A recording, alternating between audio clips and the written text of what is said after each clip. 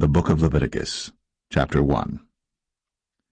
And the Lord called unto Moses, and spake unto him out of the tabernacle of the congregation, saying, Speak unto the children of Israel, and say unto them, If any man of you bring an offering unto the Lord, ye shall bring your offering of the cattle, even of the herd, and of the flock. If his offering be a burnt sacrifice of the herd, let him offer a male without blemish. He shall offer it of his own voluntary will at the door of the tabernacle of the congregation before the Lord. And he shall put his hand upon the head of the burnt offering, and it shall be accepted for him to make atonement for him. And he shall kill the bullock before the Lord, and the priests, Aaron's sons, shall bring the blood, and sprinkle the blood round about upon the altar that is by the door of the tabernacle of the congregation. And he shall flay the burnt offering, and cut it into his pieces. And the sons of Aaron the priests shall put fire upon the altar, and lay the wood in order upon the fire. And the priests, Aaron's sons, shall lay the parts, the head, and the fat, in order upon the wood that is on the fire which is upon the altar. But his inwards and his legs shall he wash in water, and the priests shall burn all on the altar to be a burnt sacrifice, an offering made by fire, of a sweet savour unto the Lord. And if his offering be of the flocks, namely of the sheep or of the goats, for a burnt sacrifice, he shall bring it a male without blemish, and he shall kill it on the side of the altar northward before the Lord, and the priests, Aaron's sons, shall sprinkle his blood round about upon the altar. And he shall cut it into his pieces, with his head and his fat, and the priest shall lay them in order on the wood that is on the fire which is upon the altar. But he shall wash the inwards and the legs with water, and the priest shall bring it all, and burn it upon the altar. It is a burnt sacrifice, an offering made by fire, of a sweet savour unto the Lord. And if the burnt sacrifice for his offering to the Lord be of fowls, then he shall bring his offering of turtle doves or of young pigeons. And the priest shall bring it unto the altar, and wring off his head, and burn it on the altar, and the blood thereof shall be wrung out at the side of the altar. And he shall pluck away his crop with his feathers, and cast it beside the altar on the east part, by the place of the ashes. And he shall cleave it with the wings thereof, but shall not divide it asunder. And the priest shall burn it upon the altar, upon the wood that is upon the fire. It is a burnt sacrifice, an offering made by fire, of a sweet savour unto the Lord.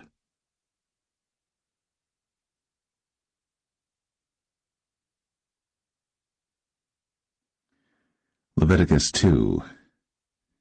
And when any will offer a meat offering unto the Lord, his offering shall be of fine flour, and he shall pour oil upon it, and put frankincense thereon, and he shall bring it to Aaron's sons the priests. And he shall take thereout his handful of the flour thereof, and of the oil thereof, with all the frankincense thereof. And the priests shall burn the memorial of it upon the altar, to be an offering made by fire, of a sweet savour unto the Lord. And the remnant of the meat offering shall be Aaron's and his sons. It is a thing most holy of the offerings of the Lord made by fire. And if thou bring an oblation of a meat offering baked in the oven, it shall be unleavened cakes of fine flour mingled with oil, or unleavened wafers anointed with oil. And if thy oblation be a meat offering baked in a pan, it shall be of fine flour, unleavened, mingled with oil. Thou shalt part it in pieces, and pour oil thereon. It is a meat offering. And if thy oblation be a meat offering baked in the frying pan, it shall be made of fine flour with oil. And thou shalt bring the meat offering that is made of these things unto the Lord, and when it is presented unto the priest, he shall bring it unto the altar. And the priest shall take from the meat offering a memorial thereof, and shall burn it upon the altar. It is an offering made by fire, of a sweet savour unto the Lord. And that which is left of the meat offering shall be Aaron's and his sons. It is a thing most holy of the offerings of the Lord made by fire. No meat offering which ye shall bring unto the Lord shall be made with leaven, for ye shall burn no leaven, nor any honey, in any offering of the Lord made by fire. As for the oblation of the firstfruits, ye shall offer them unto the Lord, but they shall not be burnt on the altar for a sweet savour. And every oblation of thy meat offering shalt thou season with salt, neither shalt thou suffer the salt of the covenant of thy God to be lacking from thy meat offering, With all thine offerings thou shalt offer salt. And if thou offer a meat offering of thy firstfruits unto the Lord, thou shalt offer for the meat offering of thy firstfruits green ears of corn dried by the fire, even corn beaten out of full ears. And thou shalt put oil upon it, and lay frankincense thereon. It is a meat offering. And the priest shall burn the memorial of it, part of the beaten corn thereof, and part of the oil thereof, with all the frankincense thereof. It is an offering made by fire unto the Lord.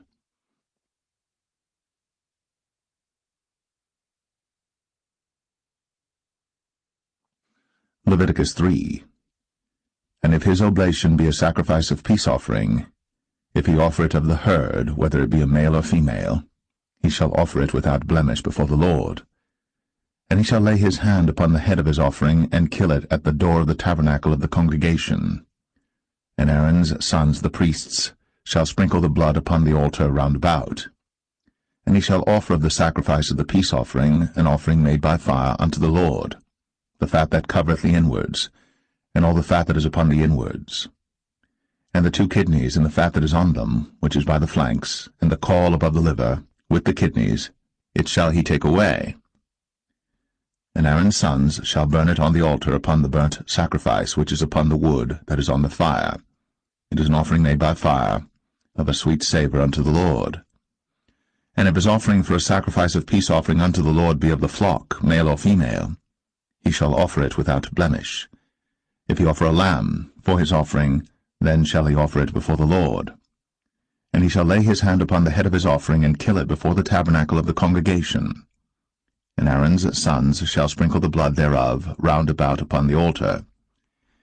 And he shall offer of the sacrifice of the peace offering an offering made by fire unto the Lord, the fat thereof, and the whole rump, it shall he take off hard by the backbone, and the fat that covereth the inwards, and all the fat that is upon the inwards, and the 2 kidneys, and the fat that is upon them, which is by the flanks, and the caul above the liver, with the kidneys, it shall he take away. And the priest shall burn it upon the altar. It is the food of the offering made by fire unto the Lord. And if his offering be a goat, then he shall offer it before the Lord. And he shall lay his hand upon the head of it, and kill it before the tabernacle of the congregation. And the sons of Aaron shall sprinkle the blood thereof upon the altar round about. And he shall offer thereof his offering, even an offering made by fire unto the Lord, the fat that covereth the inwards, and all the fat that is upon the inwards, and the 2 kidneys, and the fat that is upon them, which is by the flanks, and the caul above the liver, with the kidneys, it shall he take away. And the priest shall burn them upon the altar. It is the food of the offering made by fire for a sweet savour. All the fat is the Lord's. It shall be a perpetual statute for your generations throughout all your dwellings, that ye eat neither fat nor blood.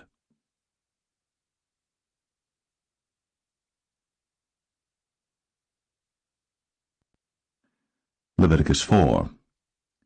And the Lord spake unto Moses, saying, Speak unto the children of Israel, saying, If a soul shall sin through ignorance against any of the commandments of the Lord, concerning things which ought not to be done, and shall do against any of them, if the priest that is anointed do sin according to the sin of the people, then let him bring for his sin which he hath sinned a young bullock without blemish unto the Lord for a sin offering.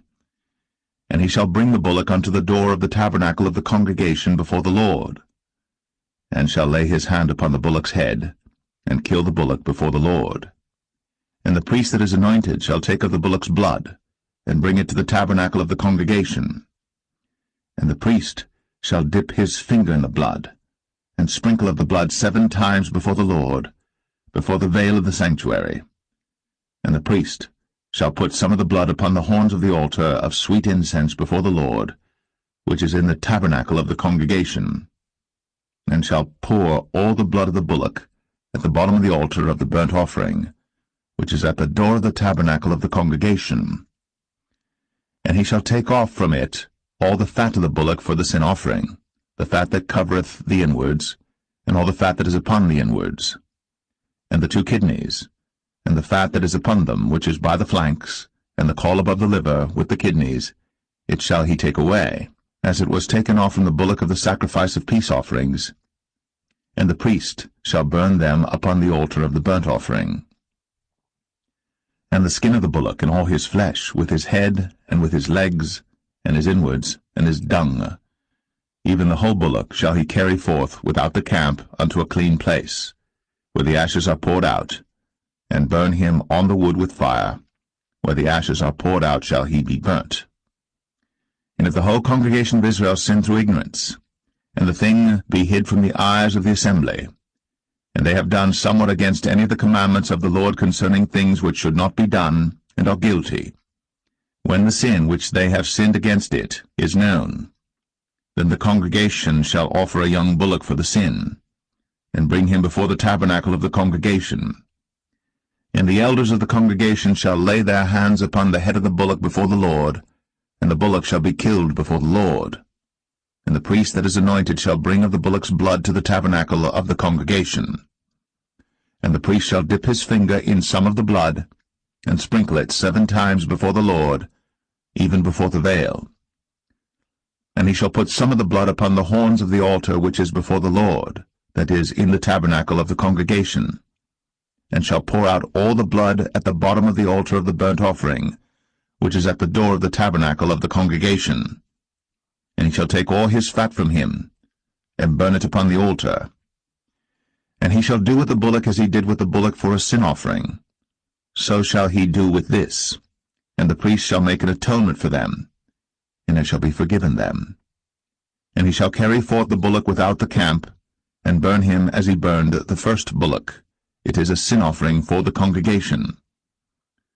When a ruler hath sinned, and done somewhat through ignorance against any of the commandments of the Lord his God, concerning things which should not be done, and is guilty, or if his sin, wherein he hath sinned, come to his knowledge, he shall bring his offering, a kid of the goats, a male without blemish.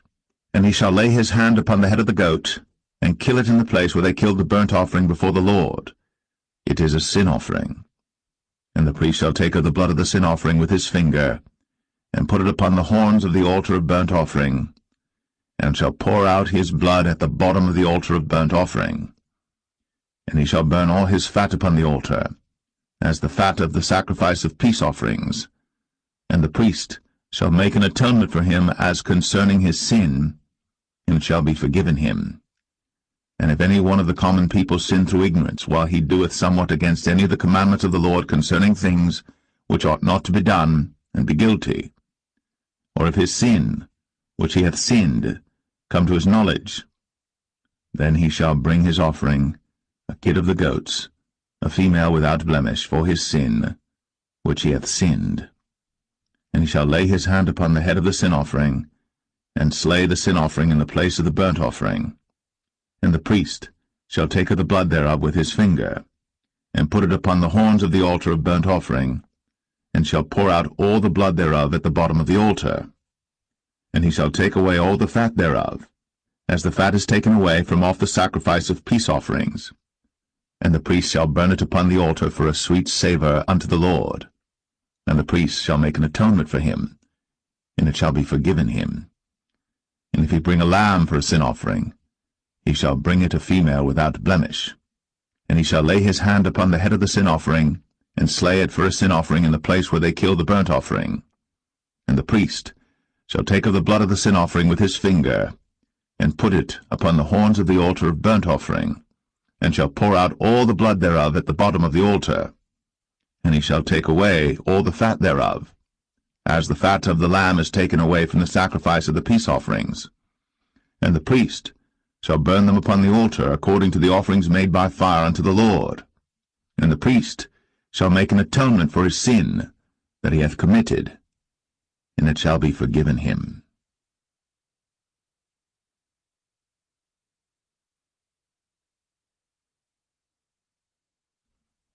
Leviticus 5. And if a soul sin, and hear the voice of swearing, and is a witness, whether he hath seen or known of it, if he do not utter it, then he shall bear his iniquity. Or if a soul touch any unclean thing, whether it be a carcass of an unclean beast, or a carcass of unclean cattle, or the carcass of unclean creeping things, and if it be hidden from him, he also shall be unclean and guilty.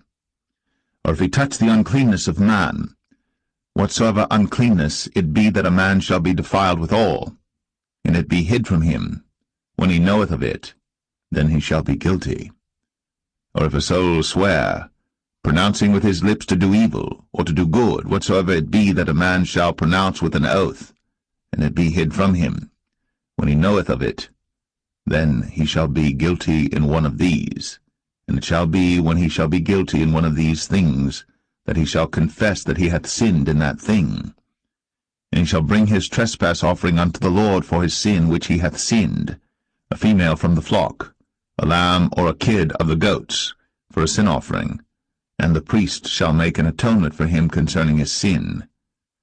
And if he be not able to bring a lamb, then he shall bring for his trespass which he hath committed 2 turtle doves, or 2 young pigeons unto the Lord, one for a sin offering, and the other for a burnt offering. And he shall bring them unto the priest, who shall offer that which is for the sin offering first, and wring off his head from his neck, but shall not divide it asunder. And he shall sprinkle of the blood of the sin offering upon the side of the altar, and the rest of the blood shall be wrung out at the bottom of the altar. It is a sin offering. And he shall offer the second for a burnt offering according to the manner, and the priest shall make an atonement for him for his sin which he hath sinned, and it shall be forgiven him. But if he be not able to bring 2 turtle doves or 2 young pigeons, then he that sinned shall bring for his offering the 10th part of an ephah of fine flour for a sin offering. He shall put no oil upon it, neither shall he put any frankincense thereon, for it is a sin offering. Then shall he bring it to the priest, and the priest shall take his handful of it, even a memorial thereof, and burn it on the altar, according to the offerings made by fire unto the Lord. It is a sin offering. And the priest shall make an atonement for him as touching his sin that he hath sinned in one of these, and it shall be forgiven him. And the remnant shall be the priest's, as a meat offering. And the Lord spake unto Moses, saying, If a soul commit a trespass, and sin through ignorance in the holy things of the Lord, then he shall bring for his trespass unto the Lord a ram without blemish out of the flocks, with thy estimation by shekels of silver, after the shekel of the sanctuary, for a trespass offering. And he shall make amends for the harm that he hath done in the holy thing, and shall add the 5th part thereto, and give it unto the priest. And the priest shall make an atonement for him with the ram of the trespass offering, and it shall be forgiven him. And if a soul sin, and commit any of these things which are forbidden to be done by the commandments of the Lord, though he wist it not, yet is he guilty, and shall bear his iniquity. And he shall bring a ram without blemish out of the flock with thy estimation for a trespass offering unto the priest. And the priest shall make an atonement for him concerning his ignorance wherein he erred and wist it not, and it shall be forgiven him. It is a trespass offering. He hath certainly trespassed against the Lord.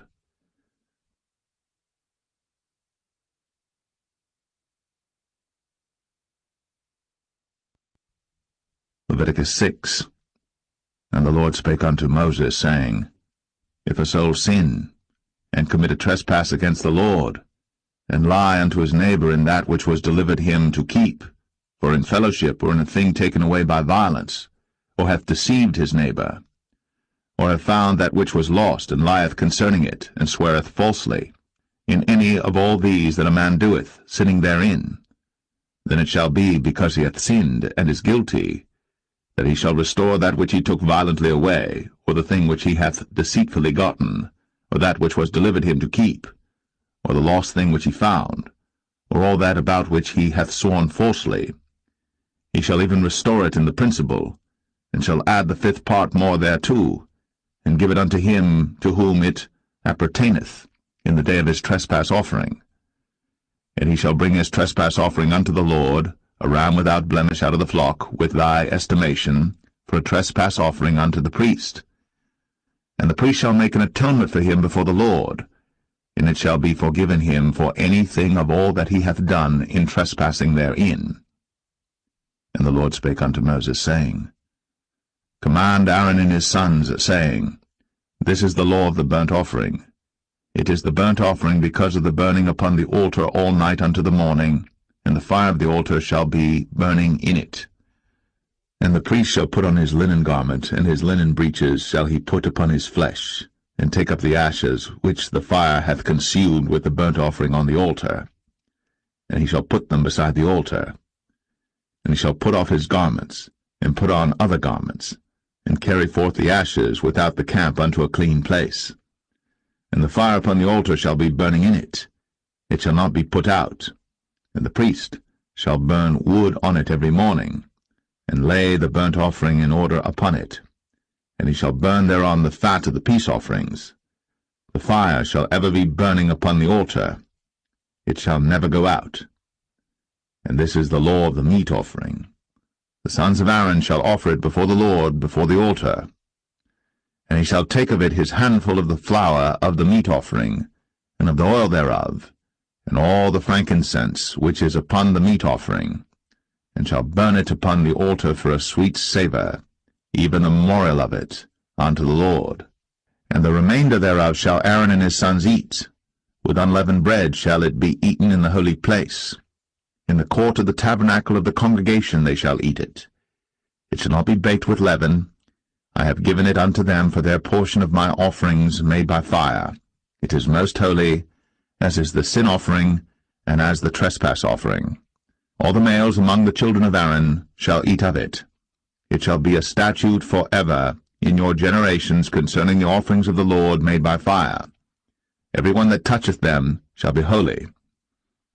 And the Lord spake unto Moses, saying, This is the offering of Aaron and of his sons, which they shall offer unto the Lord in the day when he is anointed. The 10th part of an ephah of fine flour for a meat offering perpetual, half of it in the morning, and half thereof at night. In a pan it shall be made with oil, and when it is baked, thou shalt bring it in. And the baked pieces of the meat offering shalt thou offer for a sweet savour unto the Lord. And the priest of his sons that is anointed in his stead shall offer it. It is a statute for ever unto the Lord. It shall be wholly burnt. For every meat offering for the priest shall be wholly burnt. It shall not be eaten. And the Lord spake unto Moses, saying, Speak unto Aaron and to his sons, saying, This is the law of the sin offering. In the place where the burnt offering is killed shall the sin offering be killed before the Lord. It is most holy. The priest that offereth it for sin shall eat it. In the holy place shall it be eaten, in the court of the tabernacle of the congregation. Whatsoever shall touch the flesh thereof shall be holy.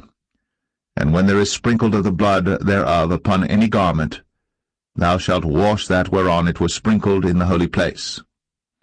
But the earthen vessel wherein it is sodden shall be broken, and if it be sodden in a brazen pot, it shall be both scoured and rinsed in water.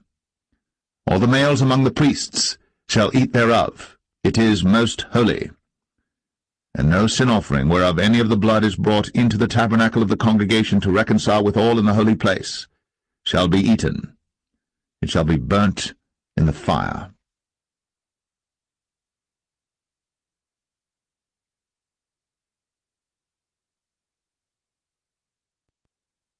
Leviticus 7. Likewise, this is the law of the trespass offering. It is most holy. In the place where they kill the burnt offering shall they kill the trespass offering, and the blood thereof shall he sprinkle round about upon the altar. And he shall offer of it all the fat thereof, the rump, and the fat that covereth the inwards, and the 2 kidneys, and the fat that is on them, which is by the flanks, and the caul that is above the liver, with the kidneys, it shall he take away. And the priest shall burn them upon the altar for an offering made by fire unto the Lord. It is a trespass offering. Every male among the priests shall eat thereof. It shall be eaten in the holy place. It is most holy. As the sin offering is, so is the trespass offering. There is one law for them. The priest that maketh atonement therewith shall have it. And the priest that offereth any man's burnt offering, even the priest, shall have to himself the skin of the burnt offering which he hath offered. And all the meat offering that is baked in the oven, and all that is dressed in the frying pan, and in the pan, shall be the priest's that offereth it. And every meat offering mingled with oil and dry shall all the sons of Aaron have, one as much as another. And this is the law of the sacrifice of peace offerings which he shall offer unto the Lord. If he offer it for a thanksgiving, then he shall offer with the sacrifice of thanksgiving unleavened cakes mingled with oil, and unleavened wafers anointed with oil, and cakes mingled with oil of fine flour fried.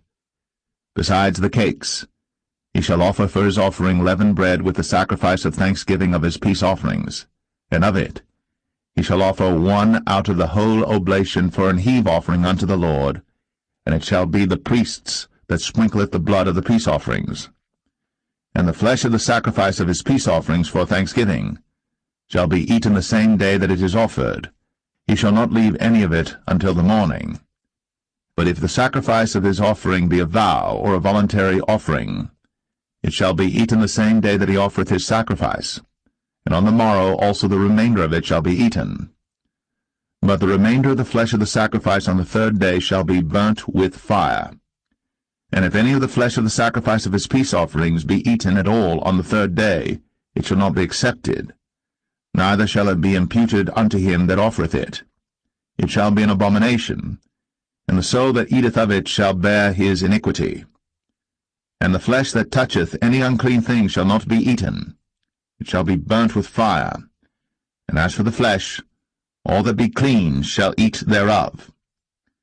But the soul that eateth of the flesh of the sacrifice of peace offerings that pertain unto the Lord, having his uncleanness upon him, even that soul shall be cut off from his people. Moreover, the soul that shall touch any unclean thing, as the uncleanness of man, or any unclean beast, or any abominable unclean thing, and eat of the flesh of the sacrifice of peace offerings, which pertain unto the Lord, even that soul shall be cut off from his people. And the Lord spake unto Moses, saying, Speak unto the children of Israel, saying, Ye shall eat no manner of fat, of ox, or of sheep, or of goat, and the fat of the beast that dieth of itself, and the fat of that which is torn with beasts, may be used in any other use, but ye shall in no wise eat of it. For whosoever eateth the fat of the beast, of which men offer an offering made by fire unto the Lord, even the soul that eateth it shall be cut off from his people. Moreover, ye shall eat no manner of blood, whether it be of fowl or of beast, in any of your dwellings.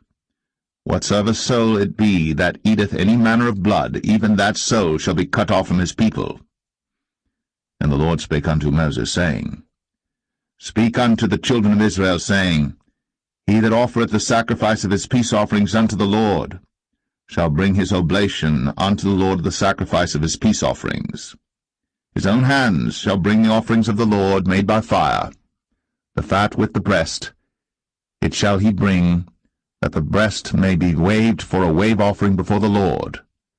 And the priest shall burn the fat upon the altar, but the breast shall be Aaron's and his sons'. And the right shoulder shall ye give unto the priest for an heave offering of the sacrifices of your peace offerings. He among the sons of Aaron, that offereth the blood of the peace offerings, and the fat, shall have the right shoulder for his part.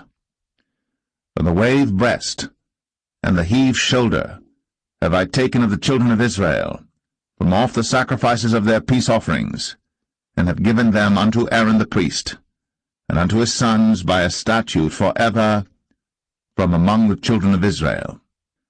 This is the portion of the anointing of Aaron, and of the anointing of his sons, out of the offerings of the Lord made by fire, in the day, when he presented them to minister unto the Lord in the priest's office, which the Lord commanded to be given them of the children of Israel, in the day that he anointed them, by a statute for ever throughout their generations. This is the law of the burnt offering, of the meat offering, and of the sin offering, and of the trespass offering, and of the consecrations, and of the sacrifice of the peace offerings, which the Lord commanded Moses in Mount Sinai, in the day that he commanded the children of Israel to offer their oblations unto the Lord, in the wilderness of Sinai.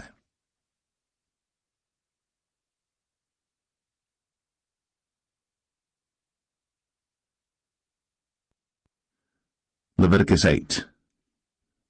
And the Lord spake unto Moses, saying, Take Aaron and his sons with him, and the garments and the anointing oil, and a bullock for the sin offering, and 2 rams, and a basket of unleavened bread.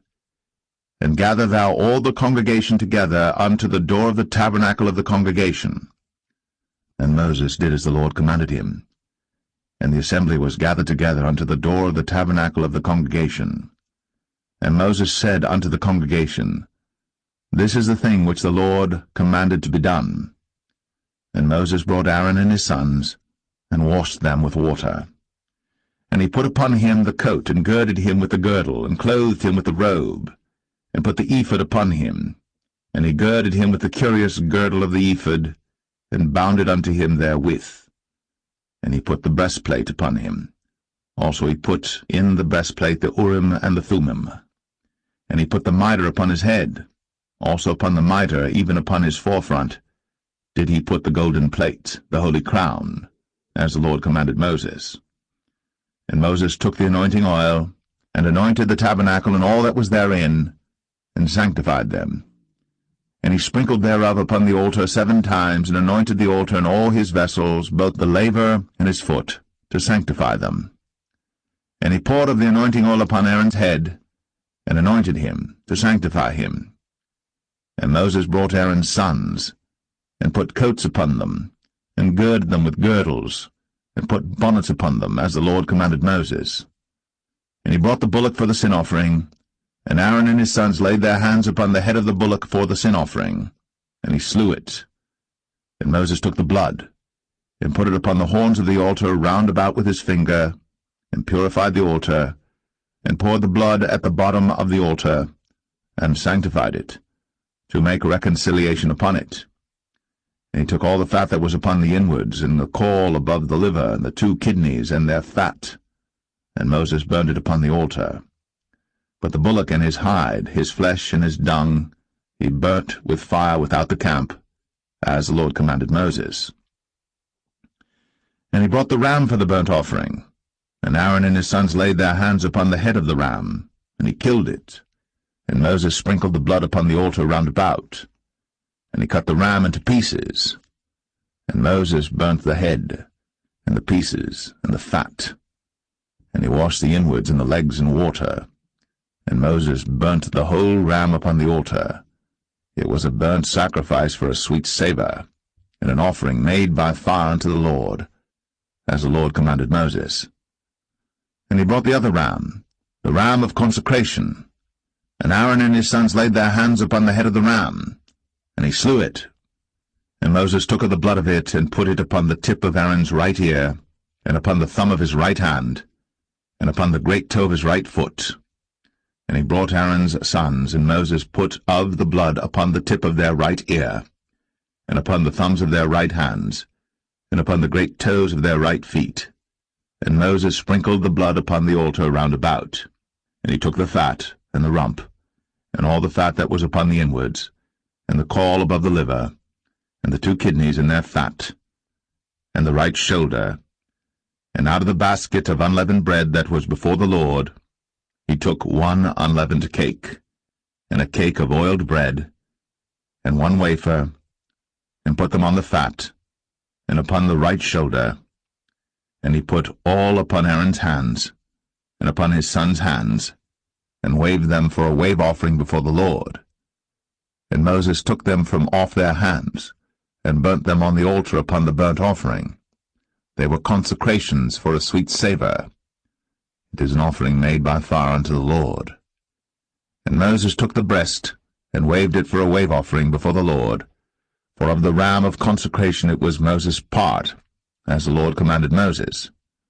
And Moses took of the anointing oil, and of the blood which was upon the altar, and sprinkled it upon Aaron, and upon his garments, and upon his sons, and upon his sons' garments with him, and sanctified Aaron, and his garments, and his sons' garments with him.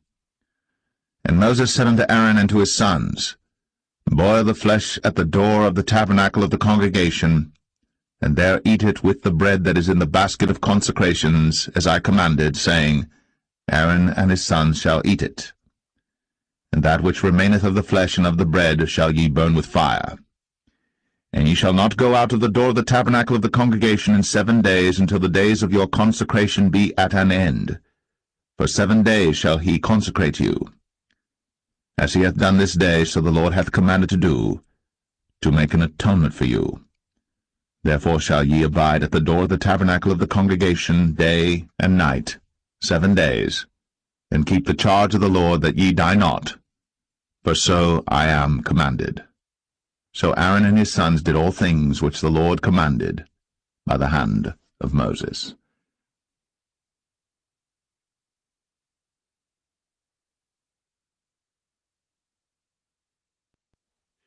Leviticus 9.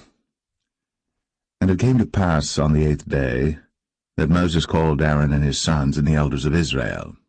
And he said unto Aaron, Take thee a young calf for a sin offering, and a ram for a burnt offering without blemish, and offer them before the Lord.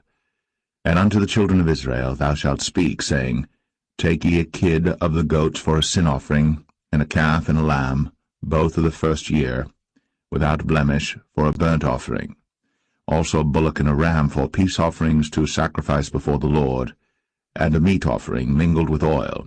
For today the Lord will appear unto you. And they brought that which Moses commanded before the tabernacle of the congregation, and all the congregation drew near, and stood before the Lord. And Moses said, This is the thing which the Lord commanded that ye should do, and the glory of the Lord shall appear unto you. And Moses said unto Aaron, Go unto the altar, and offer thy sin offering, and thy burnt offering, and make an atonement for thyself, and for the people, and offer the offering of the people, and make an atonement for them, as the Lord commanded. Aaron therefore went unto the altar, and slew the calf of the sin offering, which was for himself.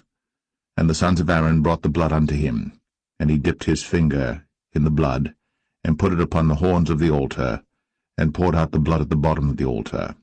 But the fat and the kidneys and the caul above the liver of the sin offering he burnt upon the altar, as the Lord commanded Moses.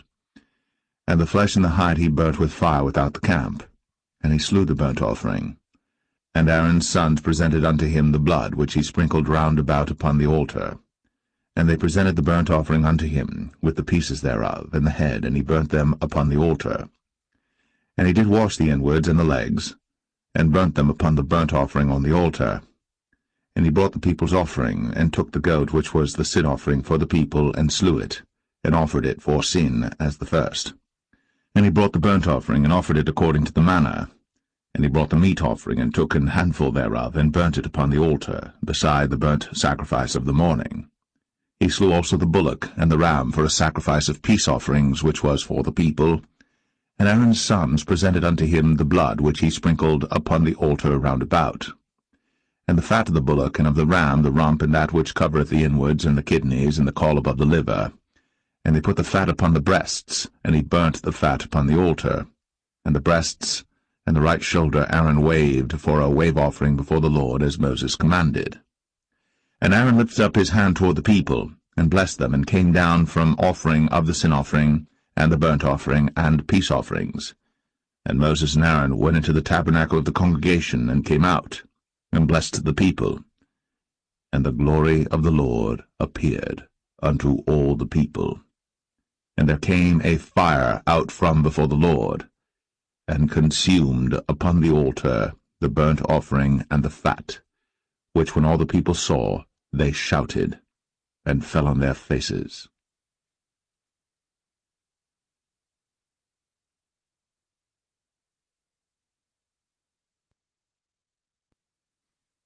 Leviticus 10.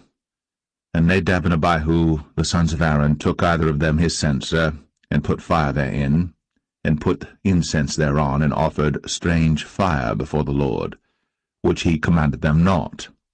And there went out fire from the Lord, and devoured them, and they died before the Lord.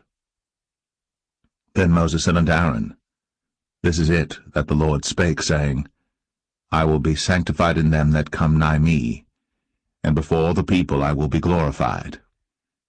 And Aaron held his peace. And Moses called Mishael and Elzaphan, the sons of Uzziel, the uncle of Aaron, and said unto them, Come near. Carry your brethren from before the sanctuary out of the camp. So they went near, and carried them in their coats out of the camp, as Moses had said. And Moses said unto Aaron, and unto Eleazar, and unto Ithamar his sons, Uncover not your heads, neither rend your clothes, lest ye die, and lest wrath come upon all the people. But let your brethren, the whole house of Israel, bewail the burning which the Lord hath kindled. And ye shall not go out from the door of the tabernacle of the congregation, lest ye die. For the anointing oil of the Lord is upon you. And they did according to the word of Moses. And the Lord spake unto Aaron, saying, Do not drink wine nor strong drink, thou nor thy sons with thee, when ye go into the tabernacle of the congregation, lest ye die. It shall be a statute for ever throughout your generations. And that ye may put difference between holy and unholy, and between unclean and clean, and that ye may teach the children of Israel all the statutes which the Lord hath spoken unto them by the hand of Moses. And Moses spake unto Aaron, and unto Eleazar, and unto Ithamar, his sons that were left, Take the meat offering that remaineth of the offerings of the Lord made by fire, and eat it without leaven beside the altar, for it is most holy. And ye shall eat it in the holy place, because it is thy due, and thy son's due, of the sacrifices of the Lord made by fire, for so I am commanded. And the wave breast, and heave shoulder shall ye eat in a clean place, thou and thy sons, and thy daughters with thee, for they be thy due, and thy sons' due, which are given out of the sacrifices of peace offerings of the children of Israel.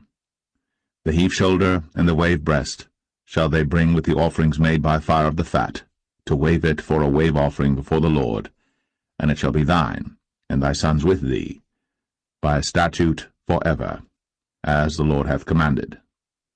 And Moses diligently sought the goat of the sin offering, and behold, it was burnt.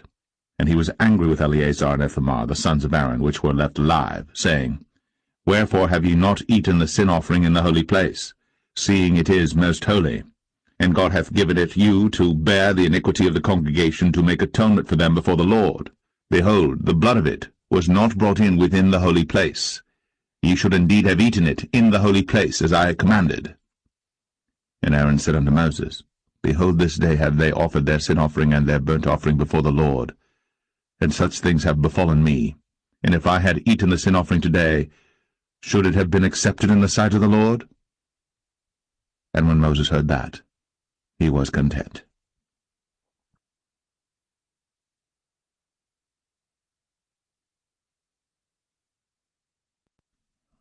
Leviticus 11. And the Lord spake unto Moses and to Aaron, saying unto them, Speak unto the children of Israel, saying, These are the beasts, which ye shall eat among all the beasts that are on the earth. Whatsoever parteth the hoof, and is cloven-footed, and cheweth the cud, among the beasts, that shall ye eat. Nevertheless these shall ye not eat of them that chew the cud, or of them that divide the hoof, as the camel, because he cheweth the cud, but divideth not the hoof, he is unclean unto you. And the coney, because he cheweth the cud, but divideth not the hoof, he is unclean unto you. And the hare, because he cheweth the cud, but divideth not the hoof, he is unclean unto you. And the swine, though he divide the hoof, and be cloven-footed, yet he cheweth not the cud, he is unclean to you. Of their flesh shall ye not eat, and their carcass shall ye not touch, they are unclean to you. These shall ye eat of all that are in the waters. Whatsoever hath fins and scales in the waters, in the seas, and in the rivers, them shall ye eat. And all that have not fins and scales in the seas, and in the rivers, of all that move in the waters, and of any living thing which is in the waters, they shall be an abomination unto you. They shall be even an abomination unto you. Ye shall not eat of their flesh, but ye shall have their carcasses in abomination. Whatsoever hath no fins nor scales in the waters, that shall be an abomination unto you. And these are they which ye shall have in abomination among the fowls. They shall not be eaten. They are an abomination, the eagle, and the ossifrage, and the osprey, and the vulture, and the kite after his kind, every raven after his kind, and the owl, and the nighthawk, and the cuckoo, and the hawk after his kind, and the little owl, and the cormorant, and the great owl, and the swan, and the pelican, and the gyre eagle, and the stork, the heron after her kind, and the lapwing, and the bat. All fowls that creep, going upon all four, shall be an abomination unto you. Yet these may ye eat of every flying creeping thing that goeth upon all four, which have legs above their feet, to leap withal upon the earth. Even these of them ye may eat, the locust after his kind, and the bald locust after his kind, and the beetle after his kind, and the grasshopper after his kind. But all other flying creeping things which have 4 feet shall be an abomination unto you, and for these ye shall be unclean. Whosoever toucheth the carcass of them shall be unclean until the even. And whosoever beareth aught of the carcass of them shall wash his clothes, and be unclean until the even. The carcasses of every beast which divideth the hoof, and is not cloven-footed, nor cheweth the cud, are unclean unto you. Every one that toucheth them shall be unclean. And whatsoever goeth upon his paws among all manner of beasts that go on all four, those are unclean unto you. Whoso toucheth their carcass shall be unclean until the even. And he that beareth the carcass of them shall wash his clothes, and be unclean until the even. They are unclean unto you. These also shall be unclean unto you among the creeping things that creep upon the earth, the weasel, and the mouse, and the tortoise after his kind, and the ferret, and the chameleon, and the lizard, and the snail, and the mole. These are unclean to you among all that creep. Whosoever doth touch them, when they be dead, shall be unclean until the even. And upon whatsoever any of them, when they are dead, doth fall, it shall be unclean, whether it be any vessel of wood, or raiment, or skin, or sack, whatsoever vessel it be, wherein any work is done, it must be put into water, and it shall be unclean until the even. So it shall be cleansed. And every earthen vessel, whereinto any of them falleth, whatsoever is in it shall be unclean, and ye shall break it. Of all meat which may be eaten, that on which such water cometh shall be unclean, and all drink that may be drunk in every such vessel shall be unclean. And everything whereupon any part of their carcass falleth shall be unclean, whether it be oven, or ranges, or pots, they shall be broken down, for they are unclean, and shall be unclean unto you. Nevertheless a fountain or pit wherein there is plenty of water shall be clean, but that which toucheth their carcass shall be unclean. And if any part of their carcass fall upon any sowing seed which is to be sown, it shall be clean. But if any water be put upon the seed, and any part of their carcass fall thereon, it shall be unclean unto you. And if any beast of which ye may eat die, he that toucheth the carcass thereof shall be unclean until the even. And he that eateth of the carcass of it shall wash his clothes, and be unclean until the even. He also that beareth the carcass of it shall wash his clothes, and be unclean until the even. And every creeping thing that creepeth upon the earth shall be an abomination, it shall not be eaten. Whatsoever goeth upon the belly, and whatsoever goeth upon all four, or whatsoever hath more feet among all creeping things that creep upon the earth, them ye shall not eat, for they are an abomination. Ye shall not make yourselves abominable with any creeping thing that creepeth, neither shall ye make yourselves unclean with them, that ye should be defiled thereby. For I am the Lord your God. Ye shall therefore sanctify yourselves, and ye shall be holy, for I am holy. Neither shall ye defile yourselves with any manner of creeping thing that creepeth upon the earth. For I am the Lord that bringeth you up out of the land of Egypt, to be your God. Ye shall therefore be holy, for I am holy. This is the law of the beasts, and of the fowl, and of every living creature that moveth in the waters, and of every creature that creepeth upon the earth, to make a difference between the unclean and the clean, and between the beast that may be eaten, and the beast that may not be eaten.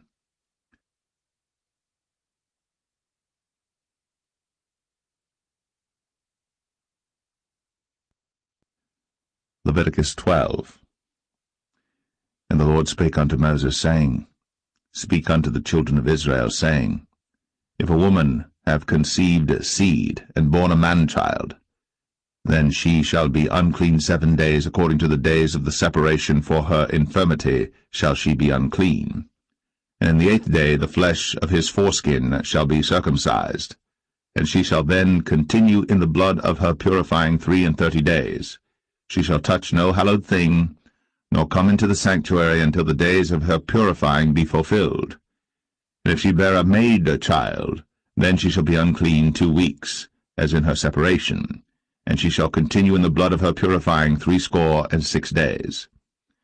And when the days of her purifying are fulfilled, for a son or for a daughter, she shall bring a lamb of the 1st year for a burnt offering, and a young pigeon, or a turtle dove, for a sin offering, unto the door of the tabernacle of the congregation, unto the priest, who shall offer it before the Lord, and make an atonement for her, and she shall be cleansed from the issue of her blood. This is the law for her that hath borne a male or a female. And if she be not able to bring a lamb, then she shall bring 2 turtles or 2 young pigeons, the one for the burnt offering and the other for a sin offering, and the priest shall make an atonement for her, and she shall be clean.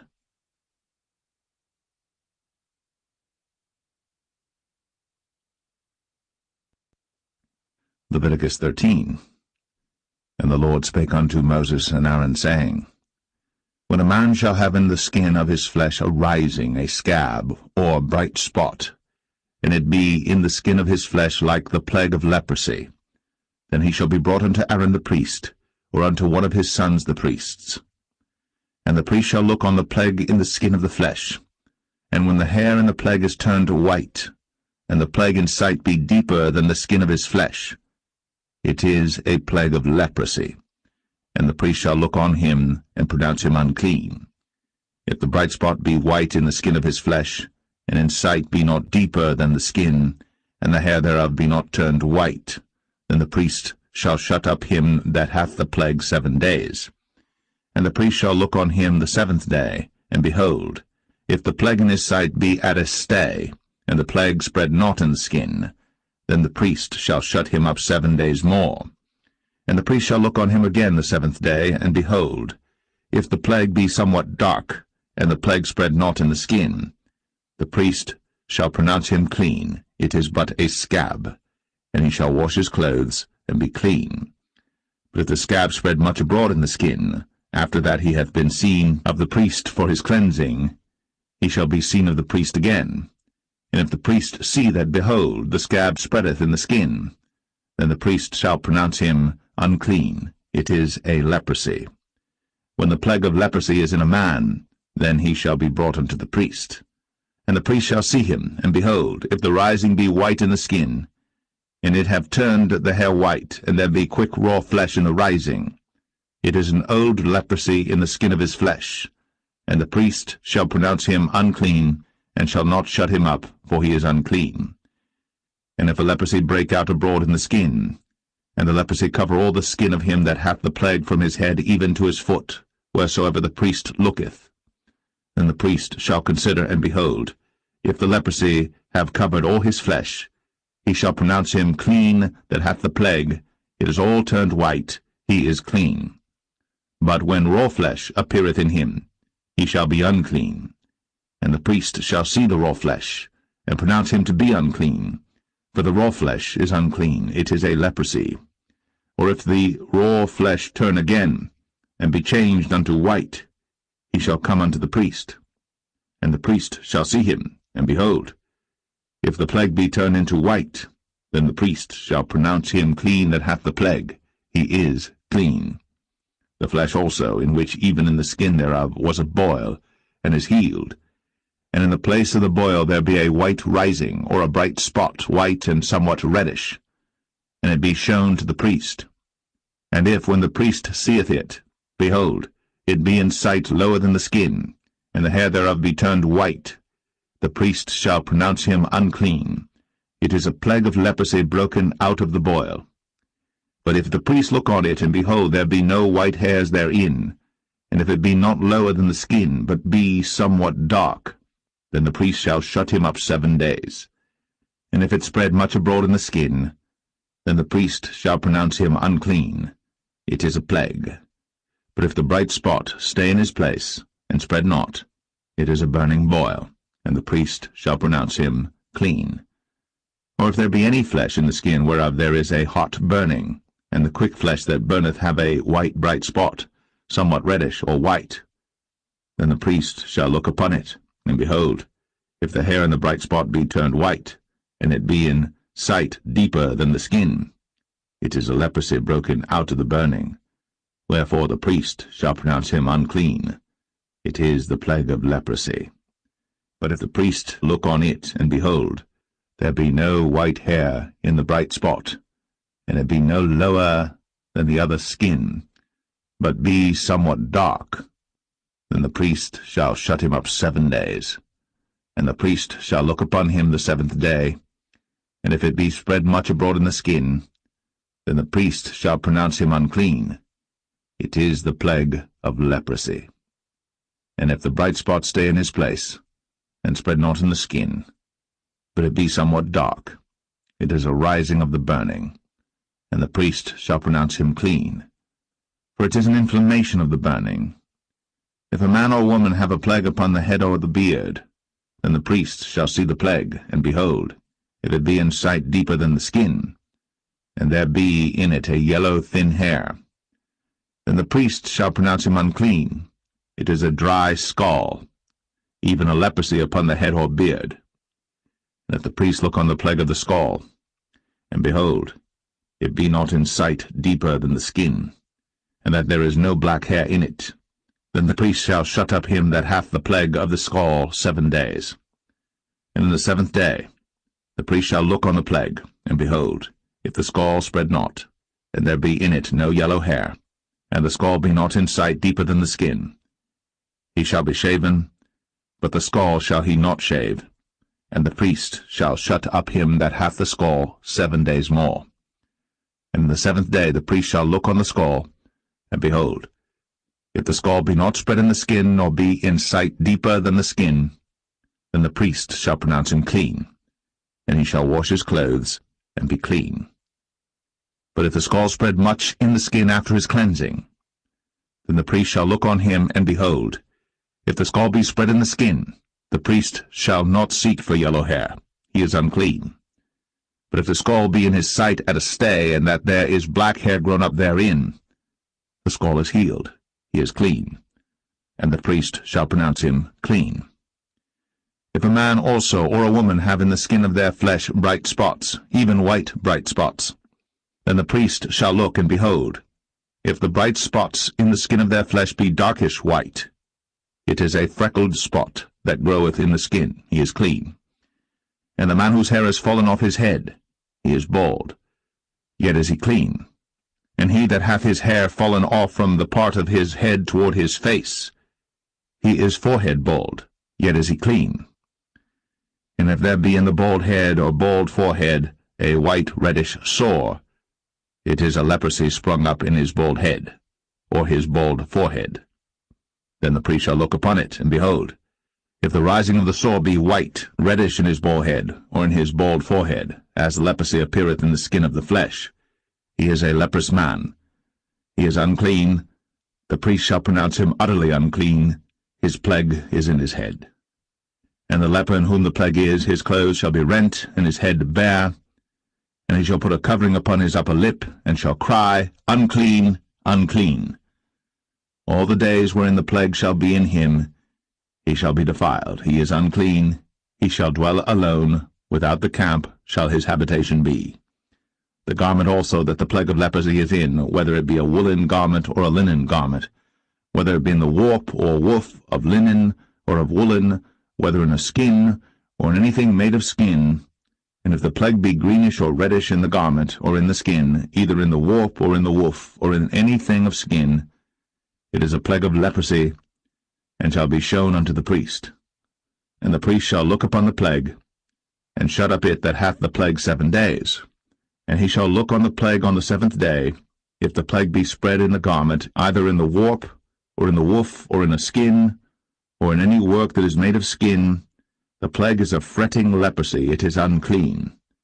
He shall therefore burn the garment, whether warp or woof, in woolen or in linen, or anything of skin, when the plague is, for it is a fretting leprosy, it shall be burnt in the fire. And if the priest shall look, and behold, the plague be not spread in the garment, either in the warp, or in the woof, or in anything of skin, then the priest shall command that they wash the thing wherein the plague is, and he shall shut it up 7 days more. And the priest shall look on the plague after that it is washed, and behold, if the plague have not changed his colour, and the plague be not spread, it is unclean. Thou shalt burn it in the fire. It is fret inward, whether it be bare within or without. And if the priest look, and behold, the plague be somewhat dark after the washing of it, then he shall rend it out of the garment, or out of the skin, or out of the warp, or out of the woof. And if it appear still in the garment, either in the warp, or in the woof, or in anything of skin, it is a spreading plague. Thou shalt burn that wherein the plague is, with fire. And the garment, either warp, or woof, or whatsoever thing of skin it be, which thou shalt wash, if the plague be departed from them, then it shall be washed the second time, and shall be clean. This is the law of the plague of leprosy in a garment of woolen or linen, either in the warp or woof, or anything of skins, to pronounce it clean, or to pronounce it unclean.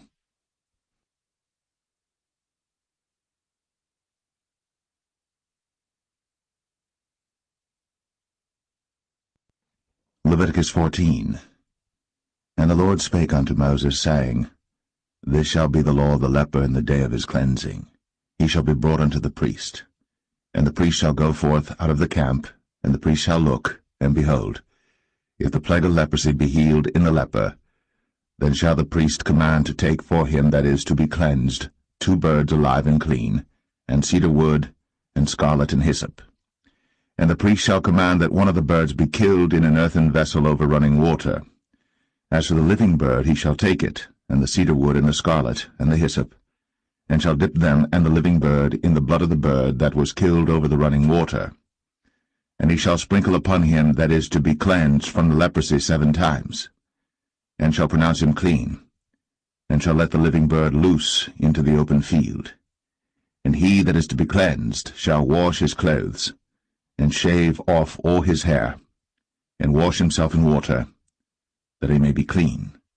And after that he shall come into the camp, and shall tarry abroad out of his tent 7 days. For it shall be on the 7th day that he shall shave all his hair off his head, and his beard, and his eyebrows, even all his hair he shall shave off. And he shall wash his clothes. Also he shall wash his flesh in water, and he shall be clean. And on the 8th day he shall take 2 he-lambs without blemish, and 1 ewe lamb of the 1st year without blemish, and 3/10 deals of fine flour for a meat offering, mingled with oil, and 1 log of oil.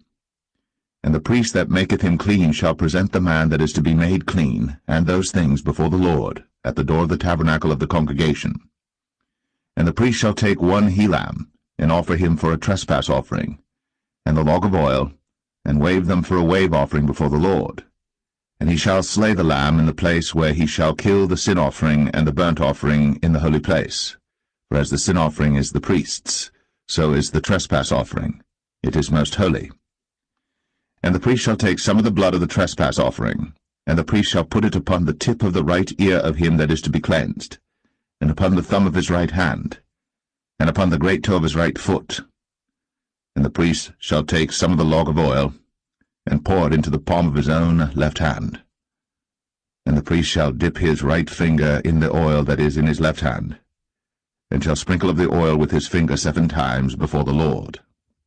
And of the rest of the oil that is in his hand shall the priest put upon the tip of the right ear of him that is to be cleansed, and upon the thumb of his right hand, and upon the great toe of his right foot, upon the blood of the trespass offering.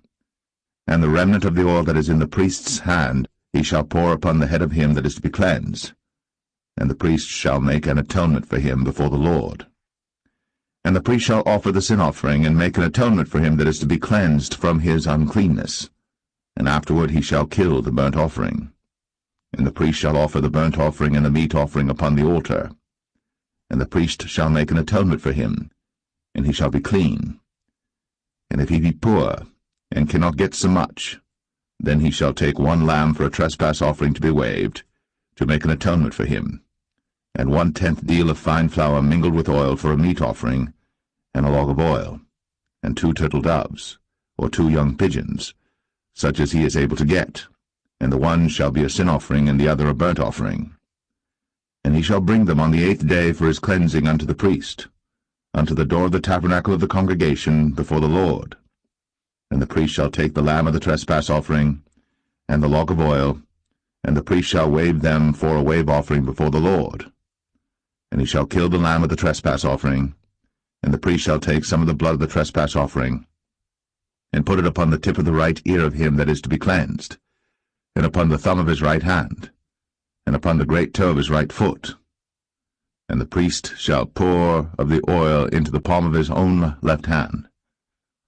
And the priest shall sprinkle with his right finger some of the oil that is in his left hand 7 times before the Lord. And the priest shall put of the oil that is in his hand upon the tip of the right ear of him that is to be cleansed, and upon the thumb of his right hand, and upon the great toe of his right foot, upon the place of the blood of the trespass offering. And the rest of the oil that is in the priest's hand he shall put upon the head of him that is to be cleansed, to make an atonement for him before the Lord.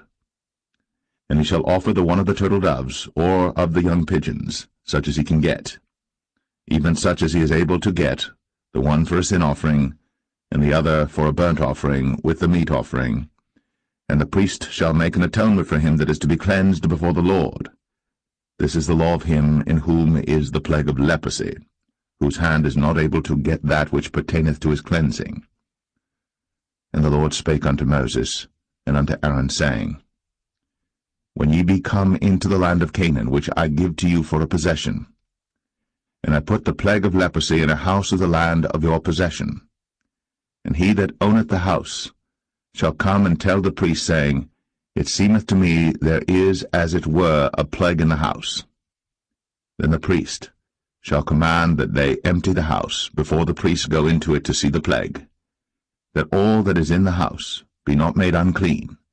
And afterward the priest shall go in to see the house. And he shall look on the plague, and behold, if the plague be in the walls of the house with hollow strakes, greenish or reddish, which in sight are lower than the wall, then the priest shall go out of the house to the door of the house, and shut up the house 7 days. And the priest shall come again the 7th day, and shall look, and behold, if the plague be spread in the walls of the house, then the priest shall command that they take away the stones in which the plague is, and they shall cast them into an unclean place without the city. And he shall cause the house to be scraped within round about, and they shall pour out the dust that they scrape off without the city into an unclean place. And they shall take other stones, and put them in the place of those stones. And he shall take other mortar, and shall plaster the house. And if the plague come again, and break out in the house, after that he hath taken away the stones, and after he hath scraped the house, and after it is plastered, then the priest shall come and look, and behold, if the plague be spread in the house, it is a fretting leprosy in the house, it is unclean. And he shall break down the house, the stones of it, and the timber thereof, and all the mortar of the house, and he shall carry them forth out of the city into an unclean place. Moreover, he that goeth into the house all the while that it is shut up shall be unclean until the even. And he that lieth in the house shall wash his clothes, and he that eateth in the house shall wash his clothes. And if the priest shall come in and look upon it, and behold, the plague hath not spread in the house, after the house was plastered, then the priest shall pronounce the house clean, because the plague is healed. And he shall take to cleanse the house 2 birds, and cedar wood, and scarlet, and hyssop. And he shall kill the one of the birds in an earthen vessel over running water. And he shall take the cedar wood, and the hyssop, and the scarlet, and the living bird, and dip them in the blood of the slain bird, and in the running water, and sprinkle the house 7 times. And he shall cleanse the house with the blood of the bird, and with the running water, and with the living bird, and with the cedar wood, and with the hyssop, and with the scarlet. But he shall let go the living bird out of the city into the open fields, and make an atonement for the house, and it shall be clean. This is the law for all manner of plague of leprosy and scall. and for the leprosy of a garment and of a house, and for a rising and for a scab, and for a bright spot, to teach when it is unclean, and when it is clean. This is the law of leprosy.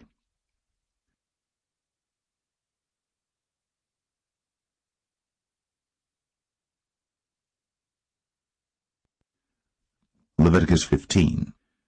And the Lord spake unto Moses and to Aaron, saying, Speak unto the children of Israel, and say unto them, When any man hath a running issue out of his flesh, because of his issue he is unclean. And this shall be his uncleanness in his issue, whether his flesh run with his issue, or his flesh be stopped from his issue, it is his uncleanness. Every bed whereon he lieth that hath the issue is unclean, and everything whereon he sitteth shall be unclean. And whosoever toucheth his bed shall wash his clothes, and bathe himself in water, and be unclean until the even. And he that sitteth on anything whereon he sat that hath the issue shall wash his clothes, and bathe himself in water, and be unclean until the even. And he that toucheth the flesh of him that hath the issue shall wash his clothes, and bathe himself in water, and be unclean until the even. And if he that hath the issue spit upon him that is clean, then he shall wash his clothes, and bathe himself in water, and be unclean until the even. And what saddle soever he rideth upon that hath the issue shall be unclean. And whosoever toucheth anything that was under him shall be unclean until the even. And he that beareth any of those things shall wash his clothes, and bathe himself in water, and be unclean until the even. And whomsoever he toucheth that hath the issue, and hath not rinsed his hands in water, he shall wash his clothes, and bathe himself in water, and be unclean until the even. And the vessel of earth that he toucheth, which hath the issue, shall be broken, and every vessel of wood shall be rinsed in water. And when he that hath an issue is cleansed of his issue, then he shall number to himself 7 days for his cleansing, and wash his clothes, and bathe his flesh in running water, and shall be clean. And on the 8th day he shall take to him 2 turtle doves, or 2 young pigeons, and come before the Lord unto the door of the tabernacle of the congregation, and give them unto the priest. And the priest shall offer them, the one for a sin offering, and the other for a burnt offering. And the priest shall make an atonement for him before the Lord for his issue. And if any man's seed of copulation go out from him, then he shall wash all his flesh in water, and be unclean until the even. And every garment, and every skin, whereon is the seed of copulation, shall be washed with water, and be unclean until the even. The woman also with whom man shall lie with seed of copulation, they shall both bathe themselves in water, and be unclean until the even. And if a woman have an issue, and her issue in her flesh be blood, she shall be put apart 7 days, and whosoever toucheth her shall be unclean until the even. And everything that she lieth upon in her separation shall be unclean. Everything also that she sitteth upon shall be unclean. And whosoever toucheth her bed shall wash his clothes, and bathe himself in water, and be unclean until the even. And whosoever toucheth anything that she sat upon shall wash his clothes, and bathe himself in water, and be unclean until the even. And if it be on her bed, or on any thing whereon she sitteth, when he toucheth it, he shall be unclean until the even. And if any man lie with her at all, and her flowers be upon him, he shall be unclean 7 days, and all the bed whereon he lieth shall be unclean. And if a woman have an issue of her blood many days out of the time of her separation, or if it run beyond the time of her separation, all the days of the issue of her uncleanness shall be as the days of her separation. She shall be unclean. Every bed whereon she lieth all the days of her issue shall be unto her as the bed of her separation. And whatsoever she sitteth upon shall be unclean, as the uncleanness of her separation. And whosoever toucheth those things shall be unclean, and shall wash his clothes, and bathe himself in water, and be unclean until the even. But if she be cleansed of her issue, then she shall number to herself 7 days, and after that she shall be clean.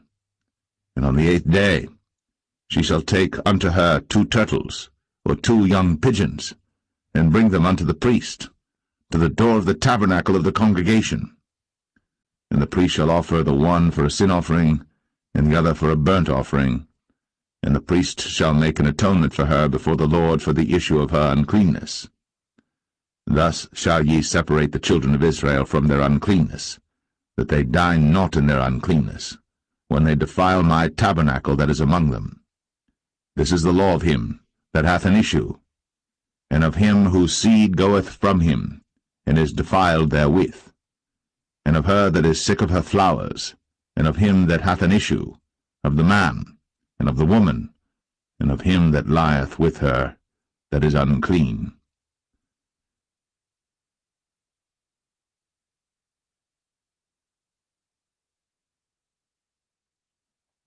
Leviticus 16. And the Lord spake unto Moses after the death of the 2 sons of Aaron, when they offered before the Lord and died. And the Lord said unto Moses, Speak unto Aaron thy brother, that he come not at all times into the holy place within the veil before the mercy seat, which is upon the ark, that he die not. For I will appear in the cloud upon the mercy seat. Thus shall Aaron come into the holy place with a young bullock for a sin offering, and a ram for a burnt offering. He shall put on the holy linen coat, and he shall have the linen breeches upon his flesh, and shall be girded with a linen girdle, and with the linen mitre shall he be attired. These are holy garments.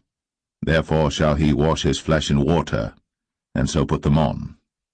And he shall take of the congregation of the children of Israel 2 kids of the goats for a sin offering, and 1 ram for a burnt offering. And Aaron shall offer his bullock of the sin offering which is for himself, and make an atonement for himself, and for his house. And he shall take the 2 goats and present them before the Lord at the door of the tabernacle of the congregation. And Aaron shall cast lots upon the 2 goats, 1 lot for the Lord, and the other lot for the scapegoat. And Aaron shall bring the goat upon which the Lord's lot fell, and offer him for a sin offering. But the goat on which the lot fell to be the scapegoat shall be presented alive before the Lord, to make an atonement with him, and to let him go for a scapegoat into the wilderness. And Aaron shall bring the bullock of the sin offering which is for himself, and shall make an atonement for himself, and for his house, and shall kill the bullock of the sin offering which is for himself. And he shall take a censer full of burning coals of fire from off the altar before the Lord, and his hands full of sweet incense beaten small, and bring it within the veil. And he shall put the incense upon the fire before the Lord, that the cloud of the incense may cover the mercy seat that is upon the testimony, that he die not. And he shall take of the blood of the bullock, and sprinkle it with his finger upon the mercy seat eastward, and before the mercy seat shall he sprinkle of the blood with his finger 7 times. Then shall he kill the goat of the sin offering that is for the people, and bring his blood within the veil, and do with that blood as he did with the blood of the bullock, and sprinkle it upon the mercy seat, and before the mercy seat. And he shall make an atonement for the holy place, because of the uncleanness of the children of Israel, and because of their transgressions and all their sins. And so shall he do for the tabernacle of the congregation that remaineth among them in the midst of their uncleanness. And there shall be no man in the tabernacle of the congregation when he goeth in to make an atonement in the holy place, until he come out, and have made an atonement for himself, and for his household, and for all the congregation of Israel. And he shall go out unto the altar that is before the Lord, and make an atonement for it, and shall take of the blood of the bullock, and of the blood of the goat, and put it upon the horns of the altar round about. And he shall sprinkle of the blood upon it with his finger 7 times, and cleanse it, and hallow it from the uncleanness of the children of Israel. And when he hath made an end of reconciling the holy place, and the tabernacle of the congregation, and the altar, he shall bring the live goat. And Aaron shall lay both his hands upon the head of the live goat, and confess over him all the iniquities of the children of Israel, and all their transgressions and all their sins, putting them upon the head of the goat, and shall send him away by the hand of a fit man into the wilderness. And the goat shall bear upon him all their iniquities unto a land not inhabited. And he shall let go the goat in the wilderness.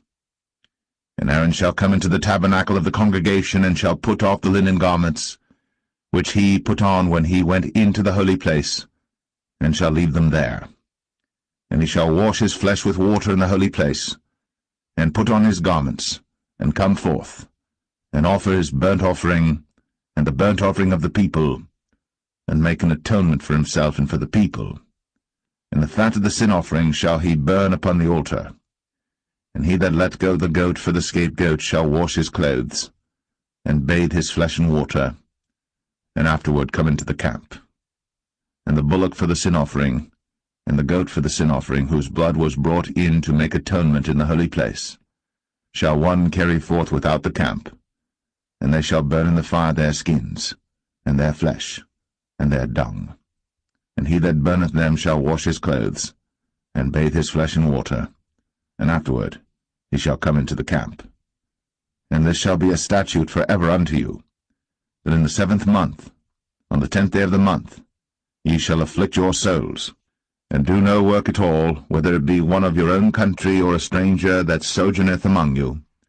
For on that day shall the priest make an atonement for you, to cleanse you, that ye may be clean from all your sins before the Lord. It shall be a Sabbath of rest unto you, and ye shall afflict your souls, by a statute for ever. And the priest, whom he shall anoint, and whom he shall consecrate to minister in the priest's office in his father's stead, shall make the atonement, and shall put on the linen clothes, even the holy garments. And he shall make an atonement for the holy sanctuary, and he shall make an atonement for the tabernacle of the congregation, and for the altar, and he shall make an atonement for the priests, and for all the people of the congregation. And this shall be an everlasting statute unto you, to make an atonement for the children of Israel, for all their sins, once a year. And he did, as the Lord commanded Moses.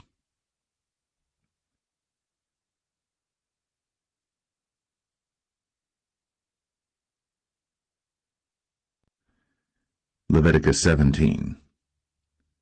And the Lord spake unto Moses, saying, Speak unto Aaron, and unto his sons, and unto all the children of Israel, and say unto them, This is the thing which the Lord hath commanded, saying, What man soever there be of the house of Israel that killeth an ox, or lamb, or goat, in the camp, or that killeth it out of the camp, and bringeth it not unto the door of the tabernacle of the congregation to offer an offering unto the Lord before the tabernacle of the Lord, blood shall be imputed unto that man. He hath shed blood, and that man shall be cut off from among his people. To the end that the children of Israel may bring their sacrifices which they offer in the open field, even that they may bring them unto the Lord, unto the door of the tabernacle of the congregation, unto the priest, and offer them for peace offerings unto the Lord. And the priest shall sprinkle the blood upon the altar of the Lord at the door of the tabernacle of the congregation, and burn the fat for a sweet savour unto the Lord. And they shall no more offer their sacrifices unto devils, after whom they have gone a-whoring. This shall be a statute for ever unto them throughout their generations. And thou shalt say unto them, Whatsoever man there be of the house of Israel, or of the strangers which sojourn among you, that offereth a burnt offering or sacrifice, and bringeth it not unto the door of the tabernacle of the congregation, to offer it unto the Lord, even that man shall be cut off from among his people. And whatsoever man there be of the house of Israel, or of the strangers that sojourn among you, that eateth any manner of blood, I will even set my face against that soul that eateth blood, and will cut him off from among his people.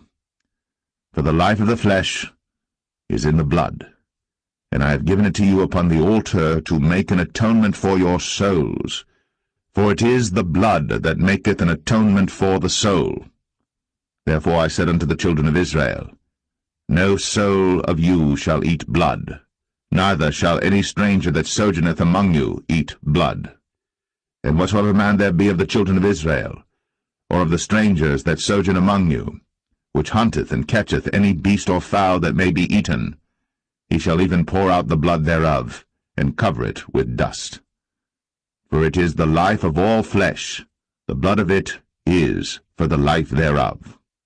Therefore I said unto the children of Israel, Ye shall eat the blood of no manner of flesh, for the life of all flesh is the blood thereof. Whosoever eateth it shall be cut off. And every soul that eateth that which died of itself, or that which was torn with beasts, whether it be one of your own country or a stranger, he shall both wash his clothes, and bathe himself in water, and be unclean until the even. Then shall he be clean. But if he wash them not, nor bathe his flesh, then he shall bear his iniquity.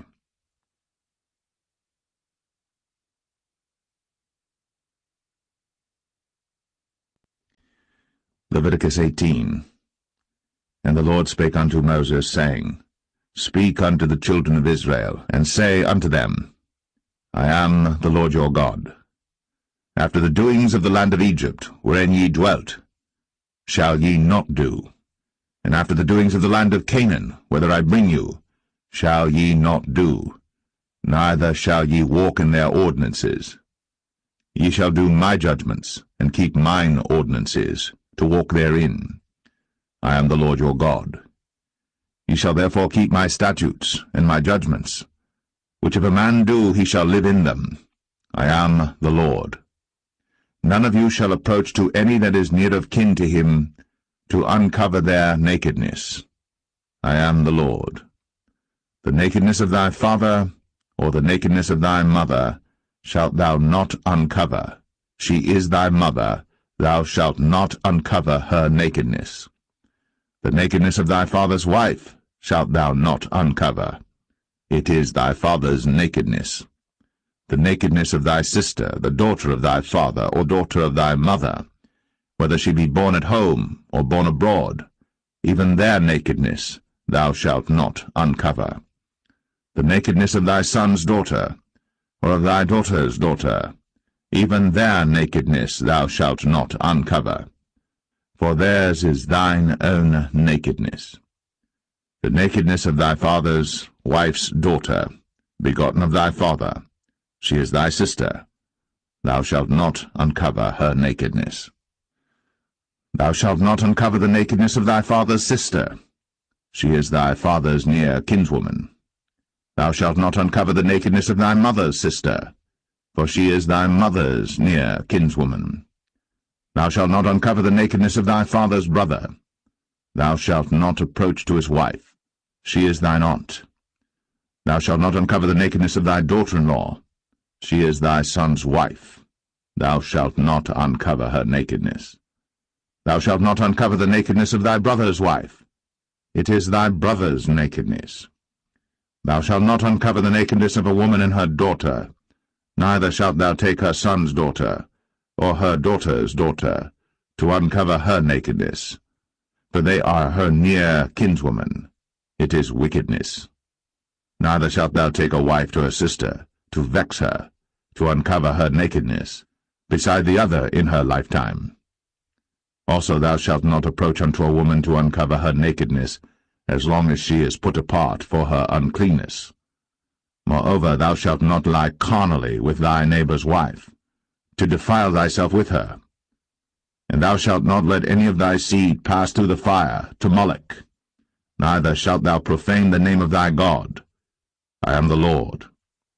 Thou shalt not lie with mankind, as with womankind. It is abomination. Neither shalt thou lie with any beast, to defile thyself therewith. Neither shall any woman stand before a beast to lie down thereto. It is confusion. Defile not ye yourselves in any of these things. For in all these the nations are defiled which I cast out before you, and the land is defiled. Therefore I do visit the iniquity thereof upon it, and the land itself vomiteth out her inhabitants. Ye shall therefore keep my statutes, and my judgments, and shall not commit any of these abominations, neither any of your own nation, nor any stranger that sojourneth among you. For all these abominations have the men of the land done, which were before you, and the land is defiled, that the land spew not you out also, when ye defile it, as it spewed out the nations that were before you. For whosoever shall commit any of these abominations, even the souls that commit them, shall be cut off from among their people.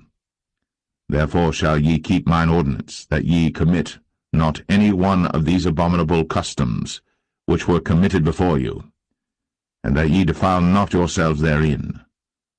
I am the Lord your God.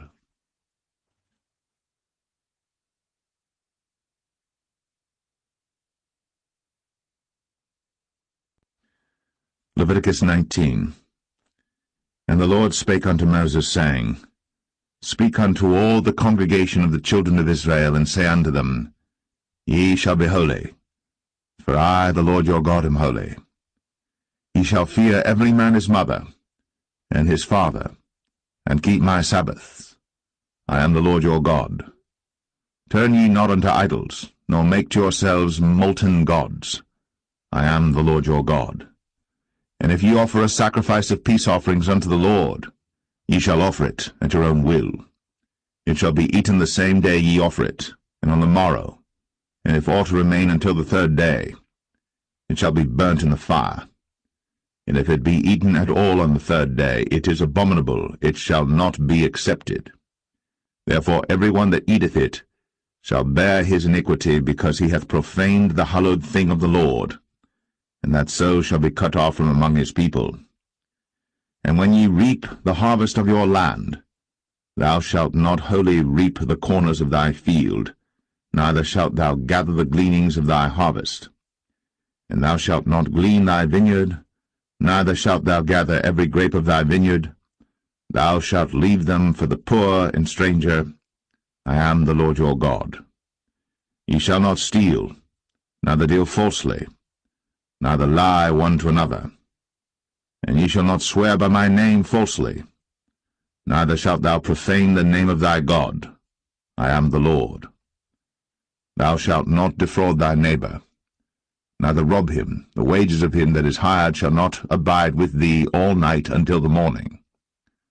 Thou shalt not curse the deaf, nor put a stumbling block before the blind, but shalt fear thy God. I am the Lord. Ye shall do no unrighteousness in judgment. Thou shalt not respect the person of the poor, nor honor the person of the mighty, but in righteousness shalt thou judge thy neighbor. Thou shalt not go up and down as a talebearer among thy people, neither shalt thou stand against the blood of thy neighbor. I am the Lord. Thou shalt not hate thy brother in thine heart. Thou shalt in any wise rebuke thy neighbor, and not suffer sin upon him. Thou shalt not avenge, nor bear any grudge against the children of thy people, but thou shalt love thy neighbor as thyself. I am the Lord. Ye shall keep my statutes. Thou shalt not let thy cattle gender with a diverse kind. Thou shalt not sow thy field with mingled seed, neither shall a garment mingled of linen and woolen come upon thee. And whosoever lieth carnally with a woman that is a bondmaid, betrothed to an husband, and not at all redeemed, nor freedom given her, she shall be scourged. They shall not be put to death, because she was not free. And he shall bring his trespass offering unto the Lord, unto the door of the tabernacle of the congregation, even a ram for a trespass offering. And the priest shall make an atonement for him with the ram of the trespass offering before the Lord for his sin which he hath done, and the sin which he hath done shall be forgiven him. And when ye shall come into the land, and shall have planted all manner of trees for food, then ye shall count the fruit thereof as uncircumcised. 3 years shall it be as uncircumcised unto you. It shall not be eaten of. But in the 4th year all the fruit thereof shall be holy, to praise the Lord withal. And in the 5th year shall ye eat of the fruit thereof, that it may yield unto you the increase thereof. I am the Lord your God. Ye shall not eat anything with the blood, neither shall ye use enchantment, nor observe times. Ye shall not round the corners of your heads, neither shalt thou mar the corners of thy beard. Ye shall not make any cuttings in your flesh for the dead, nor print any marks upon you. I am the Lord.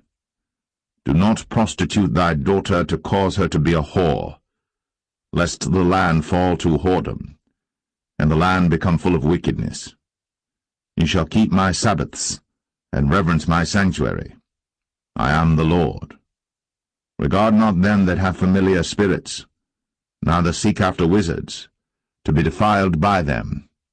I am the Lord your God. Thou shalt rise up before the hoary head, and honour the face of the old man, and fear thy God. I am the Lord. And if a stranger sojourn with thee in your land, ye shall not vex him. But the stranger that dwelleth with you shall be unto you as one born among you, and thou shalt love him as thyself. For ye were strangers in the land of Egypt. I am the Lord your God. Ye shall do no unrighteousness in judgment, and meet yard in weight or in measure. Just balances, just weights, a just ephah, and a just hin shall ye have. I am the Lord your God, which brought you out of the land of Egypt. Therefore shall ye observe all my statutes, and all my judgments, and do them. I am the Lord.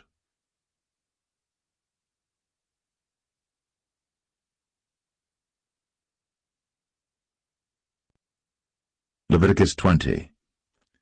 And the Lord spake unto Moses, saying, Again, thou shalt say to the children of Israel, Whosoever he be of the children of Israel, or of the strangers that sojourn in Israel, that giveth any of his seed unto Moloch, he shall surely be put to death. The people of the land shall stone him with stones. And I will set my face against that man, and will cut him off from among his people, because he hath given of his seed unto Moloch, to defile my sanctuary, and to profane my holy name.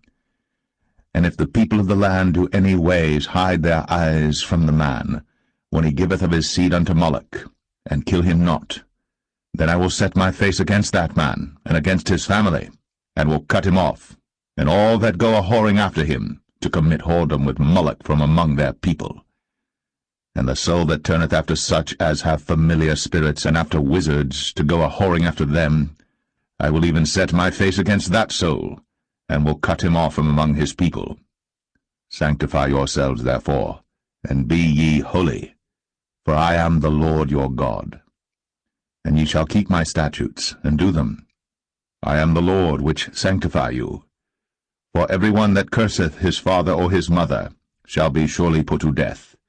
He hath cursed his father or his mother, his blood shall be upon him. And the man that committeth adultery with another man's wife, even he that committeth adultery with his neighbour's wife, the adulterer and the adulteress, shall surely be put to death. And the man that lieth with his father's wife hath uncovered his father's nakedness. Both of them shall surely be put to death. Their blood shall be upon them. And if a man lie with his daughter-in-law, both of them shall surely be put to death. They have wrought confusion. Their blood shall be upon them. If a man also lie with mankind, as he lieth with a woman, both of them have committed an abomination. They shall surely be put to death. Their blood shall be upon them. And if a man take a wife and her mother, it is wickedness. They shall be burnt with fire, both he and they, that there be no wickedness among you. And if a man lie with a beast, he shall surely be put to death, and ye shall slay the beast. And if a woman approach unto any beast, and lie down thereto, thou shalt kill the woman and the beast. They shall surely be put to death. Their blood shall be upon them. And if a man shall take his sister, his father's daughter, or his mother's daughter, and see her nakedness, and she see his nakedness, it is a wicked thing, and they shall be cut off in the sight of their people. He hath uncovered his sister's nakedness, he shall bear his iniquity. And if a man shall lie with a woman having her sickness, and shall uncover her nakedness, he hath discovered her fountain, and she hath uncovered the fountain of her blood, and both of them shall be cut off from among their people. And thou shalt not uncover the nakedness of thy mother's sister, nor of thy father's sister, for he uncovereth his near kin, they shall bear their iniquity. And if a man shall lie with his uncle's wife, he hath uncovered his uncle's nakedness, they shall bear their sin, they shall die childless. And if a man shall take his brother's wife, it is an unclean thing, he hath uncovered his brother's nakedness, they shall be childless. Ye shall therefore keep all my statutes and all my judgments, and do them, that the land, whither I bring you to dwell therein, spew you not out. And ye shall not walk in the manners of the nation, which I cast out before you. For they committed all these things, and therefore I abhorred them. But I have said unto you, Ye shall inherit their land, and I will give it unto you to possess it, a land that floweth with milk and honey. I am the Lord your God, which hath separated you from other people. Ye shall therefore put difference between clean beasts and unclean, and between unclean fowls and clean. And ye shall not make your souls abominable by beast, or by fowl, or by any manner of living thing that creepeth on the ground, which I have separated from you as unclean. And ye shall be holy unto me, for I the Lord am holy, and have severed you from other people, that ye should be mine. A man also, or woman that hath a familiar spirit, or that is a wizard, shall surely be put to death. They shall stone them with stones, their blood shall be upon them.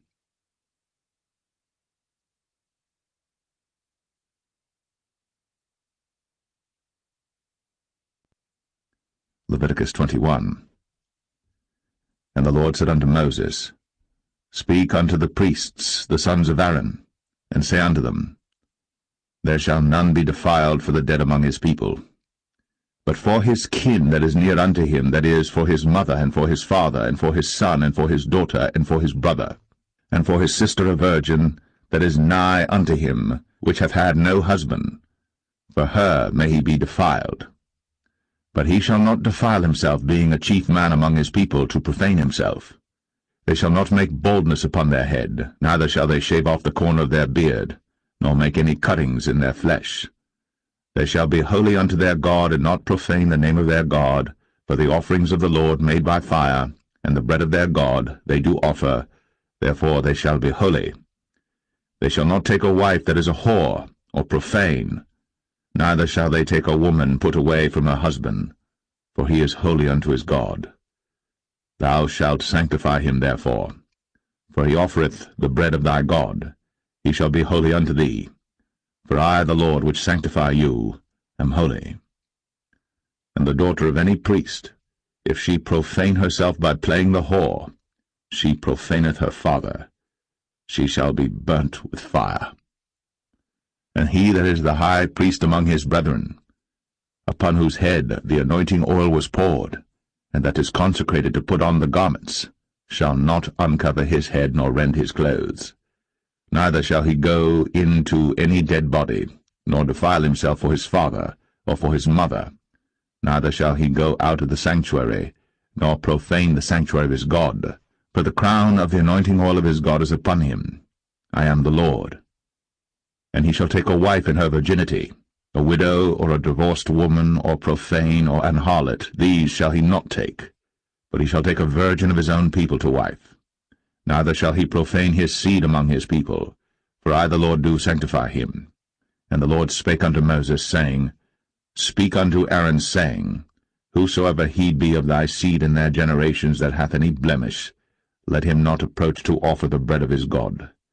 For whatsoever man he be that hath a blemish, he shall not approach, a blind man, or a lame, or he that hath a flat nose, or anything superfluous, or a man that is broken-footed, or broken-handed, or crooked-backed, or a dwarf, or that hath a blemish in his eye, or be scurvy, or scabbed, or hath his stones broken. No man that hath a blemish of the seed of Aaron the priest shall come nigh to offer the offerings of the Lord made by fire. He hath a blemish. He shall not come nigh to offer the bread of his God. He shall eat the bread of his God, both of the most holy and of the holy. Only he shall not go in unto the veil, nor come nigh unto the altar, because he hath a blemish, that he profane not my sanctuaries. For I the Lord do sanctify them. And Moses told it unto Aaron and to his sons, and unto all the children of Israel.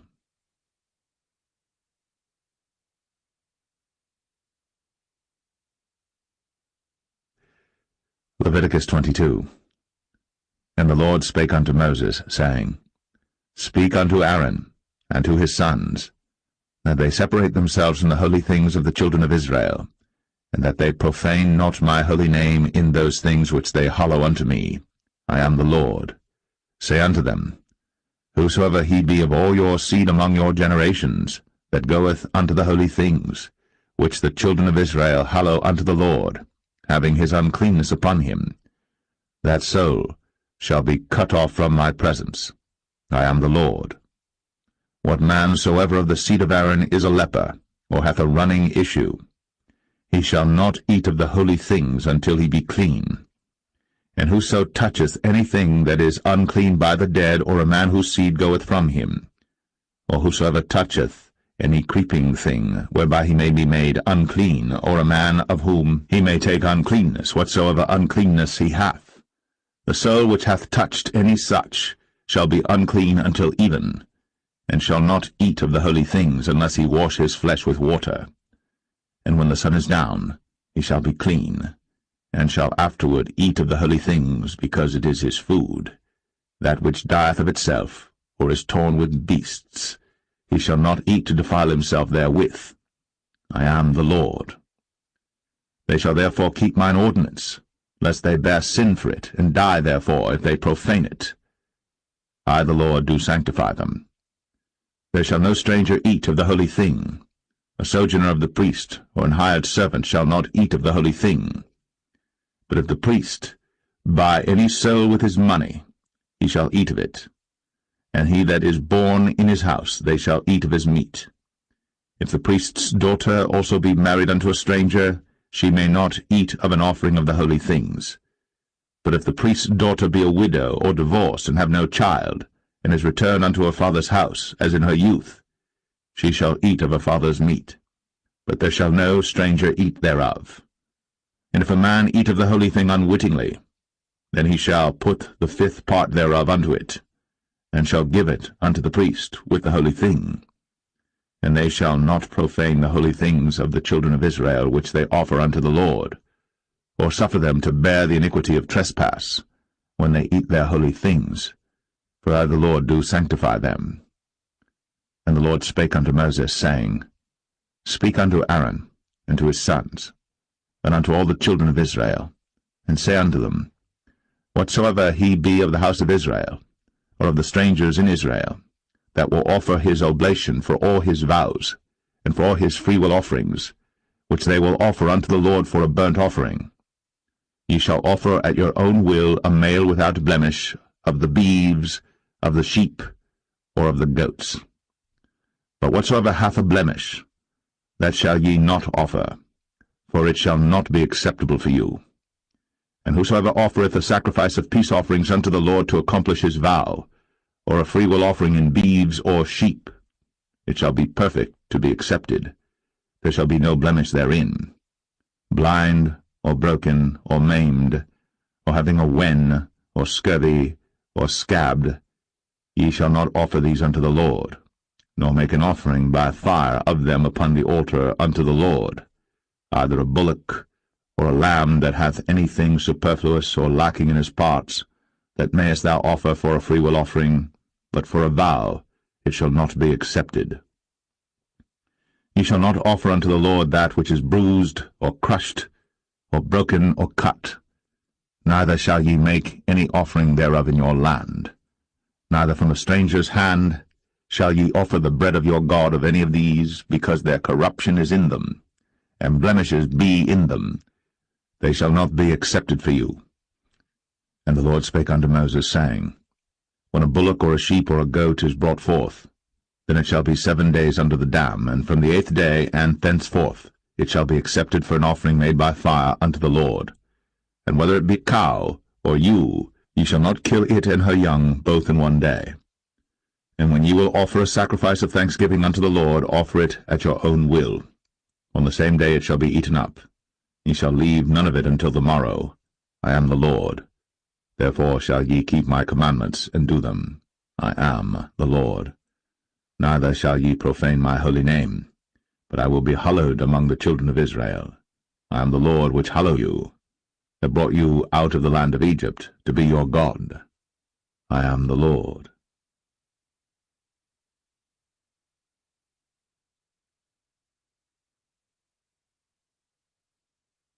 Leviticus 23. And the Lord spake unto Moses, saying, Speak unto the children of Israel, and say unto them, concerning the feasts of the Lord, which ye shall proclaim to be holy convocations, even these are my feasts.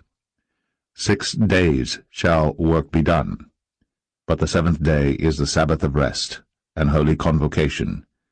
Ye shall do no work therein. It is the Sabbath of the Lord in all your dwellings. These are the feasts of the Lord, even holy convocations, which ye shall proclaim in their seasons. In the 14th day of the 1st month at even is the Lord's Passover, and on the 15th day of the same month is the feast of unleavened bread unto the Lord. 7 days ye must eat unleavened bread. In the 1st day ye shall have an holy convocation.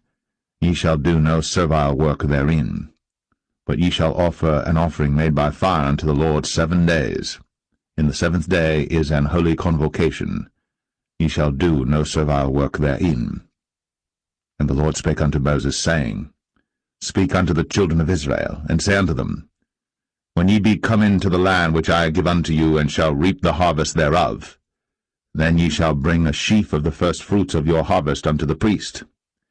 And he shall wave the sheaf before the Lord, to be accepted for you. On the morrow after the Sabbath the priest shall wave it. And ye shall offer that day, when ye wave the sheaf, an he-lamb without blemish of the 1st year for a burnt offering unto the Lord. And the meat offering thereof shall be 2/10 deals of fine flour mingled with oil, an offering made by fire unto the Lord for a sweet savour. And the drink offering thereof shall be of wine, the 4th part of an hin. And ye shall eat neither bread, nor parched corn, nor green ears, until the selfsame day that ye have brought an offering unto your God. It shall be a statute for ever throughout your generations in all your dwellings. And ye shall count unto you from the morrow after the Sabbath, from the day that ye brought the sheaf of the wave offering, 7 Sabbaths shall be complete. Even unto the morrow, after the 7th Sabbath, shall ye number 50 days. And ye shall offer a new meat offering unto the Lord. Ye shall bring out of your habitations 2 wave loaves of 2/10 deals. They shall be of fine flour. They shall be baked with leaven. They are the first fruits unto the Lord. And ye shall offer with the bread 7 lambs without a blemish of the 1st year, and 1 young bullock, and 2 rams. They shall be for a burnt offering unto the Lord, with their meat offering, and their drink offerings, even an offering made by fire of sweet savour unto the Lord. Then ye shall sacrifice 1 kid of the goats for a sin offering, and 2 lambs of the 1st year for a sacrifice of peace offerings. And the priest shall wave them with the bread of the first fruits for a wave offering before the Lord. With the 2 lambs they shall be holy to the Lord for the priests. And ye shall proclaim on the selfsame day that it may be an holy convocation unto you. Ye shall do no servile work therein. It shall be a statute for ever in all your dwellings throughout your generations. And when ye reap the harvest of your land, thou shalt not make clean riddance of the corners of thy field when thou reapest, neither shalt thou gather any gleanings of thy harvest. Thou shalt leave them unto the poor, and to the stranger. I am the Lord your God. And the Lord spake unto Moses, saying, Speak unto the children of Israel, saying, In the 7th month, in the 1st day of the month, shall ye have a Sabbath, a memorial of blowing of trumpets, and holy convocation. Ye shall do no servile work therein, but ye shall offer an offering made by fire unto the Lord. And the Lord spake unto Moses, saying, Also on the 10th day of this 7th month there shall be a day of atonement. It shall be an holy convocation unto you. And ye shall afflict your souls, and offer an offering made by fire unto the Lord. And ye shall do no work in that same day. For it is a day of atonement, to make an atonement for you before the Lord your God. For whatsoever soul it be that shall not be afflicted in that same day, he shall be cut off from among his people. And whatsoever soul it be that doeth any work in that same day, the same soul will I destroy from among his people. He shall do no manner of work. It shall be a statute for ever throughout your generations in all your dwellings. It shall be unto you a Sabbath of rest, and ye shall afflict your souls. In the 9th day of the month at even, from even unto even shall ye celebrate your Sabbath. And the Lord spake unto Moses, saying, Speak unto the children of Israel, saying, The 15th day of this 7th month shall be the feast of tabernacles for 7 days unto the Lord.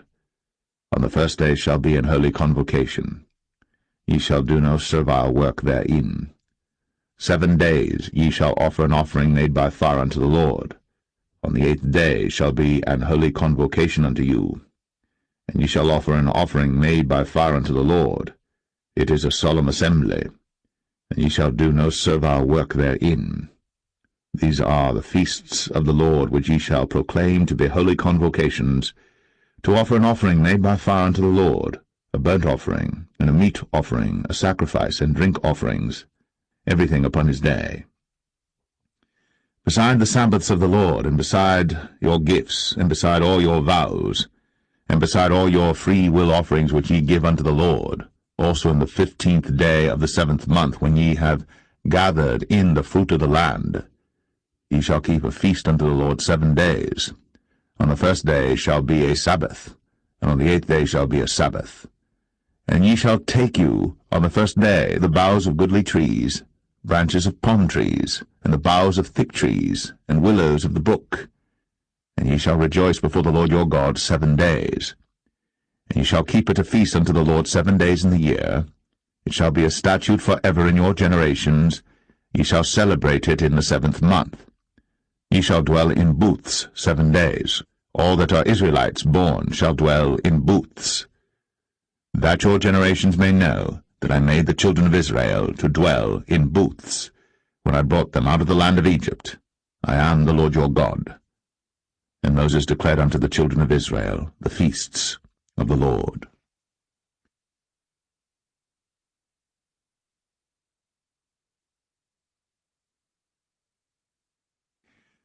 Leviticus 24.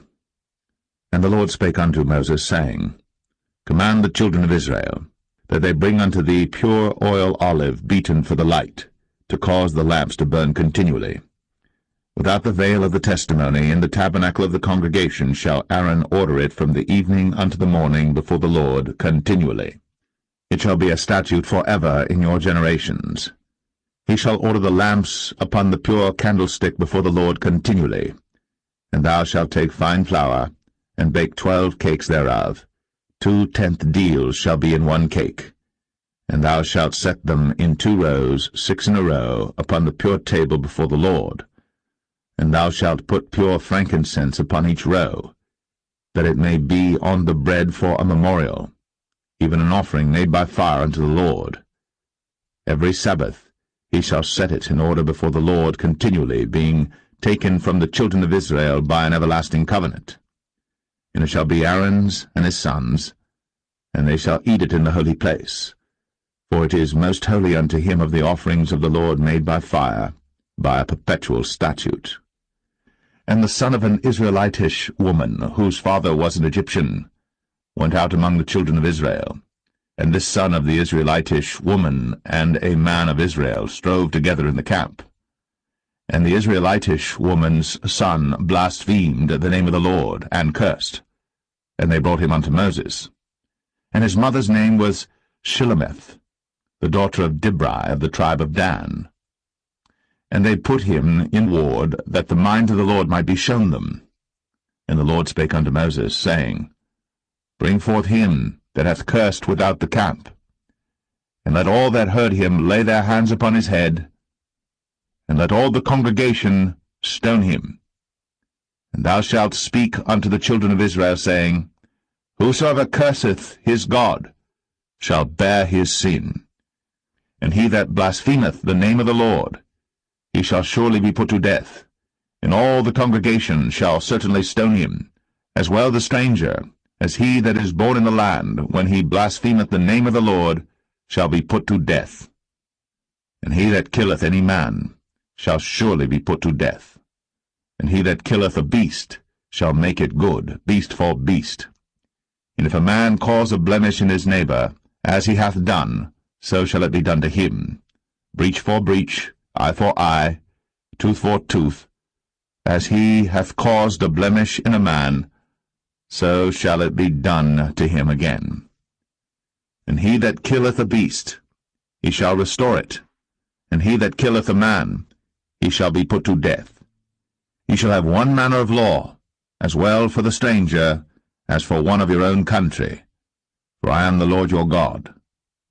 And Moses spake to the children of Israel, that they should bring forth him that had cursed out of the camp, and stone him with stones. And the children of Israel did as the Lord commanded Moses.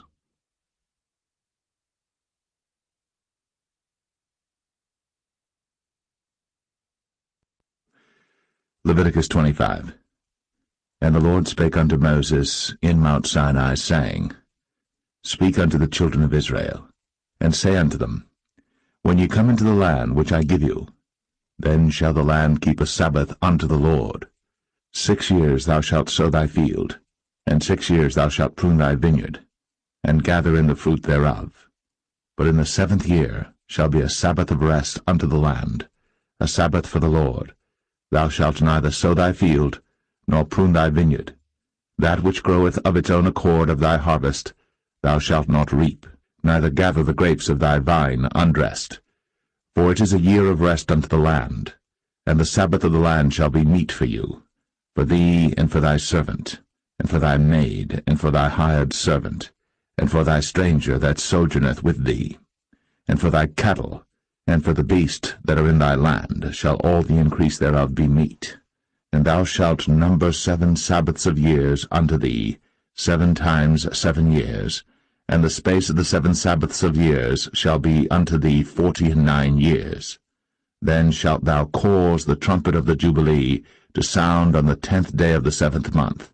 In the day of atonement shall ye make the trumpet sound throughout all your land. And ye shall hallow the 50th year, and proclaim liberty throughout all the land unto all the inhabitants thereof.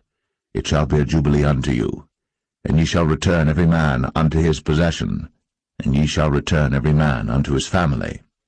A jubilee shall that 50th year be unto you. Ye shall not sow, neither reap that which groweth of itself in it, nor gather the grapes in it of thy vine undressed. For it is the jubilee. It shall be holy unto you. Ye shall eat the increase thereof out of the field. In the year of this jubilee ye shall return every man unto his possession. And if thou sell aught unto thy neighbor, or buyest aught of thy neighbor's hand, ye shall not oppress one another. According to the number of years after the jubilee thou shalt buy of thy neighbor, and according unto the number of years of the fruits he shall sell unto thee. According to the multitude of years thou shalt increase the price thereof, and according to the fewness of years thou shalt diminish the price of it, for according to the number of the years of the fruits doth he sell unto thee. Ye shall not therefore oppress one another, but thou shalt fear thy God, for I am the Lord your God. Wherefore ye shall do my statutes, and keep my judgments, and do them. And ye shall dwell in the land in safety, and the land shall yield her fruit, and ye shall eat your fill, and dwell therein in safety. And if ye shall say, What shall we eat the 7th year? Behold, we shall not sow, nor gather in our increase. Then I will command my blessing upon you in the 6th year, and it shall bring forth fruit for 3 years. And ye shall sow the 8th year, and eat yet of old fruit until the 9th year. Until her fruits come in, ye shall eat of the old store. The land shall not be sold forever, for the land is mine, for ye are strangers and sojourners with me. And in all the land of your possession ye shall grant a redemption for the land, If thy brother be waxen poor, and hath sold away some of his possession, and if any of his kin come to redeem it, then shall he redeem that which his brother sold. And if the man have none to redeem it, and himself be able to redeem it, then let him count the years of the sale thereof, and restore the overplus unto the man to whom he sold it, that he may return unto his possession. But if he be not able to restore it to him, then that which is sold shall remain in the hand of him that hath bought it until the year of Jubilee, and in the Jubilee it shall go out, and he shall return unto his possession. And if a man sell a dwelling house in a walled city, then he may redeem it within a whole year after it is sold. Within a full year may he redeem it. And if it be not redeemed within the space of a full year, then the house that is in the walled city shall be established for ever to him that bought it throughout his generations. It shall not go out in the Jubilee. But the houses of the villages which have no wall round about them shall be counted as the fields of the country. They may be redeemed, and they shall go out in the Jubilee. Notwithstanding the cities of the Levites, and the houses of the cities of their possession, may the Levites redeem at any time. And if a man purchase of the Levites, then the house that was sold, and the city of his possession, shall go out in the year of Jubilee, for the houses of the cities of the Levites are their possession among the children of Israel. But the field of the suburbs of their cities may not be sold, for it is their perpetual possession. And if thy brother be waxen poor, and fallen in decay with thee, then thou shalt relieve him, yea, though he be a stranger, or a sojourner, that he may live with thee. Take thou no usury of him, or increase, but fear thy God, that thy brother may live with thee. Thou shalt not give him thy money upon usury, nor lend him thy victuals for increase. I am the Lord your God, which brought you forth out of the land of Egypt, to give you the land of Canaan, and to be your God. And if thy brother that dwelleth by thee be waxen poor, and be sold unto thee, thou shalt not compel him to serve as a bondservant, but as an hired servant, and as a sojourner. He shall be with thee, and shall serve thee unto the year of Jubilee. And then shall he depart from thee, both he and his children with him, and shall return unto his own family, and unto the possession of his fathers shall he return. For they are my servants, which I brought forth out of the land of Egypt. They shall not be sold as bondmen. Thou shalt not rule over him with rigor, but shalt fear thy God. Both thy bondmen and thy bondmaids, which thou shalt have, shall be of the heathen that are round about you. Of them shall ye buy bondmen and bondmaids. Moreover, of the children of the strangers that do sojourn among you, of them shall ye buy, and of their families that are with you, which they begat in your land, and they shall be your possession. And ye shall take them as an inheritance for your children after you, to inherit them for a possession. They shall be your bondmen for ever. But over your brethren, the children of Israel, ye shall not rule one over another with rigor. And if a sojourner or stranger wax rich by thee, and thy brother that dwelleth by him wax poor, and sell himself unto the stranger or sojourner by thee, or to the stock of the stranger's family, after that he is sold, he may be redeemed again. One of his brethren may redeem him. Either his uncle or his uncle's son may redeem him, or any that is nigh of kin unto him of his family may redeem him, or if he be able, he may redeem himself. And he shall reckon with him that bought him from the year that he was sold to him unto the year of Jubilee. And the price of his sale shall be according unto the number of years, according to the time of an hired servant shall it be with him. If there be yet many years behind, according unto them, he shall give again the price of his redemption out of the money that he was bought for. And if there remain but few years unto the year of Jubilee, then he shall count with him, and according unto his years shall he give him again the price of his redemption. And as a yearly hired servant shall he be with him, and the other shall not rule with rigor over him in thy sight. And if he be not redeemed in these years, then he shall go out in the year of Jubilee, both he and his children with him. For unto me the children of Israel are servants. They are my servants whom I brought forth out of the land of Egypt. I am the Lord your God.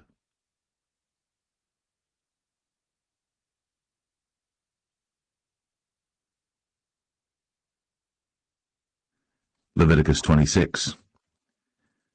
Ye shall make you no idols nor graven image, neither rear you up a standing image, neither shall ye set up any image of stone in your land, to bow down unto it, for I am the Lord your God.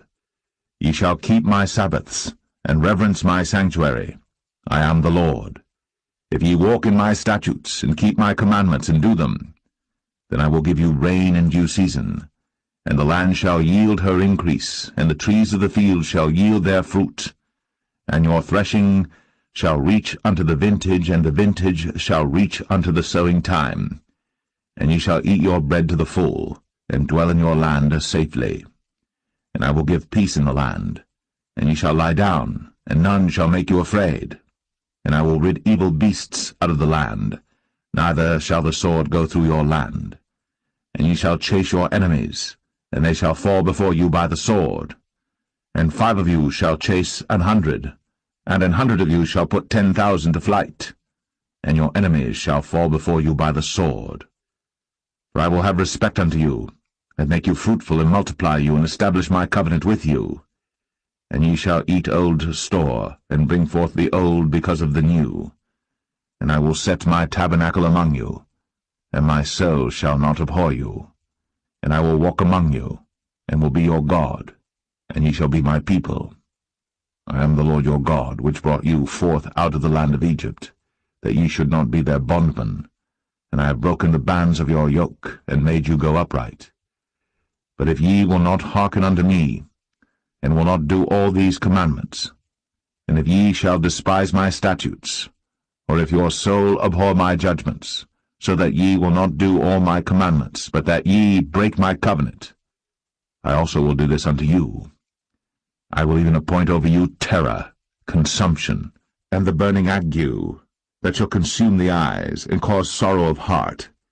And ye shall sow your seed in vain, for your enemies shall eat it.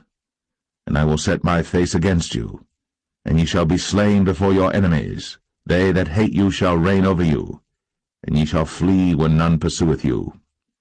And if ye will not yet for all this hearken unto me, then I will punish you 7 times more for your sins. And I will break the pride of your power, and I will make your heaven as iron, and your earth as brass, and your strength shall be spent in vain. For your land shall not yield her increase, neither shall the trees of the land yield their fruits. And if ye walk contrary unto me, and will not hearken unto me, I will bring 7 times more plagues upon you according to your sins. I will also send wild beasts among you, which shall rob you of your children, and destroy your cattle, and make you few in number, and your highways shall be desolate.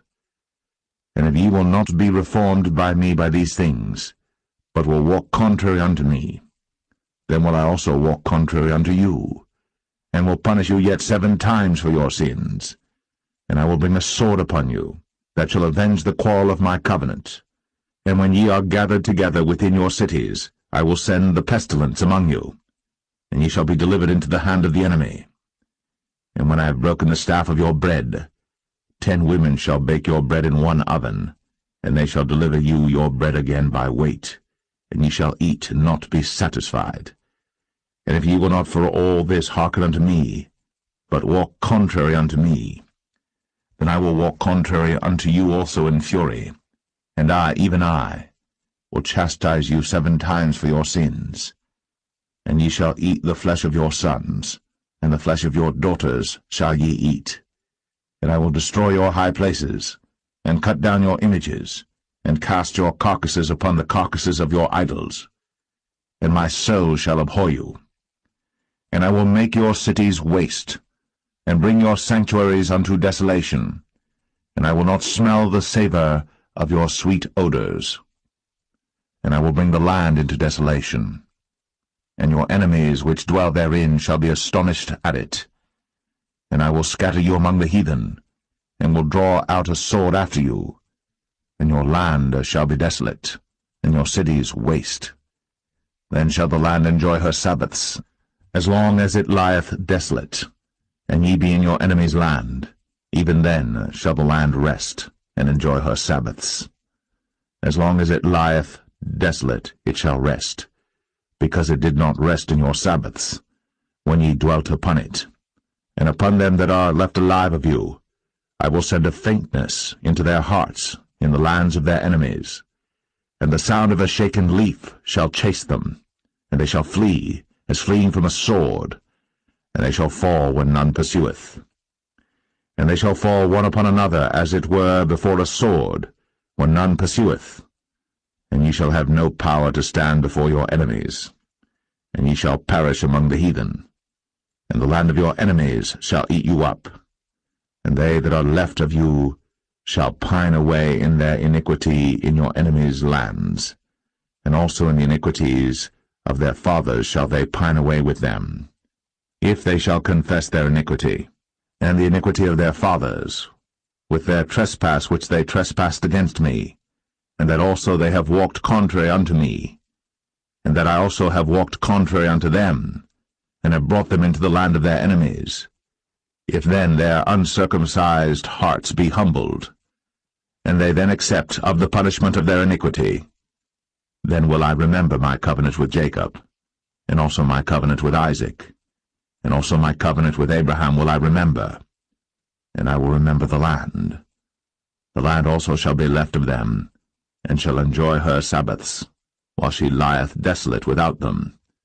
And they shall accept of the punishment of their iniquity, even because they despised my judgments, and because their soul abhorred my statutes. And yet for all that, when they be in the land of their enemies, I will not cast them away, neither will I abhor them to destroy them utterly, and to break my covenant with them, for I am the Lord their God. But I will for their sakes remember the covenant of their ancestors, whom I brought forth out of the land of Egypt, in the sight of the heathen, that I might be their God. I am the Lord. These are the statutes and judgments and laws which the Lord made between him and the children of Israel in Mount Sinai by the hand of Moses.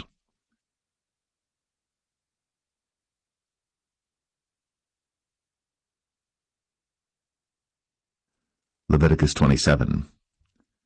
And the Lord spake unto Moses, saying, Speak unto the children of Israel, and say unto them, When a man shall make a singular vow, the person shall be for the Lord by thy estimation, and thy estimation shall be of the male from 20 years old even unto 60 years old, even thy estimation shall be 50 shekels of silver after the shekel of the sanctuary. And if it be a female, then thy estimation shall be 30 shekels. And if it be from 5 years old even unto 20 years old, then thy estimation shall be of the male 20 shekels, and for the female 10 shekels. And if it be from a month old even unto 5 years old, then thy estimation shall be of the male 5 shekels of silver, and for the female thy estimation shall be 3 shekels of silver. And if it be from 60 years old and above, if it be a male, then thy estimation shall be 15 shekels, and for the female 10 shekels. But if he be poorer than thy estimation, then he shall present himself before the priest, and the priest shall value him, according to his ability that vowed shall the priest value him. And if it be a beast, whereof men bring an offering unto the Lord, all that any man giveth of such unto the Lord shall be holy. He shall not alter it, nor change it, a good for a bad, or a bad for a good. And if he shall at all change beast for beast, then it, and the exchange thereof, shall be holy.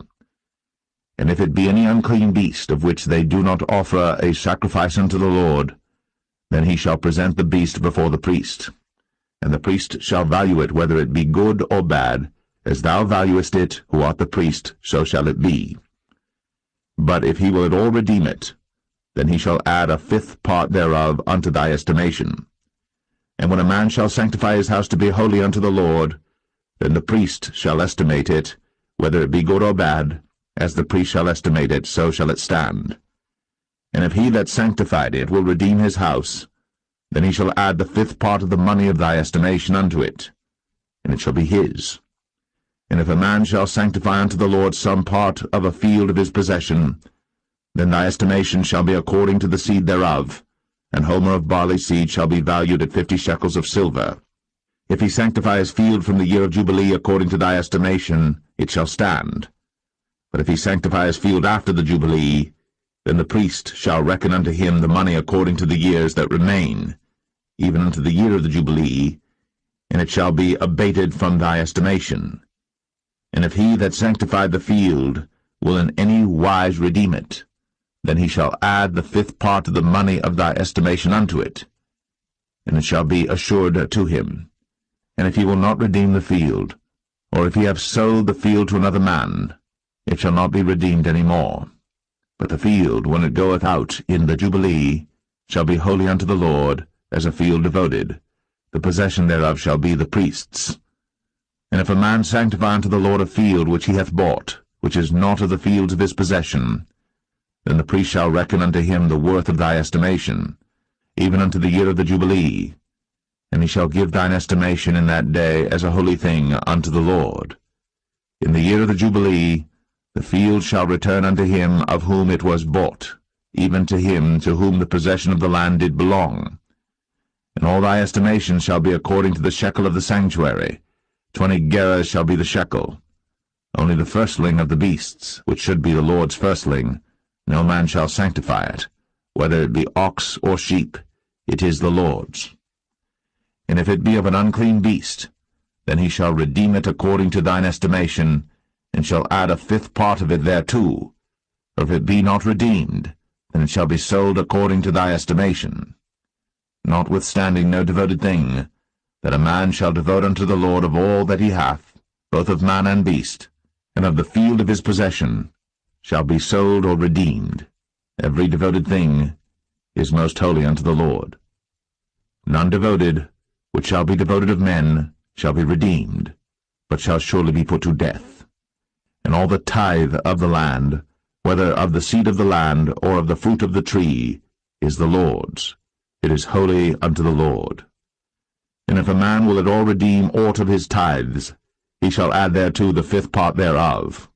And concerning the tithe of the herd or of the flock, even of whatsoever passeth under the rod, the 10th shall be holy unto the Lord. He shall not search whether it be good or bad, neither shall he change it. And if he change it at all, then both it and the change thereof shall be holy.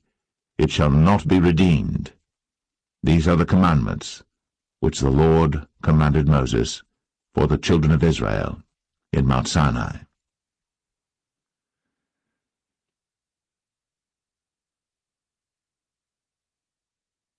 The Book of Numbers, chapter 1.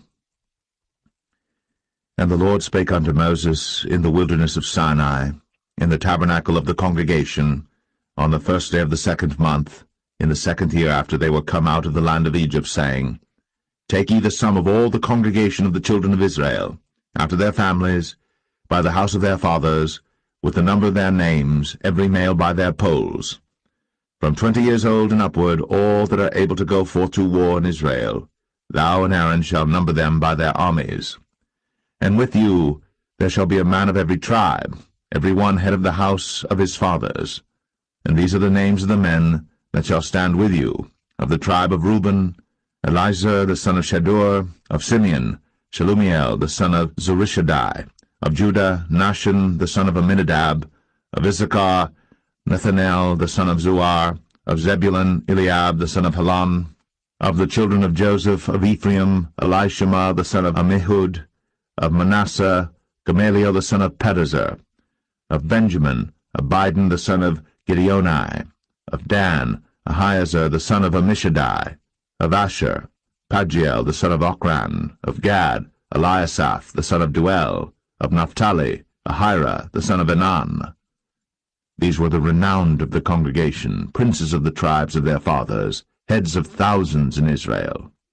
And Moses and Aaron took these men, which are expressed by their names, and they assembled all the congregation together on the 1st day of the 2nd month, and they declared their pedigrees after their families, by the house of their fathers, according to the number of the names, from 20 years old and upward, by their polls.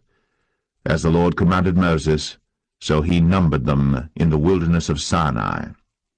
And the children of Reuben, Israel's eldest son, by their generations, after their families, by the house of their fathers, according to the number of the names, by their polls, every male from 20 years old and upward, all that were able to go forth to war.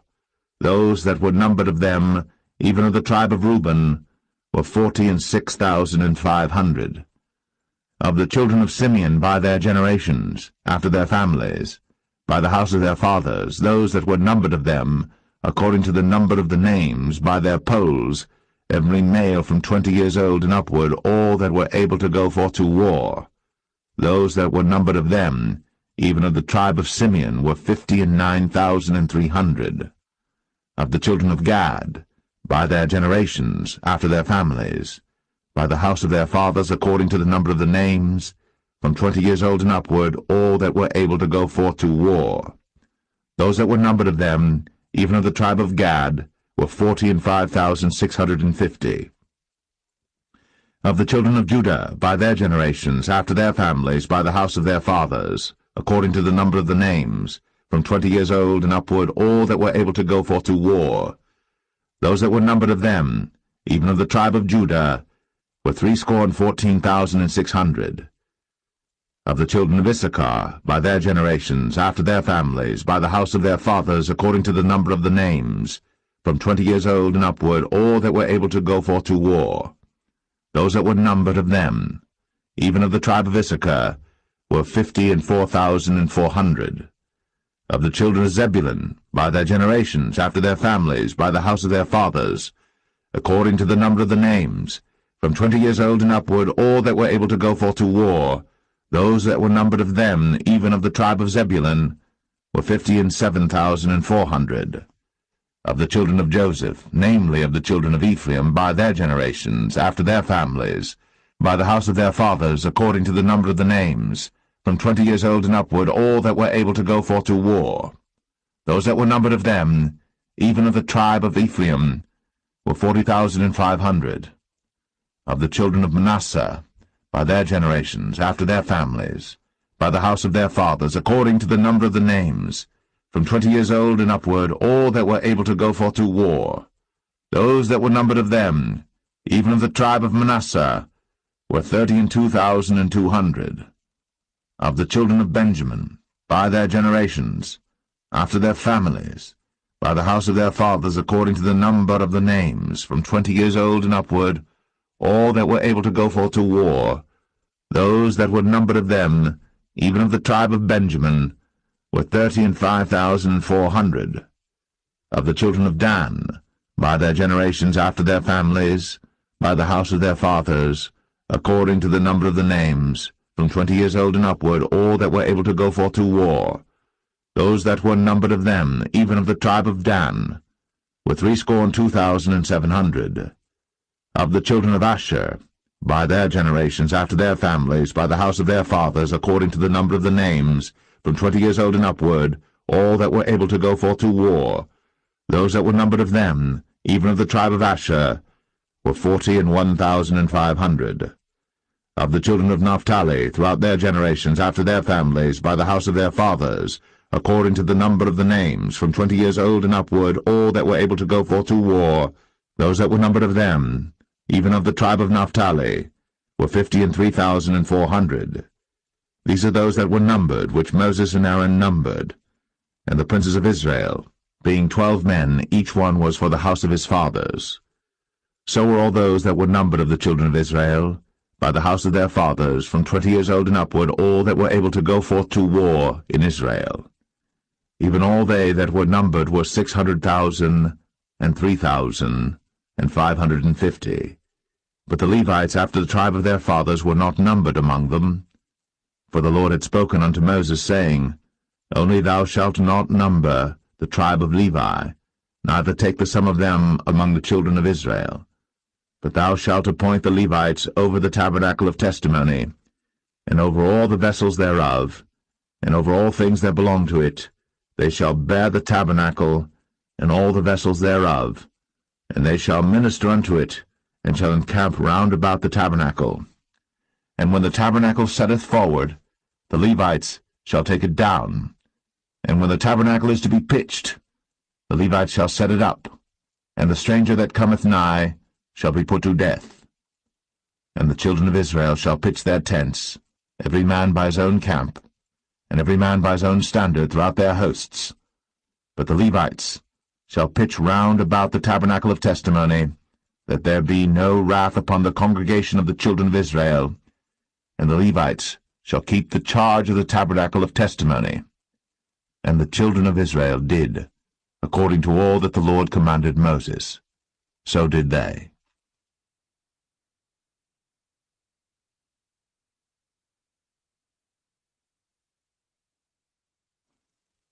Numbers 2. And the Lord spake unto Moses and unto Aaron, saying, Every man of the children of Israel shall pitch by his own standard, with the ensign of their father's house. Far off about the tabernacle of the congregation shall they pitch. And on the east side toward the rising of the sun shall they of the standard of the camp of Judah pitch throughout their armies. And Nahshon the son of Amminadab shall be captain of the children of Judah. And his host, and those that were numbered of them, were 314,600. And those that do pitch next unto him shall be the tribe of Issachar. And Nethaniel the son of Zuar shall be captain of the children of Issachar. And his host, and those that were numbered thereof, were 54,400. Then the tribe of Zebulun, and Eliab the son of Helon, shall be captain of the children of Zebulun. And his host, and those that were numbered thereof, were 57,400. All that were numbered in the camp of Judah were 100,000 and 6,400 throughout their armies. These shall first set forth. On the south side shall be the standard of the camp of Reuben, according to their armies, and the captain of the children of Reuben shall be Elizur, the son of Shedeur. And his host, and those that were numbered thereof, were 46,500. And those which pitched by him shall be the tribe of Simeon. And the captain of the children of Simeon shall be Shelumiel, the son of Zerushadai. And his host, and those that were numbered of them, were 59,300.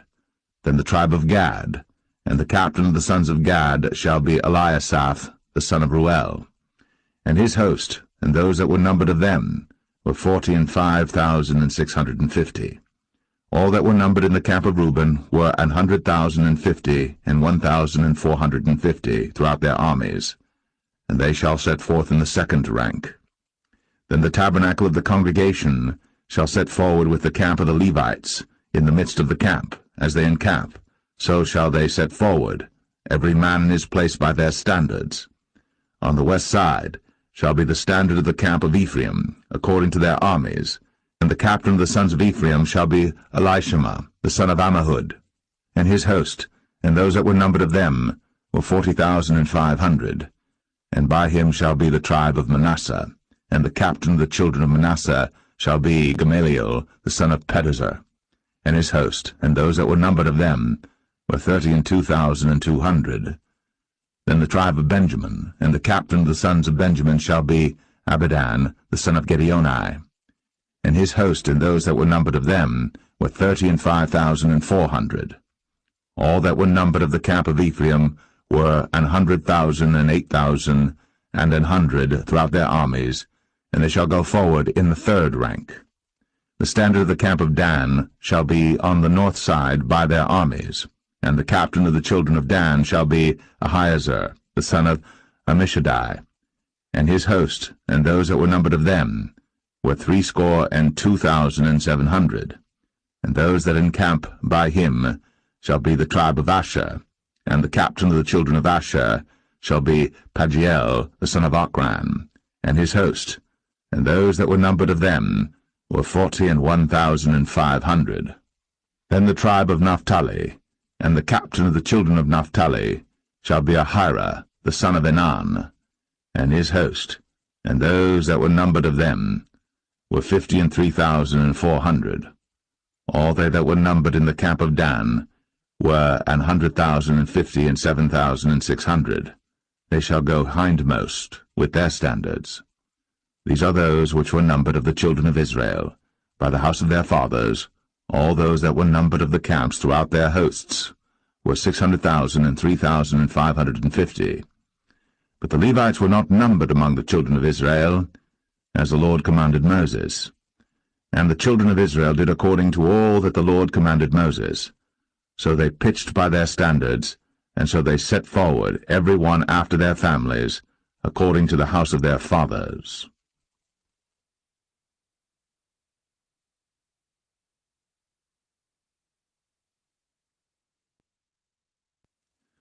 Numbers 3. These also are the generations of Aaron and Moses in the day that the Lord spake with Moses in Mount Sinai. And these are the names of the sons of Aaron: Nadab the firstborn, and Abihu, Eleazar, and Ithamar. These are the names of the sons of Aaron, the priests which were anointed, whom he consecrated to minister in the priest's office. And Nadab and Abihu died before the Lord, when they offered strange fire before the Lord in the wilderness of Sinai, and they had no children.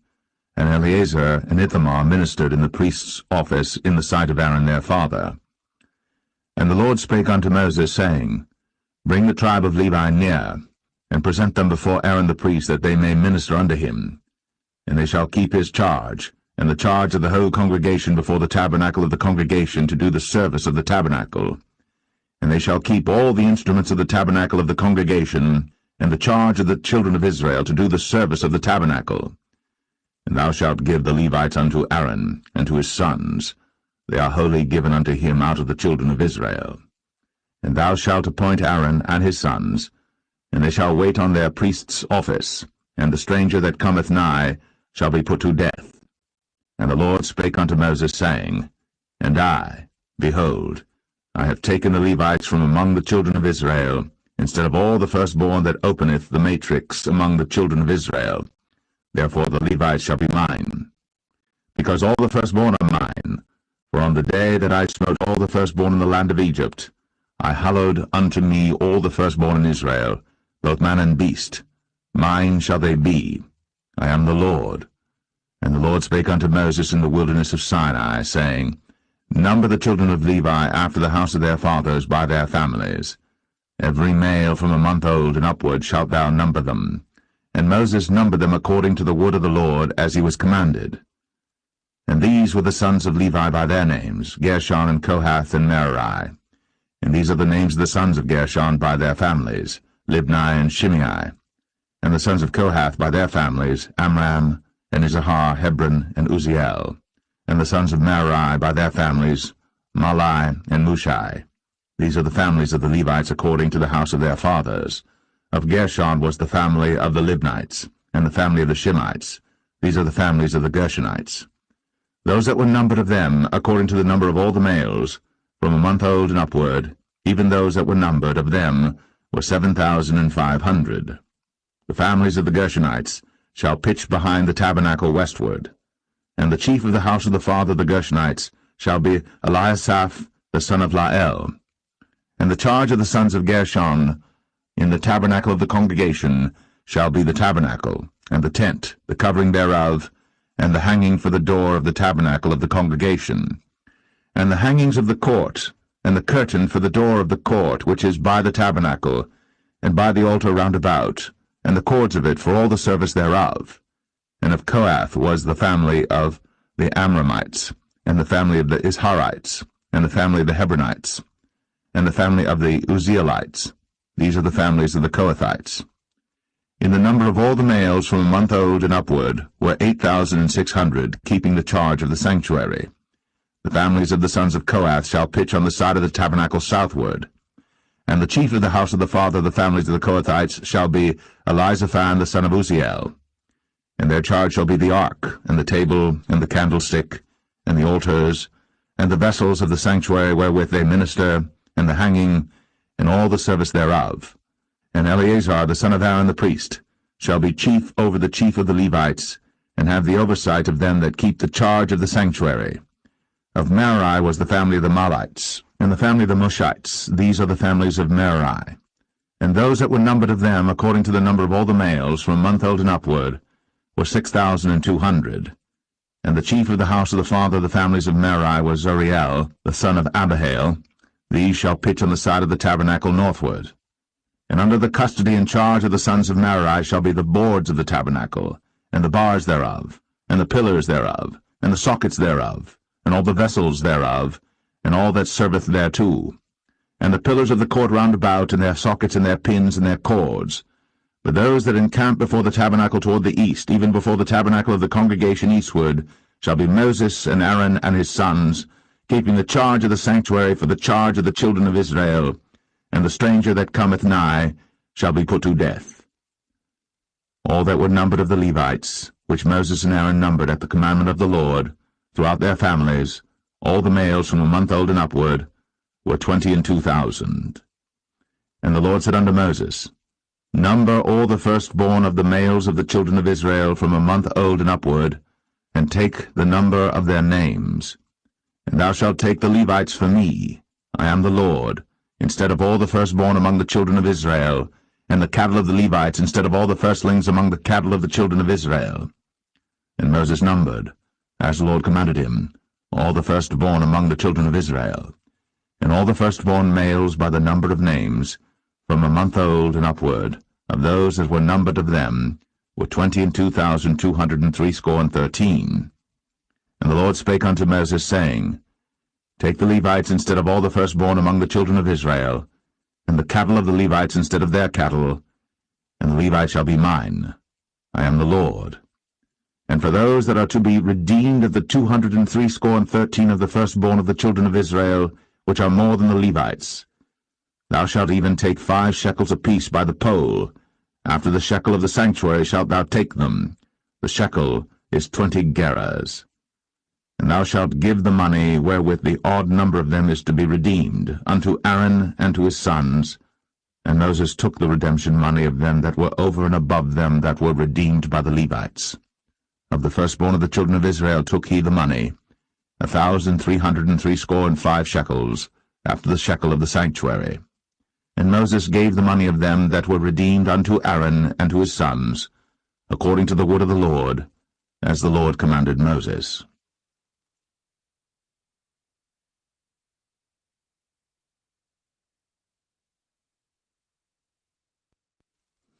Numbers 4. And the Lord spake unto Moses and unto Aaron, saying, Take the sum of the sons of Kohath, from among the sons of Levi, after their families, by the house of their fathers, from 30 years old and upward, even until 50 years old, all that enter into the host, to do the work in the tabernacle of the congregation. This shall be the service of the sons of Kohath, in the tabernacle of the congregation, about the most holy things.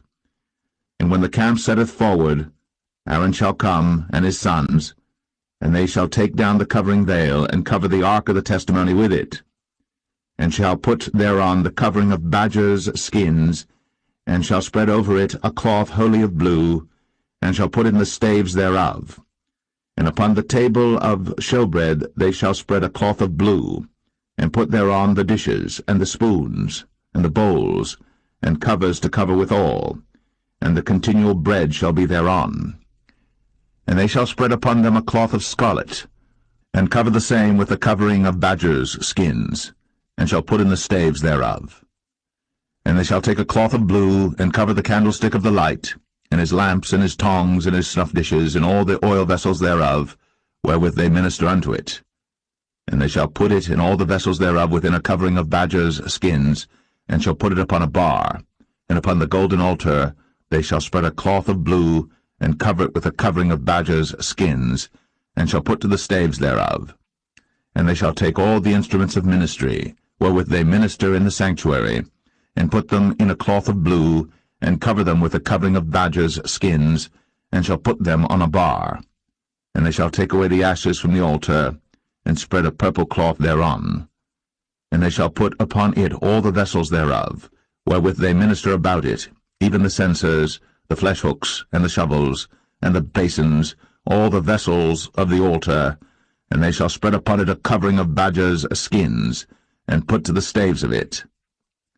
And when Aaron and his sons have made an end of covering the sanctuary, and all the vessels of the sanctuary as the camp is to set forward, after that the sons of Kohath shall come to bear it. But they shall not touch any holy thing, lest they die. These things are the burden of the sons of Kohath in the tabernacle of the congregation. And to the office of Eleazar the son of Aaron the priest pertaineth the oil for the light, and the sweet incense, and the daily meat offering, and the anointing oil, and the oversight of all the tabernacle, and of all that therein is, in the sanctuary, and in the vessels thereof. And the Lord spake unto Moses and unto Aaron, saying, Cut ye not off the tribe of the families of the Kohathites from among the Levites, but thus do unto them, that they may live and not die, when they approach unto the most holy things. Aaron and his sons shall go in, and appoint them every one to his service and to his burden. But they shall not go in to see when the holy things are covered, lest they die. And the Lord spake unto Moses, saying, Take also the sum of the sons of Gershon, throughout the houses of their fathers by their families. From 30 years old and upward until 50 years old shalt thou number them, all that enter in to perform the service, to do the work in the tabernacle of the congregation. This is the service of the families of the Gershonites, to serve and for burdens. And they shall bear the curtains of the tabernacle, and the tabernacle of the congregation, his covering, and the covering of the badger skins that is above upon it, and the hanging for the door of the tabernacle of the congregation, and the hangings of the court, and the hanging for the door of the gate of the court, which is by the tabernacle, and by the altar round about, and their cords, and all the instruments of their service, and all that is made for them, so shall they serve. At the appointment of Aaron and his sons shall be all the service of the sons of the Gershonites, in all their burdens, and in all their service, and ye shall appoint unto them in charge all their burdens. This is the service of the families of the sons of Gershon, in the tabernacle of the congregation, and their charge shall be under the hand of Ithamar the son of Aaron the priest. As for the sons of Merari, thou shalt number them after their families by the house of their fathers. From 30 years old and upward, even unto 50 years old, shalt thou number them, every one that entereth into the service, to do the work of the tabernacle of the congregation. And this is the charge of their burden, according to all their service in the tabernacle of the congregation, the boards of the tabernacle, and the bars thereof, and the pillars thereof, and sockets thereof. And the pillars of the court round about, and their sockets, and their pins, and their cords, with all their instruments, and with all their service. And by name ye shall reckon the instruments of the charge of their burden. This is the service of the families of the sons of Merari, according to all their service, in the tabernacle of the congregation under the hand of Ithamar the son of Aaron the priest. And Moses and Aaron, and the chief of the congregation numbered the sons of the Kohathites after their families, and after the house of their fathers, from 30 years old and upward, even unto 50 years old, every one that entereth into the service, for the work in the tabernacle of the congregation. And those that were numbered of them by their families were 2,750. These were they that were numbered of the families of the Kohathites, all that might do service in the tabernacle of the congregation, which Moses and Aaron did number, according to the commandment of the Lord, by the hand of Moses. And those that were numbered of the sons of Gershon throughout their families and by the house of their fathers, from 30 years old and upward, even unto 50 years old, every one that entereth into the service, for the work in the tabernacle of the congregation, even those that were numbered of them throughout their families by the house of their fathers, were 2,630. These are they that were numbered of the families of the sons of Gershon, of all that might do service in the tabernacle of the congregation, whom Moses and Aaron did number according to the commandment of the Lord. And those that were numbered of the families of the sons of Merari throughout their families by the house of their fathers, from 30 years old and upward, even unto 50 years old, every one that entereth into the service, for the work in the tabernacle of the congregation, even those that were numbered of them after their families were 3,200. These be those that were numbered of the families of the sons of Merari, whom Moses and Aaron numbered according to the word of the Lord by the hand of Moses. All those that were numbered of the Levites, whom Moses and Aaron and the chief of Israel numbered, after their families, and after the house of their fathers, from 30 years old and upward, even unto 50 years old, every one that came to do the service of the ministry, and the service of the burden in the tabernacle of the congregation. Even those that were numbered of them were 8,580. According to the commandment of the Lord they were numbered by the hand of Moses, every one according to his service, and according to his burden. Thus were they numbered of him, as the Lord commanded Moses.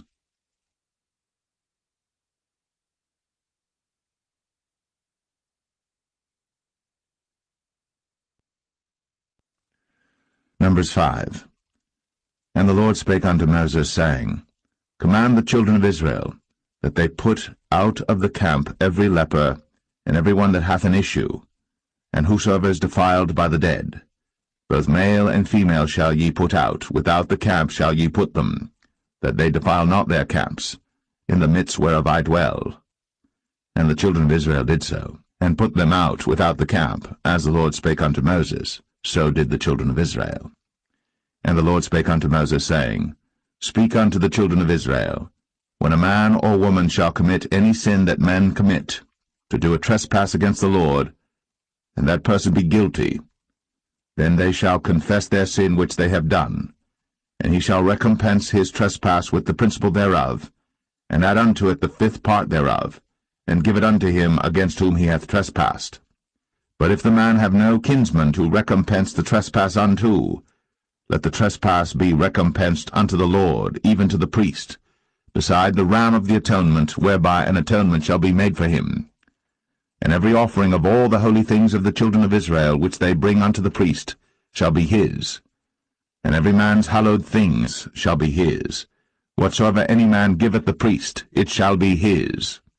And the Lord spake unto Moses, saying, Speak unto the children of Israel, and say unto them, If any man's wife go aside, and commit a trespass against him, and a man lie with her carnally, and it be hid from the eyes of her husband, and be kept close, and she be defiled, and there be no witness against her, neither she be taken with the manner, and the spirit of jealousy come upon him, and he be jealous of his wife, and she be defiled, or if the spirit of jealousy come upon him, and he be jealous of his wife, and she be not defiled, then shall the man bring his wife unto the priest, and he shall bring her offering for her, the 10th part of an ephah of barley meal. He shall pour no oil upon it, nor put frankincense thereon, for it is an offering of jealousy, an offering of memorial, bringing iniquity to remembrance. And the priest shall bring her near, and set her before the Lord. And the priest shall take holy water in an earthen vessel, and of the dust that is in the floor of the tabernacle the priest shall take, and put it into the water. And the priest shall set the woman before the Lord, and uncover the woman's head, and put the offering of memorial in her hands, which is the jealousy offering. And the priest shall have in his hand the bitter water that causeth the curse. And the priest shall charge her by an oath, and say unto the woman, If no man have lain with thee, and if thou hast not gone aside to uncleanness with another instead of thy husband, be thou free from this bitter water that causeth the curse. But if thou hast gone aside to another instead of thy husband, and if thou be defiled, and some man have lain with thee beside thine husband, then the priest shall charge the woman with an oath of cursing, and the priest shall say unto the woman, The Lord make thee a curse, and an oath among thy people, when the Lord doth make thy thigh to rot, and thy belly to swell. And this water that causeth the curse shall go into thy bowels, to make thy belly to swell, and thy thigh to rot. And the woman shall say, Amen, Amen. And the priest shall write these curses in a book, and he shall blot them out with the bitter water. And he shall cause the woman to drink the bitter water that causeth the curse, and the water that causeth the curse shall enter into her, and become bitter. Then the priest shall take the jealousy offering out of the woman's hand, and shall wave the offering before the Lord, and offer it upon the altar. And the priest shall take an handful of the offering, even the memorial thereof, and burn it upon the altar, and afterward shall cause the woman to drink the water. And when he hath made her to drink the water, then it shall come to pass that if she be defiled, and have done trespass against her husband, that the water that causeth the curse shall enter into her, and become bitter, and her belly shall swell, and her thigh shall rot, and the woman shall be a curse among her people. And if the woman be not defiled, but be clean, then she shall be free, and shall conceive seed. This is the law of jealousies, when a wife goeth aside to another instead of her husband, and is defiled. Or when the spirit of jealousy cometh upon him, and he be jealous over his wife, and shall set the woman before the Lord, and the priest shall execute upon her all this law. Then shall the man be guiltless from iniquity, and this woman shall bear her iniquity.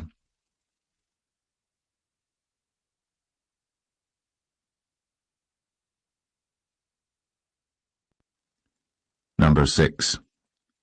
And the Lord spake unto Moses, saying, Speak unto the children of Israel, and say unto them, When either man or woman shall separate themselves to vow a vow of a Nazarite, to separate themselves unto the Lord, he shall separate himself from wine and strong drink, and shall drink no vinegar of wine, or vinegar of strong drink.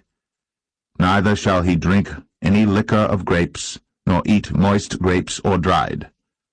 All the days of his separation shall he eat nothing that is made of the vine tree, from the kernels even to the husk.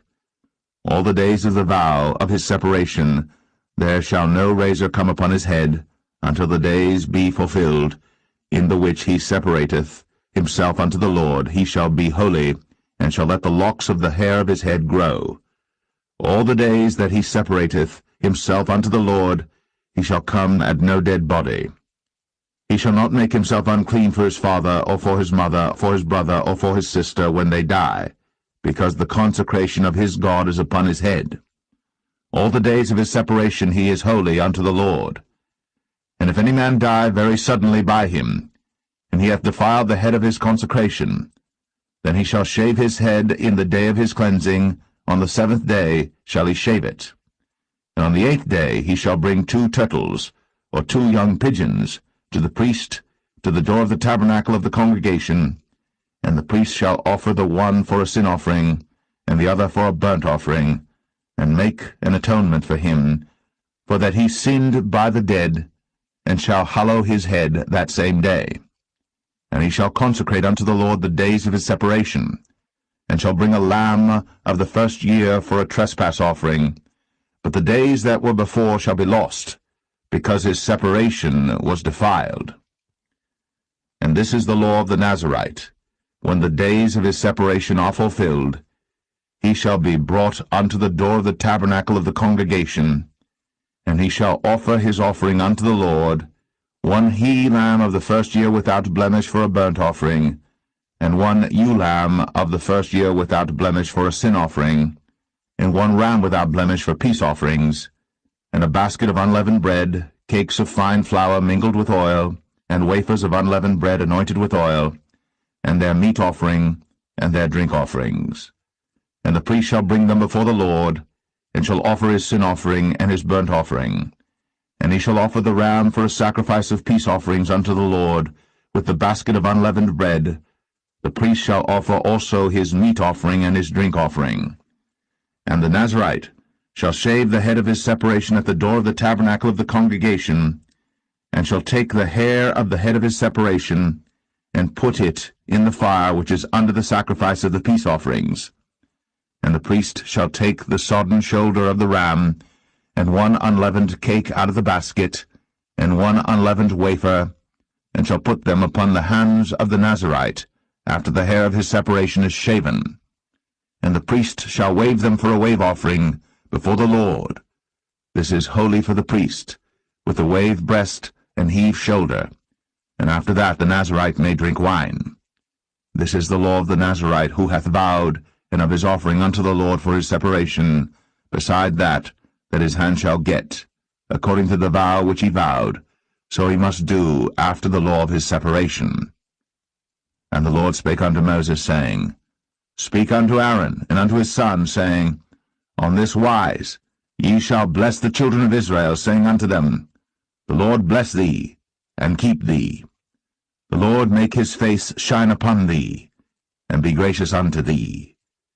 The Lord lift up his countenance upon thee, and give thee peace. And they shall put my name upon the children of Israel, and I will bless them.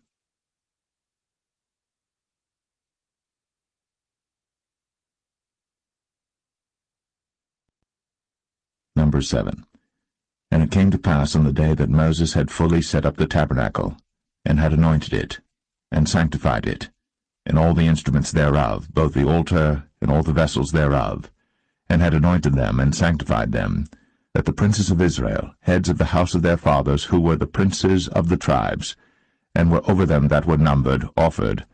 And they brought their offering before the Lord, 6 covered wagons, and 12 oxen, a wagon for 2 of the princes, and for each one an ox. And they brought them before the tabernacle. And the Lord spake unto Moses, saying, Take it of them, that they may be to do the service of the tabernacle of the congregation. And thou shalt give them unto the Levites, to every man according to his service. And Moses took the wagons and the oxen, and gave them unto the Levites. 2 wagons and 4 oxen he gave unto the sons of Gershon, according to their service. And 4 wagons and 8 oxen he gave unto the sons of Merari, according unto their service, under the hand of Ithamar the son of Aaron the priest. But unto the sons of Kohath he gave none, because the service of the sanctuary belonging unto them was that they should bear upon their shoulders. And the princes offered for dedicating of the altar in the day that it was anointed, even the princes offered their offering before the altar. And the Lord said unto Moses, They shall offer their offering, each prince on his day, for the dedicating of the altar. And he that offered his offering the first day was Nahshon the son of Amminadab of the tribe of Judah. And his offering was 1 silver charger, the weight thereof was 130 shekels, 1 silver bowl of 70 shekels after the shekel of the sanctuary. Both of them were full of fine flour, mingled with oil, for a meat offering. 1 spoon of 10 shekels of gold, full of incense. 1 young bullock, 1 ram, 1 lamb of the first year, for a burnt offering. 1 kid of the goats for a sin offering, and for a sacrifice of peace offerings. 2 oxen, 5 rams, 5 he-goats, 5 lambs of the first year. This was the offering of Nahshon the son of Amminadab. On the 2nd day, Nathanael the son of Zuar, prince of Issachar, did offer. He offered for his offering 1 silver charger, the weight whereof was 130 shekels, 1 silver bowl of 70 shekels after the shekel of the sanctuary, both of them full of fine flour, mingled with oil, for a meat offering. 1 spoon of gold of 10 shekels, full of incense. 1 young bullock, 1 ram, 1 lamb of the first year, for a burnt offering. 1 kid of the goats for a sin offering. And for a sacrifice of peace offerings, 2 oxen, 5 rams, 5 he-goats, 5 lambs of the first year. This was the offering of Nathanael the son of Zuar. On the 3rd day, Eliab the son of Helon, prince of the children of Zebulun, did offer. His offering was 1 silver charger, the weight whereof was 130 shekels, 1 silver bowl of 70 shekels after the shekel of the sanctuary, both of them full of fine flour, mingled with oil, for a meat offering. 1 golden spoon of 10 shekels, full of incense. 1 young bullock, 1 ram, 1 lamb of the first year, for a burnt offering. 1 kid of the goats for a sin offering, and for a sacrifice of peace offerings, 2 oxen, 5 rams, 5 he-goats, 5 lambs of the first year. This was the offering of Eliab the son of Helon. On the 4th day, Eleazar the son of Shadur, prince of the children of Reuben, did offer. His offering was 1 silver charger of the weight of 130 shekels, 1 silver bowl of 70 shekels after the shekel of the sanctuary, both of them full of fine flour, mingled with oil, for a meat offering. 1 golden spoon of 10 shekels, full of incense. 1 young bullock, 1 ram, 1 lamb of the first year, for a burnt offering. 1 kid of the goats for a sin offering, and for a sacrifice of peace offerings, 2 oxen, 5 rams, 5 he-goats, 5 lambs of the first year. This was the offering of Elizur the son of Shadur.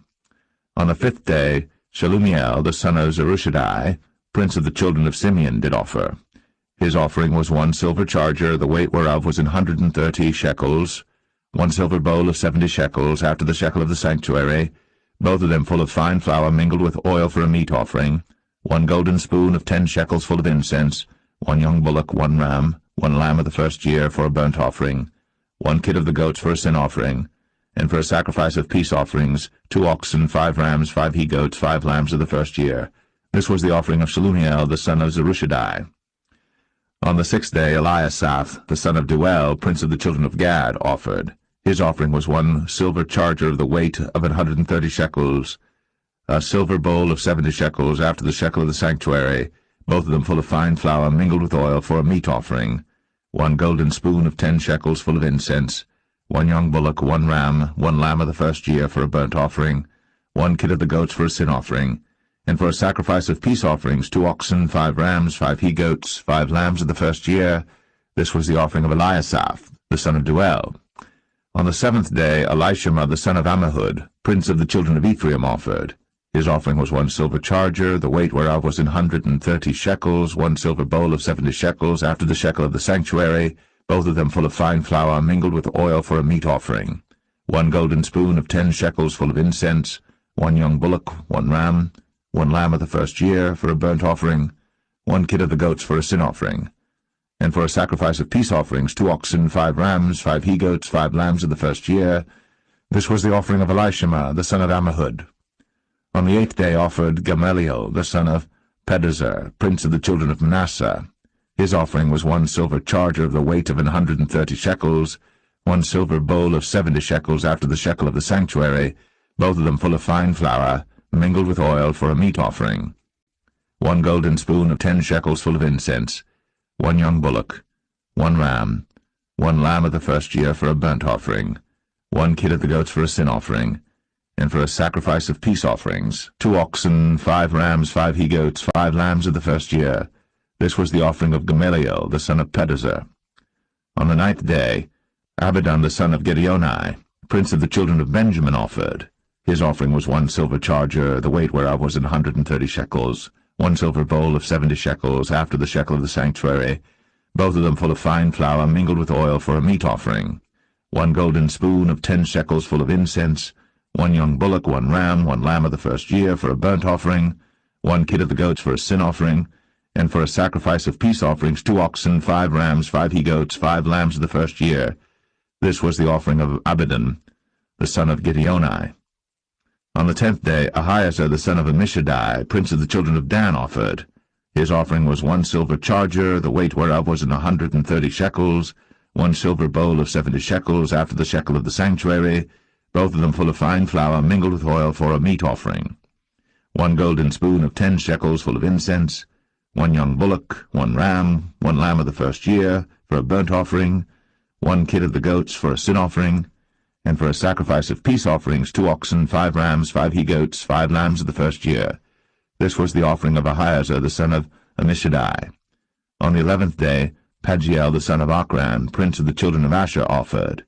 His offering was 1 silver charger, the weight whereof was 130 shekels, 1 silver bowl of 70 shekels after the shekel of the sanctuary, both of them full of fine flour, mingled with oil for a meat offering. 1 golden spoon of 10 shekels full of incense, 1 young bullock, 1 ram, 1 lamb of the first year for a burnt offering, 1 kid of the goats for a sin offering, and for a sacrifice of peace offerings 2 oxen, 5 rams, 5 he-goats, 5 lambs of the first year. This was the offering of Pagiel the son of Ochran. On the 12th day Ahira the son of Anan, prince of the children of Naphtali, offered. His offering was 1 silver charger, the weight whereof was 130 shekels, 1 silver bowl of 70 shekels after the shekel of the sanctuary, both of them full of fine flour, mingled with oil for a meat offering, 1 golden spoon of 10 shekels full of incense, 1 young bullock, 1 ram, 1 lamb of the first year for a burnt offering, 1 kid of the goats for a sin offering, and for a sacrifice of peace offerings 2 oxen, 5 rams, 5 he-goats, 5 lambs of the first year. This was the offering of Ahira the son of Anan. This was the dedication of the altar in the day when it was anointed by the princes of Israel.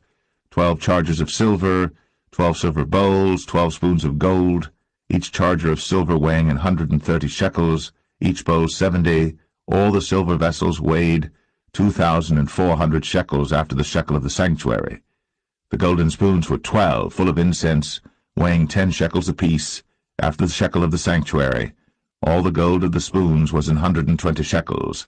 All the oxen for the burnt offering were 12 bullocks, the rams 12, the lambs of the first year 12, with their meat offering, and the kids of the goats for sin offering 12. And all the oxen for the sacrifice of the peace offerings were 20 and 4 bullocks, the rams 60, the he-goats 60, the lambs of the first year 60. This was the dedication of the altar. After that it was anointed. And when Moses was gone into the tabernacle of the congregation to speak with him, then he heard the voice of one speaking unto him from off the mercy seat, that was upon the ark of testimony, from between the 2 cherubims, and he spake unto him.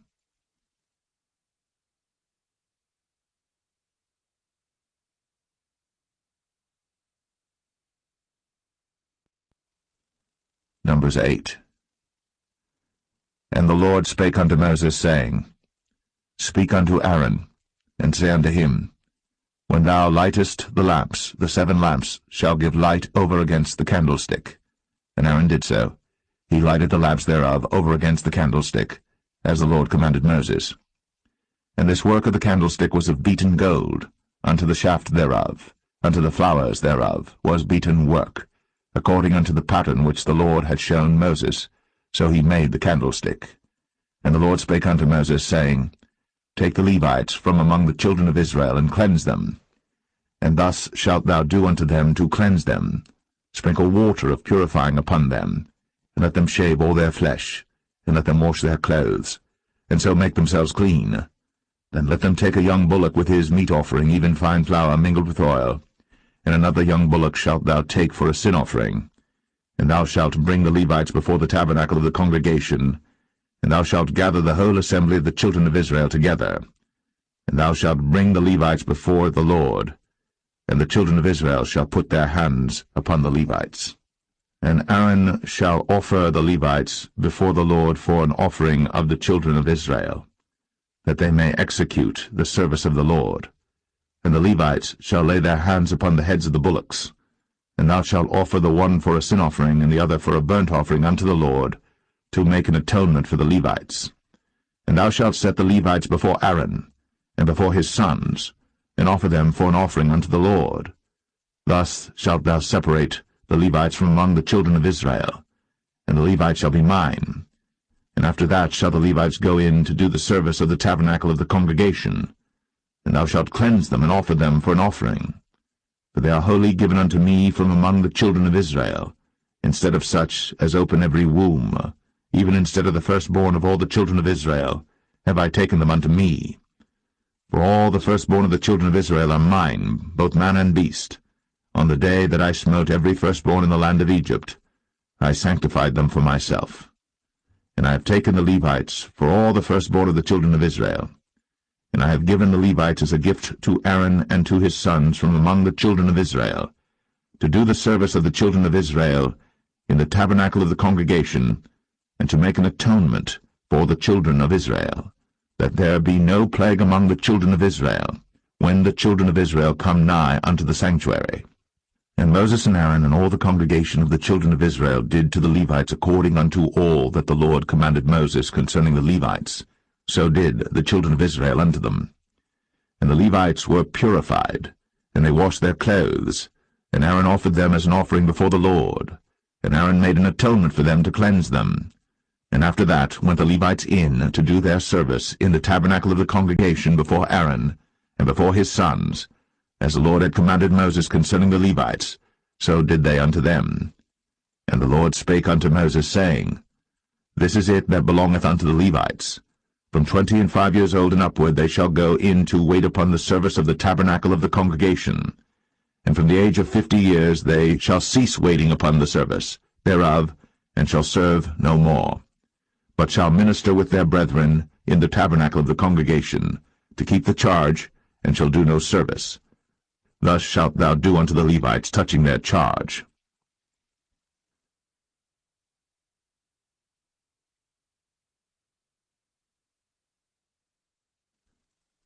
Numbers 9. And the Lord spake unto Moses in the wilderness of Sinai, in the first month of the 2nd year, after they were come out of the land of Egypt, saying, Let the children of Israel also keep the Passover at his appointed season. In the 14th day of this month, at even, ye shall keep it in his appointed season, according to all the rites of it, and according to all the ceremonies thereof shall ye keep it. And Moses spake unto the children of Israel, that they should keep the Passover. And they kept the Passover on the 14th day of the first month at even in the wilderness of Sinai, according to all that the Lord commanded Moses, so did the children of Israel. And there were certain men who were defiled by the dead body of a man, that they could not keep the Passover on that day. And they came before Moses and before Aaron on that day. And those men said unto him, We are defiled by the dead body of a man. Wherefore are we kept back, that we may not offer an offering of the Lord in his appointed season among the children of Israel? And Moses said unto them, Stand still, and I will hear what the Lord will command concerning you. And the Lord spake unto Moses, saying, Speak unto the children of Israel, saying, If any man of you or of your posterity shall be unclean by reason of a dead body, or be in a journey afar off, yet he shall keep the Passover unto the Lord. The 14th day of the 2nd month at even they shall keep it, and eat it with unleavened bread and bitter herbs. They shall leave none of it unto the morning, nor break any bone of it. According to all the ordinances of the Passover they shall keep it. But the man that is clean, and is not in a journey, and forbeareth to keep the Passover, even the same soul shall be cut off from among his people, because he brought not the offering of the Lord in his appointed season. That man shall bear his sin. And if a stranger shall sojourn among you, and will keep the Passover unto the Lord, according to the ordinance of the Passover, and according to the manner thereof, so shall he do. Ye shall have one ordinance, both for the stranger and for him that was born in the land.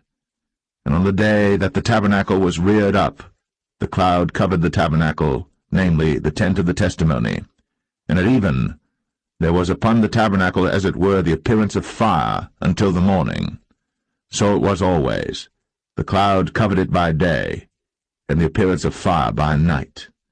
And when the cloud was taken up from the tabernacle, then after that the children of Israel journeyed.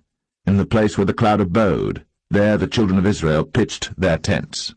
At the commandment of the Lord the children of Israel journeyed, and at the commandment of the Lord they pitched. As long as the cloud abode upon the tabernacle, they rested in their tents.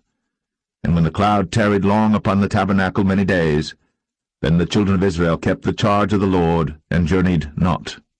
And so it was, when the cloud was a few days upon the tabernacle, according to the commandment of the Lord, they abode in their tents, and according to the commandment of the Lord they journeyed. And so it was, when the cloud abode from even unto the morning, and that the cloud was taken up in the morning, then they journeyed, whether it was by day or by night, that the cloud was taken up, they journeyed, or whether it were 2 days, or a month, or a year, that the cloud tarried upon the tabernacle, remaining thereon. The children of Israel abode in their tents, and journeyed not, but when it was taken up, they journeyed. At the commandment of the Lord they rested in the tents, and at the commandment of the Lord they journeyed. They kept the charge of the Lord, at the commandment of the Lord, by the hand of Moses.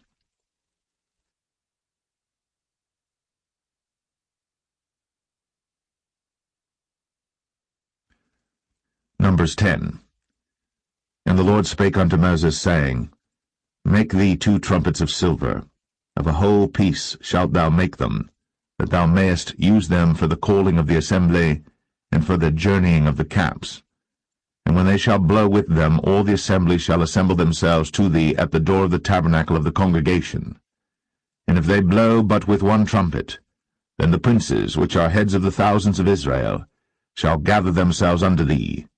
When ye blow an alarm, then the camps that lie on the east parts shall go forward. When ye blow an alarm the 2nd time, then the camps that lie on the south side shall take their journey. They shall blow an alarm for their journeys. But when the congregation is to be gathered together, ye shall blow, but ye shall not sound an alarm. And the sons of Aaron the priests shall blow with the trumpets, and they shall be to you for an ordinance forever throughout your generations. And if ye go to war in your land against the enemy that oppresseth you, then ye shall blow an alarm with the trumpets, and ye shall be remembered before the Lord your God, and ye shall be saved from your enemies. Also in the day of your gladness, and in your solemn days, in the beginnings of your months, ye shall blow with the trumpets over your burnt offerings, and over the sacrifices of your peace offerings, that they may be to you for a memorial before your God. I am the Lord your God. And it came to pass on the 20th day of the 2nd month, in the 2nd year, that the cloud was taken up from off the tabernacle of the testimony. And the children of Israel took their journeys out of the wilderness of Sinai, and the cloud rested in the wilderness of Paran. And they first took their journey according to the commandment of the Lord by the hand of Moses. In the first place went the standard of the camp of the children of Judah according to their armies, and over his host was Nahshon the son of Amminadab. And over the host of the tribe of the children of Issachar was Nethaniel the son of Zuar. And over the host of the tribe of the children of Zebulun was Eliab, the son of Helon. And the tabernacle was taken down, and the sons of Gershon and the sons of Merari set forward, bearing the tabernacle. And the standard of the camp of Reuben set forward according to their armies. And over his host was Elizur, the son of Shadur. And over the host of the tribe of the children of Simeon was Shelumiel, the son of Zerushadai. And over the host of the tribe of the children of Gad was Eliasaph, the son of Duel. And the Kohathites set forward, bearing the sanctuary, and the other did set up the tabernacle against they came. And the standard of the camp of the children of Ephraim set forward according to their armies, and over his host was Elishama, the son of Ammihud. And over the host of the tribe of the children of Manasseh was Gamaliel, the son of Pedazur. And over the host of the tribe of the children of Benjamin was Abidan, the son of Gideoni. And the standard of the camp of the children of Dan set forward, which was the rearward of all the camps throughout their hosts. And over his host was Ahiezer, the son of Ammishaddai. And over the host of the tribe of the children of Asher was Pagiel, the son of Ochran. And over the host of the tribe of the children of Naphtali was Ahira, the son of Enan. Thus were the journeyings of the children of Israel according to their armies, when they set forward. And Moses said unto Hobab, the son of Raguel the Midianite, Moses' father-in-law, We are journeying unto the place of which the Lord said, I will give it you. Come thou with us, and we will do thee good. For the Lord hath spoken good concerning Israel. And he said unto him, I will not go, but I will depart to mine own land, and to my kindred. And he said, Leave us not, I pray thee, for as much as thou knowest how we are to encamp in the wilderness, and thou mayest be to us instead of eyes. And it shall be, if thou go with us, yea, it shall be that what goodness the Lord shall do unto us, the same will we do unto thee. And they departed from the mount of the Lord 3 days' journey. And the ark of the covenant of the Lord went before them in the 3 days' journey, to search out a resting place for them. And the cloud of the Lord was upon them by day, when they went out of the camp. And it came to pass, when the ark set forward, that Moses said, Rise up, Lord, and let thine enemies be scattered, and let them that hate thee flee before thee. And when it rested, he said, Return, O Lord, unto the many thousands of Israel.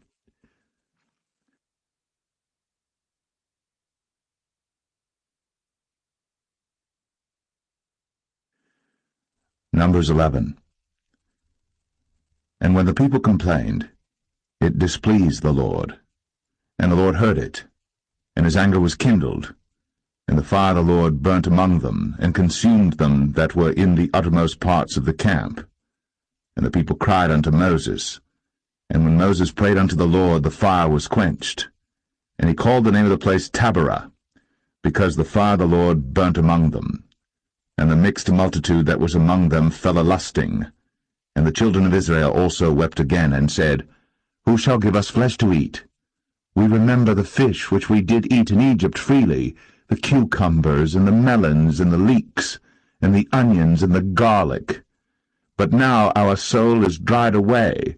There is nothing at all beside this manna before our eyes.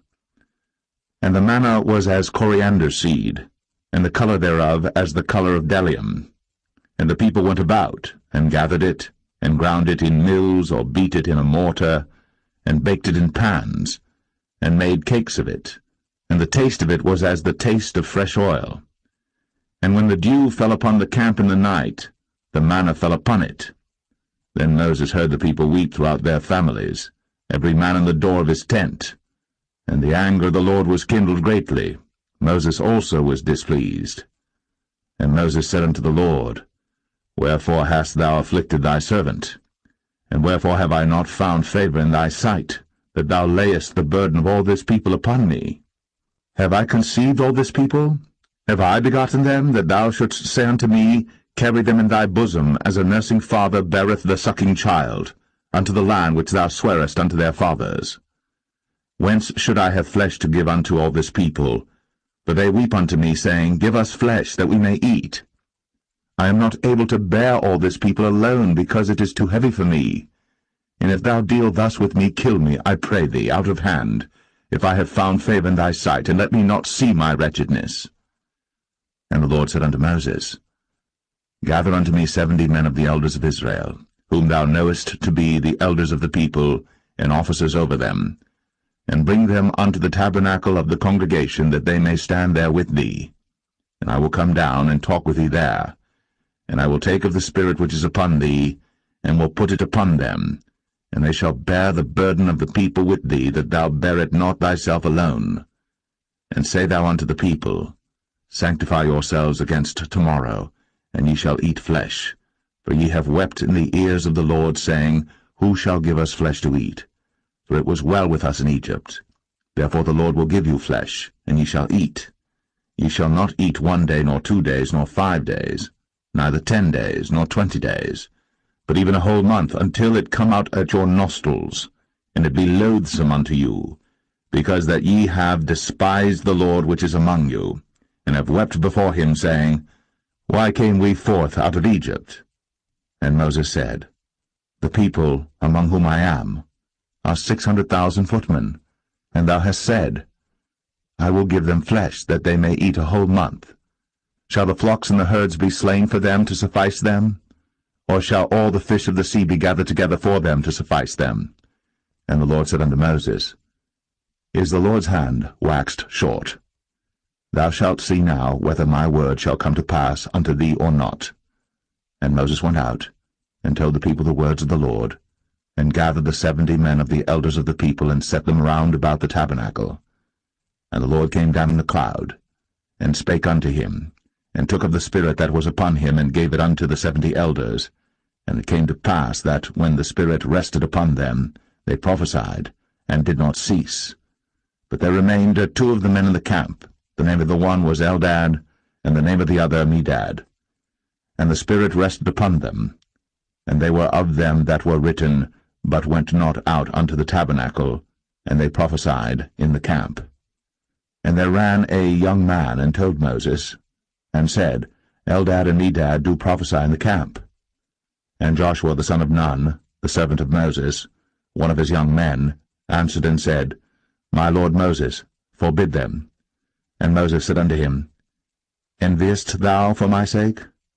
Would God that all the Lord's people were prophets, and that the Lord would put his Spirit upon them.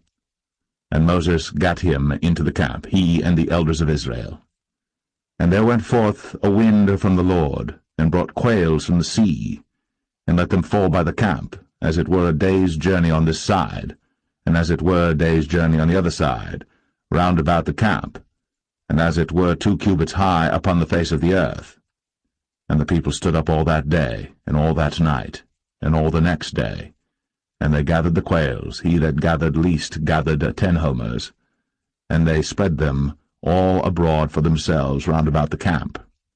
And while the flesh was yet between their teeth, ere it was chewed, the wrath of the Lord was kindled against the people, and the Lord smote the people with a very great plague. And he called the name of that place Kibroth Hattaavah, because there they buried the people that lusted. And the people journeyed from Kibroth Hattaavah unto Hazeroth, and abode at Hazeroth.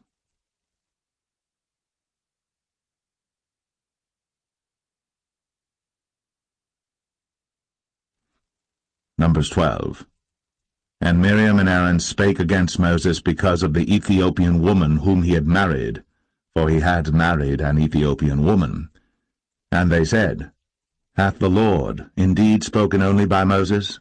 Hath he not spoken also by us? And the Lord heard it. Now the man Moses was very meek, above all the men which were upon the face of the earth. And the Lord spake suddenly unto Moses, and unto Aaron, and unto Miriam, Come out ye 3 unto the tabernacle of the congregation. And they 3 came out. And the Lord came down in the pillar of the cloud, and stood in the door of the tabernacle, and called Aaron and Miriam. And they both came forth.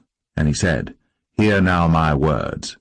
If there be a prophet among you, I the Lord will make myself known unto him in a vision, and will speak unto him in a dream. My servant Moses is not so, who is faithful in all mine house. With him will I speak mouth to mouth, even apparently, and not in dark speeches. And the similitude of the Lord shall he behold. Wherefore then were ye not afraid to speak against my servant Moses? And the anger of the Lord was kindled against them, and he departed. And the cloud departed from off the tabernacle, and behold, Miriam became leprous, white as snow. And Aaron looked upon Miriam, and behold, she was leprous. And Aaron said unto Moses, Alas, my Lord, I beseech thee, lay not the sin upon us, wherein we have done foolishly, and wherein we have sinned. Let her not be as one dead, of whom the flesh is half consumed, when he cometh out of his mother's womb. And Moses cried unto the Lord, saying, Heal her now, O God, I beseech thee. And the Lord said unto Moses, If her father had but spit in her face, should she not be ashamed 7 days? Let her be shut out from the camp 7 days, and after that let her be received in again. And Miriam was shut out from the camp 7 days. And the people journeyed not till Miriam was brought in again. And afterward the people removed from Hazeroth, and pitched in the wilderness of Paran.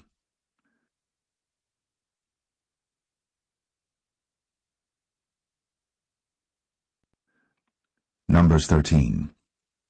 And the Lord spake unto Moses, saying, Send thou men, that they may search the land of Canaan, which I give unto the children of Israel. Of every tribe of their fathers shall ye send a man, every one a ruler among them. And Moses, by the commandment of the Lord, sent them from the wilderness of Paran. All those men were heads of the children of Israel. And these were their names: of the tribe of Reuben, Shammua, the son of Zakur; of the tribe of Simeon, Shaphat, the son of Ori; of the tribe of Judah, Caleb, the son of Jephunneh; of the tribe of Issachar, Igal, the son of Joseph; of the tribe of Ephraim, Hoshea, the son of Nun; of the tribe of Benjamin, Paltai, the son of Raphu; of the tribe of Zebulun, Gadiel, the son of Sodai; of the tribe of Joseph, namely of the tribe of Manasseh, Gadai, the son of Susai; of the tribe of Dan, Amiel, the son of Gemalli; of the tribe of Asher, Sethar, the son of Michael; of the tribe of Naphtali, Nabai, the son of Vosai; of the tribe of Gad, Geuel, the son of Machi. These are the names of the men which Moses sent to spy out the land. And Moses called Hoshea, the son of Nun, Jehoshua. And Moses sent them to spy out the land of Canaan, and said unto them, Get you up this way southward, and go up into the mountain, and see the land what it is, and the people that dwelleth therein, whether they be strong or weak, few or many, and what the land is that they dwell in, whether it be good or bad, and what cities they be that they dwell in, whether in tents or in strongholds, and what the land is, whether it be fat or lean, whether there be wood therein or not. And be ye of good courage, and bring of the fruit of the land. Now the time was the time of the first ripe grapes. So they went up and searched the land from the wilderness of Zin unto Rehob, as men come to Hamath. And they ascended by the south, and came unto Hebron, where Ahiman, Sheshai, and Talmai, the children of Anak, were. Now Hebron was built 7 years before Zoan in Egypt. And they came unto the brook of Eshcol, and cut down from thence a branch, with one cluster of grapes, and they bare it between two upon a staff. And they brought of the pomegranates and of the figs. The place was called the brook Eshcol, because of the cluster of grapes which the children of Israel cut down from thence. And they returned from searching of the land after 40 days. And they went, and came to Moses, and to Aaron, and to all the congregation of the children of Israel, unto the wilderness of Paran, to Kadesh, and brought back word unto them, and unto all the congregation, and showed them the fruit of the land. And they told him, and said, We came unto the land whither thou sentest us, and surely it floweth with milk and honey, and this is the fruit of it. Nevertheless the people be strong that dwell in the land, and the cities are walled, and very great. And moreover, we saw the children of Anak there. The Amalekites dwell in the land of the south, and the Hittites, and the Jebusites, and the Amorites dwell in the mountains, and the Canaanites dwell by the sea, and by the coast of Jordan. And Caleb stilled the people before Moses, and said, Let us go up at once, and possess it, for we are well able to overcome it. But the men that went up with him said, We be not able to go up against the people, for they are stronger than we. And they brought up an evil report of the land, which they had searched unto the children of Israel, saying, The land, through which we have gone to search it, is a land that eateth up the inhabitants thereof, and all the people that we saw in it are men of a great stature. And there we saw the giants, the sons of Anak, which come of the giants. And we were in our own sight as grasshoppers, and so we were in their sight.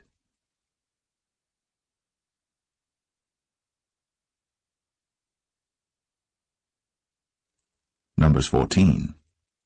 And all the congregation lifted up their voice, and cried, and the people wept that night. And all the children of Israel murmured against Moses, and against Aaron. And the whole congregation said unto them, Would God that we had died in the land of Egypt, or would God we had died in this wilderness? And wherefore hath the Lord brought us unto this land, to fall by the sword, that our wives and our children should be a prey? Were it not better for us to return into Egypt? And they said one to another, Let us make a captain, and let us return into Egypt. Then Moses and Aaron fell on their faces before all the assembly of the congregation of the children of Israel. And Joshua, the son of Nun, and Caleb, the son of Jephunneh, which were of them that searched the land, rent their clothes.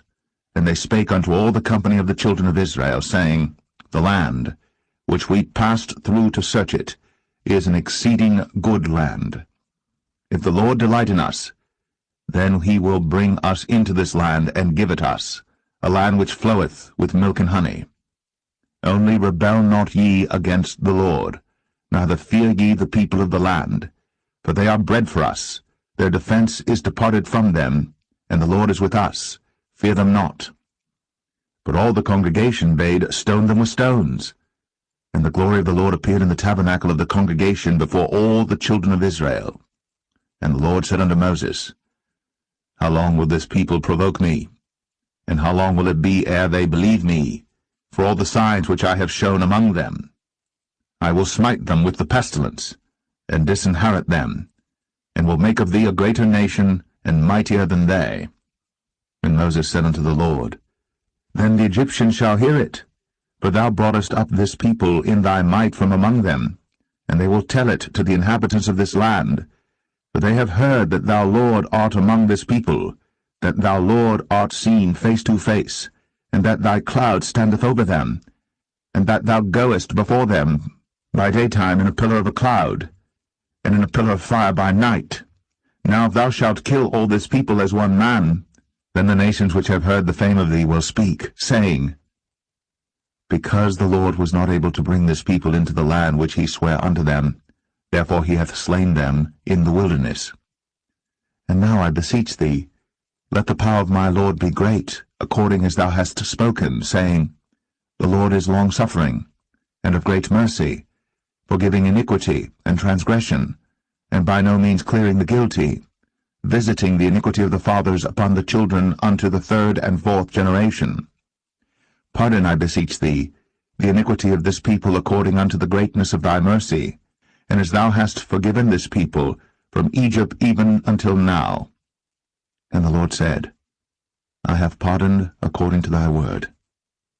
But as truly as I live, all the earth shall be filled with the glory of the Lord, because all those men which have seen my glory and my miracles, which I did in Egypt and in the wilderness, and have tempted me now these 10 times, and have not hearkened to my voice, surely they shall not see the land which I swear unto their fathers, neither shall any of them that provoked me see it. But my servant Caleb, because he had another spirit with him, and hath followed me fully, him will I bring into the land whereinto he went, and his seed shall possess it. Now the Amalekites and the Canaanites dwelt in the valley. Tomorrow turn you, and get you into the wilderness by the way of the Red Sea. And the Lord spake unto Moses and unto Aaron, saying, How long shall I bear with this evil congregation, which murmur against me? I have heard the murmurings of the children of Israel, which they murmur against me. Say unto them, As truly as I live, saith the Lord, As ye have spoken in mine ears, so will I do to you. Your carcasses shall fall in this wilderness, and all that were numbered of you according to your whole number, from 20 years old and upward, which have murmured against me. Doubtless ye shall not come into the land, concerning which I swear to make you dwell therein, save Caleb the son of Jephunneh, and Joshua the son of Nun. But your little ones, which ye said should be a prey, them will I bring in, and they shall know the land which ye have despised. But as for you, your carcasses, they shall fall in this wilderness, and your children shall wander in the wilderness 40 years, and bear your whoredoms until your carcasses be wasted in the wilderness. After the number of the days in which ye searched the land, even 40 days, each day for a year, shall ye bear your iniquities, even 40 years, and ye shall know my breach of promise. I the Lord have said, I will surely do it unto all this evil congregation that are gathered together against me.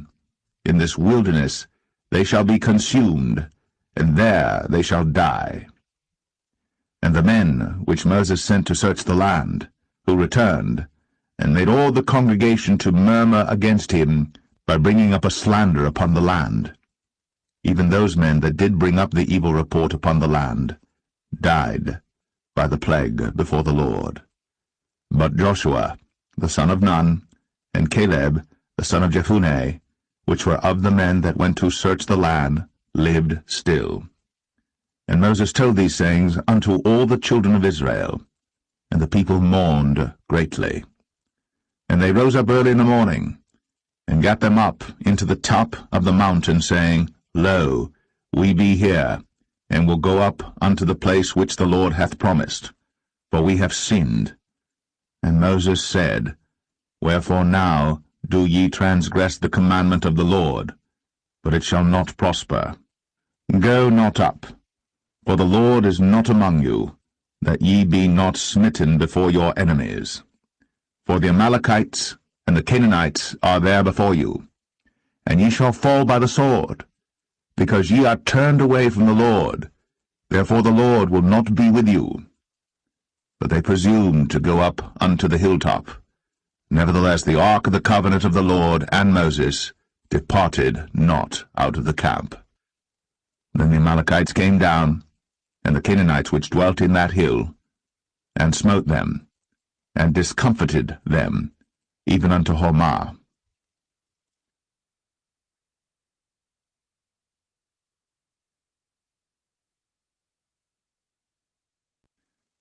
Numbers 15.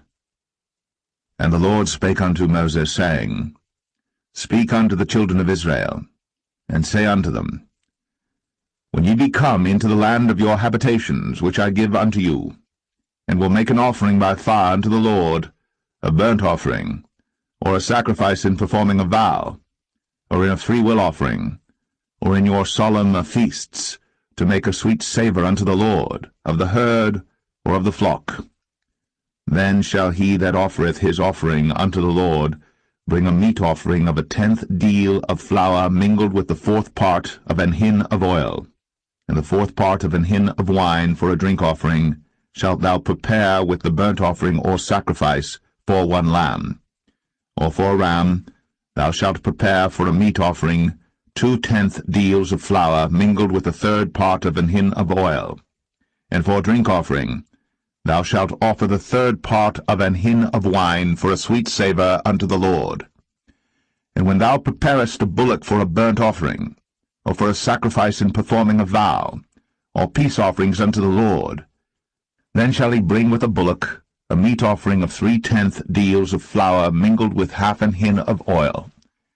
And thou shalt bring for a drink offering 1/2 an hin of wine, for an offering made by fire, of a sweet savour unto the Lord. Thus shall it be done for 1 bullock, or for 1 ram, or for a lamb, or a kid, according to the number that ye shall prepare. So shall ye do to every one according to their number.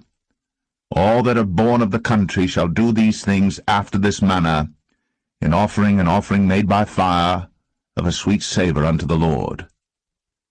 And if a stranger sojourn with you, or whosoever be among you in your generations, and will offer an offering made by fire, of a sweet savour unto the Lord, as ye do, so he shall do. One ordinance shall be both for you of the congregation, and also for the stranger that sojourneth with you, an ordinance for ever in your generations, as ye are, so shall the stranger be before the Lord.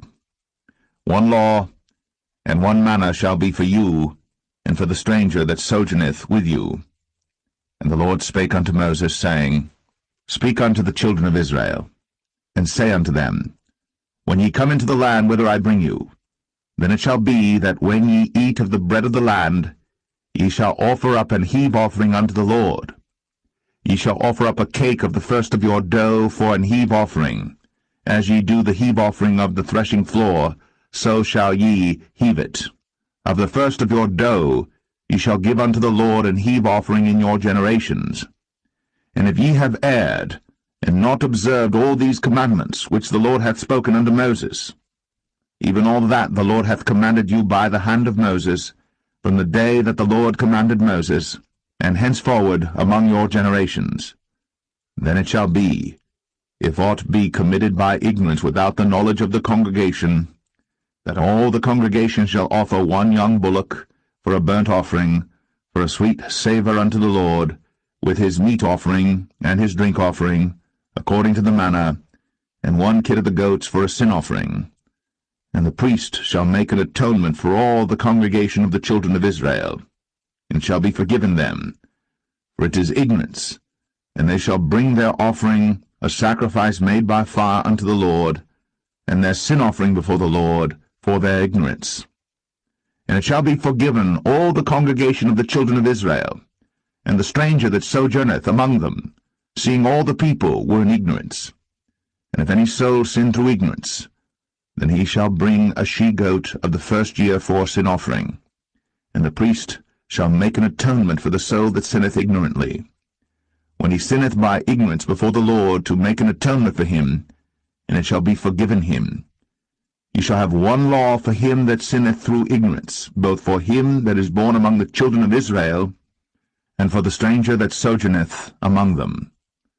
But the soul that doeth aught presumptuously, whether he be born in the land or a stranger, the same reproacheth the Lord, and that soul shall be cut off from among his people, because he hath despised the word of the Lord, and hath broken his commandment. That soul shall utterly be cut off. His iniquity shall be upon him. And while the children of Israel were in the wilderness, they found a man that gathered sticks upon the Sabbath day.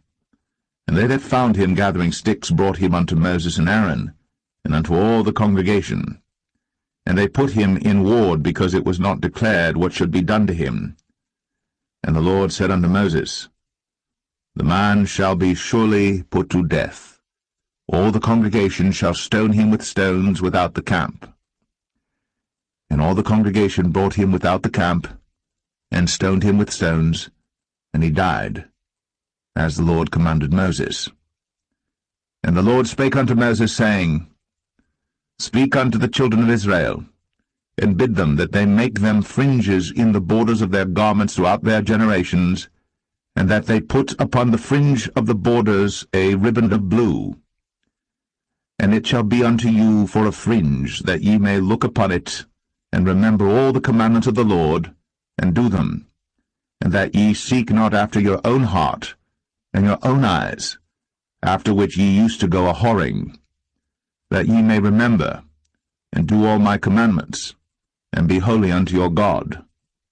I am the Lord your God, which brought you out of the land of Egypt, to be your God. I am the Lord your God.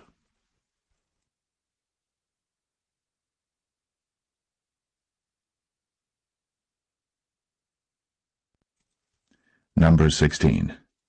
Now Korah the son of Izhar, the son of Kohath, the son of Levi, and Dathan and Abiram, the sons of Eliab, and On, the son of Paulett, sons of Reuben, took men. And they rose up before Moses with certain of the children of Israel, 250 princes of the assembly, famous in the congregation, men of renown. And they gathered themselves together against Moses and against Aaron, and said unto them, Ye take too much upon you, seeing all the congregation are holy, every one of them, and the Lord is among them. Wherefore then lift ye up yourselves above the congregation of the Lord. And when Moses heard it, he fell upon his face. And he spake unto Korah and unto all his company, saying, Even tomorrow the Lord will show who are his, and who is holy, and will cause him to come near unto him. Even him whom he hath chosen will he cause to come near unto him.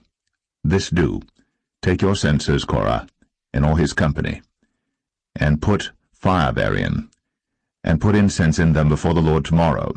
And it shall be, that the man whom the Lord doth choose, he shall be holy. Ye take too much upon you, ye sons of Levi. And Moses said unto Korah, Hear, I pray you, ye sons of Levi. Seemeth it but a small thing unto you, that the God of Israel hath separated you from the congregation of Israel, to bring you near to himself, to do the service of the tabernacle of the Lord, and to stand before the congregation to minister unto them? And he hath brought thee near to him, and all thy brethren, the sons of Levi, with thee. And seek ye the priesthood also? For which cause both thou and all thy company are gathered together against the Lord? And what is Aaron, that ye murmur against him? And Moses sent to call Dathan and Abiram, the sons of Eliab, which said, We will not come up. Is it a small thing that thou hast brought us up out of the land that floweth with milk and honey, to kill us in the wilderness, except thou make thyself altogether a prince over us? Moreover, thou hast not brought us into a land that floweth with milk and honey, or given us inheritance of fields and vineyards.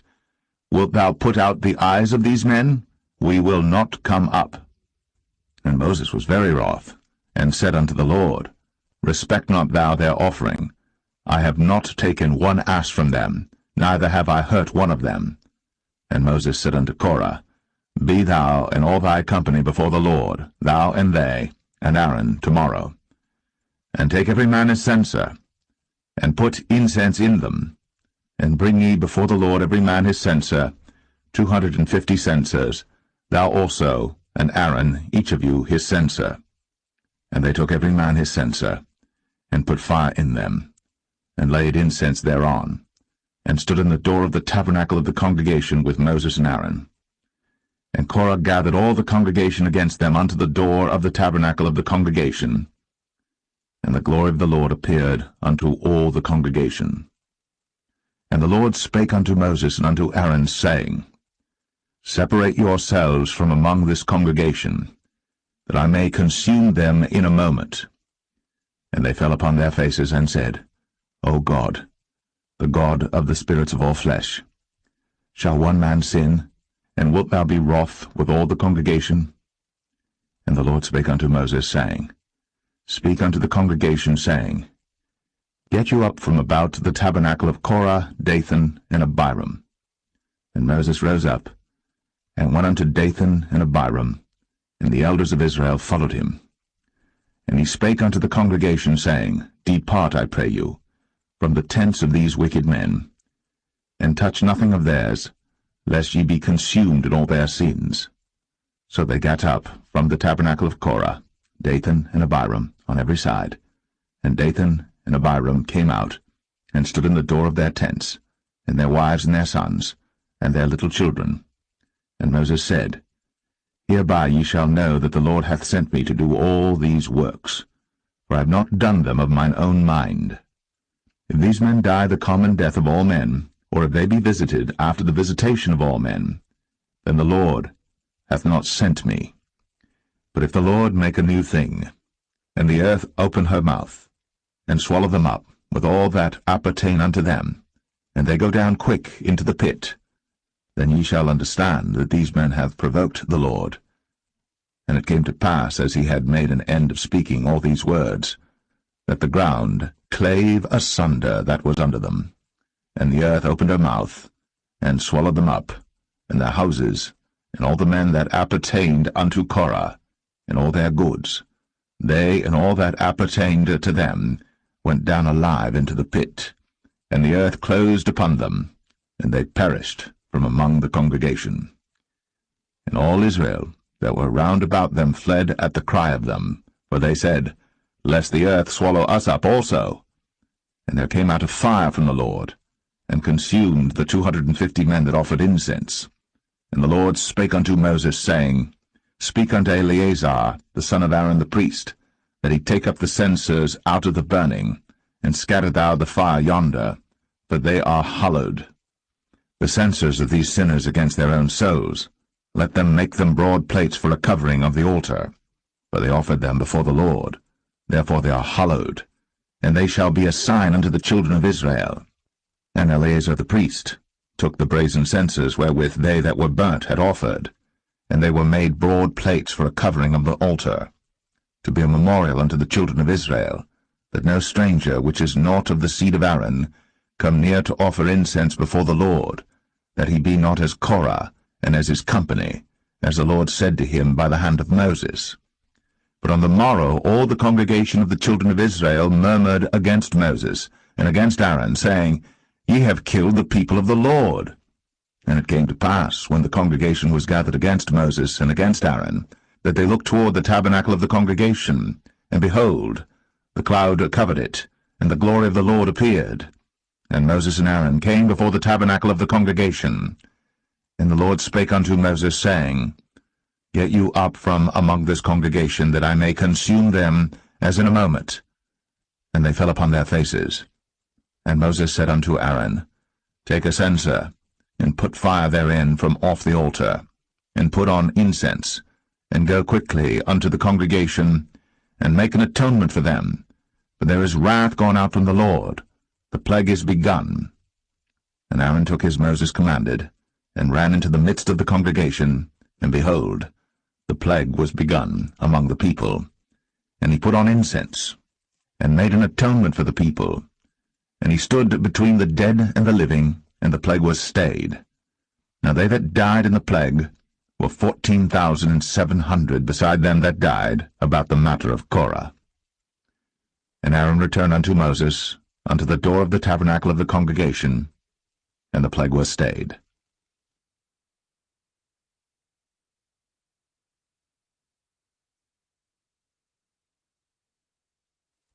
Number 17.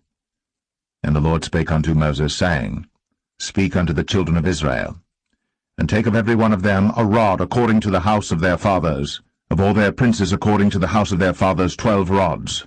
Write thou every man's name upon his rod. And thou shalt write Aaron's name upon the rod of Levi. For 1 rod shall be for the head of the house of their fathers.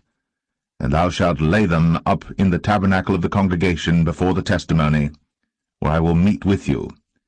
And it shall come to pass that the man's rod, whom I shall choose, shall blossom, and I will make to cease from me the murmurings of the children of Israel, whereby they murmur against you. And Moses spake unto the children of Israel, and every one of their princes gave him a rod apiece, for each prince 1 according to their fathers' houses, even 12 rods, and the rod of Aaron was among their rods. And Moses laid up the rods before the Lord in the tabernacle of witness. And it came to pass that on the morrow Moses went into the tabernacle of witness, and behold, the rod of Aaron for the house of Levi was budded, and brought forth buds, and bloomed blossoms, and yielded almonds. And Moses brought out all the rods from before the Lord unto all the children of Israel. And they looked, and took every man his rod. And the Lord said unto Moses, Bring Aaron's rod again before the testimony, to be kept for a token against the rebels. And thou shalt quite take away their murmurings from me, that they die not. And Moses did so. As the Lord commanded him, so did he. And the children of Israel spake unto Moses, saying, Behold, we die, we perish, we all perish. Whosoever cometh anything near unto the tabernacle of the Lord shall die. Shall we be consumed with dying?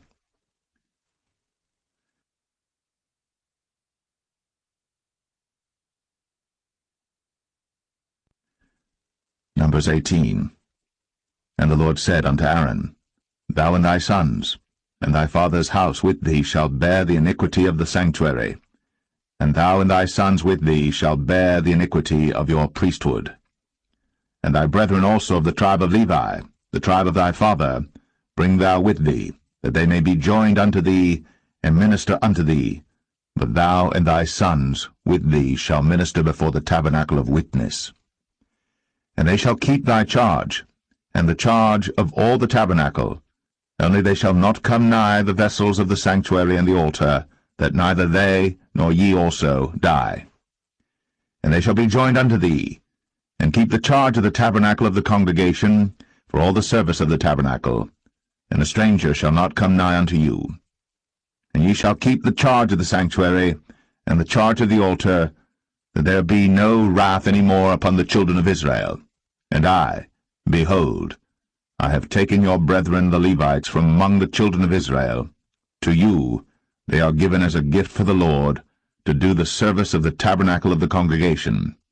Therefore thou, and thy sons with thee, shall keep your priest's office for everything of the altar, and within the veil, and ye shall serve.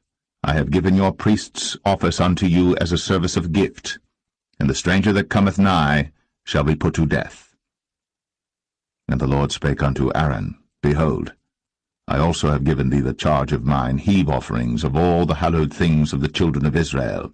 Unto thee have I given them by reason of the anointing, and to thy sons by an ordinance for ever. This shall be thine of the most holy things, reserved from the fire, every oblation of theirs, every meat offering of theirs, and every sin offering of theirs, and every trespass offering of theirs, which they shall render unto me, shall be most holy for thee, and for thy sons. In the most holy place shalt thou eat it, every male shall eat it. It shall be holy unto thee. And this is thine, the heave offering of their gift, with all the wave offerings of the children of Israel. I have given them unto thee, and to thy sons and to thy daughters with thee, by a statute for ever. Every one that is clean in thy house shall eat of it. All the best of the oil, all the best of the wine, and of the wheat, the firstfruits of them which they shall offer unto the Lord, them have I given thee. And whatsoever is first ripe in the land, which they shall bring unto the Lord, shall be thine. Every one that is clean in thine house shall eat of it. Everything devoted in Israel shall be thine. Everything that openeth the matrix in all flesh, which they bring unto the Lord, whether it be of men or beasts, shall be thine. Nevertheless, the firstborn of man shalt thou surely redeem, and the firstling of unclean beasts shalt thou redeem. And those that are to be redeemed from a month old shalt thou redeem, according to thine estimation, for the money of 5 shekels, after the shekel of the sanctuary, which is 20 gerahs. But the firstling of a cow, or the firstling of a sheep, or the firstling of a goat, thou shalt not redeem. They are holy. Thou shalt sprinkle their blood upon the altar, and shalt burn their fat for an offering made by fire, for a sweet savour unto the Lord. And the flesh of them shall be thine, as the wave breast and as the right shoulder are thine. All the heave offerings of the holy things which the children of Israel offer unto the Lord have I given thee, and thy sons and thy daughters with thee, by a statute for ever. It is a covenant of salt for ever before the Lord unto thee, and to thy seed with thee. And the Lord spake unto Aaron, Thou shalt have no inheritance in their land, neither shalt thou have any part among them. I am thy part, and thine inheritance among the children of Israel. And behold, I have given the children of Levi all the tenth in Israel for an inheritance, for their service which they serve, even the service of the tabernacle of the congregation. Neither must the children of Israel henceforth come nigh the tabernacle of the congregation, lest they bear sin and die. But the Levites shall do the service of the tabernacle of the congregation, and they shall bear their iniquity. It shall be a statute for ever throughout your generations, that among the children of Israel they have no inheritance. But the tithes of the children of Israel, which they offer as an heave offering unto the Lord, I have given to the Levites to inherit. Therefore I have said unto them, Among the children of Israel they shall have no inheritance. And the Lord spake unto Moses, saying, Thus speak unto the Levites, and say unto them, When ye take of the children of Israel the tithes which I have given you from them for your inheritance, then ye shall offer up an heave offering of it for the Lord, even a 10th part of the tithe. And this your heave offering shall be reckoned unto you, as though it were the corn of the threshing floor, and as the fullness of the winepress. Thus ye also shall offer an heave offering unto the Lord of all your tithes, which ye receive of the children of Israel, and ye shall give thereof of the Lord's heave offering to Aaron the priest. Out of all your gifts ye shall offer every heave offering of the Lord, of all the best thereof, even the hallowed part thereof out of it. Therefore thou shalt say unto them, When ye have heaved the best thereof from it, then it shall be counted unto the Levites as the increase of the threshing floor, and as the increase of the winepress. And ye shall eat it in every place, ye and your households. For it is your reward for your service in the tabernacle of the congregation, and ye shall bear no sin by reason of it, when ye have heaved from it the best of it. Neither shall ye pollute the holy things of the children of Israel, lest ye die.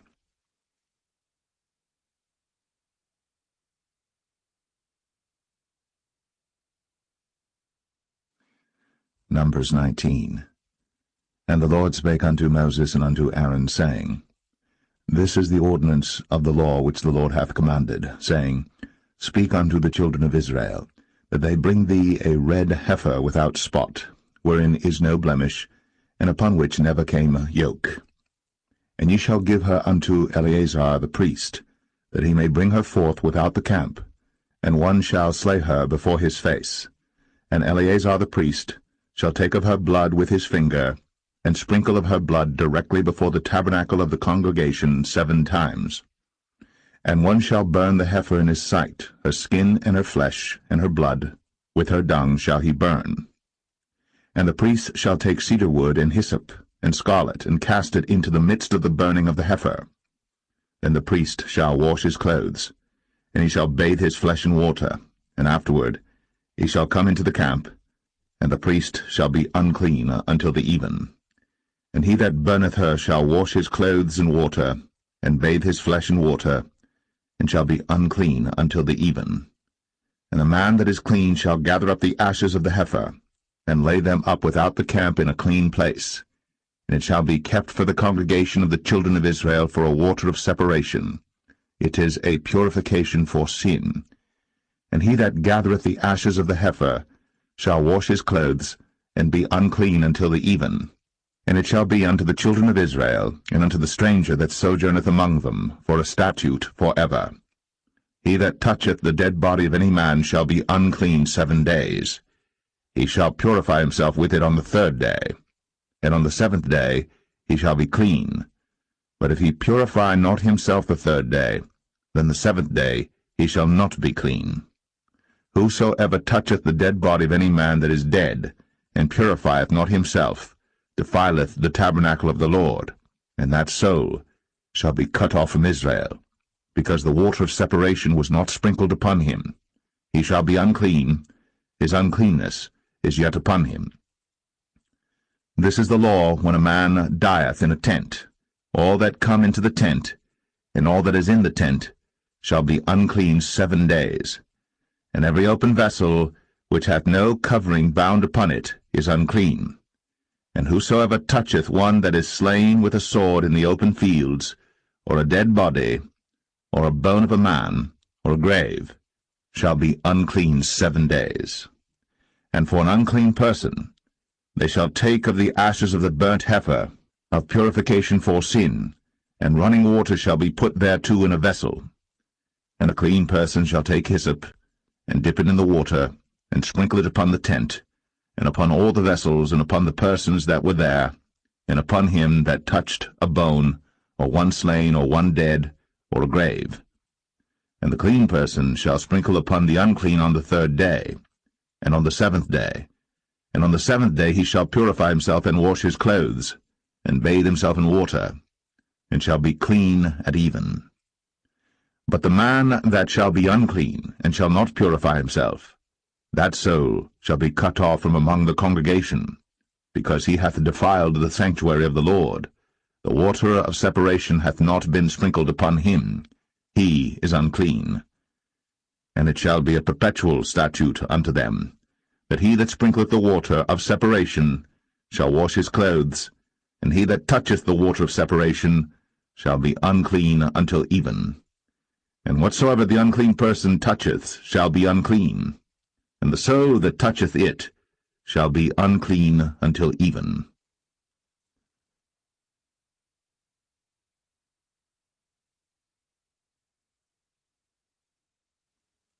Numbers 20. Then came the children of Israel, even the whole congregation, into the desert of Zin, in the 1st month, and the people abode in Kadesh. And Miriam died there, and was buried there. And there was no water for the congregation, and they gathered themselves together against Moses and against Aaron. And the people chode with Moses, and spake, saying, Would God that we had died when our brethren died before the Lord! And why have ye brought up the congregation of the Lord into this wilderness, that we and our cattle should die there? And wherefore have ye made us to come up out of Egypt, to bring us in unto this evil place? It is no place of seed, or of figs, or of vines, or of pomegranates, neither is there any water to drink. Then Moses and Aaron went from the presence of the assembly unto the door of the tabernacle of the congregation, and they fell upon their faces, and the glory of the Lord appeared unto them. And the Lord spake unto Moses, saying, Take the rod, and gather thou the assembly together, thou and Aaron thy brother, and speak ye unto the rock before their eyes, and it shall give forth his water. And thou shalt bring forth to them water out of the rock, so thou shalt give the congregation and their beasts drink. And Moses took the rod from before the Lord, as he commanded him. And Moses and Aaron gathered the congregation together before the rock, and he said unto them, Hear now, ye rebels, must we fetch you water out of this rock? And Moses lifted up his hand, and with his rod he smote the rock twice, and the water came out abundantly, and the congregation drank, and their beasts also. And the Lord spake unto Moses and Aaron, Because ye believed me not, to sanctify me in the eyes of the children of Israel, therefore ye shall not bring this congregation into the land which I have given them. This is the water of Meribah, because the children of Israel strove with the Lord, and he was sanctified in them. And Moses sent messengers from Kadesh unto the king of Edom. Thus saith thy brother Israel, Thou knowest all the travail that hath befallen us, how our fathers went down into Egypt, and we have dwelt in Egypt a long time, and the Egyptians vexed us and our fathers. And when we cried unto the Lord, he heard our voice, and sent an angel, and hath brought us forth out of Egypt. And behold, we are in Kadesh, a city in the uttermost of thy border. Let us pass, I pray thee, through thy country. We will not pass through the fields, or through the vineyards, neither will we drink of the water of the wells. We will go by the king's highway. We will not turn to the right hand, nor to the left, until we have passed thy borders. And Edom said unto him, Thou shalt not pass by me, lest I come out against thee with the sword. And the children of Israel said unto him, We will go by the highway, and if I and my cattle drink of thy water, then I will pay for it. I will only, without doing anything else, go through on my feet.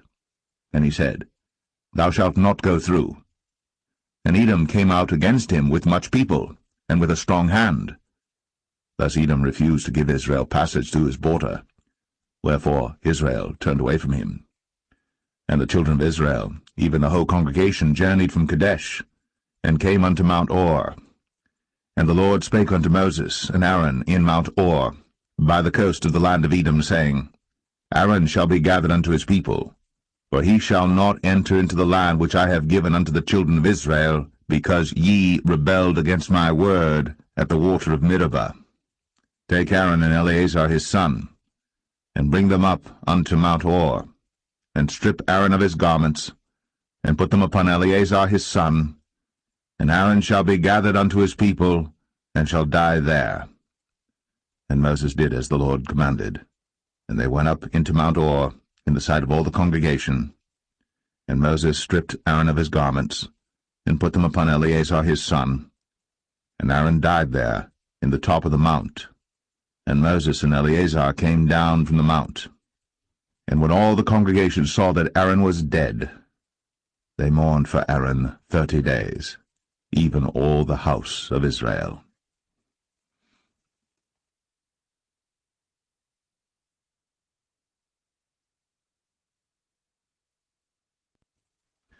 Numbers 21. And when King Arad, the Canaanite, which dwelt in the south, heard tell that Israel came by the way of the spies, then he fought against Israel, and took some of them prisoners. And Israel vowed a vow unto the Lord, and said, If thou wilt indeed deliver this people into my hand, then I will utterly destroy their cities. And the Lord hearkened to the voice of Israel, and delivered up the Canaanites, and they utterly destroyed them in their cities. And he called the name of the place Ormah. And they journeyed from Mount Or by the way of the Red Sea to compass the land of Edom. And the soul of the people was much discouraged because of the way. And the people spake against God, and against Moses.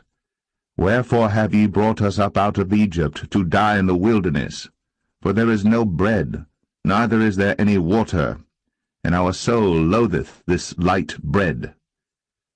And the Lord sent fiery serpents among the people, and they bit the people, and much people of Israel died.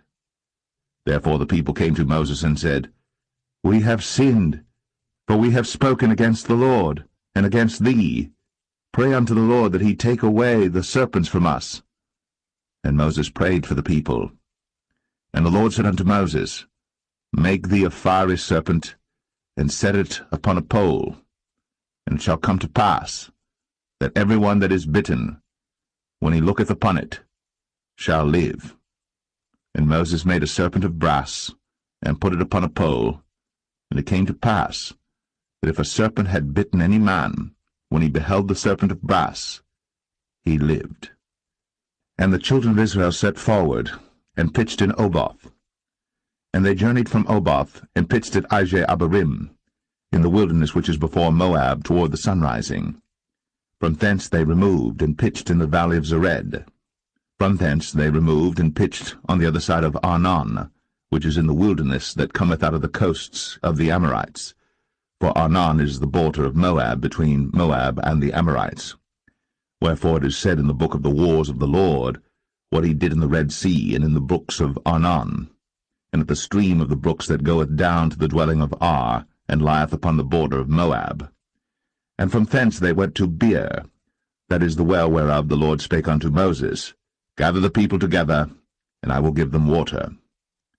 Then Israel sang this song, Spring up, O well, sing ye unto it. The princes digged the well, the nobles of the people digged it, by the direction of the lawgiver, with their staves. And from the wilderness they went to Mattanah, and from Mattanah to Nahaliel, and from Nahaliel to Bamoth, and from Bamoth in the valley, that is in the country of Moab, to the top of Pisgah, which looketh toward Jeshimon. And Israel sent messengers unto Sihon, king of the Amorites, saying, Let me pass through thy land. We will not turn into the fields or into the vineyards, we will not drink of the waters of the well, but we will go along by the king's highway until we be past thy borders. And Sihon would not suffer Israel to pass through his border. But Sihon gathered all his people together, and went out against Israel into the wilderness. And he came to Jahaz, and fought against Israel. And Israel smote him with the edge of the sword, and possessed his land from Arnon unto Jabbok, even unto the children of Ammon. For the border of the children of Ammon was strong. And Israel took all these cities, and Israel dwelt in all the cities of the Amorites, in Heshbon, in all the villages thereof. For Heshbon was the city of Sihon the king of the Amorites, who had fought against the former king of Moab, and taken all his land out of his hand, even unto Arnon.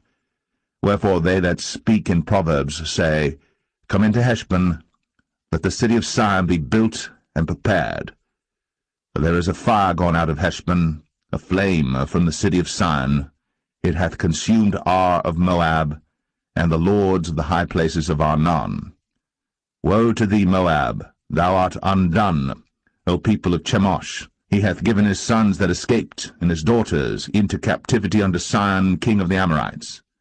We have shot at them. Heshbon is perished even unto Dibon, and we have laid them waste even unto Nephah, which reacheth unto Medeba. Thus Israel dwelt in the land of the Amorites.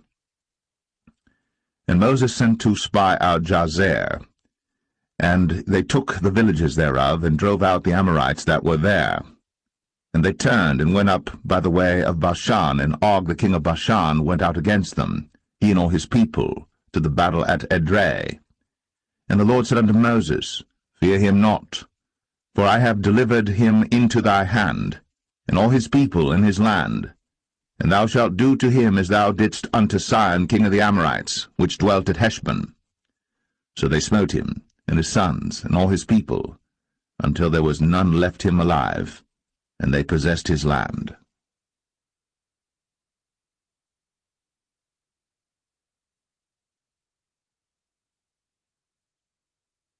Numbers 22. And the children of Israel set forward, and pitched in the plains of Moab, on this side Jordan, by Jericho. And Balak the son of Zippor saw all that Israel had done to the Amorites. And Moab was sore afraid of the people, because they were many. And Moab was distressed because of the children of Israel. And Moab said unto the elders of Midian, Now shall this company lick up all that are round about us, as the ox licketh up the grass of the field.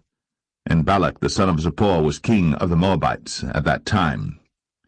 He sent messengers, therefore, unto Balaam the son of Beor to Pethor, which is by the river of the land of the children of his people, to call him, saying, Behold, there is a people come out from Egypt. Behold, they cover the face of the earth, and they abide over against me. Come now, therefore, I pray thee, curse me this people, for they are too mighty for me. Peradventure I shall prevail, that we may smite them, and that I may drive them out of the land. For I wot that he whom thou blessest is blessed, and he whom thou cursest is cursed. And the elders of Moab and the elders of Midian departed with the rewards of divination in their hand. And they came unto Balaam, and spake unto him the words of Balak. And he said unto them, Lodge here this night, and I will bring you word again, as the Lord shall speak unto me. And the princes of Moab abode with Balaam. And God came unto Balaam, and said, What men are these with thee? And Balaam said unto God, Balak the son of Zippor, king of Moab, hath sent unto me, saying, Behold, there is a people come out of Egypt, which covereth the face of the earth.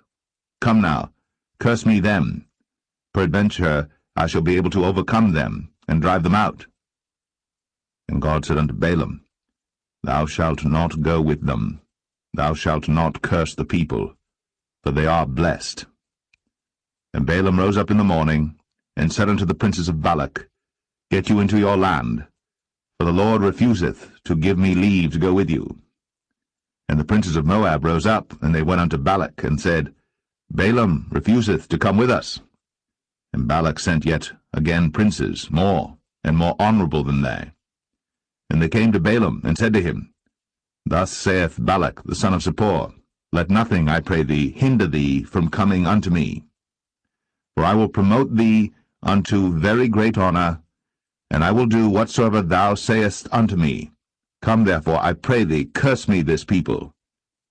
And Balaam answered and said unto the servants of Balak, If Balak would give me his house full of silver and gold, I cannot go beyond the word of the Lord my God, to do less or more. Now therefore I pray you, tarry ye also here this night, that I may know what the Lord will say unto me more. And God came unto Balaam at night, and said unto him, If the men come to call thee, rise up and go with them. But yet the word which I shall say unto thee, that shalt thou do. And Balaam rose up in the morning, and saddled his ass, and went with the princes of Moab. And God's anger was kindled because he went. And the angel of the Lord stood in the way for an adversary against him. Now he was riding upon his ass, and his 2 servants were with him. And the ass saw the angel of the Lord standing in the way, and his sword drawn in his hand. And the ass turned aside out of the way, and went into the field. And Balaam smote the ass, to turn her into the way. But the angel of the Lord stood in a path of the vineyards, a wall being on this side, and a wall on that side.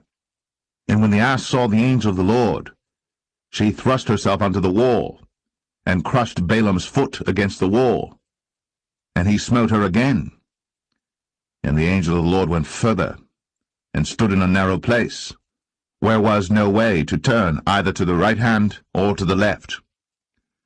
And when the ass saw the angel of the Lord, she fell down under Balaam, and Balaam's anger was kindled, and he smote the ass with a staff.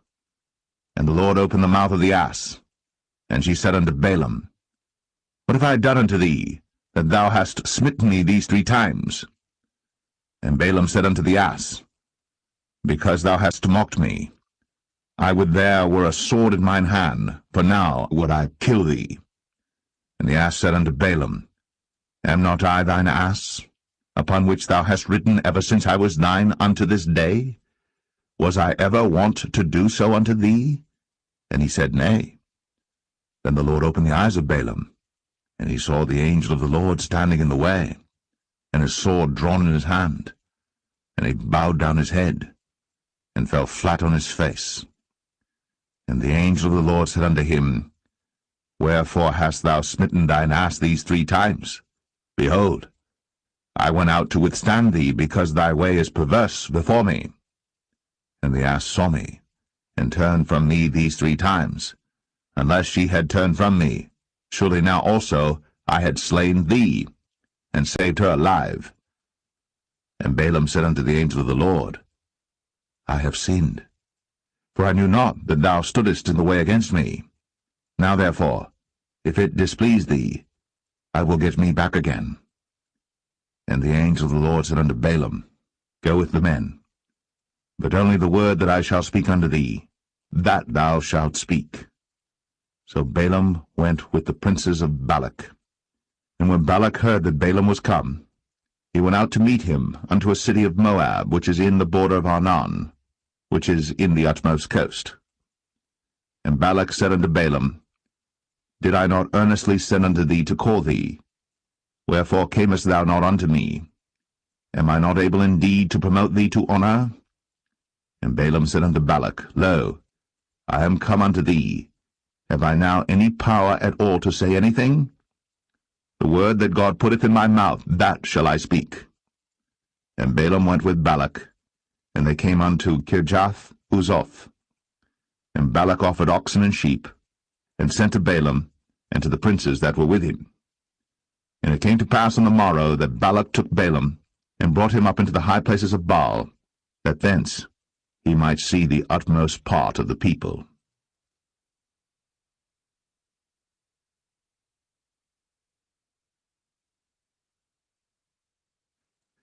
Numbers 23.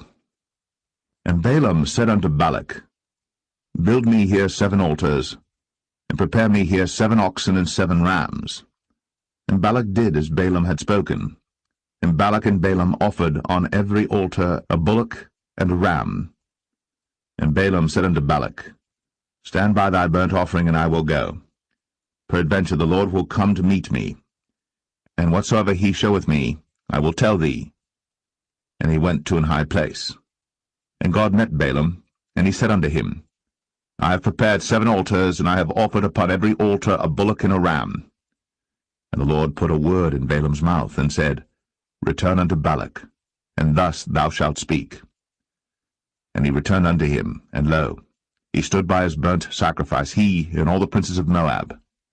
And he took up his parable, and said, Balak the king of Moab hath brought me from Aram out of the mountains of the east, saying, Come, curse me, Jacob, and come, defy Israel. How shall I curse whom God hath not cursed? Or how shall I defy whom the Lord hath not defied? For from the top of the rocks I see him, and from the hills I behold him. Lo, the people shall dwell alone, and shall not be reckoned among the nations. Who can count the dust of Jacob, and the number of the 4th part of Israel? Let me die the death of the righteous, and let my last end be like his. And Balak said unto Balaam, What hast thou done unto me? I took thee to curse mine enemies, and behold, thou hast blessed them altogether. And he answered and said, Must I not take heed to speak that which the Lord hath put in my mouth? And Balak said unto him, Come, I pray thee, with me unto another place, from whence thou mayest see them. Thou shalt see but the utmost part of them, and shalt not see them all. And curse me them from thence. And he brought him into the field of Zophim, to the top of Pisgah, and built 7 altars, and offered a bullock and a ram on every altar. And he said unto Balak, Stand here by thy burnt offering, while I meet the Lord yonder. And the Lord met Balaam, and put a word in his mouth, and said, Go again unto Balak, and say thus. And when he came to him, behold, he stood by his burnt offering, and the princes of Moab with him. And Balak said unto him, What hath the Lord spoken? And he took up his parable, and said, Rise up, Balak, and hear. Hearken unto me, thou son of Zippor. God is not a man, that he should lie, neither the Son of Man, that he should repent. Hath he said, and shall he not do it? Or hath he spoken, and shall he not make it good? Behold, I have received commandment to bless, and he hath blessed, and I cannot reverse it. He hath not beheld iniquity in Jacob, neither hath he seen perverseness in Israel. The Lord his God is with him, and the shout of a king is among them.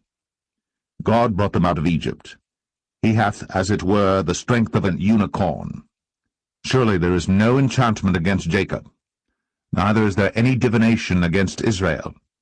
According to this time it shall be said of Jacob and of Israel, What hath God wrought? Behold, the people shall rise up as a great lion, and lift up himself as a young lion. He shall not lie down until he eat of the prey, and drink the blood of the slain. And Balak said unto Balaam, Neither curse them at all, nor bless them at all. But Balaam answered, and said unto Balak, Told not I thee, saying, All that the Lord speaketh, that I must do? And Balak said unto Balaam, Come, I pray thee, I will bring thee unto another place. Peradventure it will please God that thou mayest curse me them from thence. And Balak brought Balaam unto the top of Peor, that looketh toward Jeshimon. Then Balaam said unto Balak, Build me here 7 altars, and prepare me here 7 bullocks and 7 rams. And Balak did as Balaam had said, and offered a bullock and a ram on every altar.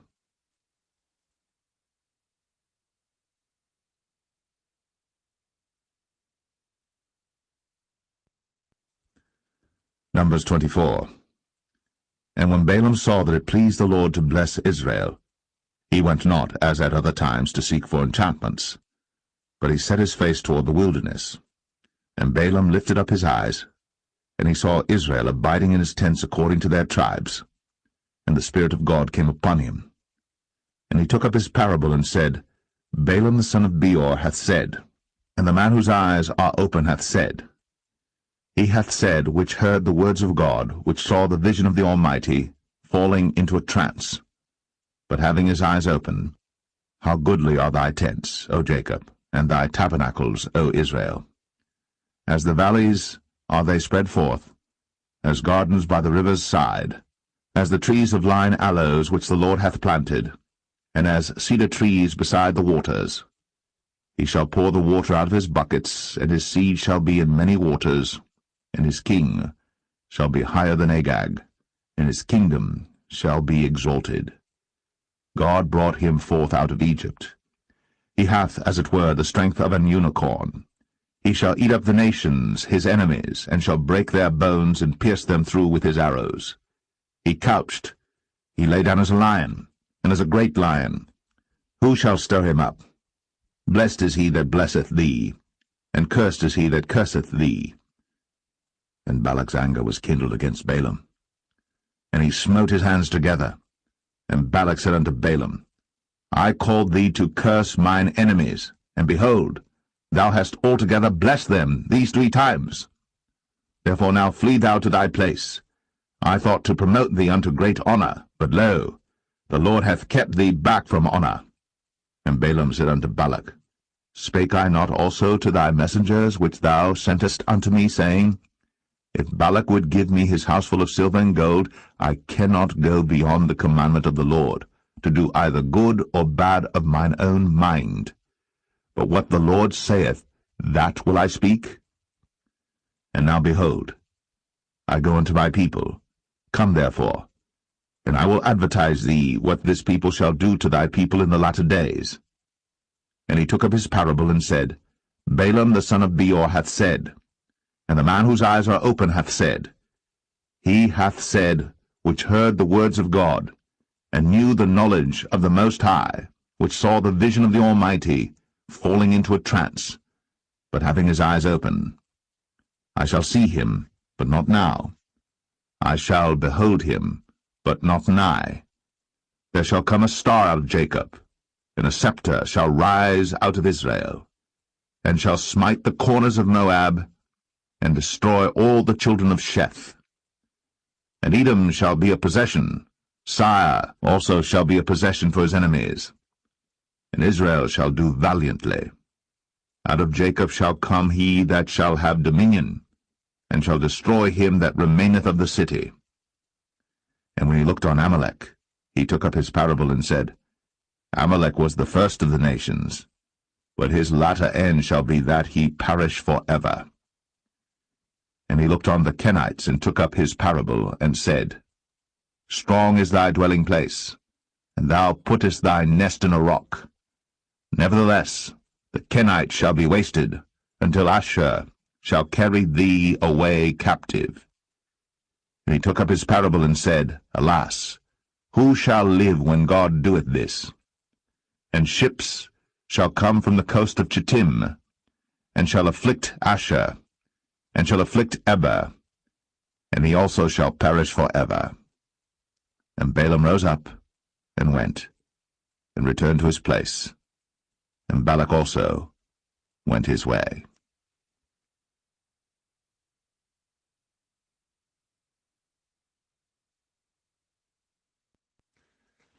Numbers 25. And Israel abode in Shittim, and the people began to commit whoredom with the daughters of Moab. And they called the people unto the sacrifices of their gods, and the people did eat, and bowed down to their gods. And Israel joined himself unto Baal Peor, and the anger of the Lord was kindled against Israel. And the Lord said unto Moses, Take all the heads of the people, and hang them up before the Lord against the sun, that the fierce anger of the Lord may be turned away from Israel. And Moses said unto the judges of Israel, Slay ye every one his men that were joined unto Baal Peor. And behold, one of the children of Israel came and brought unto his brethren a Midianitish woman in the sight of Moses, and in the sight of all the congregation of the children of Israel, who were weeping before the door of the tabernacle of the congregation. And when Phinehas the son of Eleazar the son of Aaron the priest saw it, he rose up from among the congregation, and took a javelin in his hand, and he went after the man of Israel into the tent, and thrust both of them through, the man of Israel, and the woman through her belly. So the plague was stayed from the children of Israel. And those that died in the plague were 24,000. And the Lord spake unto Moses, saying, Phinehas the son of Eleazar, the son of Aaron the priest, hath turned my wrath away from the children of Israel, while he was zealous for my sake among them, that I consumed not the children of Israel in my jealousy. Wherefore say, Behold, I give unto him my covenant of peace, and he shall have it, and his seed after him, even the covenant of an everlasting priesthood, because he was zealous for his God, and made an atonement for the children of Israel. Now the name of the Israelite that was slain, even that was slain with the Midianitish woman, was Zimri, the son of Salu, a prince of a chief house among the Simeonites. And the name of the Midianitish woman that was slain was Cosbi, the daughter of Zur. He was head over a people, and of a chief house in Midian. And the Lord spake unto Moses, saying, Vex the Midianites, and smite them, for they vex you with their wiles, wherewith they have beguiled you in the matter of Peor, and in the matter of Cosbi, the daughter of a prince of Midian, their sister, which was slain in the day of the plague, for Peor's sake.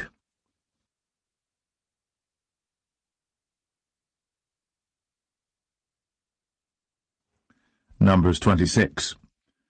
And it came to pass after the plague, that the Lord spake unto Moses and unto Eleazar the son of Aaron the priest, saying, Take the sum of all the congregation of the children of Israel, from 20 years old and upward, throughout their father's house, all that are able to go to war in Israel. And Moses and Eleazar the priest spake with them in the plains of Moab by Jordan near Jericho, saying, Take the sum of the people from 20 years old and upward, as the Lord commanded Moses and the children of Israel, which went forth out of the land of Egypt.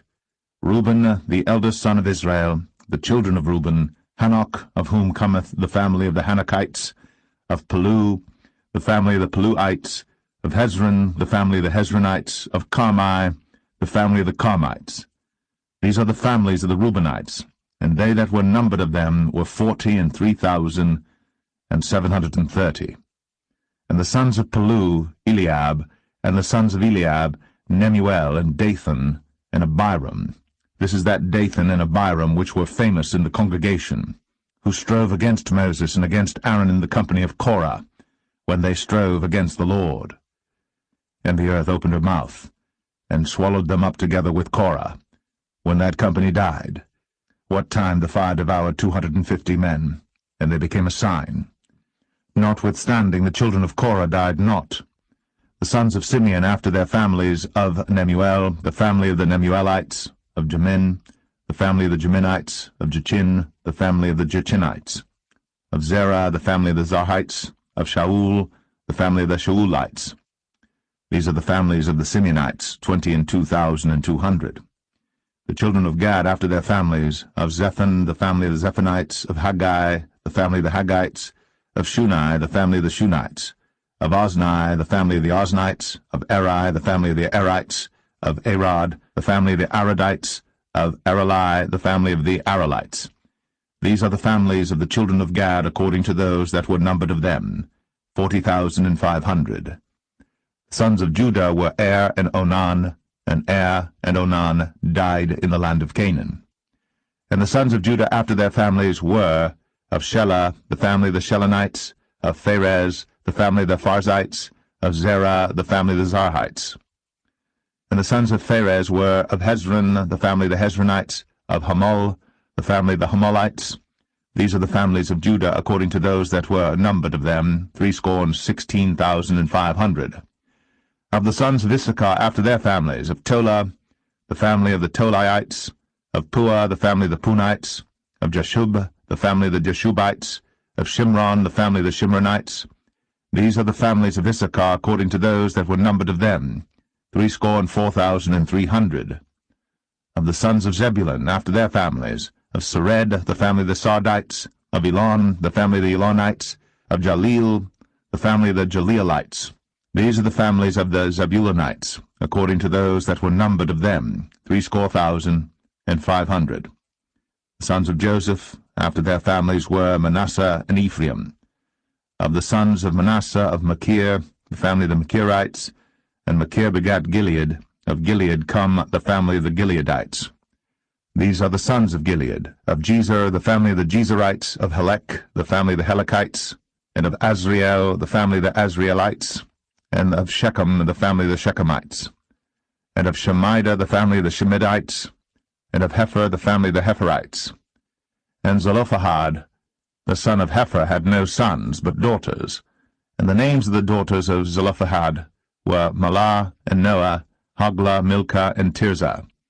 These are the families of Manasseh, and those that were numbered of them, 52,700.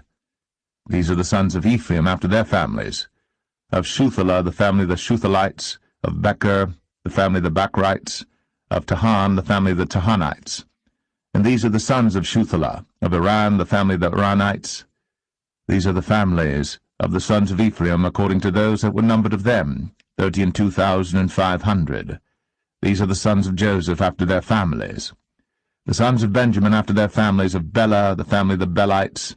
Of Ashbel, the family of the Ashbelites. Of Ahiram, the family of the the Hiramites; of Shupham, the family of the Shuphamites; of Hupham, the family of the Huphamites. And the sons of Bela were Ard and Naaman; of Ard, the family of the Ardites; and of Naaman, the family of the Naamites.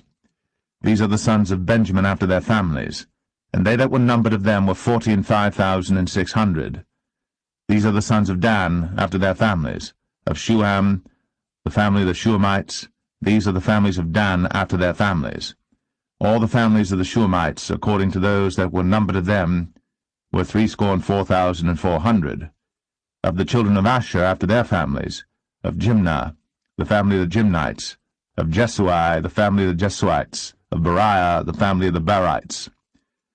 Of the sons of Beriah, of Heber, the family of the Heberites; of Malchiel, the family of the Malchielites. And the name of the daughter of Asher was Sarah. These are the families of the sons of Asher, according to those that were numbered of them, who were 53,400. Of the sons of Naphtali after their families, of Jaziel, the family of the Jazielites; of Gunai, the family of the Gunites; of Jezer, the family of the Jezerites; of Shalem, the family of the Shalemites. These are the families of Naphtali according to their families, and they that were numbered of them were 45,400. These were the numbered of the children of Israel, 600,000 and 1,730. And the Lord spake unto Moses, saying, Unto these the land shall be divided for an inheritance according to the number of names. To many thou shalt give the more inheritance, and to few thou shalt give the less inheritance. To every one shall his inheritance be given according to those that were numbered of him. Notwithstanding the land shall be divided by lot. According to the names of the tribes of their fathers they shall inherit. According to the lot shall the possession thereof be divided between many and few. And these are they that were numbered of the Levites after their families. Of Gershon, the family of the Gershonites; of Kohath, the family of the Kohathites; of Merari, the family of the Merarites. These are the families of the Levites: the family of the Libnites, the family of the Hebronites, the family of the Mahlites, the family of the Mushites, the family of the Korathites. And Kohath begat Amram. And the name of Amram's wife was Jochebed, the daughter of Levi, whom her mother bare to Levi in Egypt. And she bare unto Amram Aaron and Moses, and Miriam their sister. And unto Aaron was born Nadab and Abihu, Eleazar and Ithamar. And Nadab and Abihu died when they offered strange fire before the Lord. And those that were numbered of them were 23,000, all males, from a month old and upward. But they were not numbered among the children of Israel, because there was no inheritance given them among the children of Israel. These are they that were numbered by Moses and Eleazar the priest, who numbered the children of Israel in the plains of Moab, by Jordan near Jericho. But among these there was not a man of them whom Moses and Aaron the priest numbered, when they numbered the children of Israel in the wilderness of Sinai. For the Lord had said of them, They shall surely die in the wilderness. And there was not left a man of them, save Caleb the son of Jephunneh, and Joshua the son of Nun.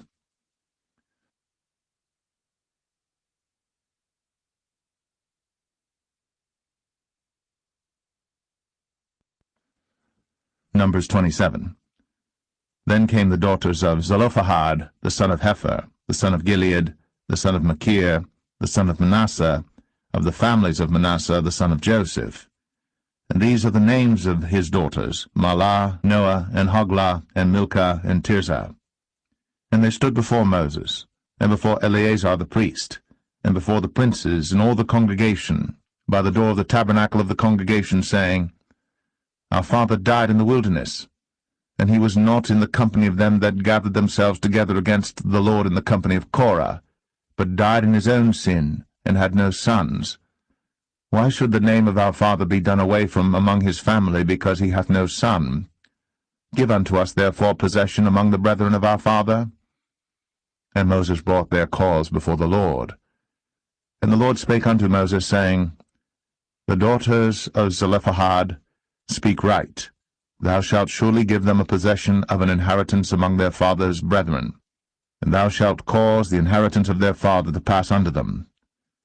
And thou shalt speak unto the children of Israel, saying, If a man die, and have no son, then ye shall cause his inheritance to pass unto his daughter, And if he have no daughter, then ye shall give his inheritance unto his brethren. And if he have no brethren, then ye shall give his inheritance unto his father's brethren. And if his father have no brethren, then he shall give his inheritance unto his kinsman that is next to him of his family, and he shall possess it. And it shall be unto the children of Israel a statute of judgment, as the Lord commanded Moses. And the Lord said unto Moses, Get thee up into this Mount Abarim, and see the land which I have given unto the children of Israel. And when thou hast seen it, thou also shalt be gathered unto thy people, as Aaron thy brother was gathered. For ye rebelled against my commandment in the desert of Zin, in the strife of the congregation, to sanctify me at the water before their eyes, that is, the water of Meribah and Kadesh, in the wilderness of Zin. And Moses spake unto the Lord, saying, Let the Lord, the God of the spirits of all flesh, set a man over the congregation, which may go out before them, and which may go in before them, and which may lead them out, and which may bring them in, that the congregation of the Lord be not as sheep which have no shepherd. And the Lord said unto Moses, Take thee Joshua the son of Nun, a man in whom is the Spirit, and lay thine hand upon him, and set him before Eleazar the priest, and before all the congregation, and give him a charge in their sight. And thou shalt put some of thine honor upon him, that all the congregation of the children of Israel may be obedient. And he shall stand before Eleazar the priest, who shall ask counsel for him after the judgment of Urim before the Lord. At his word shall they go out, and at his word they shall come in, both he and all the children of Israel with him, even all the congregation. And Moses did as the Lord commanded him. And he took Joshua, and set him before Eleazar the priest, and before all the congregation. And he laid his hands upon him, and gave him a charge, as the Lord commanded by the hand of Moses.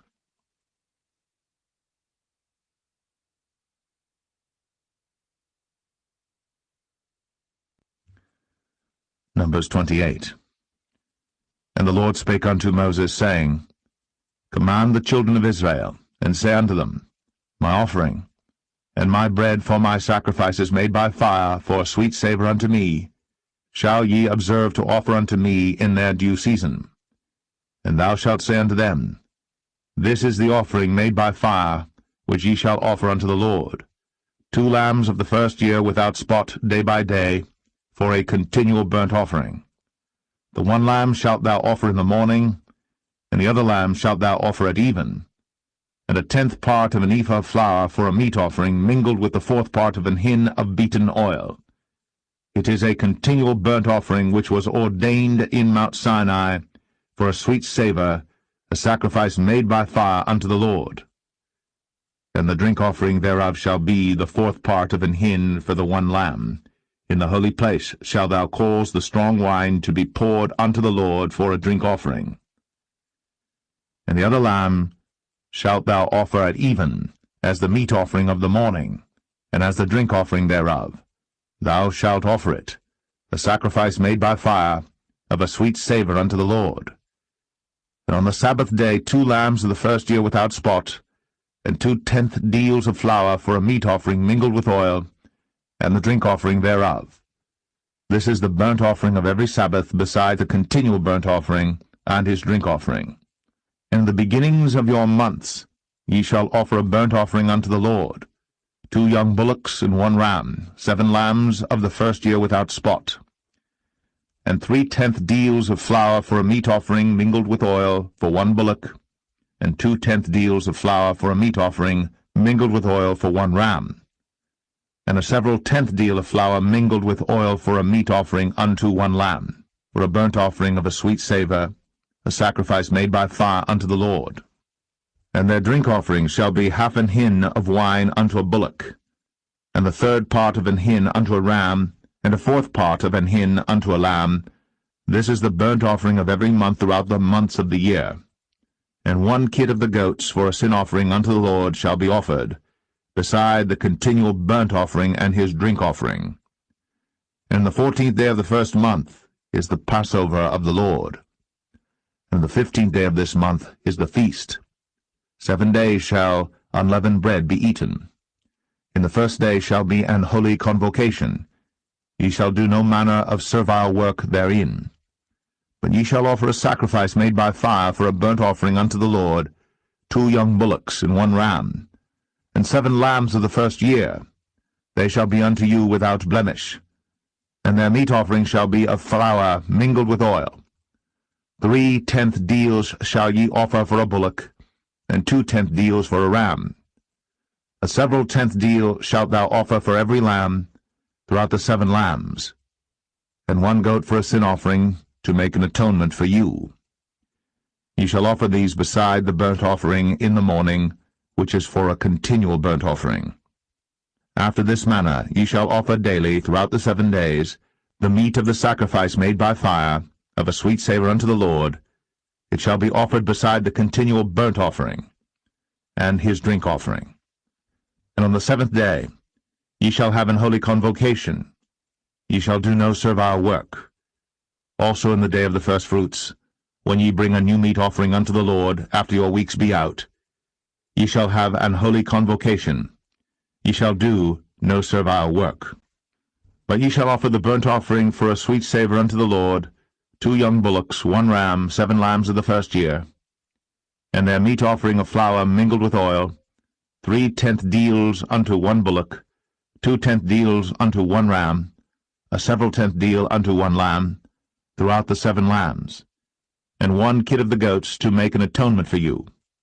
You shall offer them beside the continual burnt offering and his meat offering. They shall be unto you without blemish, and their drink offerings.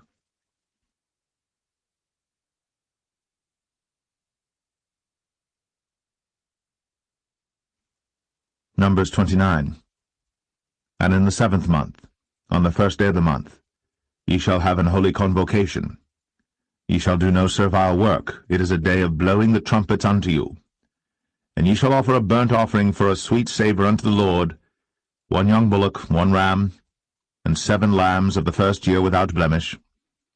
And their meat offering shall be of flour mingled with oil, 3 tenth deals for a bullock, and 2 tenth deals for a ram, and 1 tenth deal for 1 lamb throughout the 7 lambs, and 1 kid of the goats for a sin offering, to make an atonement for you. Beside the burnt offering of the month, and his meat offering, and the daily burnt offering and his meat offering, and their drink offerings, according unto their manner, for a sweet savour, a sacrifice made by fire unto the Lord. And ye shall have on the 10th day of this 7th month an holy convocation, and ye shall afflict your souls. Ye shall not do any work therein. But ye shall offer a burnt offering unto the Lord for a sweet savour, 1 young bullock, 1 ram, and 7 lambs of the first year. They shall be unto you without blemish, and their meat offering shall be of flour mingled with oil, 3 tenth deals to a bullock, and 2 tenth deals to 1 ram, a several tenth deal for 1 lamb throughout the 7 lambs, 1 kid of the goats for a sin offering, beside the sin offering of atonement, and the continual burnt offering, and the meat offering of it, and their drink offerings. And on the 15th day of the 7th month ye shall have an holy convocation. Ye shall do no servile work, and ye shall keep a feast unto the Lord 7 days. And ye shall offer a burnt offering, a sacrifice made by fire, of a sweet savour unto the Lord, 13 young bullocks, 2 rams, and 14 lambs of the first year. They shall be without blemish.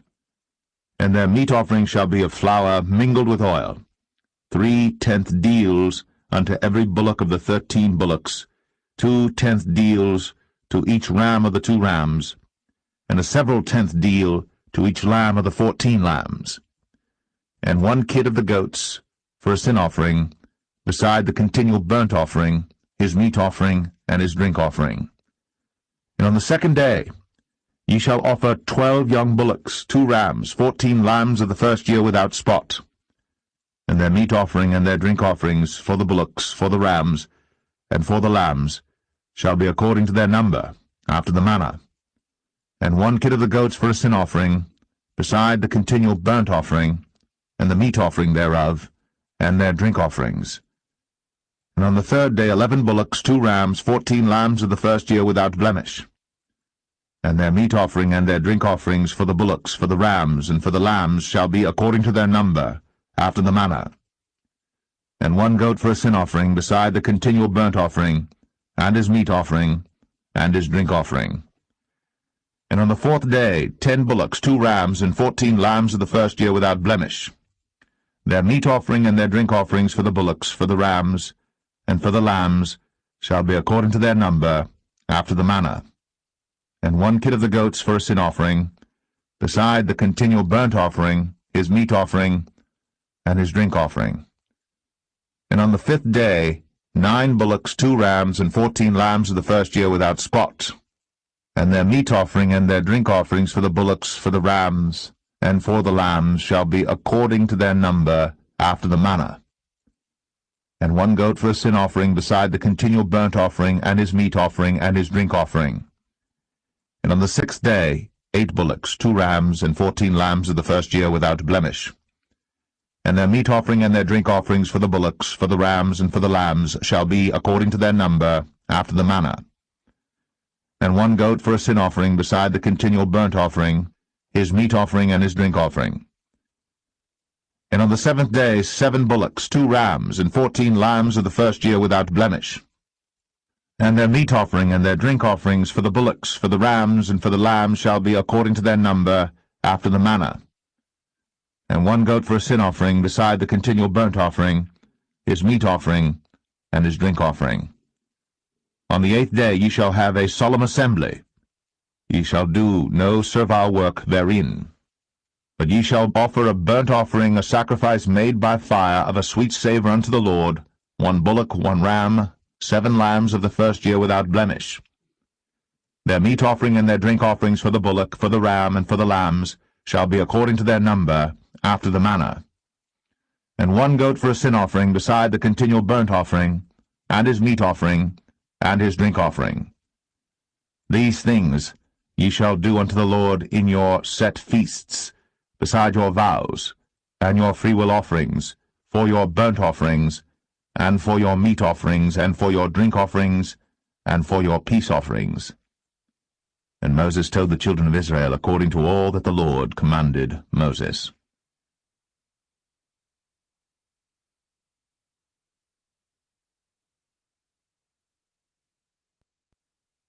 Numbers 30. And Moses spake unto the heads of the tribes concerning the children of Israel, saying, This is the thing which the Lord hath commanded. If a man vow a vow unto the Lord, or swear an oath to bind his soul with a bond, he shall not break his word. He shall do according to all that proceedeth out of his mouth. If a woman also vow a vow unto the Lord, and bind herself by a bond, being in her father's house in her youth, and her father hear her vow, and her bond wherewith she hath bound her soul, and her father shall hold his peace at her, then all her vows shall stand, and every bond wherewith she hath bound her soul shall stand. But if her father disallow her in the day that he heareth, not any of her vows, or of her bonds wherewith she hath bound her soul, shall stand, and the Lord shall forgive her, because her father disallowed her.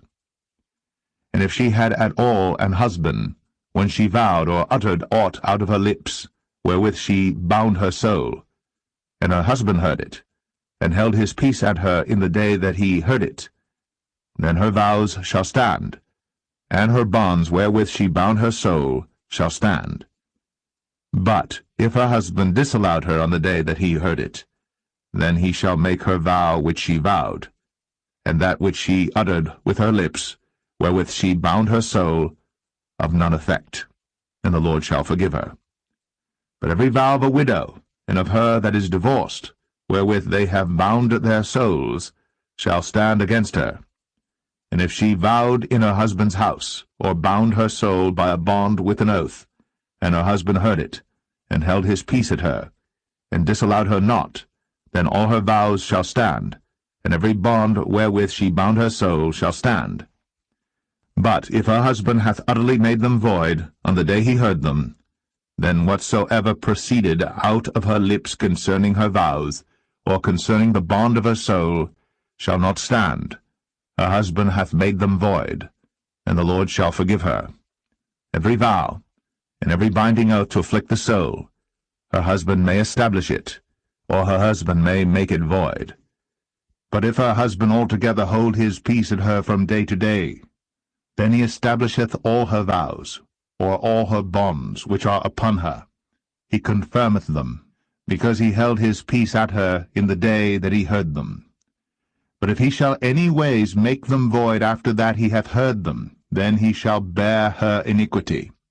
These are the statutes which the Lord commanded Moses, between a man and his wife, between the father and his daughter, being yet in her youth, in her father's house.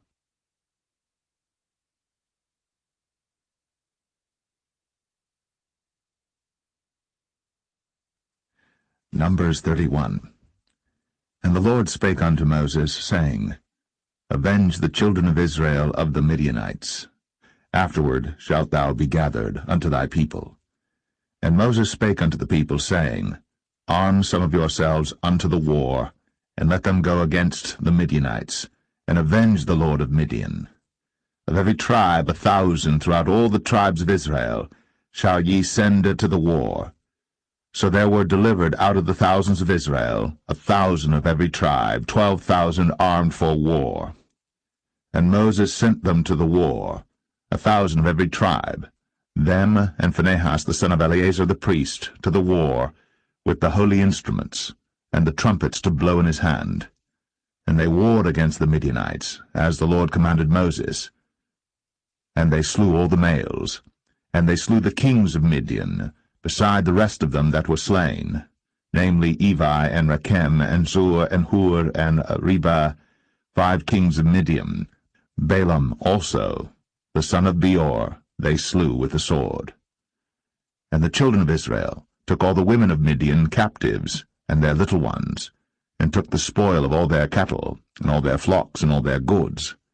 And they burnt all their cities wherein they dwelt, and all their goodly castles with fire. And they took all the spoil, and all the prey, both of men and of beasts. And they brought the captives, and the prey, and the spoil unto Moses, and Eleazar the priest, and unto the congregation of the children of Israel, unto the camp at the plains of Moab, which are by Jordan near Jericho. And Moses and Eleazar the priest, and all the princes of the congregation went forth to meet them without the camp. And Moses was wroth with the officers of the host, with the captains over thousands, and captains over hundreds, which came from the battle. And Moses said unto them, Have ye saved all the women alive?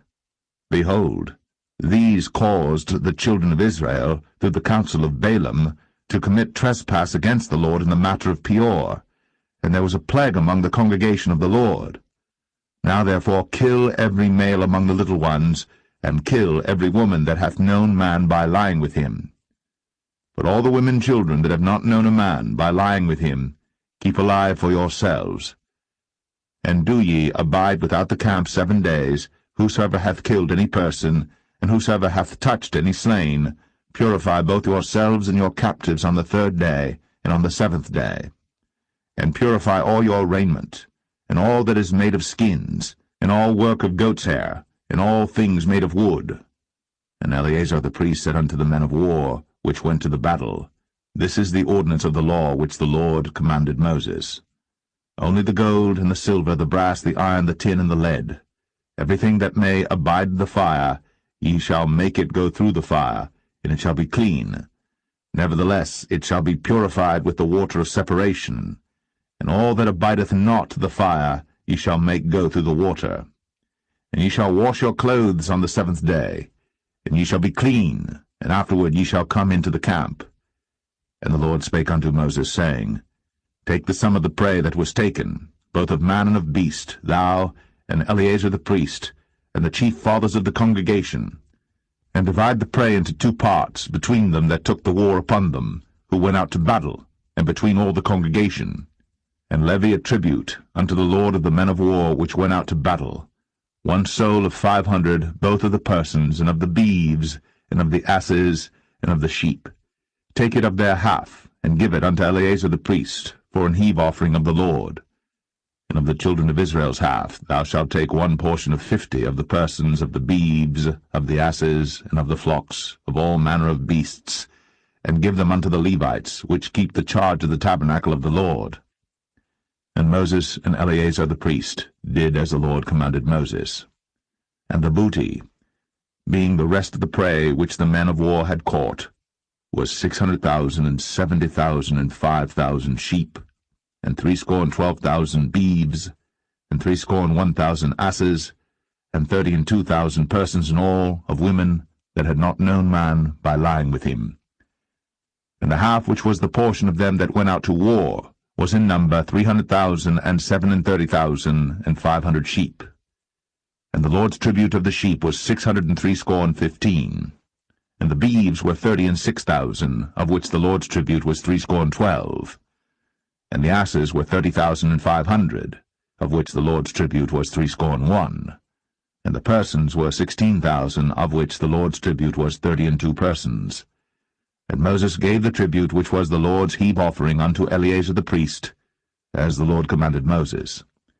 And of the children of Israel's half, which Moses divided from the men that warred, now the half that pertained unto the congregation was 300,000 and 30,000 and 7,500 sheep, and 36,000 beeves, and 30,000 asses and 500, and 16,000 persons.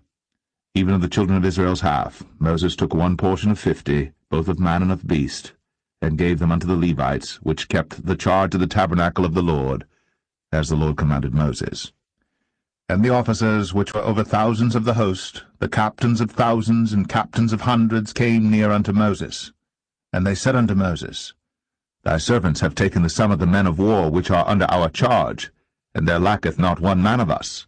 We have therefore brought an oblation for the Lord, what every man hath gotten, of jewels of gold, chains and bracelets, rings, earrings, and tablets, to make an atonement for our souls before the Lord. And Moses and Eleazar the priest took the gold of them, even all wrought jewels, and all the gold of the offering that they offered up to the Lord, of the captains of thousands, and of the captains of hundreds, was 16,750 shekels, for the men of war had taken spoil, every man for himself.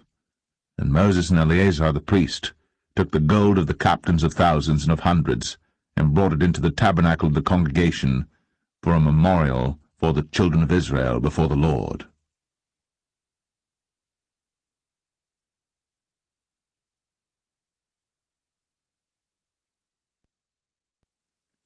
Numbers 32.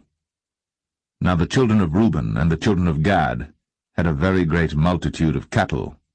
And when they saw the land of Jazer, and the land of Gilead, that, behold, the place was a place for cattle, the children of Gad and the children of Reuben came and spake unto Moses, and to Eleazar the priest, and unto the princes of the congregation, saying, Adareth, and Dibon, and Jazer, and Nimrah, and Heshbon, and Elealeh, and Shebam, and Nebo, and Beon. Even the country which the Lord smote before the congregation of Israel is a land for cattle, and thy servants have cattle. Wherefore said they, If we have found grace in thy sight, let this land be given unto thy servants for a possession, and bring us not over Jordan. And Moses said unto the children of Gad, and to the children of Reuben, Shall your brethren go to war, and shall ye sit here? And wherefore discourage ye the heart of the children of Israel from going over into the land which the Lord hath given them? Thus did your fathers when I sent them from Kadesh-barnea to see the land. For when they went up unto the valley of Eshcol, and saw the land, they discouraged the heart of the children of Israel, that they should not go into the land which the Lord had given them. And the Lord's anger was kindled the same time, and he sware, saying, Surely none of the men that came up out of Egypt from 20 years old and upward shall see the land which I sware unto Abraham, unto Isaac, and unto Jacob, because they have not wholly followed me, save Caleb the son of Jephunneh the Kenizzite, and Joshua the son of Nun, for they have wholly followed the Lord. And the Lord's anger was kindled against Israel, and he made them wander in the wilderness 40 years, until all the generation that had done evil in the sight of the Lord was consumed. And behold, ye are risen up in your father's stead, an increase of sinful men, to augment yet the fierce anger of the Lord toward Israel. For if ye turn away from after him, he will yet again leave them in the wilderness, and ye shall destroy all this people. And they came near unto him, and said, We will build sheepfolds here for our cattle, and cities for our little ones. But we ourselves will go ready armed before the children of Israel, until we have brought them unto their place. And our little ones shall dwell in the fenced cities because of the inhabitants of the land.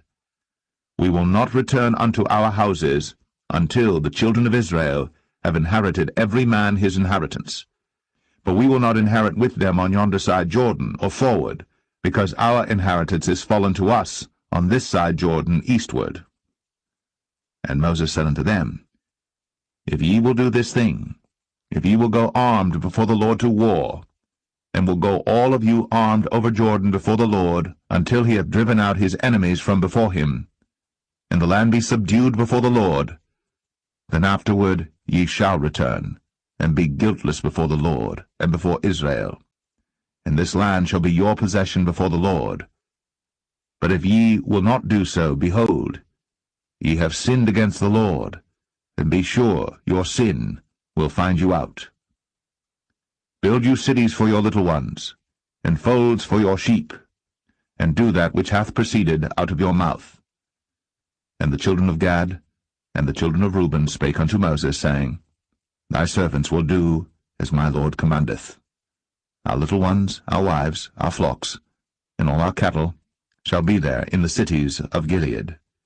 But thy servants will pass over, every man armed for war, before the Lord to battle, as my Lord saith.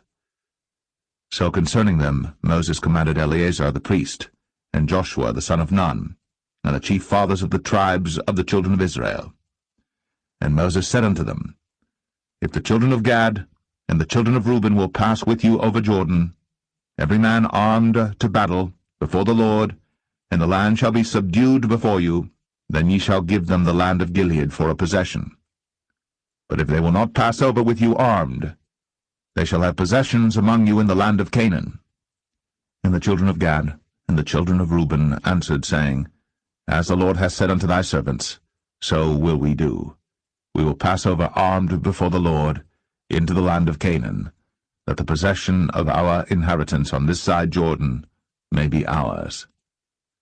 And Moses gave unto them, even to the children of Gad, and to the children of Reuben, and unto half the tribe of Manasseh the son of Joseph, the kingdom of Sihon, king of the Amorites, and the kingdom of Og, king of Bashan, the land with the cities thereof in the coasts, even the cities of the country round about. And the children of Gad built Dibon, and Adaroth, and Aroer, and Atroth, Shophan, and Jazer, and Jogbehah, and Beth-Nimrah, and Beth-Haran, fenced cities, and folds for sheep.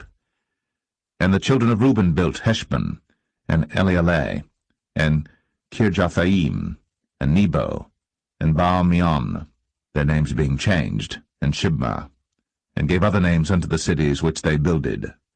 And the children of Machir the son of Manasseh went to Gilead, and took it, and dispossessed the Amorite which was in it.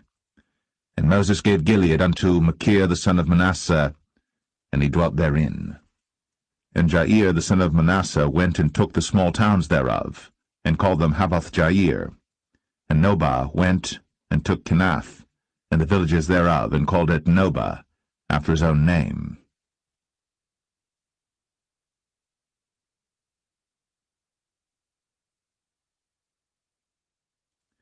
Numbers 33.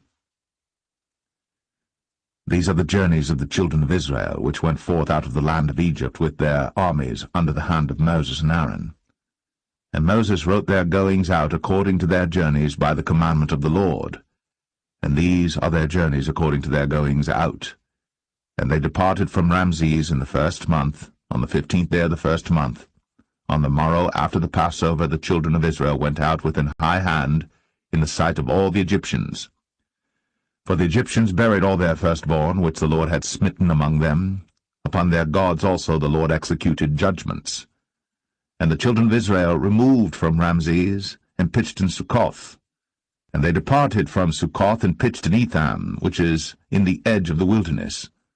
And they removed from Etham, and turned again unto Pi-Hahiroth, which is before Baal-Zevon, and they pitched before Migdol. And they departed from before Pi-Hahiroth, and passed through the midst of the sea into the wilderness, and went 3 days' journey in the wilderness of Etham, and pitched in Marah. And they removed from Marah, and came unto Elim, and in Elim were 12 fountains of water, and 70 palm trees, and they pitched there. And they removed from Elim, and encamped by the Red Sea. And they removed from the Red Sea, and encamped in the wilderness of Sin. And they took their journey out of the wilderness of Sin, and encamped in Dophkah. And they departed from Dophkah, and encamped in Alush. And they removed from Alush, and encamped at Rephidim, where was no water for the people to drink. And they departed from Rephidim, and pitched in the wilderness of Sinai. And they removed from the desert of Sinai, and pitched at Kibroth-Hattaavah.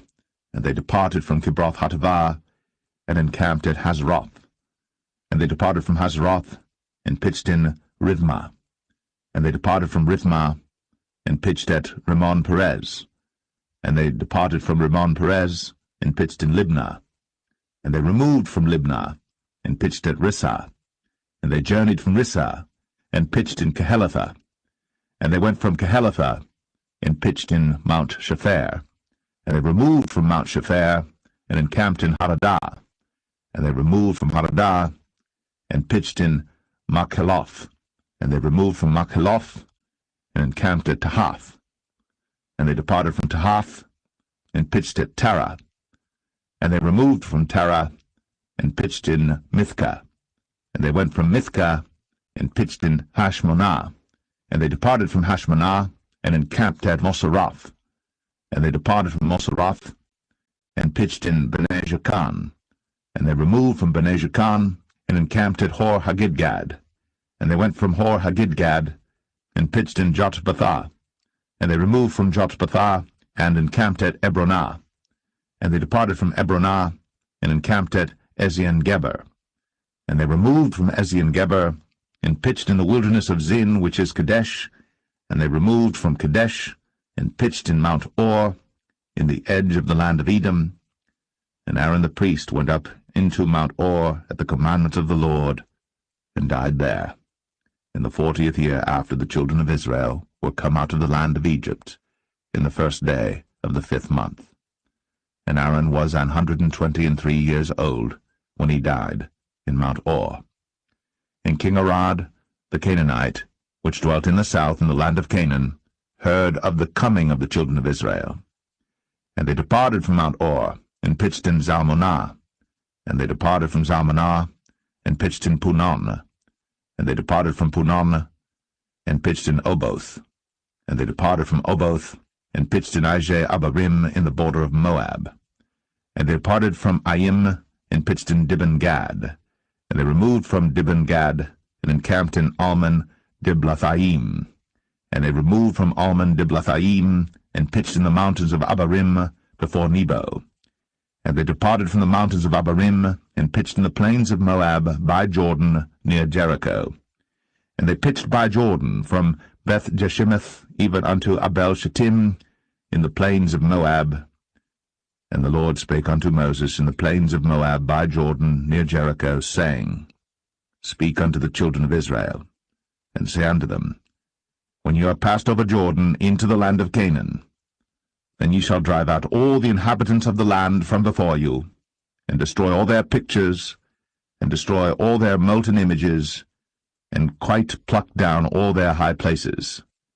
And ye shall dispossess the inhabitants of the land, and dwell therein, for I have given you the land to possess it.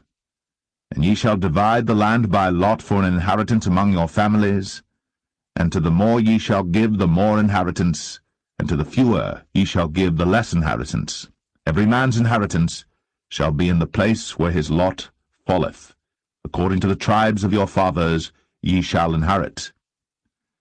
But if ye will not drive out the inhabitants of the land from before you, then it shall come to pass that those which ye let remain of them shall be pricks in your eyes, and thorns in your sides, and shall vex you in the land wherein ye dwell. Moreover, it shall come to pass that I shall do unto you as I thought to do unto them.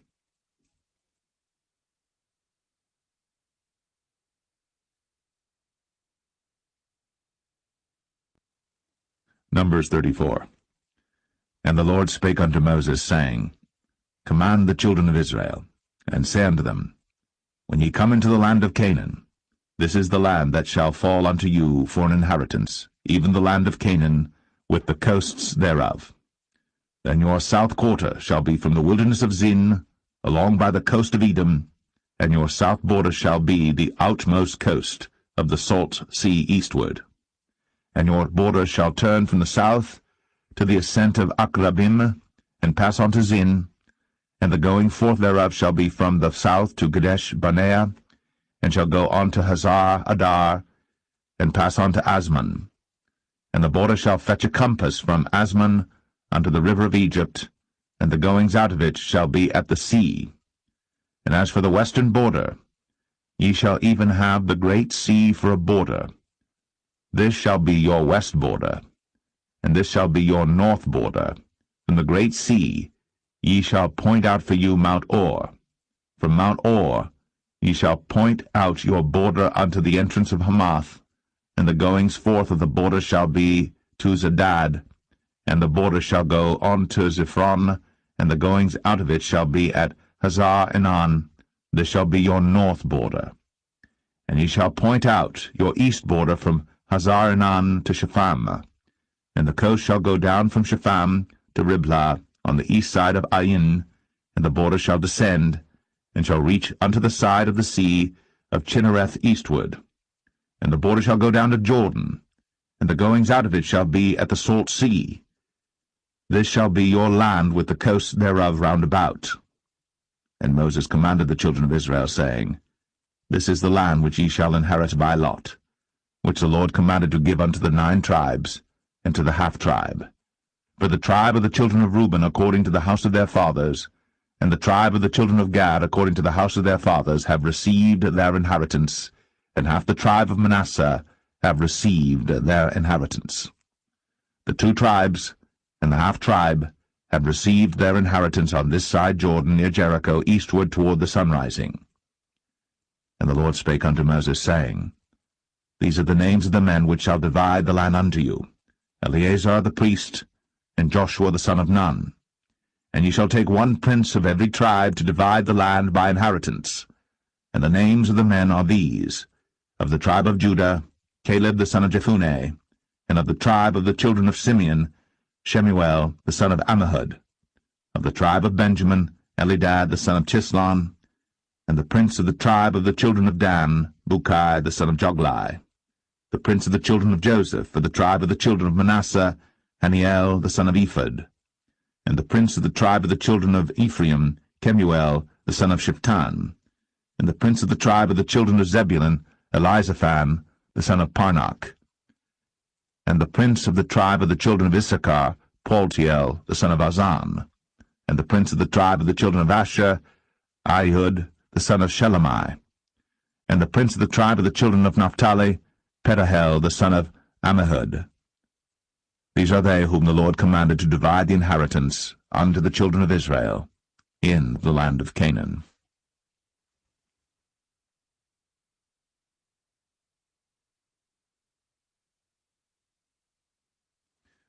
Numbers 35. And the Lord spake unto Moses in the plains of Moab by Jordan near Jericho, saying, Command the children of Israel, that they give unto the Levites of the inheritance of their possession cities to dwell in. And ye shall give also unto the Levites suburbs for the cities round about them.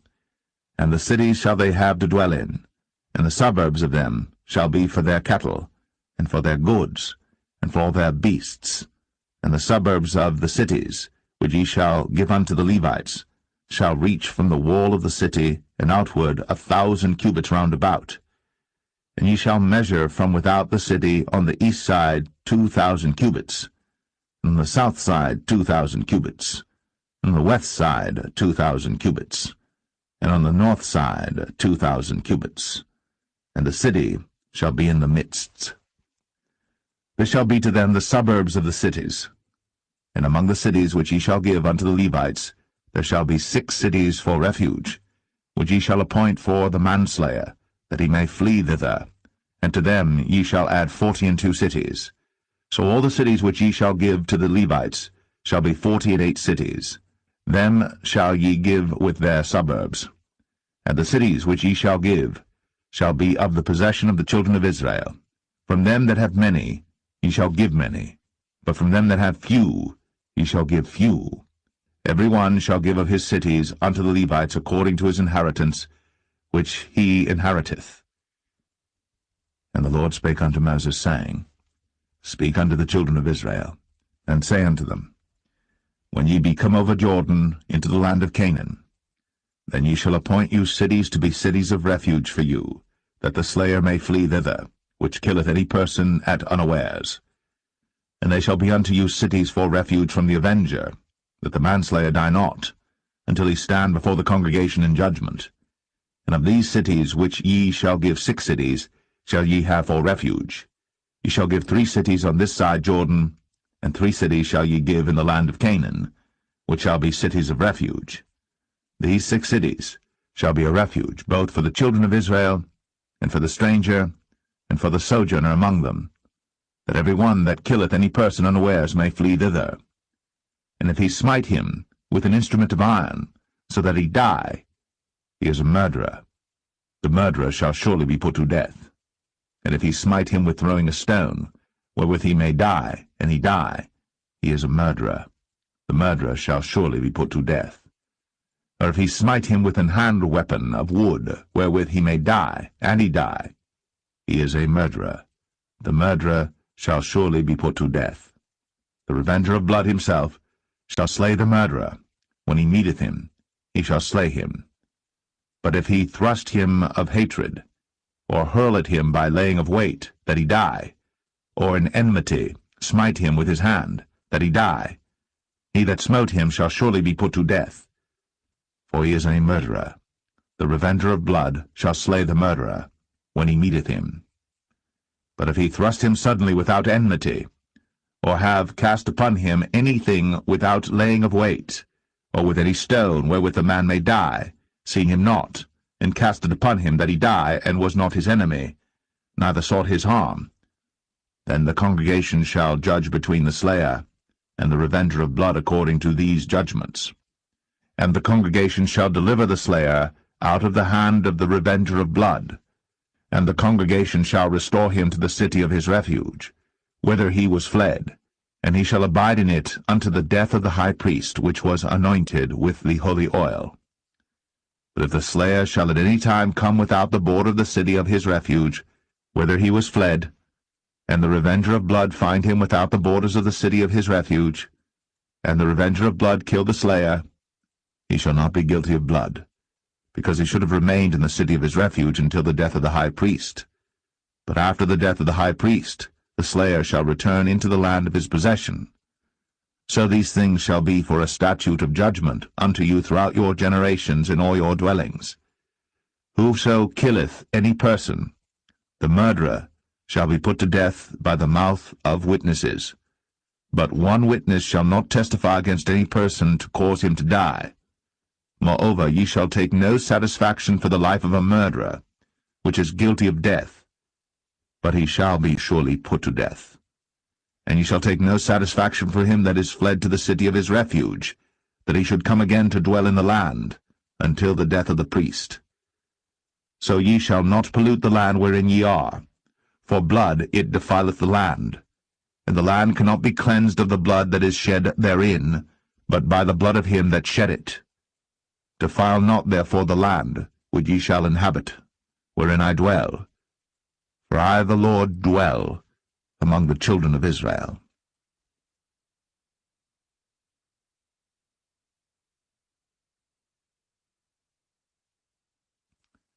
Numbers 36.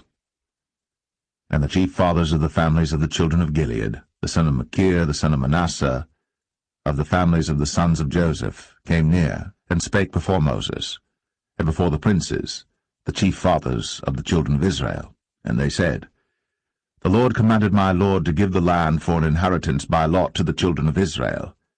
And my lord was commanded by the Lord to give the inheritance of Zelophehad, our brother, unto his daughters.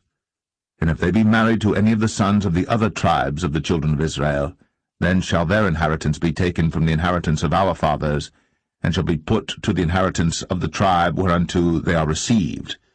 So shall it be taken from the lot of our inheritance. And when the Jubilee of the children of Israel shall be, then shall their inheritance be put unto the inheritance of the tribe whereunto they are received. So shall their inheritance be taken away from the inheritance of the tribe of our fathers. And Moses commanded the children of Israel according to the word of the Lord, saying, The tribe of the sons of Joseph hath said well. This is the thing which the Lord doth command concerning the daughters of Zelophehad, saying, Let them marry to whom they think best, only to the family of the tribe of their father shall they marry. So shall not the inheritance of the children of Israel remove from tribe to tribe, for every one of the children of Israel shall keep himself to the inheritance of the tribe of his fathers. And every daughter that possesseth an inheritance in any tribe of the children of Israel shall be wife unto one of the family of the tribe of her father, that the children of Israel may enjoy every man the inheritance of his fathers. Neither shall the inheritance remove from one tribe to another tribe, but every one of the tribes of the children of Israel shall keep himself to his own inheritance. Even as the Lord commanded Moses, so did the daughters of Zelophehad. For Mahlah, Tirzah, and Hoglah, and Milcah, and Noah, the daughters of Zelophehad, were married unto their father's brothers' sons, and they were married into the families of the sons of Manasseh, the son of Joseph, and their inheritance remained in the tribe of the family of their father. These are the commandments and the judgments which the Lord commanded by the hand of Moses unto the children of Israel in the plains of Moab by Jordan, near Jericho.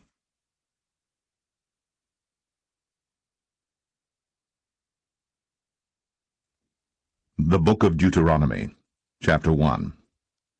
These be the words which Moses spake unto all Israel on this side Jordan in the wilderness, in the plain over against the Red Sea, between Paran and Tephel, and Laban and Hazroth, and Dizahab. There are 11 days' journey from Oreb by the way of Mount Seir unto Kadesh Barnea. And it came to pass in the 40th year, in the 11th month, on the first day of the month, that Moses spake unto the children of Israel according unto all that the Lord had given him in commandment unto them. After he had slain Sihon the king of the Amorites, which dwelt in Heshbon, and Og the king of Bashan, which dwelt at Ashtoreth in Edrei, on this side Jordan, in the land of Moab, began Moses to declare this law, saying, The Lord our God spake unto us in Oreb, saying, Ye have dwelt long enough in this mount. Turn you, and take your journey, and go to the mount of the Amorites, and unto all the places nigh thereunto, in the plain, in the hills, and in the vale, and in the south, and by the seaside to the land of the Canaanites, and unto Lebanon, unto the great river, the river Euphrates. Behold, I have set the land before you. Go in and possess the land which the Lord sware unto your fathers, Abraham, Isaac, and Jacob, to give unto them, and to their seed after them. And I spake unto you at that time, saying, I am not able to bear you myself alone. The Lord your God hath multiplied you, and behold, ye are this day as the stars of heaven for multitude.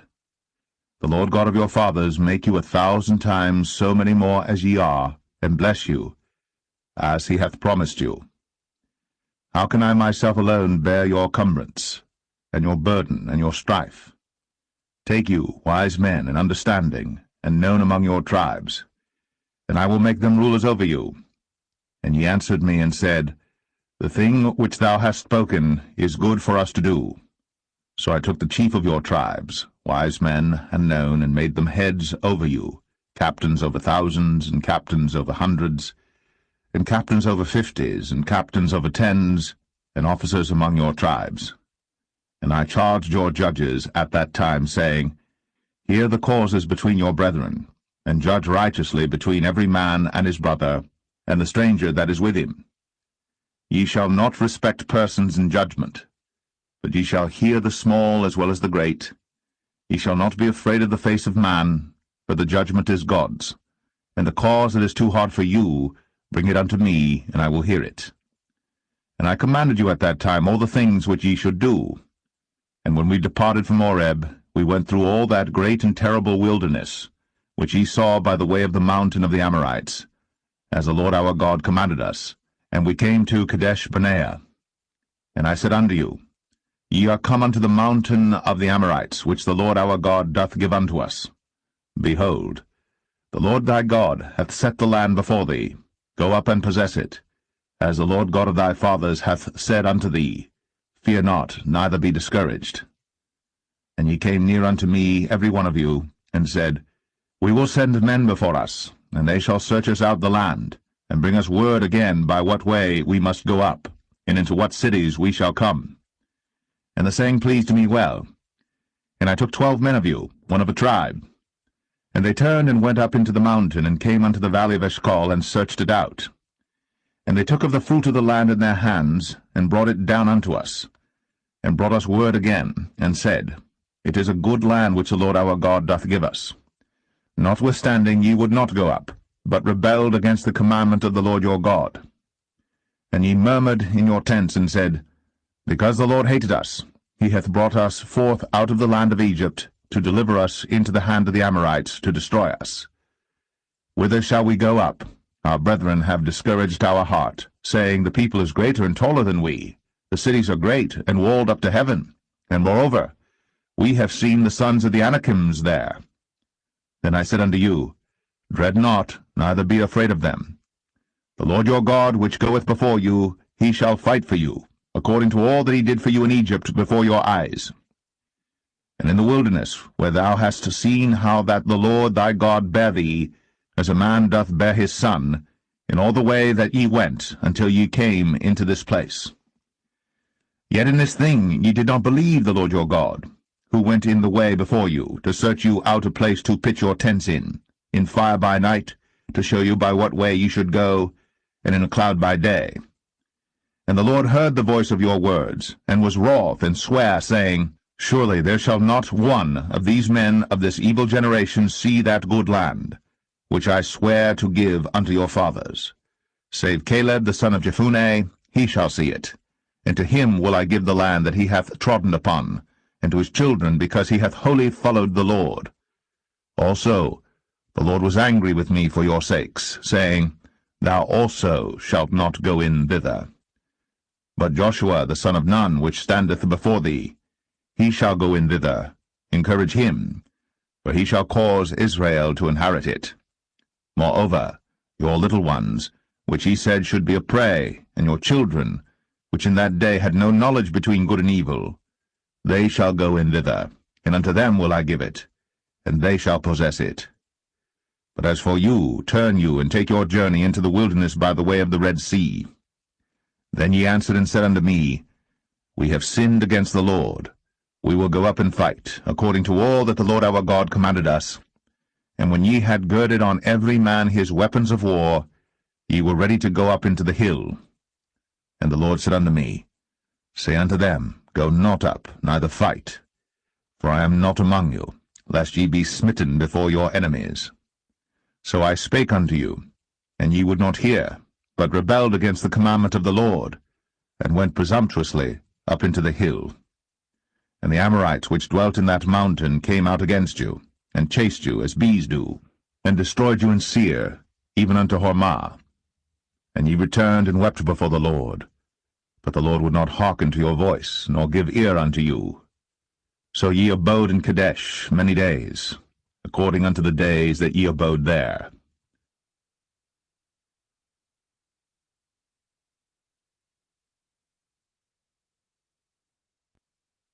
Deuteronomy 2.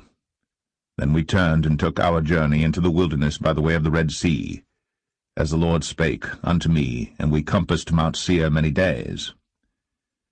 And the Lord spake unto me, saying, Ye have compassed this mountain long enough. Turn you northward, and command thou the people, saying, Ye are to pass through the coast of your brethren the children of Esau, which dwell in Seir, and they shall be afraid of you. Take ye good heed unto yourselves therefore. Meddle not with them, for I will not give you of their land, no, not so much as a footbreadth, because I have given Mount Seir unto Esau for a possession. Ye shall buy meat of them for money, that ye may eat, and ye shall also buy water of them for money, that ye may drink. For the Lord thy God hath blessed thee in all the works of thy hand. He knoweth thy walking through this great wilderness. These 40 years the Lord thy God hath been with thee. Thou hast lacked nothing. And when we passed by from our brethren the children of Esau, which dwelt in Seir, through the way of the plain from Elath and from Ezion-Geber, we turned and passed by the way of the wilderness of Moab. And the Lord said unto me, Distress not the Moabites, neither contend with them in battle. For I will not give thee of their land for a possession, because I have given Ar unto the children of Lot for a possession. The Emims dwelt therein in times past, a people great and many and tall, as the Anakims, which also were accounted giants, as the Anakims, but the Moabites called them Emims. The Orims also dwelt in Seir before time, but the children of Esau succeeded them, when they had destroyed them from before them, and dwelt in their stead, as Israel did unto the land of his possession, which the Lord gave unto them. Now rise up, said I, and get you over the brook Zered. And we went over the brook Zered. And the space in which we came from Kadesh Barnea, until we were come over the brook Zered, was 38 years, until all the generation of the men of war were wasted out from among the host, as the Lord sware unto them. For indeed the hand of the Lord was against them, to destroy them from among the host, until they were consumed. So it came to pass, when all the men of war were consumed, and dead from among the people, that the Lord spake unto me, saying, Thou art to pass over through Ar, the coast of Moab, this day. And when thou comest nigh over against the children of Ammon, distress them not, nor meddle with them. For I will not give thee of the land of the children of Ammon any possession, because I have given it unto the children of Lot for a possession. That also was accounted a land of giants. Giants dwelt therein in old time, and the Ammonites called them Zamzummims, a people great and many and tall, as the Anakims. But the Lord destroyed them before them, and they succeeded them, and dwelt in their stead, as he did to the children of Esau which dwelt in Seir, when he destroyed the Orims from before them, and they succeeded them, and dwelt in their stead, even unto this day. And the Avims, which dwelt in Hazarim, even unto Azar, the Caphtorims, which came forth out of Caphtor, destroyed them, and dwelt in their stead. Rise ye up, take your journey, and pass over the river Arnon. Behold, I have given into thine hand Sihon the Amorite, king of Heshbon, and his land. Begin to possess it, and contend with him in battle. This day will I begin to put the dread of thee, and the fear of thee, upon the nations that are under the whole heaven, who shall hear report of thee, and shall tremble, and be in anguish because of thee. And I sent messengers out of the wilderness of Kedemoth unto Sihon king of Heshbon with words of peace, saying, Let me pass through thy land. I will go along by the highway. I will neither turn unto the right hand nor to the left. Thou shalt sell me meat for money, that I may eat, and give me water for money, that I may drink. Only I will pass through on my feet. As the children of Esau which dwelt in Seir, and the Moabites which dwell in Ar, did unto me, until I shall pass over Jordan into the land which the Lord our God giveth us. But Sihon king of Heshbon would not let us pass by him, for the Lord thy God hardened his spirit, and made his heart obstinate, that he might deliver him into thy hand, as appeareth this day. And the Lord said unto me, Behold, I have begun to give Sihon and his land before thee. Begin to possess, that thou mayest inherit his land. Then Sihon came out against us, he and all his people, to fight at Jahaz. And the Lord our God delivered him before us, and we smote him, and his sons, and all his people. And we took all his cities at that time, and utterly destroyed the men, and the women, and the little ones of every city. We left none to remain. Only the cattle we took for a prey unto ourselves, and the spoil of the cities which we took, from Aroer, which is by the brink of the river of Arnon, and from the city that is by the river, even unto Gilead, there was not one city too strong for us. The Lord our God delivered all unto us. Only unto the land of the children of Ammon thou camest not, nor unto any place of the river Jabbok, nor unto the cities in the mountains, nor unto whatsoever the Lord our God forbade us.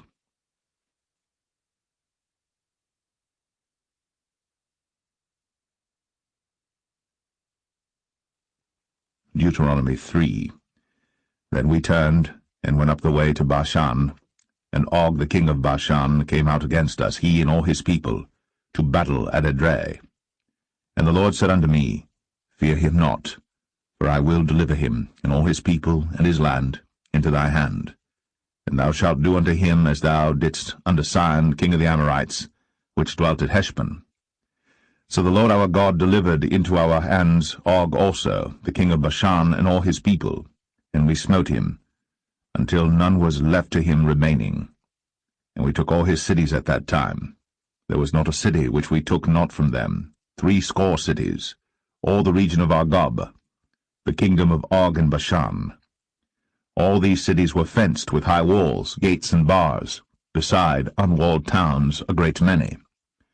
And we utterly destroyed them, as we did unto Sihon king of Heshbon, utterly destroying the men, women, and children of every city.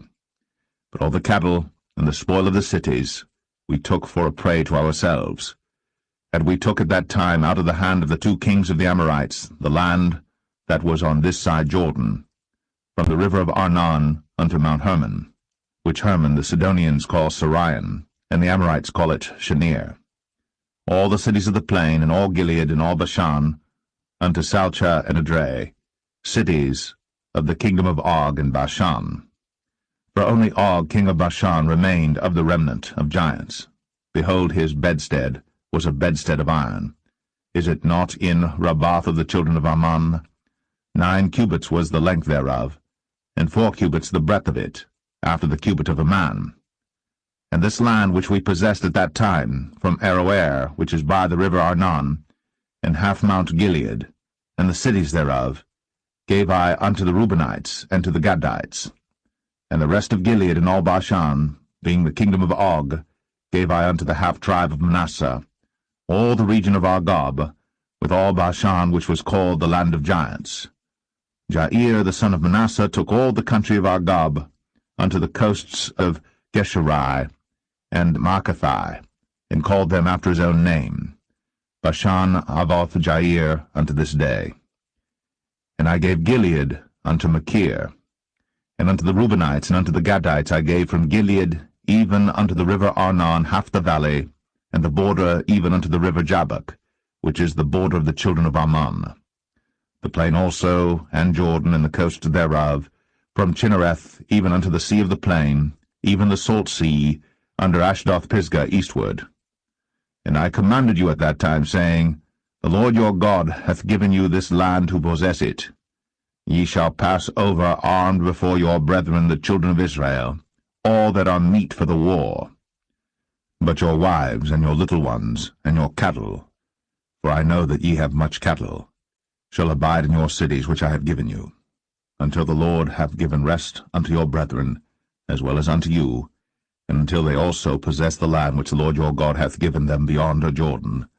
And then shall ye return every man unto his possession, which I have given you. And I commanded Joshua at that time, saying, Thine eyes have seen all that the Lord your God hath done unto these 2 kings. So shall the Lord do unto all the kingdoms whither thou passest. Ye shall not fear them, for the Lord your God, he shall fight for you. And I besought the Lord at that time, saying, O Lord God, thou hast begun to show thy servant thy greatness, and thy mighty hand. For what God is there in heaven or in earth that can do according to thy works, and according to thy might?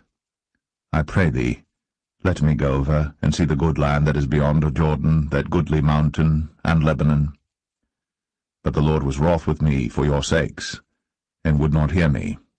And the Lord said unto me, Let it suffice thee, speak no more unto me of this matter.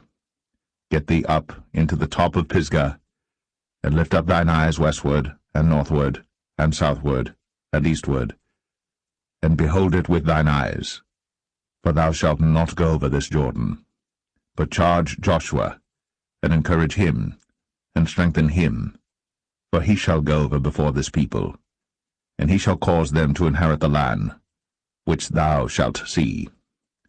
So we abode in the valley over against Beth Peor.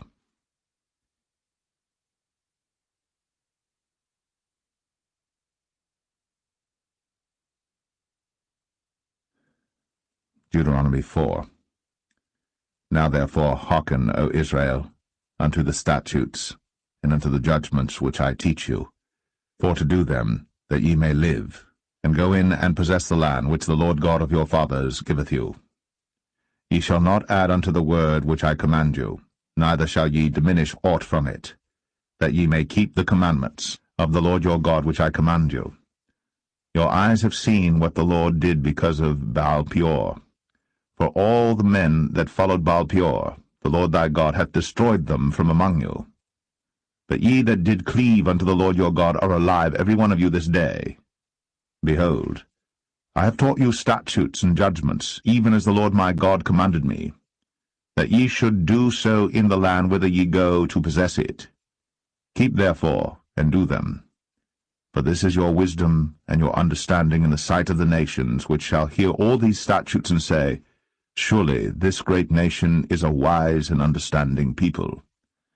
For what nation is there so great, who hath God so nigh unto them, as the Lord our God is in all things that we call upon him for? And what nation is there so great, that hath statutes and judgments so righteous as all this law, which I set before you this day? Only take heed to thyself, and keep thy soul diligently, lest thou forget the things which thine eyes have seen, and lest they depart from thy heart all the days of thy life. But teach them thy sons, and thy sons' sons, especially the day that thou stoodest before the Lord thy God in Horeb, when the Lord said unto me, Gather me the people together, and I will make them hear my words, that they may learn to fear me all the days that they shall live upon the earth, and that they may teach their children. And ye came near and stood under the mountain, and the mountain burned with fire unto the midst of heaven, with darkness, clouds, and thick darkness. And the Lord spake unto you out of the midst of the fire. Ye heard the voice of the words, but saw no similitude, only ye heard a voice. And he declared unto you his covenant, which he commanded you to perform, even 10 commandments, and he wrote them upon 2 tables of stone. And the Lord commanded me at that time to teach you statutes and judgments, that ye might do them in the land whither ye go over to possess it. Take ye therefore good heed unto yourselves, for ye saw no manner of similitude on the day that the Lord spake unto you in Horeb out of the midst of the fire, lest ye corrupt yourselves, and make you a graven image, the similitude of any figure, the likeness of male or female, the likeness of any beast that is on the earth, the likeness of any winged fowl that flieth in the air, the likeness of anything that creepeth on the ground, the likeness of any fish that is in the waters beneath the earth. And lest thou lift up thine eyes unto heaven, and when thou seest the sun, and the moon, and the stars, even all the host of heaven, shouldst be driven to worship them and serve them, which the Lord thy God hath divided unto all nations under the whole heaven. But the Lord hath taken you, and brought you forth out of the iron furnace, even out of Egypt, to be unto him a people of inheritance, as ye are this day. Furthermore, the Lord was angry with me for your sakes, and sware that I should not go over Jordan, and that I should not go in unto that good land, which the Lord thy God giveth thee for an inheritance. But I must die in this land. I must not go over Jordan, but ye shall go over, and possess that good land. Take heed unto yourselves, lest ye forget the covenant of the Lord your God, which he made with you, and make you a graven image, or the likeness of any thing, which the Lord thy God hath forbidden thee. For the Lord thy God is a consuming fire, even a jealous God. When thou shalt beget children, and children's children, and ye shall have remained long in the land, and shall corrupt yourselves, and make a graven image, or the likeness of any thing, and shall do evil in the sight of the Lord thy God, to provoke him to anger, I call heaven and earth to witness against you this day, that ye shall soon utterly perish from off the land whereunto ye go over Jordan to possess it. Ye shall not prolong your days upon it, but shall utterly be destroyed. And the Lord shall scatter you among the nations, and ye shall be left few in number among the heathen, whither the Lord shall lead you. And there ye shall serve gods, the work of men's hands, wood and stone, which neither see, nor hear, nor eat, nor smell. But if from thence thou shalt seek the Lord thy God, thou shalt find him, if thou seek him with all thy heart and with all thy soul. When thou art in tribulation, and all these things are come upon thee, even in the latter days, if thou turn to the Lord thy God, and shalt be obedient unto his voice. For the Lord thy God is a merciful God. He will not forsake thee, neither destroy thee, nor forget the covenant of thy fathers which he sware unto them.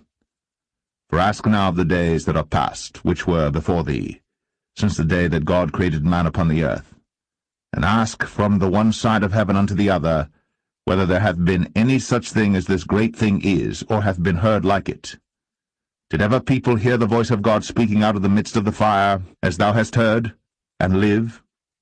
Or hath God assayed to go and take him a nation from the midst of another nation, by temptations, by signs, and by wonders, and by war, and by a mighty hand, and by a stretched out arm, and by great terrors, according to all that the Lord your God did for you in Egypt before your eyes? Unto thee it was shown, that thou mightest know that the Lord he is God, there is none else beside him. Out of heaven he made thee to hear his voice, that he might instruct thee, and upon earth he showed thee his great fire, and thou heardest his words out of the midst of the fire.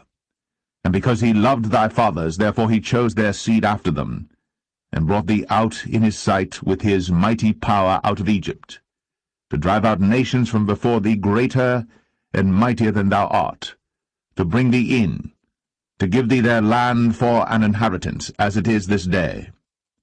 Know therefore this day, and consider it in thine heart, that the Lord he is God in heaven above, and upon the earth beneath there is none else. Thou shalt keep therefore his statutes and his commandments, which I command thee this day, that it may go well with thee, and with thy children after thee, and that thou mayest prolong thy days upon the earth, which the Lord thy God giveth thee for ever. Then Moses severed 3 cities on this side Jordan toward the sunrising, that the slayer might flee thither, which should kill his neighbor unawares, and hated him not in times past, and that fleeing unto one of these cities he might live, namely Bezer in the wilderness, in the plain country of the Reubenites, and Ramoth in Gilead of the Gadites, and Golan in Bashan of the Manassites. And this is the law which Moses set before the children of Israel. These are the testimonies, and the statutes, and the judgments, which Moses spake unto the children of Israel, after they came forth out of Egypt. On this side Jordan, in the valley over against Beth-peor, in the land of Sihon king of the Amorites, who dwelt at Heshbon, whom Moses and the children of Israel smote, after they were come forth out of Egypt. And they possessed his land, and the land of Og king of Bashan, 2 kings of the Amorites, which were on this side Jordan toward the sunrising, from Aroer, which is by the bank of the river Arnon, even unto Mount Sion, which is Hermon, and all the plain on this side Jordan eastward, even unto the sea of the plain, under the springs of Pisgah.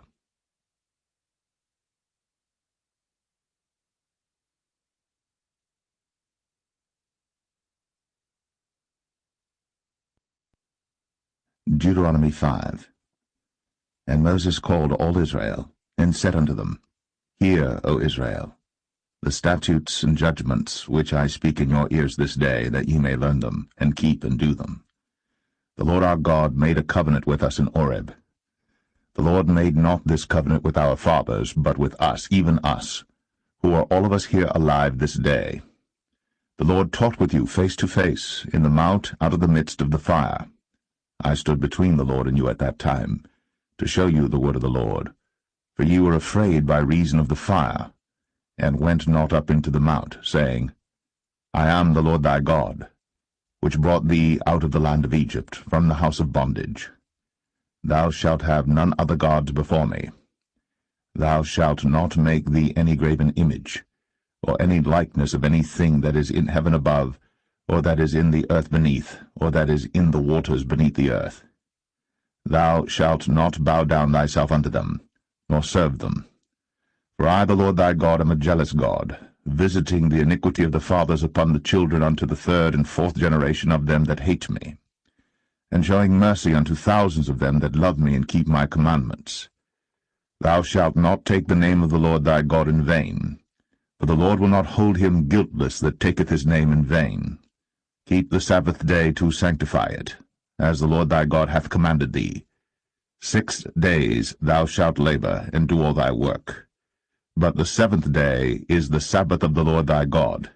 In it thou shalt not do any work, thou, nor thy son, nor thy daughter, nor thy manservant, nor thy maidservant, nor thine ox, nor thine ass, nor any of thy cattle, nor thy stranger that is within thy gates, that thy manservant and thy maidservant may rest as well as thou. And remember that thou wast a servant in the land of Egypt, and that the Lord thy God brought thee out thence through a mighty hand, and by a stretched out arm. Therefore the Lord thy God commanded thee to keep the Sabbath day. Honor thy father and thy mother, as the Lord thy God hath commanded thee, that thy days may be prolonged, and that it may go well with thee in the land which the Lord thy God giveth thee. Thou shalt not kill, neither shalt thou commit adultery, neither shalt thou steal, neither shalt thou bear false witness against thy neighbor, neither shalt thou desire thy neighbor's wife, neither shalt thou covet thy neighbor's house, his field, or his manservant, or his maidservant, his ox, or his ass, or anything that is thy neighbor's. These words the Lord spake unto all your assembly in the mount out of the midst of the fire, of the cloud, and of the thick darkness, with a great voice. And he added no more. And he wrote them in 2 tables of stone, and delivered them unto me. And it came to pass, when ye heard the voice out of the midst of the darkness, for the mountain did burn with fire, that ye came near unto me, even all the heads of your tribes and your elders, and ye said, Behold, the Lord our God hath shown us his glory and his greatness, and we have heard his voice out of the midst of the fire. We have seen this day that God doth talk with man, and he liveth. Now therefore why should we die? For this great fire will consume us. If we hear the voice of the Lord our God any more, then we shall die. For who is there of all flesh that hath heard the voice of the living God speaking out of the midst of the fire, as we have, and lived? Go thou near, and hear all that the Lord our God shall say. And speak thou unto us all that the Lord our God shall speak unto thee, and we will hear it and do it. And the Lord heard the voice of your words, when ye spake unto me. And the Lord said unto me, I have heard the voice of the words of this people, which they have spoken unto thee. They have well said all that they have spoken. Oh, that there were such an heart in them, that they would fear me, and keep all my commandments always, that it might be well with them, and with their children for ever. Go say to them, Get you into your tents again. But as for thee, stand thou here by me, and I will speak unto thee all the commandments and the statutes and the judgments, which thou shalt teach them, that they may do them in the land which I give them to possess it.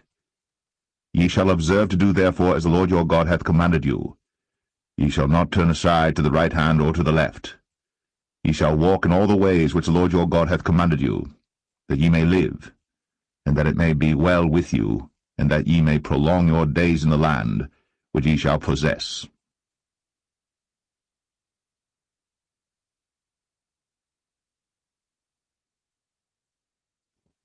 Deuteronomy 6. Now these are the commandments, the statutes, and the judgments, which the Lord your God commanded to teach you, that ye might do them in the land whither ye go to possess it, that thou mightest fear the Lord thy God, to keep all his statutes and his commandments which I command thee, thou and thy son, and thy son's son, all the days of thy life, and that thy days may be prolonged. Hear therefore, O Israel, and observe to do it, that it may be well with thee, and that ye may increase mightily, as the Lord God of thy fathers hath promised thee, in the land that floweth with milk and honey. Hear, O Israel, the Lord our God is one Lord. And thou shalt love the Lord thy God with all thine heart, and with all thy soul, and with all thy might. And these words which I command thee this day shall be in thine heart, and thou shalt teach them diligently unto thy children, and shalt talk of them when thou sittest in thine house, and when thou walkest by the way, and when thou liest down, and when thou risest up. And thou shalt bind them for a sign upon thine hand, and they shall be as frontlets between thine eyes. And thou shalt write them upon the posts of thy house, and on thy gates. And it shall be, when the Lord thy God shall have brought thee into the land which he sware unto thy fathers, to Abraham, to Isaac, and to Jacob, to give thee great and goodly cities, which thou buildest not, and houses full of all good things, which thou fillest not, and wells digged, which thou diggest not, vineyards and olive trees, which thou plantest not. When thou shalt have eaten and be full, then beware, lest thou forget the Lord, which brought thee forth out of the land of Egypt, from the house of bondage. Thou shalt fear the Lord thy God, and serve him, and shalt swear by his name. Ye shall not go after other gods, of the people which are round about you. For the Lord thy God is a jealous God among you, lest the anger of the Lord thy God be kindled against thee, and destroy thee from off the face of the earth. Ye shall not tempt the Lord your God, as ye tempted him in Massah. Ye shall diligently keep the commandments of the Lord your God, and his testimonies, and his statutes, which he hath commanded thee. And thou shalt do that which is right and good in the sight of the Lord, that it may be well with thee, and that thou mayest go in and possess the good land which the Lord sware unto thy fathers, to cast out all thine enemies from before thee, as the Lord hath spoken. And when thy son asketh thee in time to come, saying, What mean the testimonies and the statutes and the judgments which the Lord our God hath commanded you? Then thou shalt say unto thy son, We were Pharaoh's bondmen in Egypt, and the Lord brought us out of Egypt with a mighty hand. And the Lord showed signs and wonders, great and sore, upon Egypt, upon Pharaoh, and upon all his household before our eyes. And he brought us out from thence, that he might bring us in, to give us the land which he sware unto our fathers. And the Lord commanded us to do all these statutes, to fear the Lord our God, for our good always, that he might preserve us alive, as it is at this day. And it shall be our righteousness, if we observe to do all these commandments before the Lord our God, as he hath commanded us.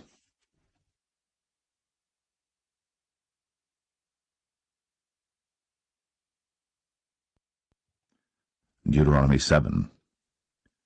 When the Lord thy God shall bring thee into the land whither thou goest to possess it, and hath cast out many nations before thee, the Hittites, and the Girgashites, and the Amorites, and the Canaanites, and the Perizzites, and the Hivites, and the Jebusites, 7 nations greater and mightier than thou. And when the Lord thy God shall deliver them before thee, thou shalt smite them, and utterly destroy them. Thou shalt make no covenant with them, nor show mercy unto them. Neither shalt thou make marriages with them. Thy daughter thou shalt not give unto his son, nor his daughter shalt thou take unto thy son.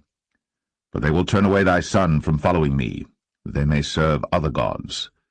So will the anger of the Lord be kindled against you, and destroy thee suddenly. But thus shall ye deal with them.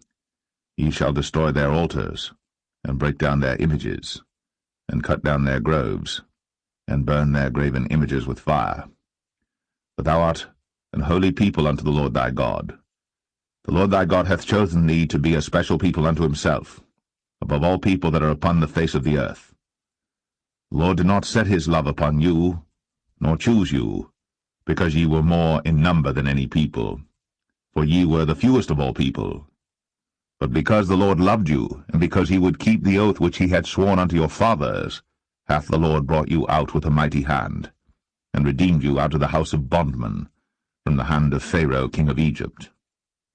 Know therefore that the Lord thy God, he is God, the faithful God, which keepeth covenant and mercy with them that love him, and keep his commandments to 1,000 generations, and repayeth them that hate him to their face, to destroy them.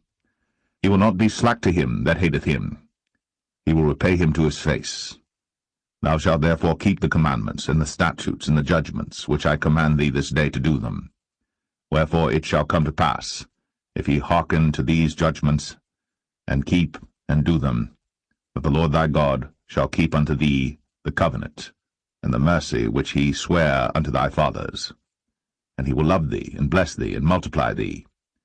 He will also bless the fruit of thy womb, and the fruit of thy land, thy corn, and thy wine, and thine oil, the increase of thy kine, and the flocks of thy sheep, in the land which he sware unto thy fathers to give thee. Thou shalt be blessed above all people. There shall not be male or female barren among you, or among your cattle. And the Lord will take away from thee all sickness, and will put none of the evil diseases of Egypt, which thou knowest, upon thee, but will lay them upon all them that hate thee. And thou shalt consume all the people which the Lord thy God shall deliver thee.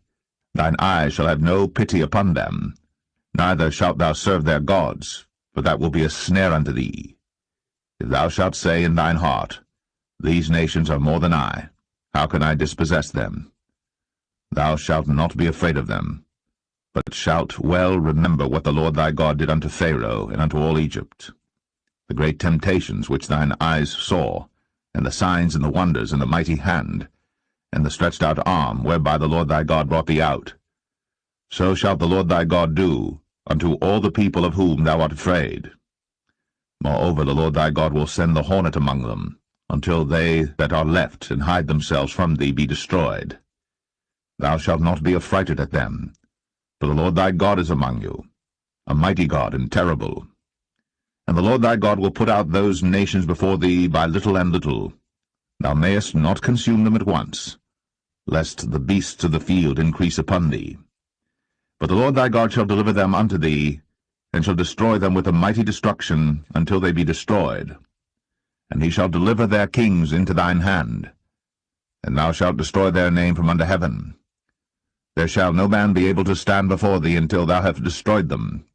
The graven images of their gods shall ye burn with fire. Thou shalt not desire the silver or gold that is on them, nor take it unto thee, lest thou be snared therein, for it is an abomination to the Lord thy God. Neither shalt thou bring an abomination into thine house, lest thou be a cursed thing like it. But thou shalt utterly detest it, and thou shalt utterly abhor it, for it is a cursed thing.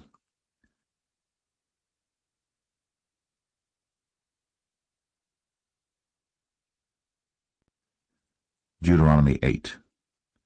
All the commandments which I command thee this day shall ye observe to do, that ye may live, and multiply, and go in and possess the land which the Lord sware unto your fathers.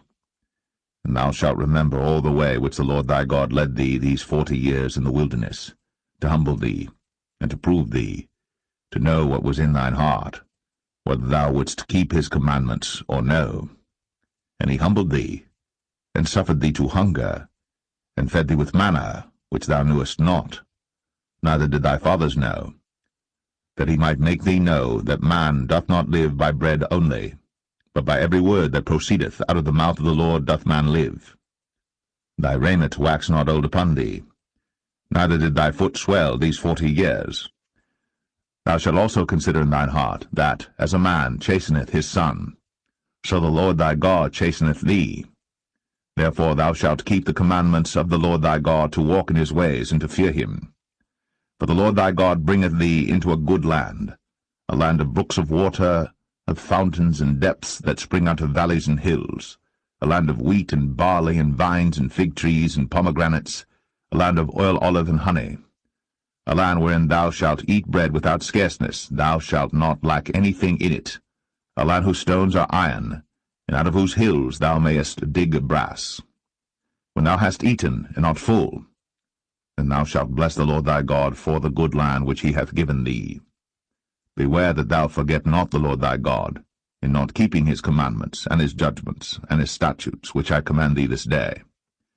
Lest when thou hast eaten and art full, and hast built goodly houses, and dwelt therein, and when thy herds and thy flocks multiply, and thy silver and thy gold is multiplied, and all that thou hast is multiplied, then thine heart be lifted up, and thou forget the Lord thy God, which brought thee forth out of the land of Egypt, from the house of bondage, who led thee through that great and terrible wilderness, wherein were fiery serpents and scorpions, and drought, where there was no water, who brought thee forth water out of the rock of flint, who fed thee in the wilderness with manna, which thy fathers knew not, that he might humble thee, and that he might prove thee to do thee good at thy latter end. And thou say in thine heart, My power and the might of mine hand hath gotten me this wealth. But thou shalt remember the Lord thy God, for it is he that giveth thee power to get wealth, that he may establish his covenant which he sware unto thy fathers, as it is this day. And it shall be, if thou do at all forget the Lord thy God, and walk after other gods, and serve them, and worship them, I testify against you this day, that ye shall surely perish.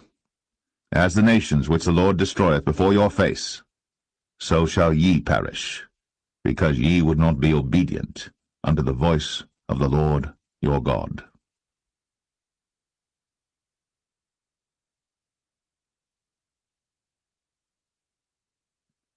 Deuteronomy 9. Hear, O Israel, thou art to pass over Jordan this day, to go in to possess nations greater and mightier than thyself, cities great and fenced up to heaven, a people great and tall, the children of the Anakims, whom thou knowest, and of whom thou hast heard say, Who can stand before the children of Anak? Understand therefore this day that the Lord thy God is he which goeth over before thee as a consuming fire. He shall destroy them, and he shall bring them down before thy face. So shalt thou drive them out, and destroy them quickly, as the Lord hath said unto thee. Speak not thou in thine heart, after that the Lord thy God hath cast them out from before thee, saying, For my righteousness the Lord hath brought me in to possess this land. But for the wickedness of these nations the Lord doth drive them out from before thee. Not for thy righteousness, or for the uprightness of thine heart, dost thou go to possess their land. But for the wickedness of these nations the Lord thy God doth drive them out from before thee, and that he may perform the word which the Lord sware unto thy fathers, Abraham, Isaac, and Jacob. Understand therefore that the Lord thy God giveth thee not this good land to possess it for thy righteousness, for thou art a stiff-necked people. Remember, and forget not, how thou provokest the Lord thy God to wrath in the wilderness, from the day that thou didst depart out of the land of Egypt, until ye came unto this place. Ye have been rebellious against the Lord. Also in Oreb ye provoked the Lord to wrath, so that the Lord was angry with you to have destroyed you. When I was gone up into the mount to receive the tables of stone, even the tables of the covenant which the Lord made with you, then I abode in the mount 40 days and 40 nights. I neither did eat bread nor drink water. And the Lord delivered unto me 2 tables of stone written with the finger of God, and on them was written according to all the words which the Lord spake with you in the mount out of the midst of the fire in the day of the assembly. And it came to pass at the end of 40 days and 40 nights, that the Lord gave me the 2 tables of stone, even the tables of the covenant. And the Lord said unto me, Arise, get thee down quickly from hence, for thy people which thou hast brought forth out of Egypt have corrupted themselves. They are quickly turned aside out of the way which I commanded them. They have made them a molten image. Furthermore the Lord spake unto me, saying, I have seen this people, and behold, it is a stiff-necked people. Let me alone, that I may destroy them, and blot out their name from under heaven. And I will make of thee a nation mightier and greater than they.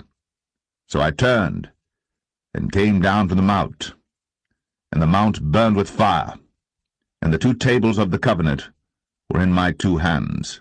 And I looked, and behold, ye had sinned against the Lord your God, and had made you a molten calf.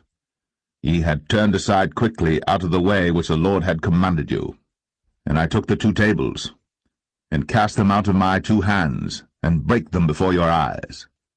And I fell down before the Lord as at the first 40 days and 40 nights. I did neither eat bread nor drink water because of all your sins which ye sinned in doing wickedly in the sight of the Lord to provoke him to anger. For I was afraid of the anger, and hot displeasure, wherewith the Lord was wroth against you to destroy you.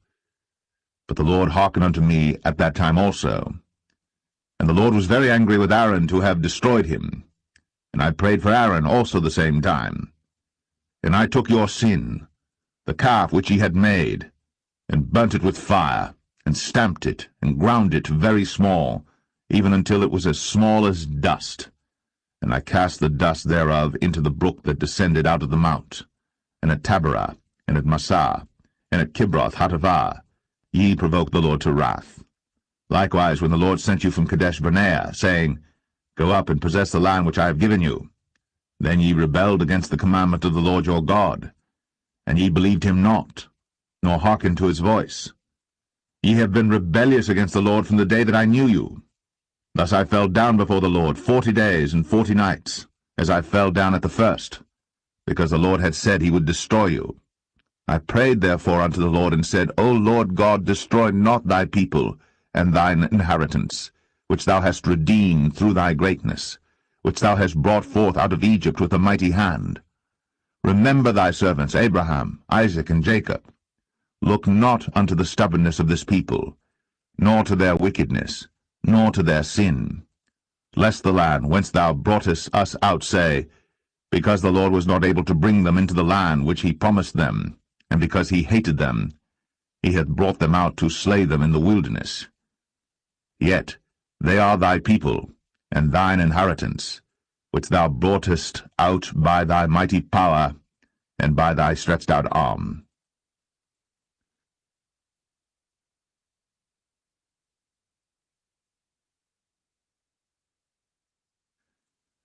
Deuteronomy 10. At that time the Lord said unto me, Hew thee 2 tables of stone like unto the first, and come up unto me into the mount, and make thee an ark of wood. And I will write on the tables the words that were in the first tables which thou breakest, and thou shalt put them in the ark. And I made an ark of shittim wood, and hewed 2 tables of stone like unto the first, and went up into the mount, having the 2 tables in mine hand. And he wrote on the tables, according to the first writing, the 10 commandments, which the Lord spake unto you in the mount out of the midst of the fire, in the day of the assembly. And the Lord gave them unto me. And I turned myself and came down from the mount, and put the tables in the ark which I had made, and there they be, as the Lord commanded me. And the children of Israel took their journey from Beeroth of the children of Jacham to Moserah. There Aaron died, and there he was buried, and Eleazar his son ministered in the priest's office in his stead. From thence they journeyed unto Godgodah, and from Godgodah to Jotbath, a land of rivers of waters. At that time the Lord separated the tribe of Levi, to bear the ark of the covenant of the Lord, to stand before the Lord to minister unto him, and to bless in his name unto this day. Wherefore Levi hath no part nor inheritance with his brethren. The Lord is his inheritance, according as the Lord thy God promised him. And I stayed in the mount, according to the first time, 40 days and 40 nights. And the Lord hearkened unto me at that time also. And the Lord would not destroy thee. And the Lord said unto me, Arise, take thy journey before the people, that they may go in and possess the land which I swear unto their fathers to give unto them. And now, Israel, what doth the Lord thy God require of thee? But to fear the Lord thy God, to walk in all his ways, and to love him, and to serve the Lord thy God with all thy heart and with all thy soul, to keep the commandments of the Lord, and his statutes, which I command thee this day for thy good. Behold, the heaven, and the heaven of heavens is the Lord's thy God, the earth also with all that therein is. Only the Lord had a delight in thy fathers to love them, and he chose their seed after them, even you above all people, as it is this day. Circumcise therefore the foreskin of your heart, and be no more stiff-necked. For the Lord your God is God of gods and Lord of lords, a great God, a mighty and a terrible, which regardeth not persons, nor taketh reward. He doth execute the judgment of the fatherless and widow, and loveth the stranger, in giving him food and raiment. Love ye therefore the stranger, for ye were strangers in the land of Egypt. Thou shalt fear the Lord thy God. Him shalt thou serve, and to him shalt thou cleave, and swear by his name. He is thy praise, and he is thy God, that hath done for thee these great and terrible things, which thine eyes have seen. Thy fathers went down into Egypt with 70 persons, and now the Lord thy God hath made thee as the stars of heaven for multitude.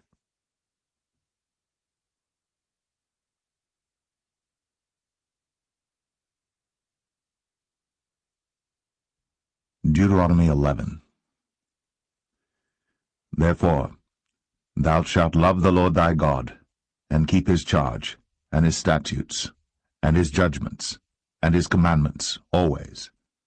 And know ye this day, for I speak not with your children, which have not known, and which have not seen the chastisement of the Lord your God, his greatness, his mighty hand, and his stretched out arm, and his miracles, and his acts which he did in the midst of Egypt, unto Pharaoh the king of Egypt, and unto all his land, and what he did unto the army of Egypt, unto their horses, and to their chariots, how he made the water of the Red Sea to overflow them as they pursued after you, and how the Lord hath destroyed them unto this day.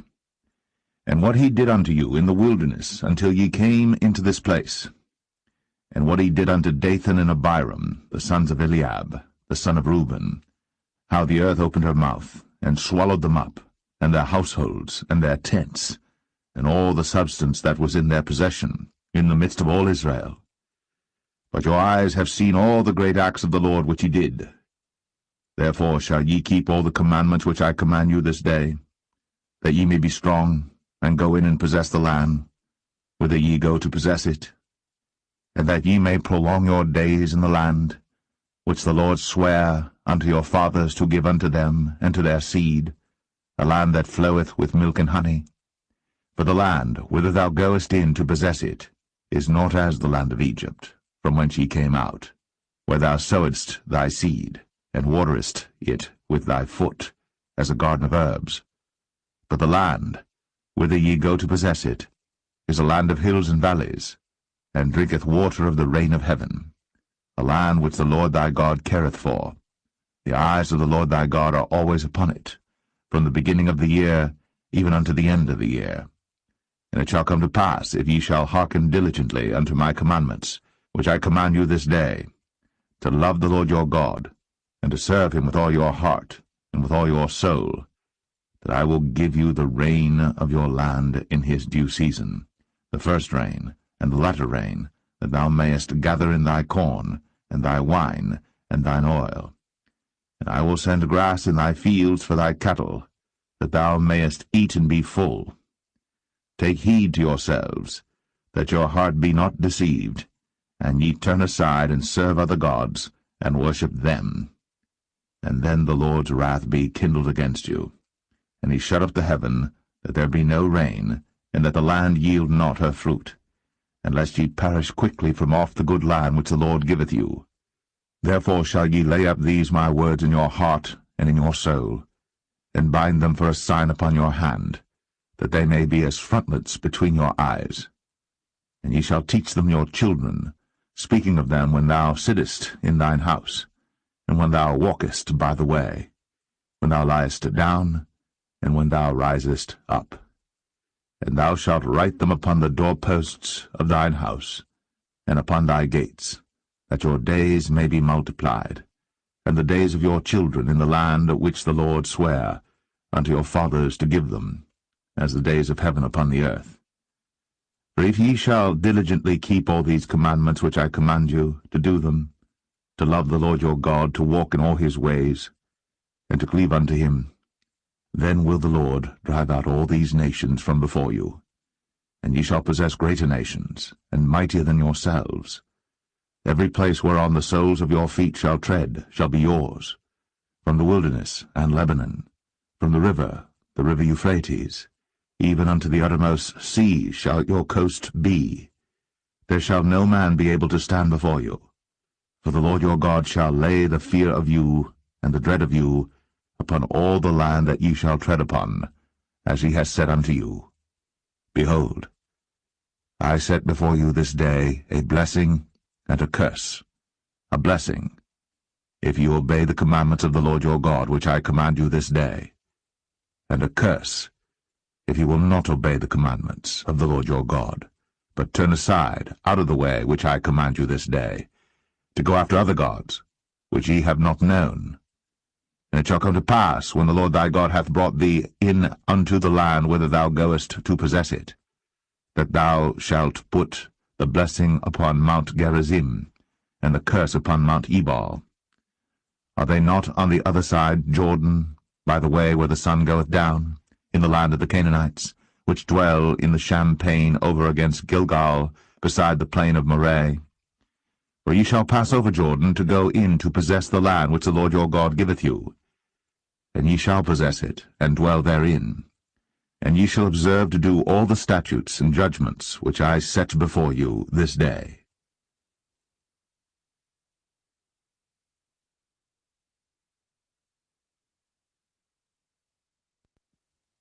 Deuteronomy 12. These are the statutes and judgments which ye shall observe to do in the land, which the Lord God of thy fathers giveth thee to possess it, all the days that ye live upon the earth. Ye shall utterly destroy all the places wherein the nations which ye shall possess served their gods, upon the high mountains, and upon the hills, and under every green tree. And ye shall overthrow their altars, and break their pillars, and burn their groves with fire. And ye shall hew down the graven images of their gods, and destroy the names of them out of that place.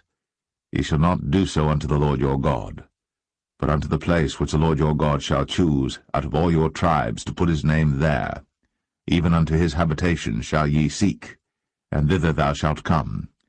And thither ye shall bring your burnt offerings, and your sacrifices, and your tithes, and heave offerings of your hand, and your vows, and your freewill offerings, and the firstlings of your herds and of your flocks. And there ye shall eat before the Lord your God, and ye shall rejoice in all that ye put your hand unto, ye and your households, wherein the Lord thy God hath blessed thee. Ye shall not do after all the things that we do here this day, every man whatsoever is right in his own eyes. For ye are not as yet come to the rest, and to the inheritance, which the Lord your God giveth you. But when ye go over Jordan, and dwell in the land which the Lord your God giveth you to inherit, and when he giveth you rest from all your enemies round about, so that ye dwell in safety, then there shall be a place which the Lord your God shall choose to cause his name to dwell there. Thither shall ye bring all that I command you, your burnt offerings, and your sacrifices, your tithes, and the heave offering of your hand, and all your choice vows which ye vow unto the Lord. And ye shall rejoice before the Lord your God, ye and your sons, and your daughters, and your menservants, and your maidservants, and the Levite that is within your gates, forasmuch as he hath no part nor inheritance with you.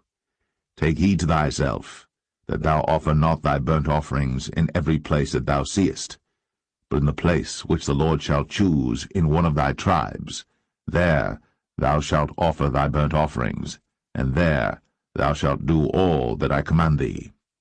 Notwithstanding, thou mayest kill and eat flesh in all thy gates, whatsoever thy soul lusteth after, according to the blessing of the Lord thy God which he hath given thee. The unclean and the clean may eat thereof, as of the roebuck, and as of the hart. Only ye shall not eat the blood. Ye shall pour it upon the earth as water. Thou mayest not eat within thy gates the tithe of thy corn, or of thy wine, or of thy oil, or the firstlings of thy herds, or of thy flock, nor any of thy vows which thou vowest, nor thy freewill offerings, or heave offering of thine hand. But thou must eat them before the Lord thy God in the place which the Lord thy God shall choose, thou, and thy son, and thy daughter, and thy manservant, and thy maidservant, and the Levite that is within thy gates. And thou shalt rejoice before the Lord thy God in all that thou puttest thine hands unto. Take heed to thyself that thou forsake not the Levite as long as thou livest upon the earth. When the Lord thy God shall enlarge thy border, as he hath promised thee, and thou shalt say, I will eat flesh, because thy soul longeth to eat flesh. Thou mayest eat flesh, whatsoever thy soul lusteth after. If the place which the Lord thy God hath chosen to put his name there be too far from thee, then thou shalt kill of thy herd and of thy flock, which the Lord hath given thee, as I have commanded thee, and thou shalt eat in thy gates whatsoever thy soul lusteth after. Even as the roebuck and the hart is eaten, so thou shalt eat them. The unclean and the clean shall eat of them alike. Only be sure that thou eat not the blood, for the blood is the life, and thou mayest not eat the life with the flesh. Thou shalt not eat it, thou shalt pour it upon the earth as water. Thou shalt not eat it, that it may go well with thee, and with thy children after thee, when thou shalt do that which is right in the sight of the Lord.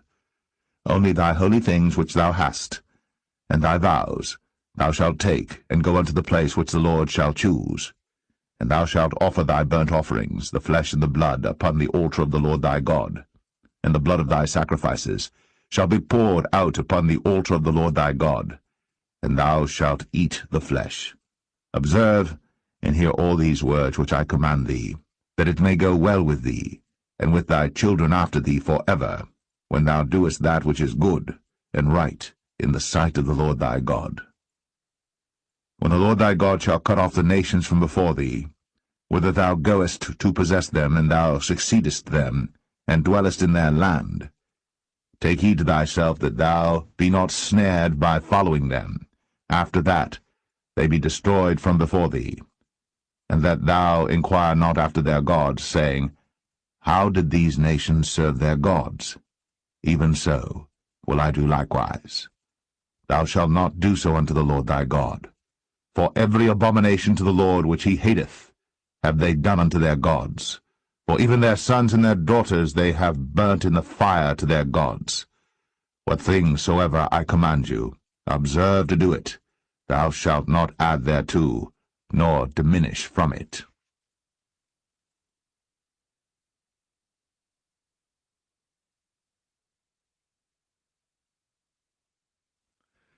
Deuteronomy 13. If there arise among you a prophet, or a dreamer of dreams, and giveth thee a sign or a wonder, and the sign or the wonder come to pass, whereof he spake unto thee, saying, Let us go after other gods, which thou hast not known, and let us serve them, thou shalt not hearken unto the words of that prophet, or that dreamer of dreams. For the Lord your God proveth you, to know whether ye love the Lord your God with all your heart, and with all your soul. Ye shall walk after the Lord your God, and fear him, and keep his commandments, and obey his voice. And ye shall serve him, and cleave unto him. And that prophet, or that dreamer of dreams, shall be put to death, because he hath spoken to turn you away from the Lord your God, which brought you out of the land of Egypt, and redeemed you out of the house of bondage, to thrust thee out of the way, which the Lord thy God commanded thee to walk in. So shalt thou put the evil away from the midst of thee. If thy brother, the son of thy mother, or thy son, or thy daughter, or the wife of thy bosom, or thy friend, which is as thine own soul, entice thee secretly, saying, Let us go and serve other gods, which thou hast not known, thou nor thy fathers, namely of the gods of the people which are round about you, nigh unto thee, or far off from thee, from the one end of the earth even unto the other end of the earth. Thou shalt not consent unto him, nor hearken unto him, neither shall thine eye pity him, neither shalt thou spare, neither shalt thou conceal him. But thou shalt surely kill him. Thine hand shall be first upon him to put him to death, and afterwards the hand of all the people. And thou shalt stone him with stones, that he die, because he hath sought to thrust thee away from the Lord thy God, which brought thee out of the land of Egypt, from the house of bondage. And all Israel shall hear and fear, and shall do no more any such wickedness as this is among you. If thou shalt hear say, in one of thy cities, which the Lord thy God hath given thee to dwell there, saying, Certain men, the children of Belial, are gone out from among you, and have withdrawn the inhabitants of their city, saying, Let us go and serve other gods, which ye have not known, Then shalt thou inquire and make search, and ask diligently, and behold, if it be truth, and the thing certain, that such abomination is wrought among you, thou shalt surely smite the inhabitants of that city with the edge of the sword, destroying it utterly, and all that is therein, and the cattle thereof, with the edge of the sword. And thou shalt gather all the spoil of it into the midst of the street thereof, and shalt burn with fire the city, and all the spoil thereof every whit, for the Lord thy God, and it shall be an heap for ever. It shall not be built again. And there shall cleave naught of the cursed thing to thine hand, that the Lord may turn from the fierceness of his anger, and show thee mercy, and have compassion upon thee, and multiply thee, as he has sworn unto thy fathers. When thou shalt hearken to the voice of the Lord thy God, to keep all his commandments which I command thee this day, to do that which is right in the eyes of the Lord thy God.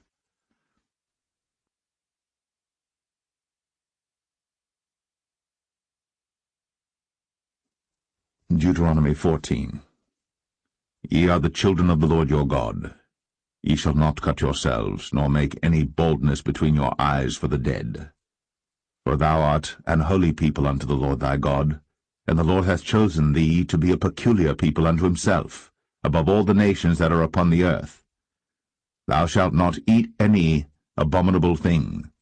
These are the beasts which ye shall eat, the ox, the sheep, and the goat, the hart, and the roebuck, and the fallow deer, and the wild goat, and the pygarg, and the wild ox, and the chamois, and every beast that parteth the hoof, and cleaveth the cleft into two claws, and cheweth the cud among the beasts, that ye shall eat.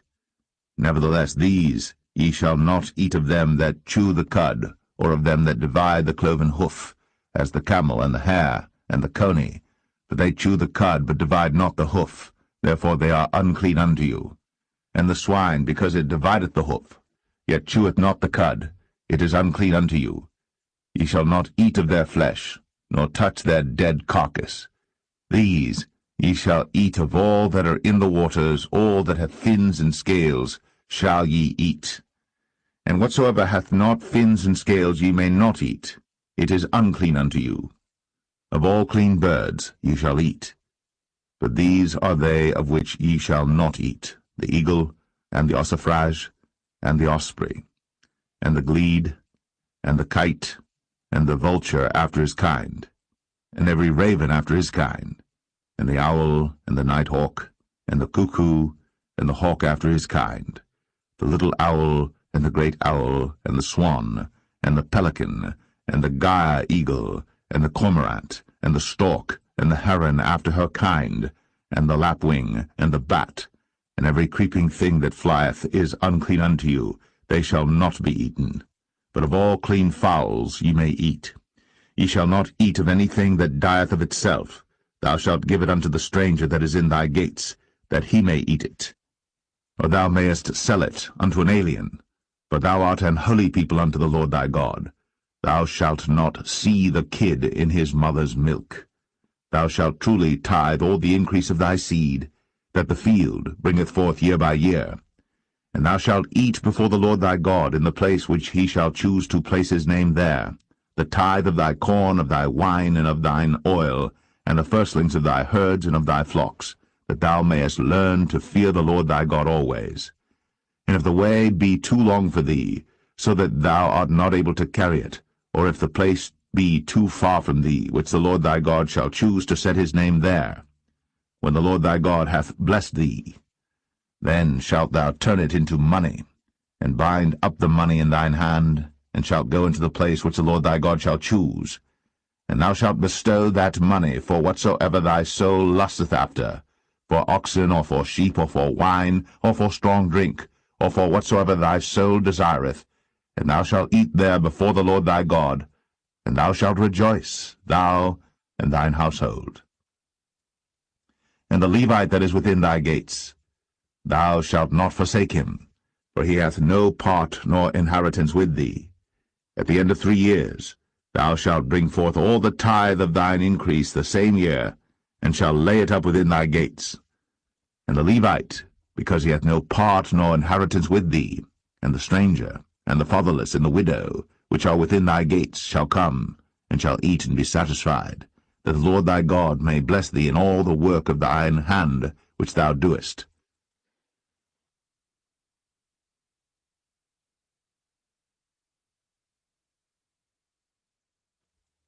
Deuteronomy 15. At the end of every 7 years thou shalt make a release, and this is the manner of the release. Every creditor that lendeth aught unto his neighbor shall release it. He shall not exact it of his neighbor, or of his brother, because it is called the Lord's release. Of a foreigner thou mayest exact it again, but that which is thine with thy brother thine hand shall release, save when there shall be no poor among you. For the Lord shall greatly bless thee in the land which the Lord thy God giveth thee for an inheritance to possess it. Only if thou carefully hearken unto the voice of the Lord thy God, to observe to do all these commandments which I command thee this day.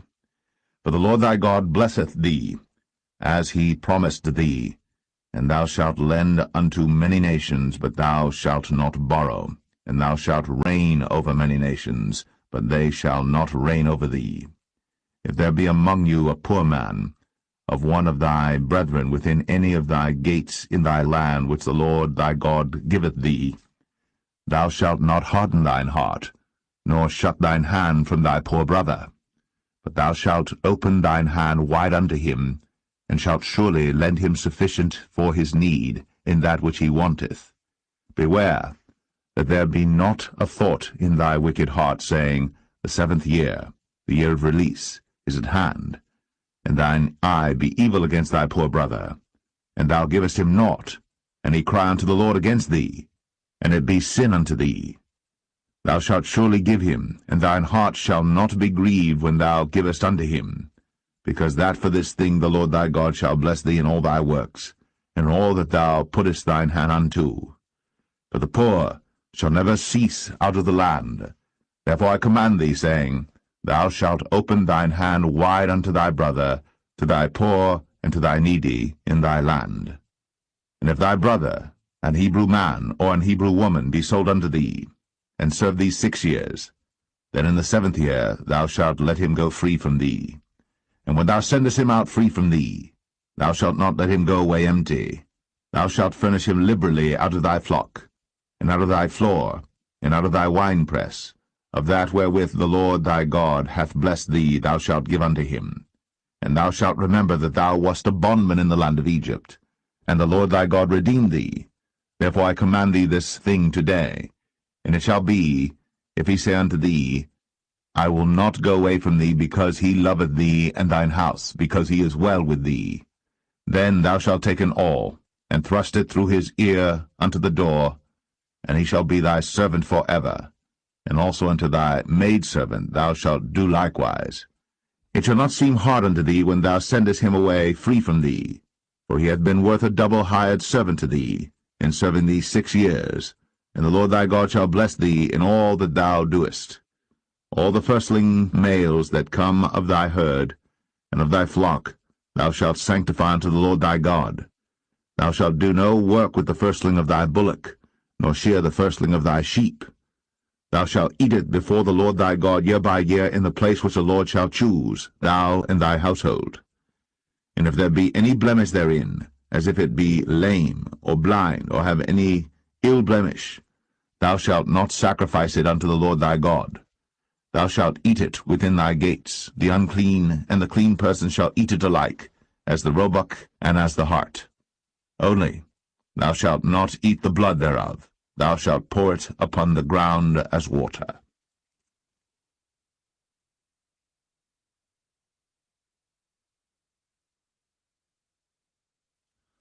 Deuteronomy 16. Observe the month of Abib, and keep the Passover unto the Lord thy God. For in the month of Abib the Lord thy God brought thee forth out of Egypt by night. Thou shalt therefore sacrifice the Passover unto the Lord thy God, of the flock and the herd, in the place which the Lord shall choose to place his name there. Thou shalt eat no leavened bread with it. 7 days shalt thou eat unleavened bread therewith, even the bread of affliction. For thou camest forth out of the land of Egypt in haste, that thou mayest remember the day when thou camest forth out of the land of Egypt all the days of thy life. And there shall be no leavened bread seen with thee in all thy coast 7 days, neither shall there any thing of the flesh, which thou sacrificedst the first day at even, remain all night until the morning. Thou mayest not sacrifice the Passover within any of thy gates, which the Lord thy God giveth thee. But at the place which the Lord thy God shall choose to place his name in, there thou shalt sacrifice the Passover at even, at the going down of the sun, at the season that thou camest forth out of Egypt. And thou shalt roast and eat it in the place which the Lord thy God shall choose, and thou shalt turn in the morning, and go unto thy tents. 6 days thou shalt eat unleavened bread, and on the 7th day shall be a solemn assembly to the Lord thy God. Thou shalt do no work therein. 7 weeks shalt thou number unto thee. Begin to number the 7 weeks from such time as thou beginnest to put the sickle to the corn. And thou shalt keep the feast of weeks unto the Lord thy God with a tribute of a freewill offering of thine hand, which thou shalt give unto the Lord thy God, according as the Lord thy God hath blessed thee. And thou shalt rejoice before the Lord thy God, thou, and thy son, and thy daughter, and thy manservant, and thy maidservant, and the Levite that is within thy gates, and the stranger, and the fatherless, and the widow that are among you, in the place which the Lord thy God hath chosen to place his name there. And thou shalt remember that thou wast a bondman in Egypt, and thou shalt observe and do these statutes. Thou shalt observe the Feast of Tabernacles 7 days. After that thou hast gathered in thy corn and thy wine. And thou shalt rejoice in thy feast, thou and thy son, and thy daughter, and thy manservant, and thy maidservant, and the Levite, the stranger, and the fatherless, and the widow, that are within thy gates. 7 days shalt thou keep a solemn feast unto the Lord thy God in the place which the Lord shall choose, because the Lord thy God shall bless thee in all thine increase, in all the works of thine hands. Therefore thou shalt surely rejoice. 3 times in a year shall all thy males appear before the Lord thy God in the place which he shall choose, in the feast of unleavened bread, in the feast of weeks, in the feast of tabernacles, and they shall not appear before the Lord empty. Every man shall give as he is able, according to the blessing of the Lord thy God which he hath given thee. Judges and officers shalt thou make thee in all thy gates, which the Lord thy God giveth thee throughout thy tribes, and they shall judge the people with just judgment. Thou shalt not wrest judgment. Thou shalt not respect persons, neither take a gift, for a gift doth blind the eyes of the wise, and pervert the words of the righteous. That which is altogether just shalt thou follow, that thou mayest live, and inherit the land which the Lord thy God giveth thee. Thou shalt not plant thee a grove of any trees near unto the altar of the Lord thy God, which thou shalt make thee. Neither shalt thou set thee up any image, which the Lord thy God hateth.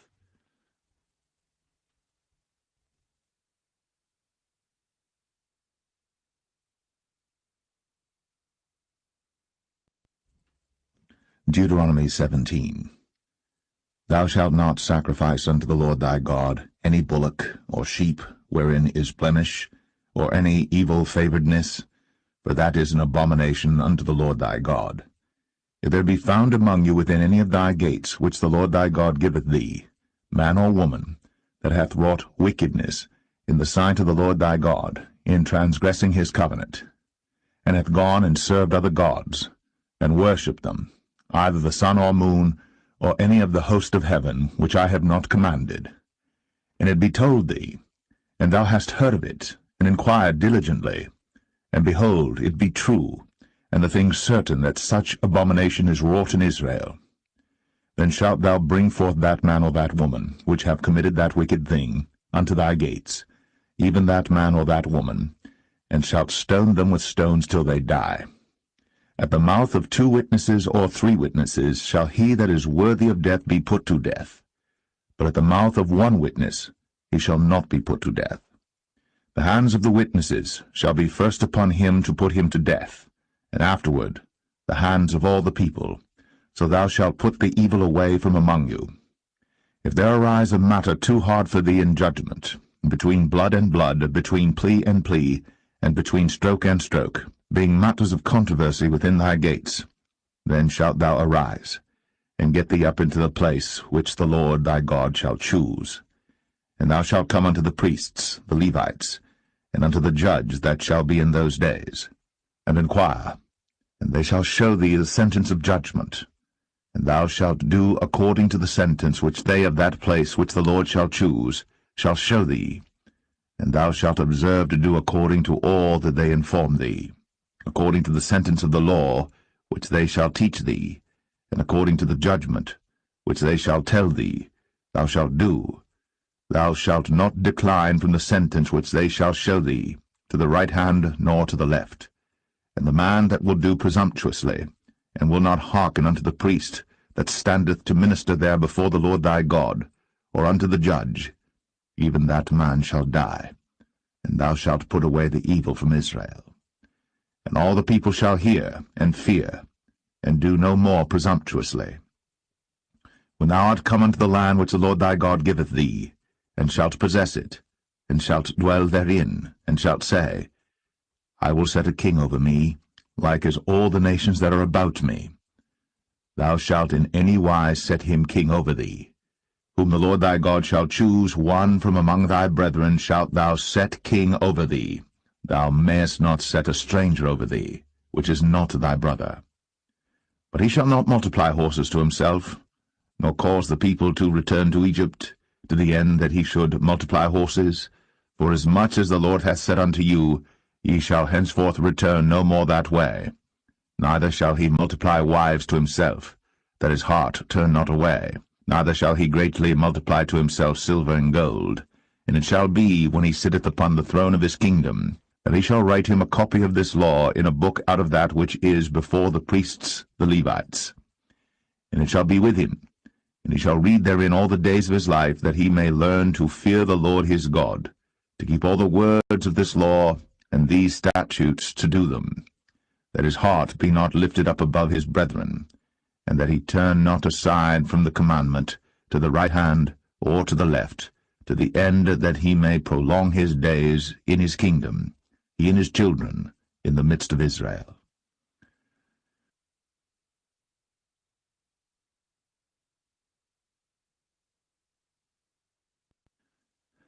Deuteronomy 18. The priests, the Levites, and all the tribe of Levi, shall have no part nor inheritance with Israel. They shall eat the offerings of the Lord made by fire, and his inheritance. Therefore shall they have no inheritance among their brethren. The Lord is their inheritance, as he hath said unto them. And this shall be the priest's due from the people from them that offer a sacrifice, whether it be ox or sheep. And they shall give unto the priest the shoulder, and the 2 cheeks, and the maw. The firstfruit also of thy corn, of thy wine, and of thine oil, and the first of the fleece of thy sheep, shalt thou give him.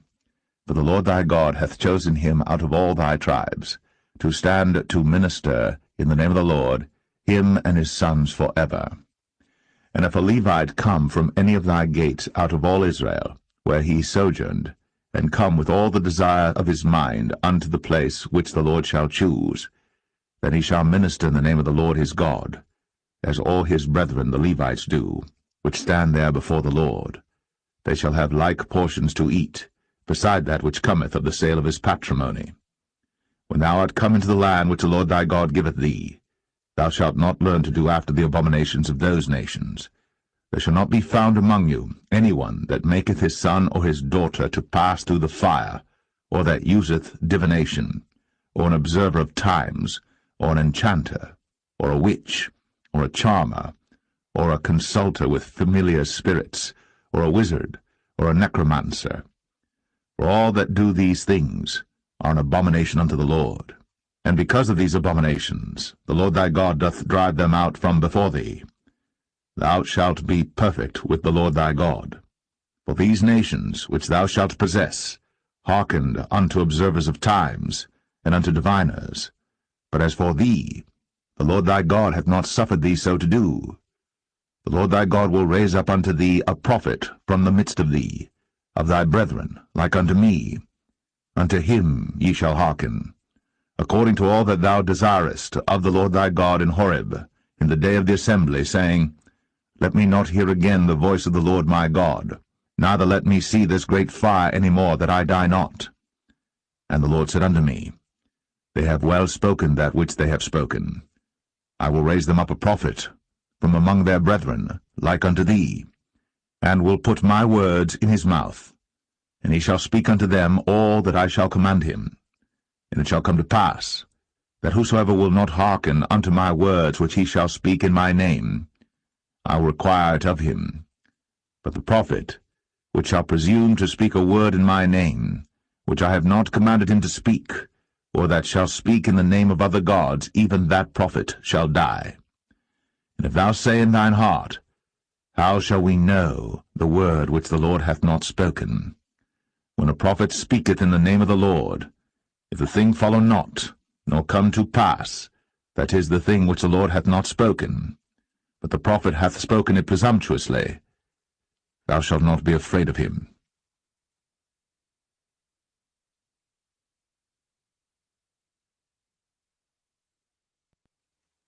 Deuteronomy 19. When the Lord thy God hath cut off the nations, whose land the Lord thy God giveth thee, and thou succeedest them, and dwellest in their cities and in their houses, thou shalt separate 3 cities for thee in the midst of thy land, which the Lord thy God giveth thee to possess it. Thou shalt prepare thee a way, and divide the coasts of thy land, which the Lord thy God giveth thee to inherit, into 3 parts, that every slayer may flee thither. And this is the case of the slayer, which shall flee thither, that he may live, whoso killeth his neighbour ignorantly, whom he hated not in time past. As when a man goeth into the wood with his neighbour to hew wood, and his hand fetcheth a stroke with the axe to cut down the tree, and the head slippeth from the helve, and lighteth upon his neighbour, that he die. He shall flee unto one of those cities, and live, lest the avenger of blood pursue the slayer, while his heart is hot, and overtake him, because the way is long, and slay him, whereas he was not worthy of death, inasmuch as he hated him not in time past. Wherefore I command thee, saying, Thou shalt separate 3 cities for thee. And if the Lord thy God enlarge thy coast, as he hath sworn unto thy fathers, and give thee all the land which he promised to give unto thy fathers, if thou shalt keep all these commandments to do them, which I command thee this day, to love the Lord thy God, and to walk ever in his ways, then shalt thou add 3 cities more for thee, beside these 3, that innocent blood be not shed in thy land, which the Lord thy God giveth thee for an inheritance, and so blood be upon thee. But if any man hate his neighbour, and lie in wait for him, and rise up against him, and smite him mortally, that he die, and fleeth into one of these cities, then the elders of his city shall send and fetch him thence, and deliver him into the hand of the avenger of blood, that he may die. Thine eye shall not pity him, but thou shalt put away the guilt of innocent blood from Israel, that it may go well with thee. Thou shalt not remove thy neighbour's landmark, which they of old time have set in thine inheritance, which thou shalt inherit in the land that the Lord thy God giveth thee to possess it. 1 witness shall not rise up against a man for any iniquity, or for any sin, in any sin that he sinneth. At the mouth of 2 witnesses, or at the mouth of 3 witnesses, shall the matter be established. If a false witness rise up against any man to testify against him that which is wrong, then both the men between whom the controversy is shall stand before the Lord, before the priests and the judges, which shall be in those days. And the judges shall make diligent inquisition, and behold, if the witness be a false witness, and hath testified falsely against his brother, then shall ye do unto him as he had thought to have done unto his brother. So shalt thou put the evil away from among you. And those which remain shall hear, and fear, and shall henceforth commit no more any such evil among you. And thine eye shall not pity, but life shall go for life, eye for eye, tooth for tooth, hand for hand, foot for foot.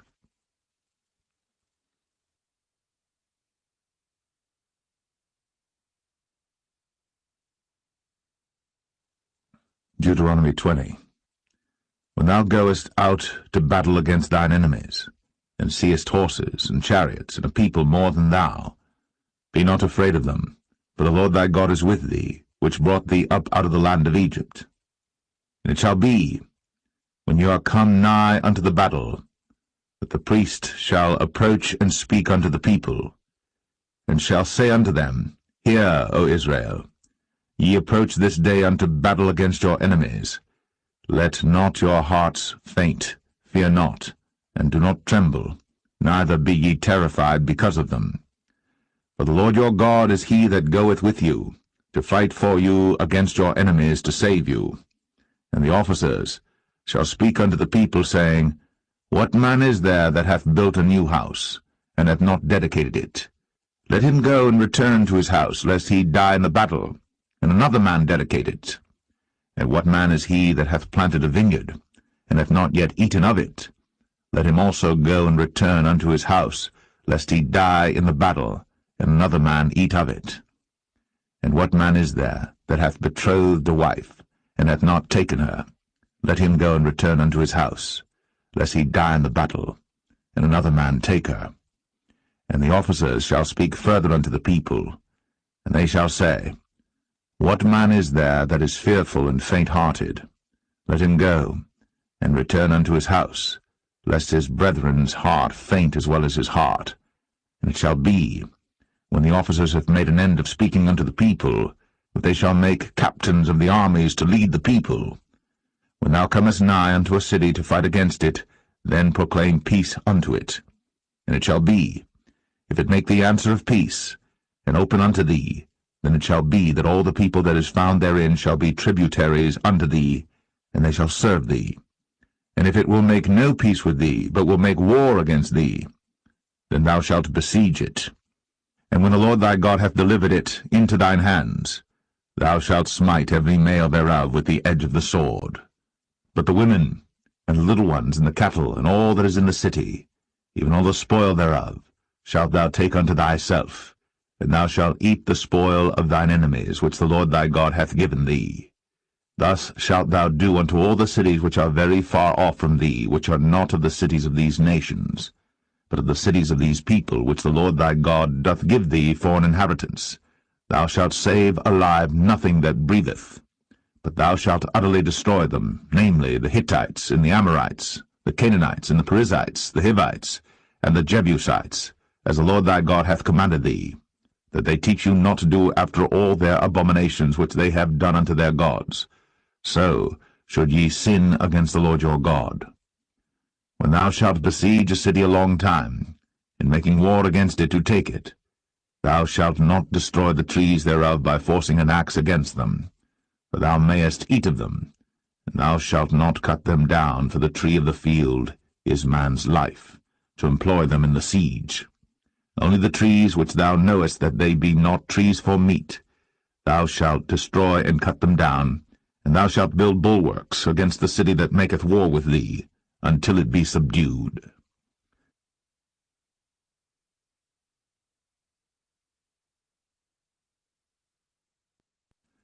Deuteronomy 21. If one be found slain in the land which the Lord thy God giveth thee to possess it, lying in the field, and it be not known who hath slain him, then thy elders and thy judges shall come forth, and they shall measure unto the cities which are round about him that is slain. And it shall be that the city which is next unto the slain man, even the elders of that city shall take an heifer, which hath not been wrought with, and which hath not drawn in the yoke. And the elders of that city shall bring down the heifer unto a rough valley, which is neither eared nor sown, and shall strike off the heifer's neck there in the valley. And the priests, the sons of Levi, shall come near, for them the Lord thy God hath chosen to minister unto him, and to bless in the name of the Lord, and by their word shall every controversy and every stroke be tried. And all the elders of that city that are next unto the slain man shall wash their hands over the heifer that is beheaded in the valley. And they shall answer and say, Our hands have not shed this blood, neither have our eyes seen it. Be merciful, O Lord, unto thy people Israel, whom thou hast redeemed, and lay not innocent blood unto thy people of Israel's charge. and the blood shall be forgiven them. So shalt thou put away the guilt of innocent blood from among you, when thou shalt do that which is right in the sight of the Lord. When thou goest forth to war against thine enemies, and the Lord thy God hath delivered them into thine hands, and thou hast taken them captive, and seest among the captives a beautiful woman, and hast a desire unto her, that thou wouldest have her to thy wife, then thou shalt bring her home to thine house, and she shall shave her head, and pare her nails. And she shall put the raiment of her captivity from off her, and shall remain in thine house, and bewail her father and her mother a full month. And after that thou shalt go in unto her, and be her husband, and she shall be thy wife. And it shall be, if thou have no delight in her, then thou shalt let her go whither she will, but thou shalt not sell her at all for money. Thou shalt not make merchandise of her, because thou hast humbled her. If a man have 2 wives, one beloved, and another hated, and they have borne him children, both the beloved and the hated, and if the firstborn son be hers that was hated, then it shall be, when he maketh his sons to inherit that which he hath, that he may not make the son of the beloved firstborn before the son of the hated, which is indeed the firstborn.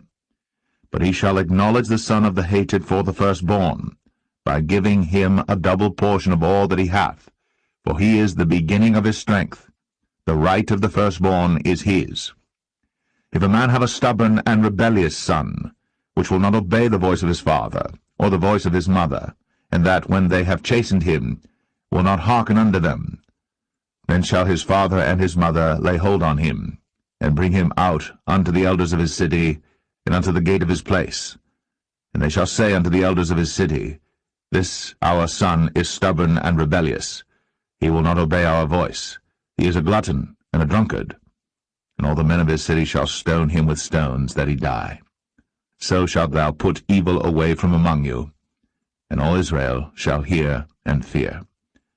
And if a man have committed a sin worthy of death, and he be put to death, and thou hang him on a tree, his body shall not remain all night upon the tree, but thou shalt in any wise bury him that day. For he that is hanged is accursed of God, that thy land be not defiled, which the Lord thy God giveth thee for an inheritance.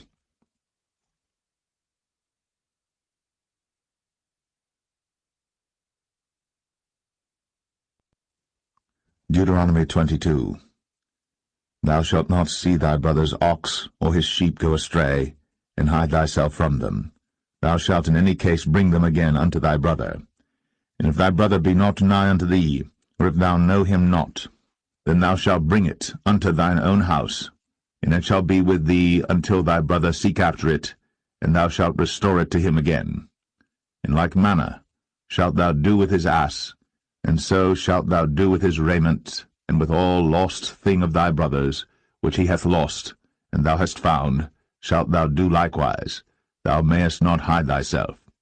Thou shalt not see thy brother's ass or his ox fall down by the way, and hide thyself from them. Thou shalt surely help him to lift them up again. The woman shall not wear that which pertaineth unto a man, neither shall a man put on a woman's garment, for all that do so are abomination unto the Lord thy God. If a bird's nest chance to be before thee in the way in any tree or on the ground, whether they be young ones or eggs, and the dam sitting upon the young, or upon the eggs, thou shalt not take the dam with the young. But thou shalt in any wise let the dam go, and take the young to thee, that it may be well with thee, and that thou mayest prolong thy days. When thou buildest a new house, and thou shalt make a battlement for thy roof, that thou bring not blood upon thine house, if any man fall from thence. Thou shalt not sow thy vineyard with divers seeds, lest the fruit of thy seed, which thou hast sown, and the fruit of thy vineyard be defiled. Thou shalt not plow with an ox and an ass together. Thou shalt not wear a garment of divers sorts, as of woolen and linen together. Thou shalt make thee fringes upon the 4 quarters of thy vesture, wherewith thou coverest thyself. If any man take a wife, and go in unto her, and hate her, and give occasions of speech against her, and bring up an evil name upon her, and say, I took this woman, and when I came to her, I found her not a maid. Then shall the father of the damsel and her mother take and bring forth the tokens of the damsel's virginity unto the elders of the city in the gate. And the damsel's father shall say unto the elders, I gave my daughter unto this man to wife, and he hateth her. And lo, he hath given occasions of speech against her, saying, I found not thy daughter a maid, and yet these are the tokens of my daughter's virginity. And they shall spread the cloth before the elders of the city. And the elders of that city shall take that man, and chastise him, and they shall amerce him in 100 shekels of silver, and give them unto the father of the damsel, because he hath brought up an evil name upon a virgin of Israel. And she shall be his wife. He may not put her away all his days. But if this thing be true, and the tokens of virginity be not found for the damsel, then they shall bring out the damsel to the door of her father's house, and the men of her city shall stone her with stones that she die, because she hath wrought folly in Israel, to play the whore in her father's house. So shalt thou put evil away from among you. If a man be found lying with a woman married to an husband, then they shall both of them die, both the man that lay with the woman, and the woman. So shalt thou put away evil from Israel. If a damsel that is a virgin be betrothed unto an husband, and a man find her in the city, and lie with her, then ye shall bring them both out unto the gate of that city, and ye shall stone them with stones that they die, the damsel because she cried not, being in the city, and the man because he hath humbled his neighbour's wife. So thou shalt put away evil from among you. But if a man find a betrothed damsel in the field, and the man force her, and lie with her, then the man only that lay with her shall die. But unto the damsel thou shalt do nothing. There is in the damsel no sin worthy of death. For as when a man riseth against his neighbour, and slayeth him, even so is this matter. For he found her in the field, and the betrothed damsel cried, and there was none to save her. If a man find a damsel that is a virgin which is not betrothed, and lay hold on her, and lie with her, and they be found, then the man that lay with her shall give unto the damsel's father 50 shekels of silver, and she shall be his wife, because he hath humbled her. He may not put her away all his days. A man shall not take his father's wife, nor discover his father's skirt.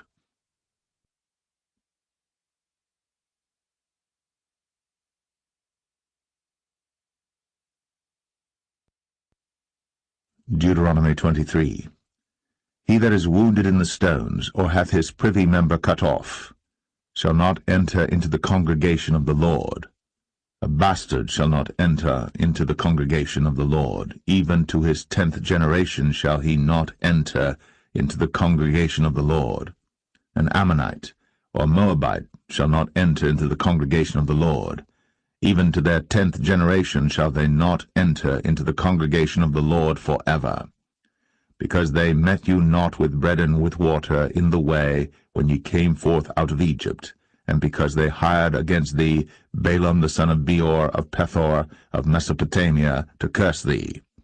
Nevertheless the Lord thy God would not hearken unto Balaam, but the Lord thy God turned the curse into a blessing unto thee, because the Lord thy God loved thee. Thou shalt not seek their peace nor their prosperity all thy days forever. Thou shalt not abhor an Edomite, for he is thy brother. Thou shalt not abhor an Egyptian, because thou wast a stranger in his land. The children that are begotten of them shall enter into the congregation of the Lord in their 3rd generation. When the host goeth forth against thine enemies, then keep thee from every wicked thing. If there be among you any man that is not clean by reason of uncleanness, that chanceth him by night, then shall he go abroad out of the camp. He shall not come within the camp. But it shall be, when evening cometh on, he shall wash himself with water, and when the sun is down, he shall come into the camp again. Thou shalt have a place also without the camp, whither thou shalt go forth abroad. Thou shalt have a paddle upon thy weapon. It shall be, when thou wilt ease thyself abroad, thou shalt dig therewith, and shalt turn back and cover that which cometh from thee. For the Lord thy God walketh in the midst of thy camp, to deliver thee, and to give up thine enemies before thee. Therefore shall thy camp be holy, that he see no unclean thing in thee, and turn away from thee. Thou shalt not deliver unto his master the servant which is escaped from his master unto thee. He shall dwell with thee, even among you, in that place which he shall choose in one of thy gates, where it liketh him best. Thou shalt not oppress him. There shall be no whore of the daughters of Israel, nor a sodomite of the sons of Israel. Thou shalt not bring the hire of a whore, or the price of a dog, into the house of the Lord thy God for any vow, for even both these are abomination unto the Lord thy God. Thou shalt not lend upon usury to thy brother, usury of money, usury of victuals, usury of anything that is lent upon usury.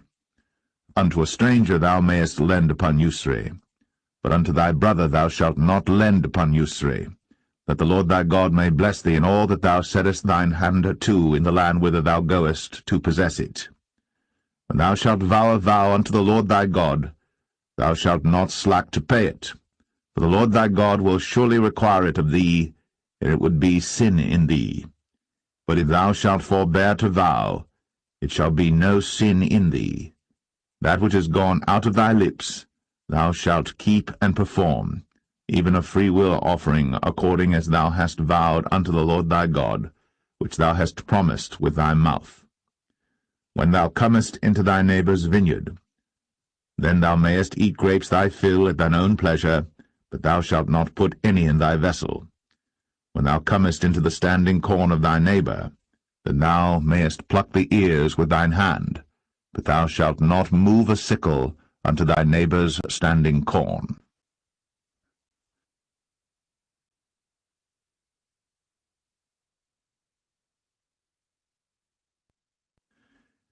Deuteronomy 24. When a man hath taken a wife, and married her, and it come to pass that she find no favour in his eyes, because he hath found some uncleanness in her, then let him write her a bill of divorcement, and give it in her hand, and send her out of his house. And when she is departed out of his house, she may go and be another man's wife. And if the latter husband hate her, and write her a bill of divorcement, and giveth it in her hand, and sendeth her out of his house, or if the latter husband die, which took her to be his wife, her former husband, which sent her away, may not take her again to be his wife. After that she is defiled, for that is abomination before the Lord. And thou shalt not cause the land to sin, which the Lord thy God giveth thee for an inheritance. When a man hath taken a new wife, he shall not go out to war, neither shall he be charged with any business, but he shall be free at home 1 year, and shall cheer up his wife which he hath taken. No man shall take the nether or the upper millstone to pledge, for he taketh a man's life to pledge.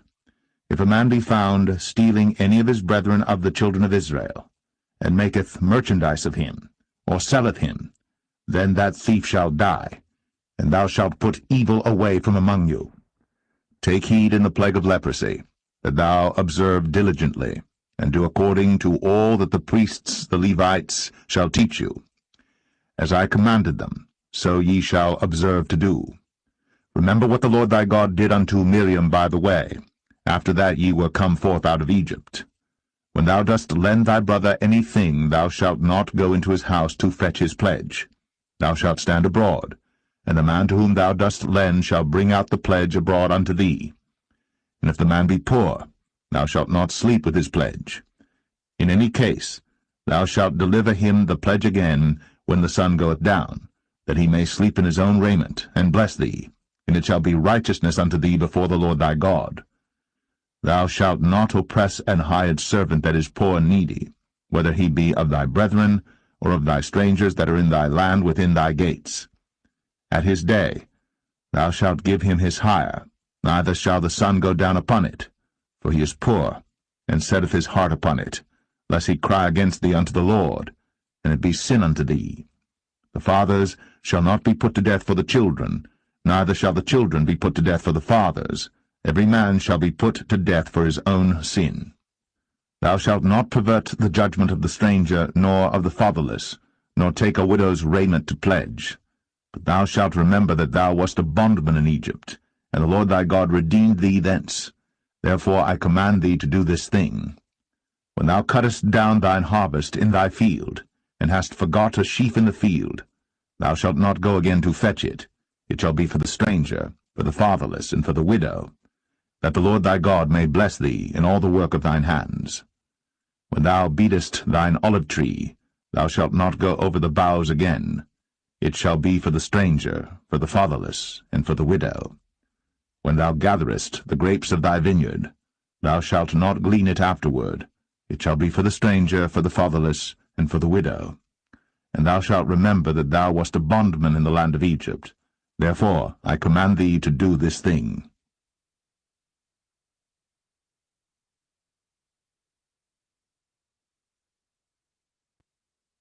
Deuteronomy 25. If there be controversy between men, and they come unto judgment, that the judges may judge them, then they shall justify the righteous, and condemn the wicked. And it shall be, if the wicked man be worthy to be beaten, that the judge shall cause him to lie down, and to be beaten before his face, according to his fault, by a certain number.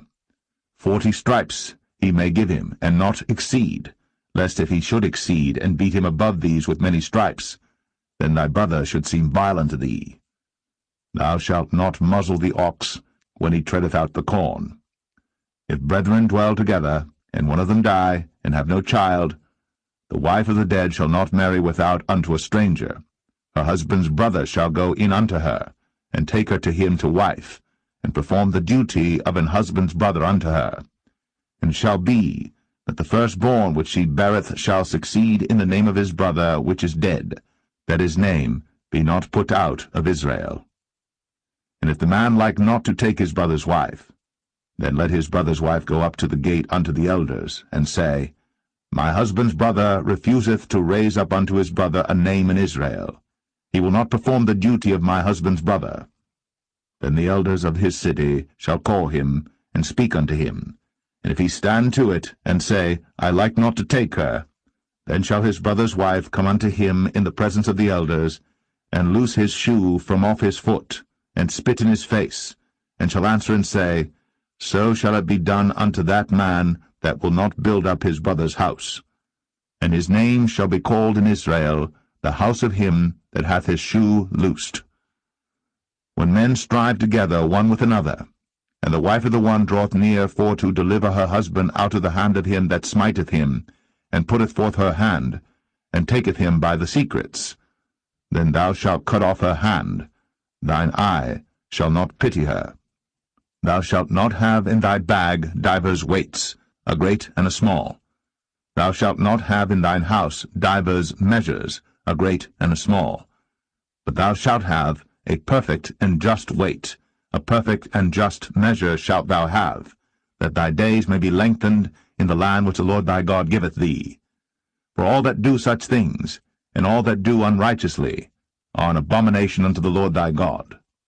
Remember what Amalek did unto thee by the way when ye were come forth out of Egypt, how he met thee by the way, and smote the hindmost of thee, even all that were feeble behind thee, when thou wast faint and weary, and he feared not God.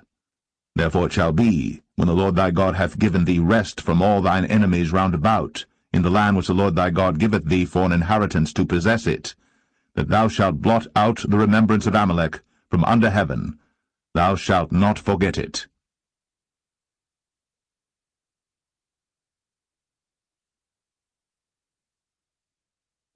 Deuteronomy 26. And it shall be, when thou art come in unto the land which the Lord thy God giveth thee for an inheritance, and possessest it, and dwellest therein, that thou shalt take of the first of all the fruit of the earth, which thou shalt bring of thy land, that the Lord thy God giveth thee, and shalt put it in a basket, and shalt go unto the place which the Lord thy God shall choose to place his name there. And thou shalt go unto the priest, that shall be in those days, and say unto him, I profess this day unto the Lord thy God, that I am come unto the country which the Lord sware unto our fathers for to give us.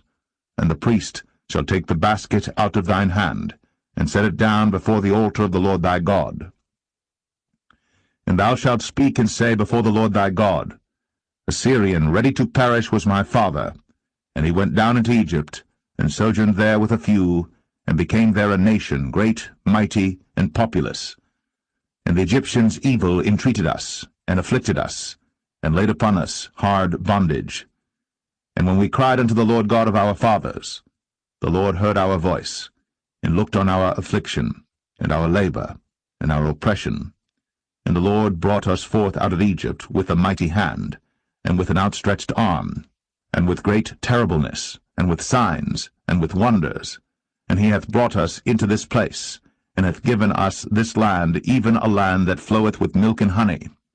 And now behold, I have brought the firstfruits of the land which thou, O Lord, hast given me.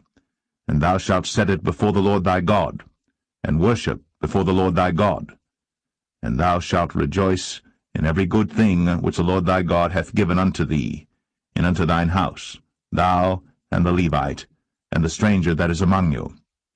When thou hast made an end of tithing all the tithes of thine increase the 3rd year, which is the year of tithing, and hast given it unto the Levite, the stranger, the fatherless, and the widow, that they may eat within thy gates and be filled, then thou shalt say before the Lord thy God, I have brought away the hallowed things out of mine house, and also have given them unto the Levite, and unto the stranger, to the fatherless, and to the widow, according to all thy commandments which thou hast commanded me. I have not transgressed thy commandments, neither have I forgotten them. I have not eaten thereof in my mourning, neither have I taken away aught thereof for any unclean use, nor given aught thereof for the dead. But I have hearkened to the voice of the Lord my God, and have done according to all that thou hast commanded me. Look down from thy holy habitation from heaven, and bless thy people Israel, and the land which thou hast given us, as thou swarest unto our fathers, a land that floweth with milk and honey. This day the Lord thy God hath commanded thee to do these statutes and judgments. Thou shalt therefore keep and do them with all thine heart, and with all thy soul. Thou hast avouched the Lord this day to be thy God, and to walk in his ways, and to keep his statutes, and his commandments, and his judgments, and to hearken unto his voice. And the Lord hath avouched thee this day to be his peculiar people, as he hath promised thee, and that thou shouldest keep all his commandments, and to make thee high above all nations which he hath made, in praise, and in name, and in honor, and that thou mayest be an holy people unto the Lord thy God, as he hath spoken.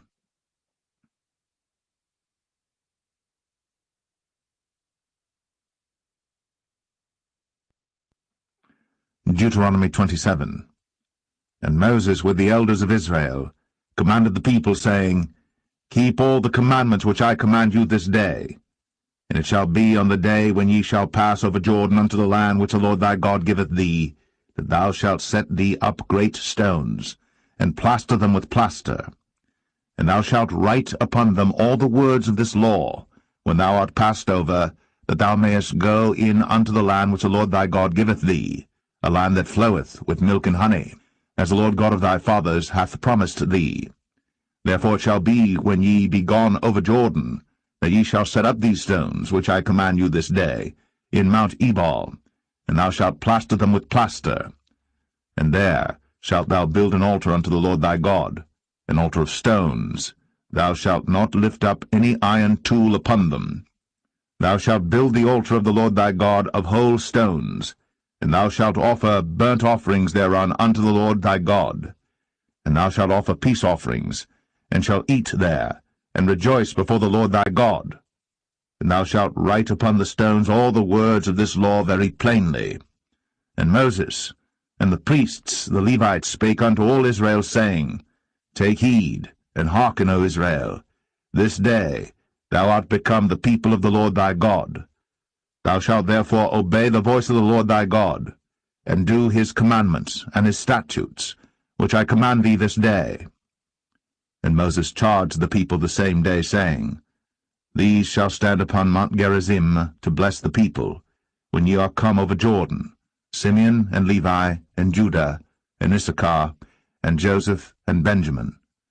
And these shall stand upon Mount Ebal to curse, Reuben, Gad, and Asher, and Zebulun, Dan, and Naphtali. And the Levites shall speak, and say unto all the men of Israel with a loud voice, Cursed be the man that maketh any graven or molten image, an abomination unto the Lord, the work of the hands of the craftsman, and putteth it in a secret place. And all the people shall answer and say, Amen. Cursed be he that setteth light by his father or his mother. And all the people shall say, Amen. Cursed be he that removeth his neighbour's landmark. And all the people shall say, Amen. Cursed be he that maketh the blind to wander out of the way. And all the people shall say, Amen. Cursed be he that perverteth the judgment of the stranger, fatherless, and widow. And all the people shall say, Amen. Cursed be he that lieth with his father's wife, because he uncovereth his father's skirt. And all the people shall say, Amen. Cursed be he that lieth with any manner of beast. And all the people shall say, Amen. Cursed be he that lieth with his sister, the daughter of his father, or the daughter of his mother. And all the people shall say, Amen. Cursed be he that lieth with his mother-in-law. And all the people shall say, Amen. Cursed be he that smiteth his neighbor secretly. And all the people shall say, Amen. Cursed be he that taketh reward to slay an innocent person. And all the people shall say, Amen. Cursed be he that confirmeth not all the words of this law to do them. And all the people shall say, Amen.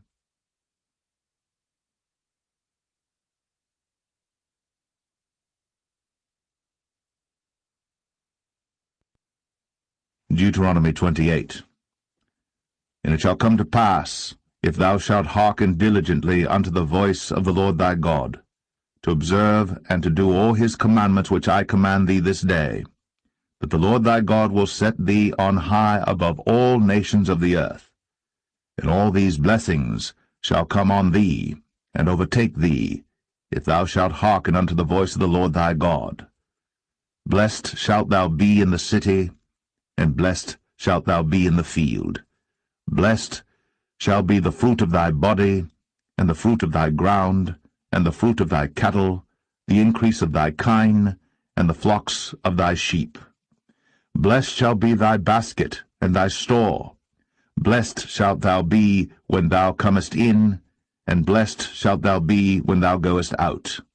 The Lord shall cause thine enemies that rise up against thee to be smitten before thy face. They shall come out against thee one way, and flee before thee 7 ways. The Lord shall command the blessing upon thee in thy storehouses, and in all that thou settest thine hand unto, and he shall bless thee in the land which the Lord thy God giveth thee. The Lord shall establish thee an holy people unto himself, as he hath sworn unto thee, if thou shalt keep the commandments of the Lord thy God, and walk in his ways. And all people of the earth shall see that thou art called by the name of the Lord, and they shall be afraid of thee. And the Lord shall make thee plenteous in goods, in the fruit of thy body, and in the fruit of thy cattle, and in the fruit of thy ground, in the land which the Lord sware unto thy fathers to give thee.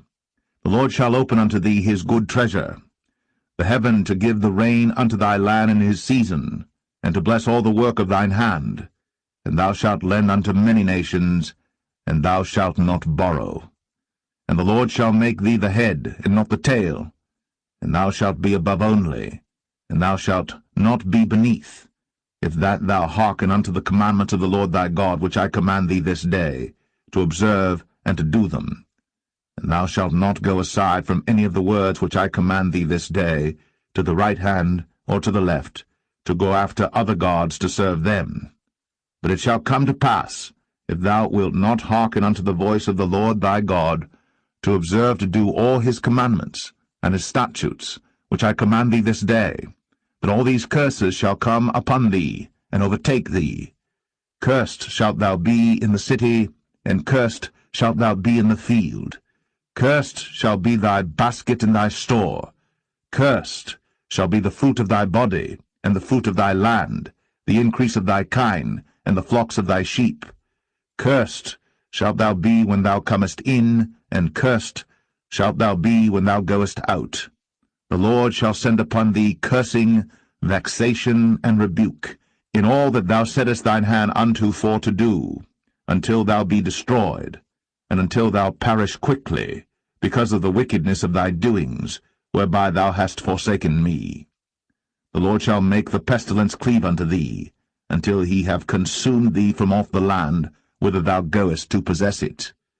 The Lord shall smite thee with a consumption, and with a fever, and with an inflammation, and with an extreme burning, and with a sword, and with blasting, and with mildew, and they shall pursue thee until thou perish. And thy heaven that is over thy head shall be brass, and the earth that is under thee shall be iron. The Lord shall make the rain of thy land powder and dust. From heaven shall it come down upon thee, until thou be destroyed. The Lord shall cause thee to be smitten before thine enemies. Thou shalt go out one way against them, and flee 7 ways before them, and shalt be removed into all the kingdoms of the earth. And thy carcass shall be meat unto all fowls of the air, and unto the beasts of the earth, and no man shall fray them away. The Lord will smite thee with the botch of Egypt, and with the emerods, and with the scab, and with the itch, whereof thou canst not be healed. The Lord shall smite thee with madness, and blindness, and astonishment of heart. And thou shalt grope at noonday, as the blind gropeth in darkness, and thou shalt not prosper in thy ways, and thou shalt be only oppressed and spoiled evermore, and no man shall save thee. Thou shalt betroth a wife, and another man shall lie with her. Thou shalt build an house, and thou shalt not dwell therein. Thou shalt plant a vineyard, and shalt not gather the grapes thereof. Thine ox shall be slain before thine eyes, and thou shalt not eat thereof. Thine ass shall be violently taken away from before thy face, and shall not be restored to thee. Thy sheep shall be given unto thine enemies, and thou shalt have none to rescue them. Thy sons and thy daughters shall be given unto another people, and thine eyes shall look, and fail with longing for them all the day long, and there shall be no might in thine hand. The fruit of thy land and all thy labours shall a nation which thou knowest not eat up, and thou shalt be only oppressed and crushed always, so that thou shalt be mad for the sight of thine eyes which thou shalt see. The Lord shall smite thee in the knees, and in the legs, with a sore botch that cannot be healed, from the sole of thy foot unto the top of thy head. The Lord shall bring thee, and thy king which thou shalt set over thee, unto a nation which neither thou nor thy fathers have known. And there shalt thou serve other gods, wood and stone. And thou shalt become an astonishment, a proverb, and a byword among all nations whither the Lord shall lead thee. Thou shalt carry much seed out into the field, and shalt gather but little in, for the locust shall consume it. Thou shalt plant vineyards, and dress them, but shalt neither drink of the wine, nor gather the grapes, for the worms shall eat them. Thou shalt have olive trees throughout all thy coasts, but thou shalt not anoint thyself with the oil, for thine olive shall cast his fruit. Thou shalt beget sons and daughters, but thou shalt not enjoy them, for they shall go into captivity. All thy trees and fruit of thy land shall the locust consume. The stranger that is within thee shall get up above thee very high, and thou shalt come down very low. He shall lend to thee, and thou shalt not lend to him. He shall be the head, and thou shalt be the tail. Moreover, all these curses shall come upon thee, and shall pursue thee, and overtake thee, till thou be destroyed, because thou hearkenest not unto the voice of the Lord thy God, to keep his commandments and his statutes, which he commanded thee. And they shall be upon thee for a sign, and for a wonder, and upon thy seed for ever, because thou servest not the Lord thy God with joyfulness, and with gladness of heart, for the abundance of all things. Therefore shalt thou serve thine enemies which the Lord shall send against thee, in hunger, and in thirst, and in nakedness, and in want of all things. And he shall put a yoke of iron upon thy neck, until he have destroyed thee. The Lord shall bring a nation against thee from far, from the end of the earth, as swift as the eagle flieth, a nation whose tongue thou shalt not understand, a nation of fierce countenance, which shall not regard the person of the old, nor show favour to the young. And he shall eat the fruit of thy cattle, and the fruit of thy land, until thou be destroyed, which also shall not leave thee either corn, wine, or oil, or the increase of thy kine, or flocks of thy sheep, until he have destroyed thee. And he shall besiege thee in all thy gates, until thy high and fenced walls come down, wherein thou trustest, throughout all thy land. And he shall besiege thee in all thy gates throughout all thy land, which the Lord thy God hath given thee. And thou shalt eat the fruit of thine own body, the flesh of thy sons and of thy daughters, which the Lord thy God hath given thee, in the siege, and in the straitness wherewith thine enemies shall distress thee. So that the man that is tender among you, and very delicate, his eyes shall be evil toward his brother, and toward the wife of his bosom, and toward the remnant of his children which he shall leave, so that he will not give to any of them of the flesh of his children whom he shall eat, because he hath nothing left him in the siege, and in the straitness, wherewith thine enemies shall distress thee in all thy gates. The tender and delicate woman among you, which would not adventure to set the sole of her foot upon the ground for delicateness and tenderness, her eye shall be evil toward the husband of her bosom, and toward her son, and toward her daughter, and toward her young one that cometh out from between her feet, and toward her children which she shall bear.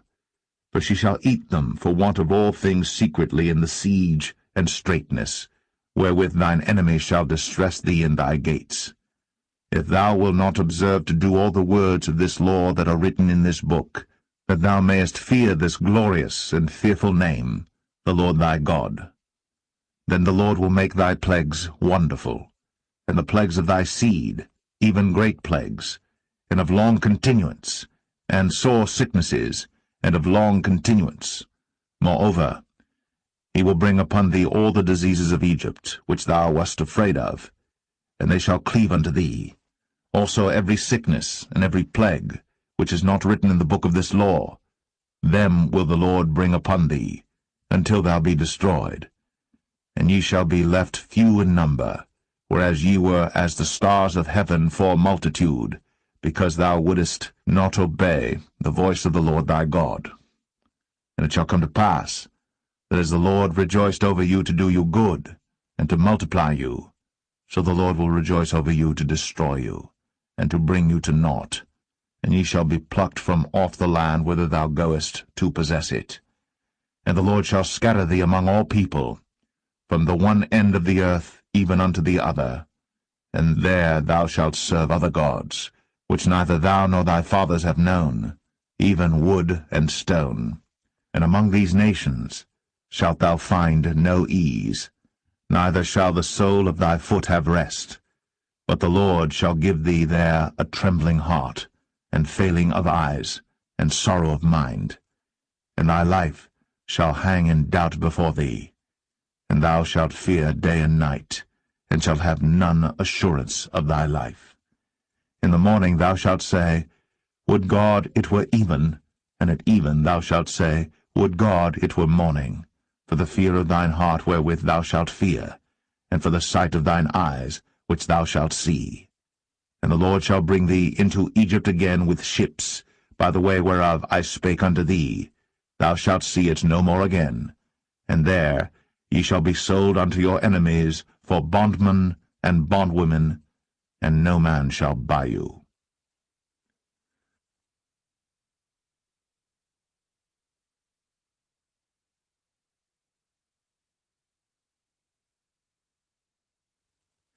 Deuteronomy 29. These are the words of the covenant, which the Lord commanded Moses to make with the children of Israel, in the land of Moab, beside the covenant which he made with them in Horeb. And Moses called unto all Israel, and said unto them, Ye have seen all that the Lord did before your eyes in the land of Egypt unto Pharaoh, and unto all his servants, and unto all his land, the great temptations which thine eyes have seen, the signs, and those great miracles. Yet the Lord hath not given you an heart to perceive, and eyes to see, and ears to hear, unto this day. And I have led you 40 years in the wilderness. Your clothes are not waxen old upon you, and thy shoe is not waxen old upon thy foot. Ye have not eaten bread, neither have ye drunk wine or strong drink, that ye might know that I am the Lord your God. And when ye came unto this place, Sihon the king of Heshbon, and Og the king of Bashan, came out against us unto battle, and we smote them. And we took their land, and gave it for an inheritance unto the Reubenites, and to the Gadites, and to the half-tribe of Manasseh. Keep therefore the words of this covenant, and do them, that ye may prosper in all that ye do. Ye stand this day, all of you, before the Lord your God, your captains of your tribes, your elders, and your officers, with all the men of Israel, your little ones, your wives, and thy stranger that is in thy camp, from the hewer of thy wood unto the drawer of thy water, that thou shouldest enter into covenant with the Lord thy God, and into his oath, which the Lord thy God maketh with thee this day, that he may establish thee today for a people unto himself, and that he may be unto thee a God, as he hath said unto thee, and as he hath sworn unto thy fathers, to Abraham, to Isaac, and to Jacob. Neither with you only do I make this covenant and this oath, but with him that standeth here with us this day before the Lord our God, and also with him that is not here with us this day. For ye know how we have dwelt in the land of Egypt, and how we came through the nations which ye passed by. And ye have seen their abominations, and their idols, wood and stone, silver and gold, which were among them, lest there should be among you man or woman or family or tribe, whose heart turneth away this day from the Lord our God, to go and serve the gods of these nations, lest there should be among you a root that beareth gall and wormwood. And it come to pass, when he heareth the words of this curse, that he bless himself in his heart, saying, I shall have peace, though I walk in the imagination of mine heart, to add drunkenness to thirst. The Lord will not spare him, but then the anger of the Lord in his jealousy shall smoke against that man, and all the curses that are written in this book shall lie upon him, and the Lord shall blot out his name from under heaven. And the Lord shall separate him unto evil out of all the tribes of Israel, according to all the curses of the covenant that are written in this book of the law, so that the generation to come of your children that shall rise up after you, and the stranger that shall come from a far land, shall say, when they see the plagues of that land, and the sicknesses which the Lord hath laid upon it, and that the whole land thereof is brimstone and salt and burning, that it is not sown, nor beareth, nor any grass groweth therein, like the overthrow of Sodom and Gomorrah, Admah, and Zeboim, which the Lord overthrew in his anger and in his wrath. Even all nations shall say, Wherefore hath the Lord done thus unto this land? What meaneth the heat of this great anger? Then men shall say, Because they have forsaken the covenant of the Lord God of their fathers, which he made with them when he brought them forth out of the land of Egypt. For they went and served other gods, and worshipped them, gods whom they knew not, and whom he had not given unto them. And the anger of the Lord was kindled against this land, to bring upon it all the curses that are written in this book. And the Lord rooted them out of their land in anger, and in wrath, and in great indignation, and cast them into another land, as it is this day. The secret things belong unto the Lord our God, but those things which are revealed belong unto us, and to our children forever, that we may do all the words of this law.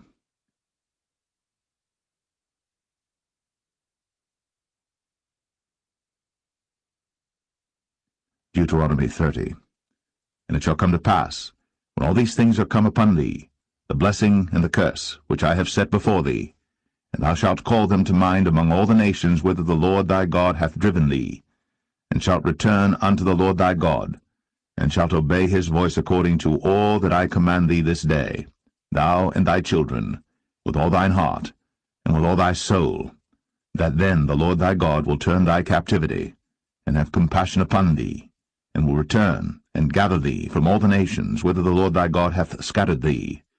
If any of thine be driven out unto the utmost parts of heaven, from thence will the Lord thy God gather thee, and from thence will he fetch thee. And the Lord thy God will bring thee into the land which thy fathers possessed, and thou shalt possess it. And he will do thee good, and multiply thee above thy fathers. And the Lord thy God will circumcise thine heart, and the heart of thy seed, to love the Lord thy God with all thine heart, and with all thy soul, that thou mayest live. And the Lord thy God will put all these curses upon thine enemies, and on them that hate thee, which persecuted thee. And thou shalt return and obey the voice of the Lord, and do all his commandments which I command thee this day. And the Lord thy God will make thee plenteous in every work of thine hand, in the fruit of thy body, and in the fruit of thy cattle, and in the fruit of thy land for good. For the Lord will again rejoice over thee for good, as he rejoiced over thy fathers. If thou shalt hearken unto the voice of the Lord thy God, to keep his commandments and his statutes, which are written in this book of the law, and if thou turn unto the Lord thy God with all thine heart, and with all thy soul, for this commandment which I command thee this day, it is not hidden from thee, neither is it far off. It is not in heaven, that thou shouldst say, Who shall go up for us to heaven, and bring it unto us, that we may hear it and do it? Neither is it beyond the sea, that thou shouldst say, Who shall go over the sea for us, and bring it unto us, that we may hear it and do it? But the word is very nigh unto thee, in thy mouth, and in thy heart, that thou mayest do it. See, I have set before thee this day life and good, and death and evil. In that I command thee this day to love the Lord thy God, to walk in his ways, and to keep his commandments and his statutes and his judgments, that thou mayest live and multiply. And the Lord thy God shall bless thee in the land whither thou goest to possess it. But if thine heart turn away, so that thou wilt not hear, but shalt be drawn away, and worship other gods, and serve them, I denounce unto you this day, that ye shall surely perish, and that ye shall not prolong your days upon the land whither thou passest over Jordan to go to possess it. I call heaven and earth to record this day against you, that I have set before you life and death, blessing and cursing. Therefore choose life, that both thou and thy seed may live, that thou mayest love the Lord thy God, and that thou mayest obey his voice, and that thou mayest cleave unto him. For he is thy life, and the length of thy days, that thou mayest dwell in the land which the Lord sware unto thy fathers, to Abraham, to Isaac, and to Jacob, to give them.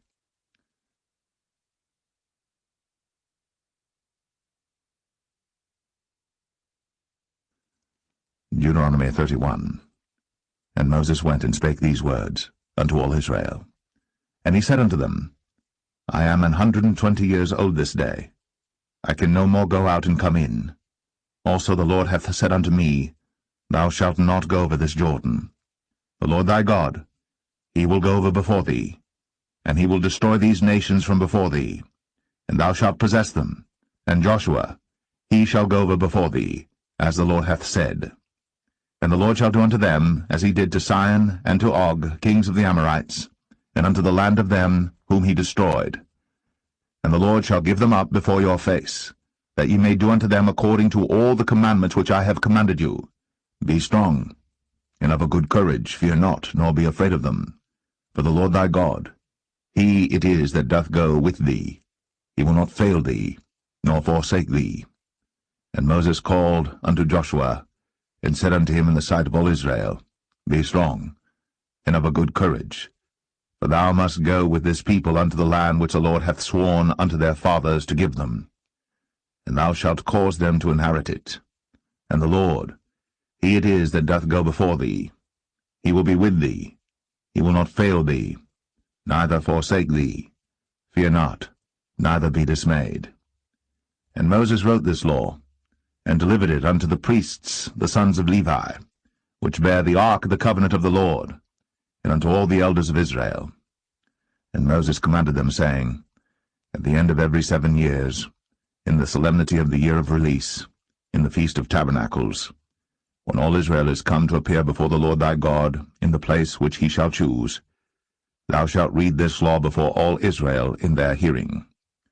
Gather the people together, men and women and children, and thy stranger that is within thy gates, that they may hear, and that they may learn, and fear the Lord your God, and observe to do all the words of this law, and that their children which have not known anything may hear, and learn to fear the Lord your God, as long as ye live in the land whither ye go over Jordan to possess it. And the Lord said unto Moses, Behold, thy days approach that thou must die. Call Joshua, and present yourselves in the tabernacle of the congregation, that I may give him a charge. And Moses and Joshua went, and presented themselves in the tabernacle of the congregation. And the Lord appeared in the tabernacle in a pillar of a cloud, and the pillar of the cloud stood over the door of the tabernacle. And the Lord said unto Moses, Behold, thou shalt sleep with thy fathers, and this people will rise up and go a-whoring after the gods of the strangers of the land, whither they go to be among them, and will forsake me, and break my covenant which I have made with them. Then my anger shall be kindled against them in that day, and I will forsake them, and I will hide my face from them, and they shall be devoured, and many evils and troubles shall befall them, so that they will say in that day, Are not these evils come upon us, because our God is not among us? And I will surely hide my face in that day, for all the evils which they shall have wrought, in that they are turned unto other gods. Now therefore write ye this song for you, and teach it the children of Israel. Put it in their mouths, that this song may be a witness for me against the children of Israel. For when I shall have brought them into the land which I swear unto their fathers, that floweth with milk and honey, and they shall have eaten and filled themselves and waxen fat, then will they turn unto other gods, and serve them, and provoke me, and break my covenant. And it shall come to pass, when many evils and troubles are befallen them, that this song shall testify against them as a witness. For it shall not be forgotten out of the mouths of their seed. For I know their imagination which they go about, even now, before I have brought them into the land which I swear. Moses therefore wrote this song the same day, and taught it the children of Israel. And he gave Joshua the son of Nun a charge, and said, Be strong, and of a good courage, for thou shalt bring the children of Israel into the land which I swear unto them, and I will be with thee.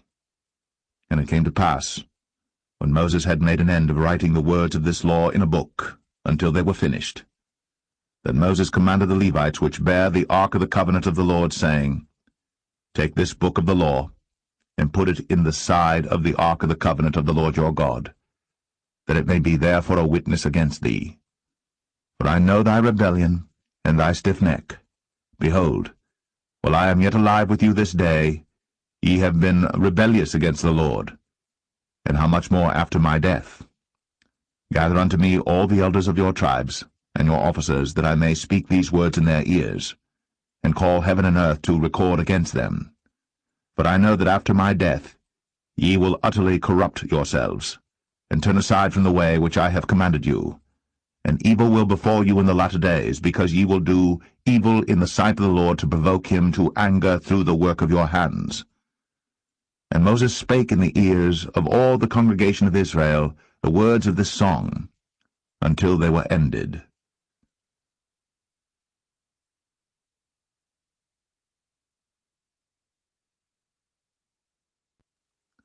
Deuteronomy 32. Give ear, O ye heavens, and I will speak, and hear, O earth, the words of my mouth. My doctrine shall drop as the rain, my speech shall distill as the dew, as the small rain upon the tender herb, and as the showers upon the grass. Because I will publish the name of the Lord. Ascribe ye greatness unto our God. He is the rock, his work is perfect, for all his ways are judgment, a God of truth and without iniquity, just and right is he. They have corrupted themselves, their spot is not the spot of his children.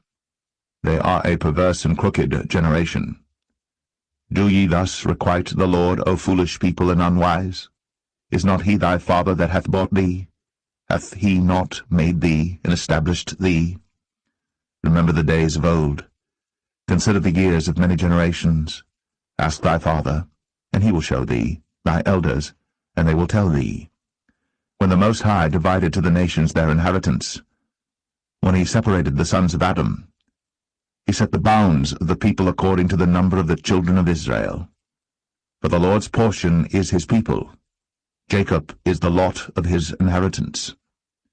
He found him in a desert land, and in the waste howling wilderness. He led him about, he instructed him, he kept him as the apple of his eye. As an eagle stirreth up her nest, fluttereth over her young, spreadeth abroad her wings, taketh them, beareth them on her wings. So the Lord alone did lead him, and there was no strange God with him. He made him ride on the high places of the earth, that he might eat the increase of the fields. And he made him to suck honey out of the rock, and oil out of the flinty rock, butter of kine, and milk of sheep, with fat of lambs, and rams of the breed of Bashan, and goats with the fat of kidneys of wheat. And thou didst drink the pure blood of the grape. But Jeshurun waxed fat, and kicked. Thou art waxen fat, thou art grown thick, thou art covered with fatness. Then he forsook God which made him, and lightly esteemed the rock of his salvation. They provoked him to jealousy, with strange gods, with abominations provoked they him to anger. They sacrificed unto devils, not to gods whom they knew not, to new gods that came newly up, whom your fathers feared not.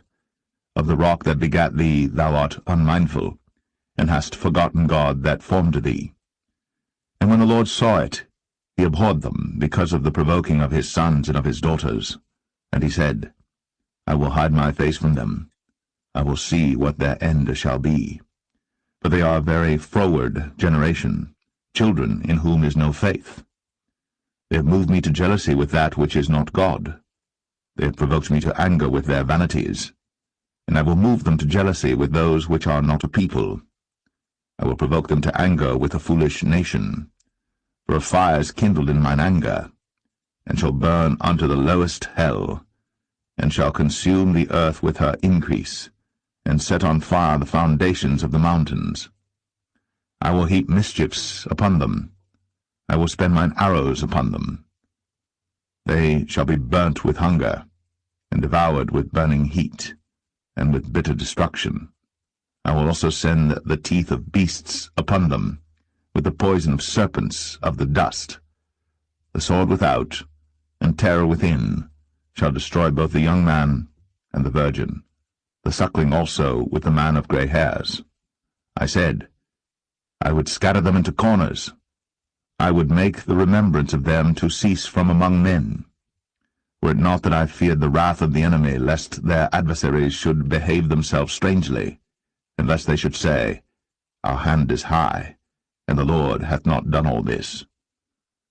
For they are a nation void of counsel, neither is there any understanding in them. Oh, that they were wise, that they understood this, that they would consider their latter end. How should one chase 1,000, and two put 10,000 to flight, except their rock had sold them, and the Lord had shut them up? For their rock is not as our rock, even our enemies themselves being judges. For their vine is of the vine of Sodom, and of the fields of Gomorrah. Their grapes are grapes of gall, their clusters are bitter. Their wine is the poison of dragons, and the cruel venom of asps. Is not this laid up in store with me, and sealed up among my treasures? To me belongeth vengeance and recompense. Their foot shall slide in due time, for the day of their calamity is at hand, and the things that shall come upon them make haste. For the Lord shall judge his people, and repent himself for his servants, when he seeth that their power is gone, and there is none shut up or left. And he shall say, Where are their gods, their rock, in whom they trusted, which did eat the fat of their sacrifices, and drank the wine of their drink offerings? Let them rise up and help you. and be your protection.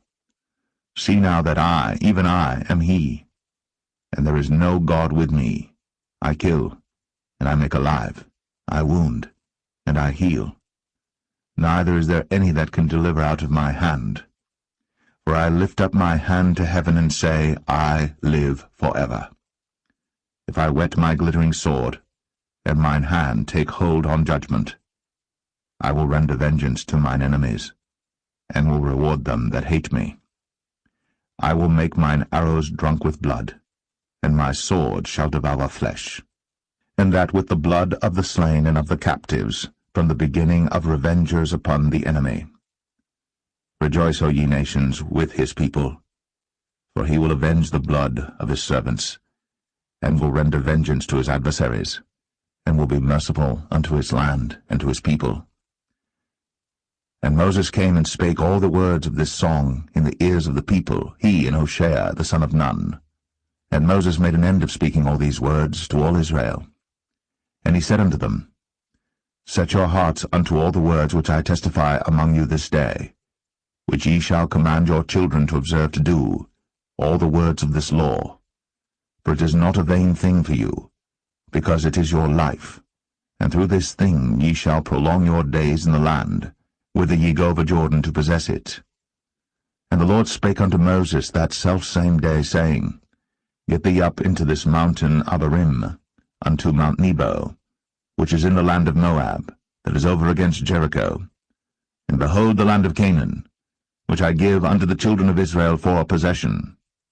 And die in the mount whither thou goest up, and be gathered unto thy people, as Aaron thy brother died in Mount Or, and was gathered unto his people, because ye trespassed against me among the children of Israel, at the waters of Meribah Kadesh, in the wilderness of Zin, because ye sanctified me not in the midst of the children of Israel. Yet thou shalt see the land before thee, but thou shalt not go thither, unto the land which I give the children of Israel.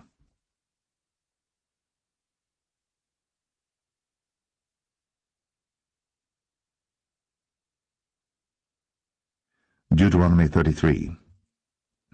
And this is the blessing wherewith Moses, the man of God, blessed the children of Israel before his death. And he said, The Lord came from Sinai, and rose up from Seir unto them.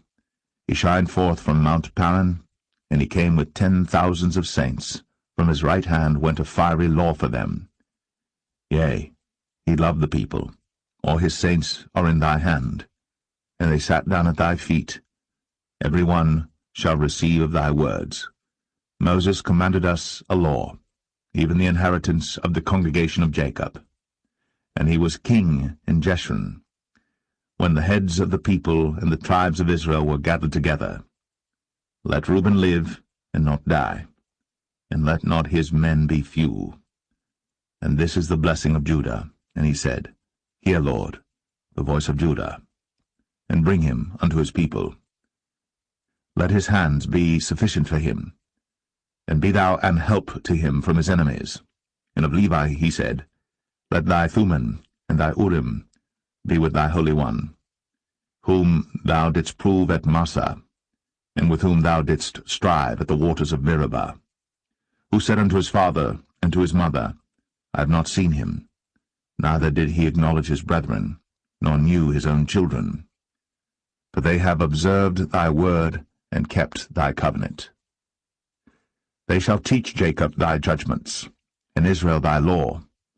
They shall put incense before thee, and whole burnt sacrifice upon thine altar. Bless, Lord, his substance, and accept the work of his hands. Smite through the loins of them that rise against him, and of them that hate him, that they rise not again. And of Benjamin he said, The beloved of the Lord shall dwell in safety by him, and the Lord shall cover him all the day long, and he shall dwell between his shoulders. And of Joseph he said, Blessed of the Lord be his land, for the precious things of heaven, for the dew, and for the deep that coucheth beneath, and for the precious fruits brought forth by the sun, and for the precious things put forth by the moon, and for the chief things of the ancient mountains, and for the precious things of the lasting hills, and for the precious things of the earth and fullness thereof, and for the good will of him that dwelt in the bush, let the blessing come upon the head of Joseph, and upon the top of the head of him that was separated from his brethren. His glory is like the firstling of his bullock, and his horns are like the horns of unicorns. With them he shall push the people together to the ends of the earth. And they are the 10,000s of Ephraim, and they are the thousands of Manasseh.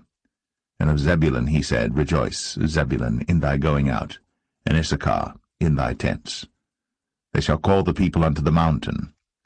There they shall offer sacrifices of righteousness. For they shall suck of the abundance of the seas, and of treasures hid in the sand. And of Gad he said, Blessed be he that enlargeth Gad. He dwelleth as a lion, and teareth the arm with the crown of the head. And he provided the first part for himself, because there in a portion of the lawgiver was he seated. And he came with the heads of the people. He executed the justice of the Lord, and his judgments with Israel. And of Dan he said, Dan is a lion's whelp, he shall leap from Bashan. And of Naphtali he said, O Naphtali, satisfied with favor, and full with the blessing of the Lord, possess thou the west and the south. And of Asher he said, Let Asher be blessed with children, let him be acceptable to his brethren, and let him dip his foot in oil. Thy shoes shall be iron and brass, and as thy days, so shall thy strength be. There is none like unto the God of Jeshurun, who rideth upon the heaven in thy help, and in his excellency on the sky. The eternal God is thy refuge, and underneath are the everlasting arms. And he shall thrust out the enemy from before thee, and shall say, Destroy them. Israel then shall dwell in safety alone. The fountain of Jacob shall be upon a land of corn and wine. Also his heavens shall drop down dew. Happy art thou, O Israel! Who is like unto thee, O people saved by the Lord, the shield of thy help? And who is the sword of thy excellency? And thine enemies shall be found liars unto thee, and thou shalt tread upon their high places.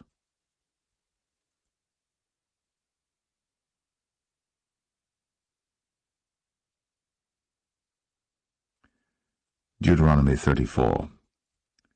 And Moses went up from the plains of Moab unto the mountain of Nebo, to the top of Pisgah, that is over against Jericho. And the Lord showed him all the land of Gilead unto Dan, and all Naphtali, and the land of Ephraim and Manasseh, and all the land of Judah unto the utmost sea, and the south, and the plain of the valley of Jericho, the city of palm trees, unto Zoar. And the Lord said unto him, This is the land which I swear unto Abraham, unto Isaac, and unto Jacob, saying, I will give it unto thy seed. I have caused thee to see it with thine eyes, but thou shalt not go over thither. So Moses, a servant of the Lord, died there in the land of Moab, according to the word of the Lord. And he buried him in a valley in the land of Moab, over against Beth-peor. But no man knoweth of his sepulchre unto this day. And Moses was 120 years old when he died. His eye was not dim, nor his natural force abated. And the children of Israel wept for Moses in the plains of Moab 30 days. So the days of weeping and mourning for Moses were ended. And Joshua, the son of Nun, was full of the spirit of wisdom, for Moses had laid his hands upon him, and the children of Israel hearkened unto him, and did as the Lord commanded Moses. And there arose not a prophet since in Israel, like unto Moses, whom the Lord knew, face to face. In all the signs and the wonders which the Lord sent him to do in the land of Egypt to Pharaoh, and to all his servants, and to all his land, and in all that mighty hand, and in all the great terror which Moses showed in the sight of all Israel.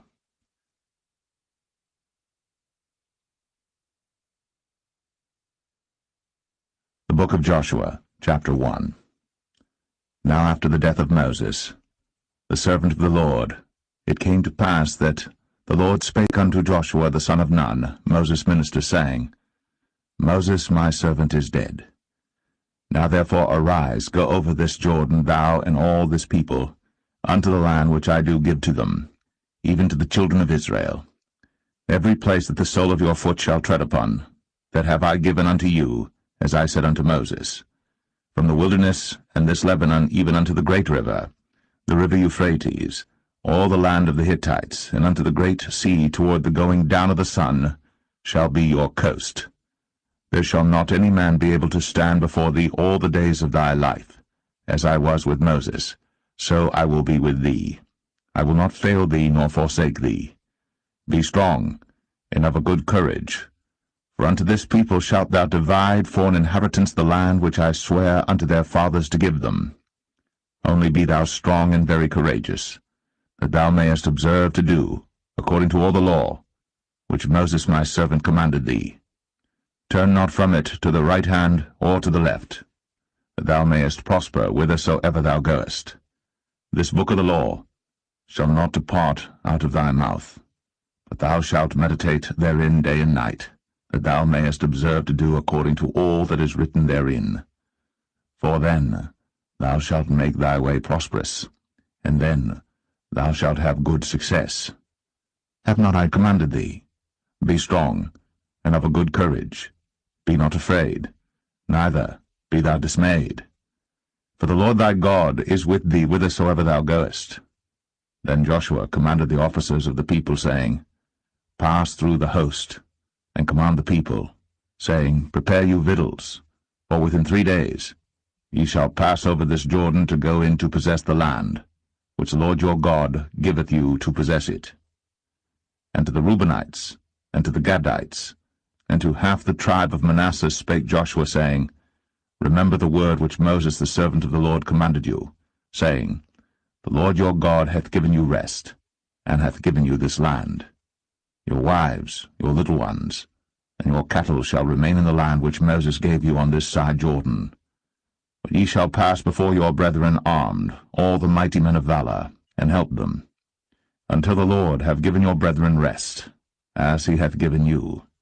And they also have possessed the land which the Lord your God giveth them. Then ye shall return unto the land of your possession, and enjoy it, which Moses the Lord's servant gave you on this side Jordan toward the sunrising. And they answered Joshua, saying, All that thou commandest us we will do, and whithersoever thou sendest us we will go, according as we hearkened unto Moses in all things, so will we hearken unto thee. Only the Lord thy God be with thee, as he was with Moses. Whosoever he be that doth rebel against thy commandment, and will not hearken unto thy words in all that thou commandest him, he shall be put to death. Only be strong, and of a good courage.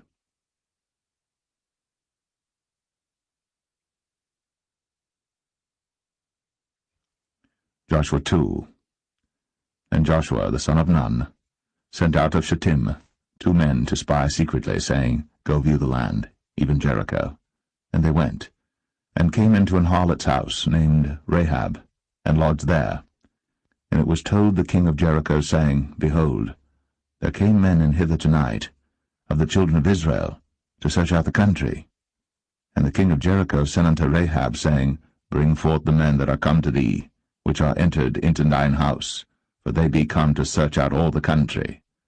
And the woman took the 2 men, and hid them, and said thus, There came men unto me, but I wist not whence they were. And it came to pass about the time of shutting of the gate, when it was dark, that the men went out. Whither the men went, I wot not. Pursue after them quickly, for ye shall overtake them. But she had brought them up to the roof of the house, and hid them with the stalks of flax, which she had laid in order upon the roof. And the men pursued after them the way to Jordan unto the fords. And as soon as they which pursued after them were gone out, they shut the gate. And before they were laid down, she came up unto them upon the roof. And she said unto the men, I know that the Lord hath given you the land, and that your terror is fallen upon us, and that all the inhabitants of the land faint because of you. For we have heard how the Lord dried up the water of the Red Sea for you, when ye came out of Egypt. and what ye did unto the 2 kings of the Amorites that were on the other side Jordan, Sihon and Og, whom ye utterly destroyed. And as soon as we had heard these things, our hearts did melt. Neither did there remain any more courage in any man, because of you. For the Lord your God, he is God in heaven above, and in earth beneath. Now therefore, I pray you, swear unto me by the Lord, since I have shown you kindness, that ye will also show kindness unto my father's house, and give me a true token, and that ye will save alive my father, and my mother, and my brethren, and my sisters, and all that they have, and deliver our lives from death. And the men answered her, Our life for yours, if ye utter not this our business. And it shall be, when the Lord hath given us the land, that we will deal kindly and truly with thee.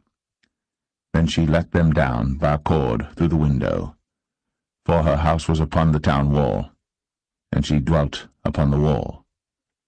And she said unto them, Get you to the mountain, lest the pursuers meet you, and hide yourselves there 3 days, until the pursuers be returned, and afterward may ye go your way.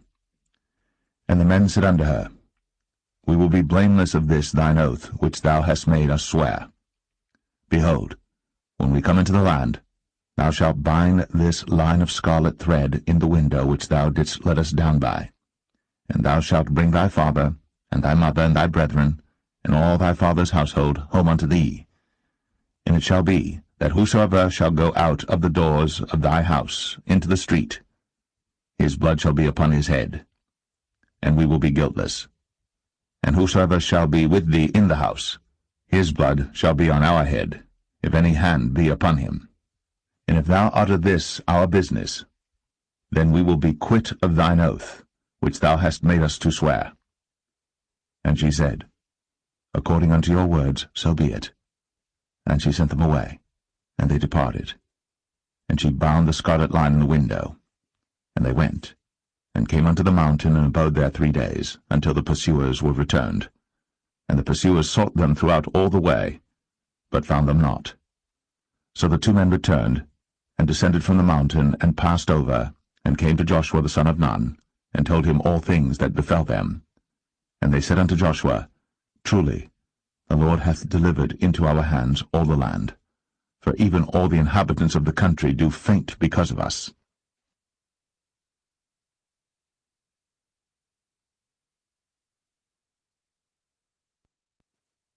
Joshua 3. And Joshua rose early in the morning, and they removed from Shittim, and came to Jordan, he and all the children of Israel, and lodged there before they passed over. And it came to pass after 3 days that the officers went through the host. And they commanded the people, saying, When ye see the ark of the covenant of the Lord your God, and the priests, the Levites, bearing it, then ye shall remove from your place, and go after it. Yet there shall be a space between you and it, about 2,000 cubits by measure. Come not near unto it, that ye may know the way by which ye must go. For ye have not passed this way heretofore.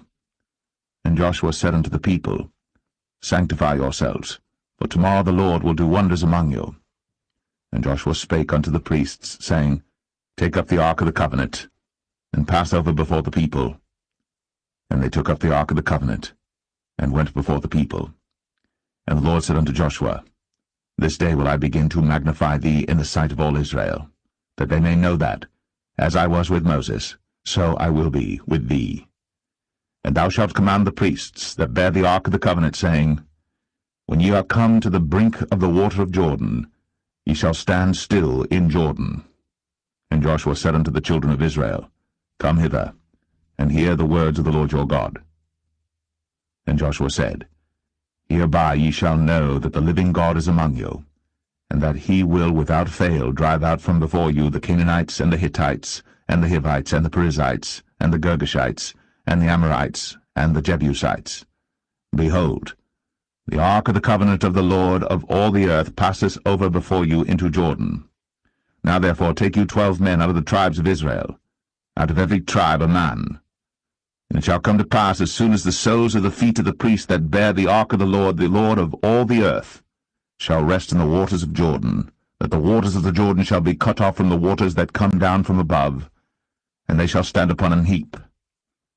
And it came to pass, when the people removed from their tents, to pass over Jordan, and the priests, bearing the ark of the covenant before the people, and as they that bare the ark were come unto Jordan, and the feet of the priests that bare the ark were dipped in the brim of the water, for Jordan overfloweth all his banks all the time of harvest, that the waters which came down from above stood and rose up upon an heap very far from the city Adam, that is beside Zaratan, and those that came down toward the sea of the plain, even the salt sea, failed, and were cut off.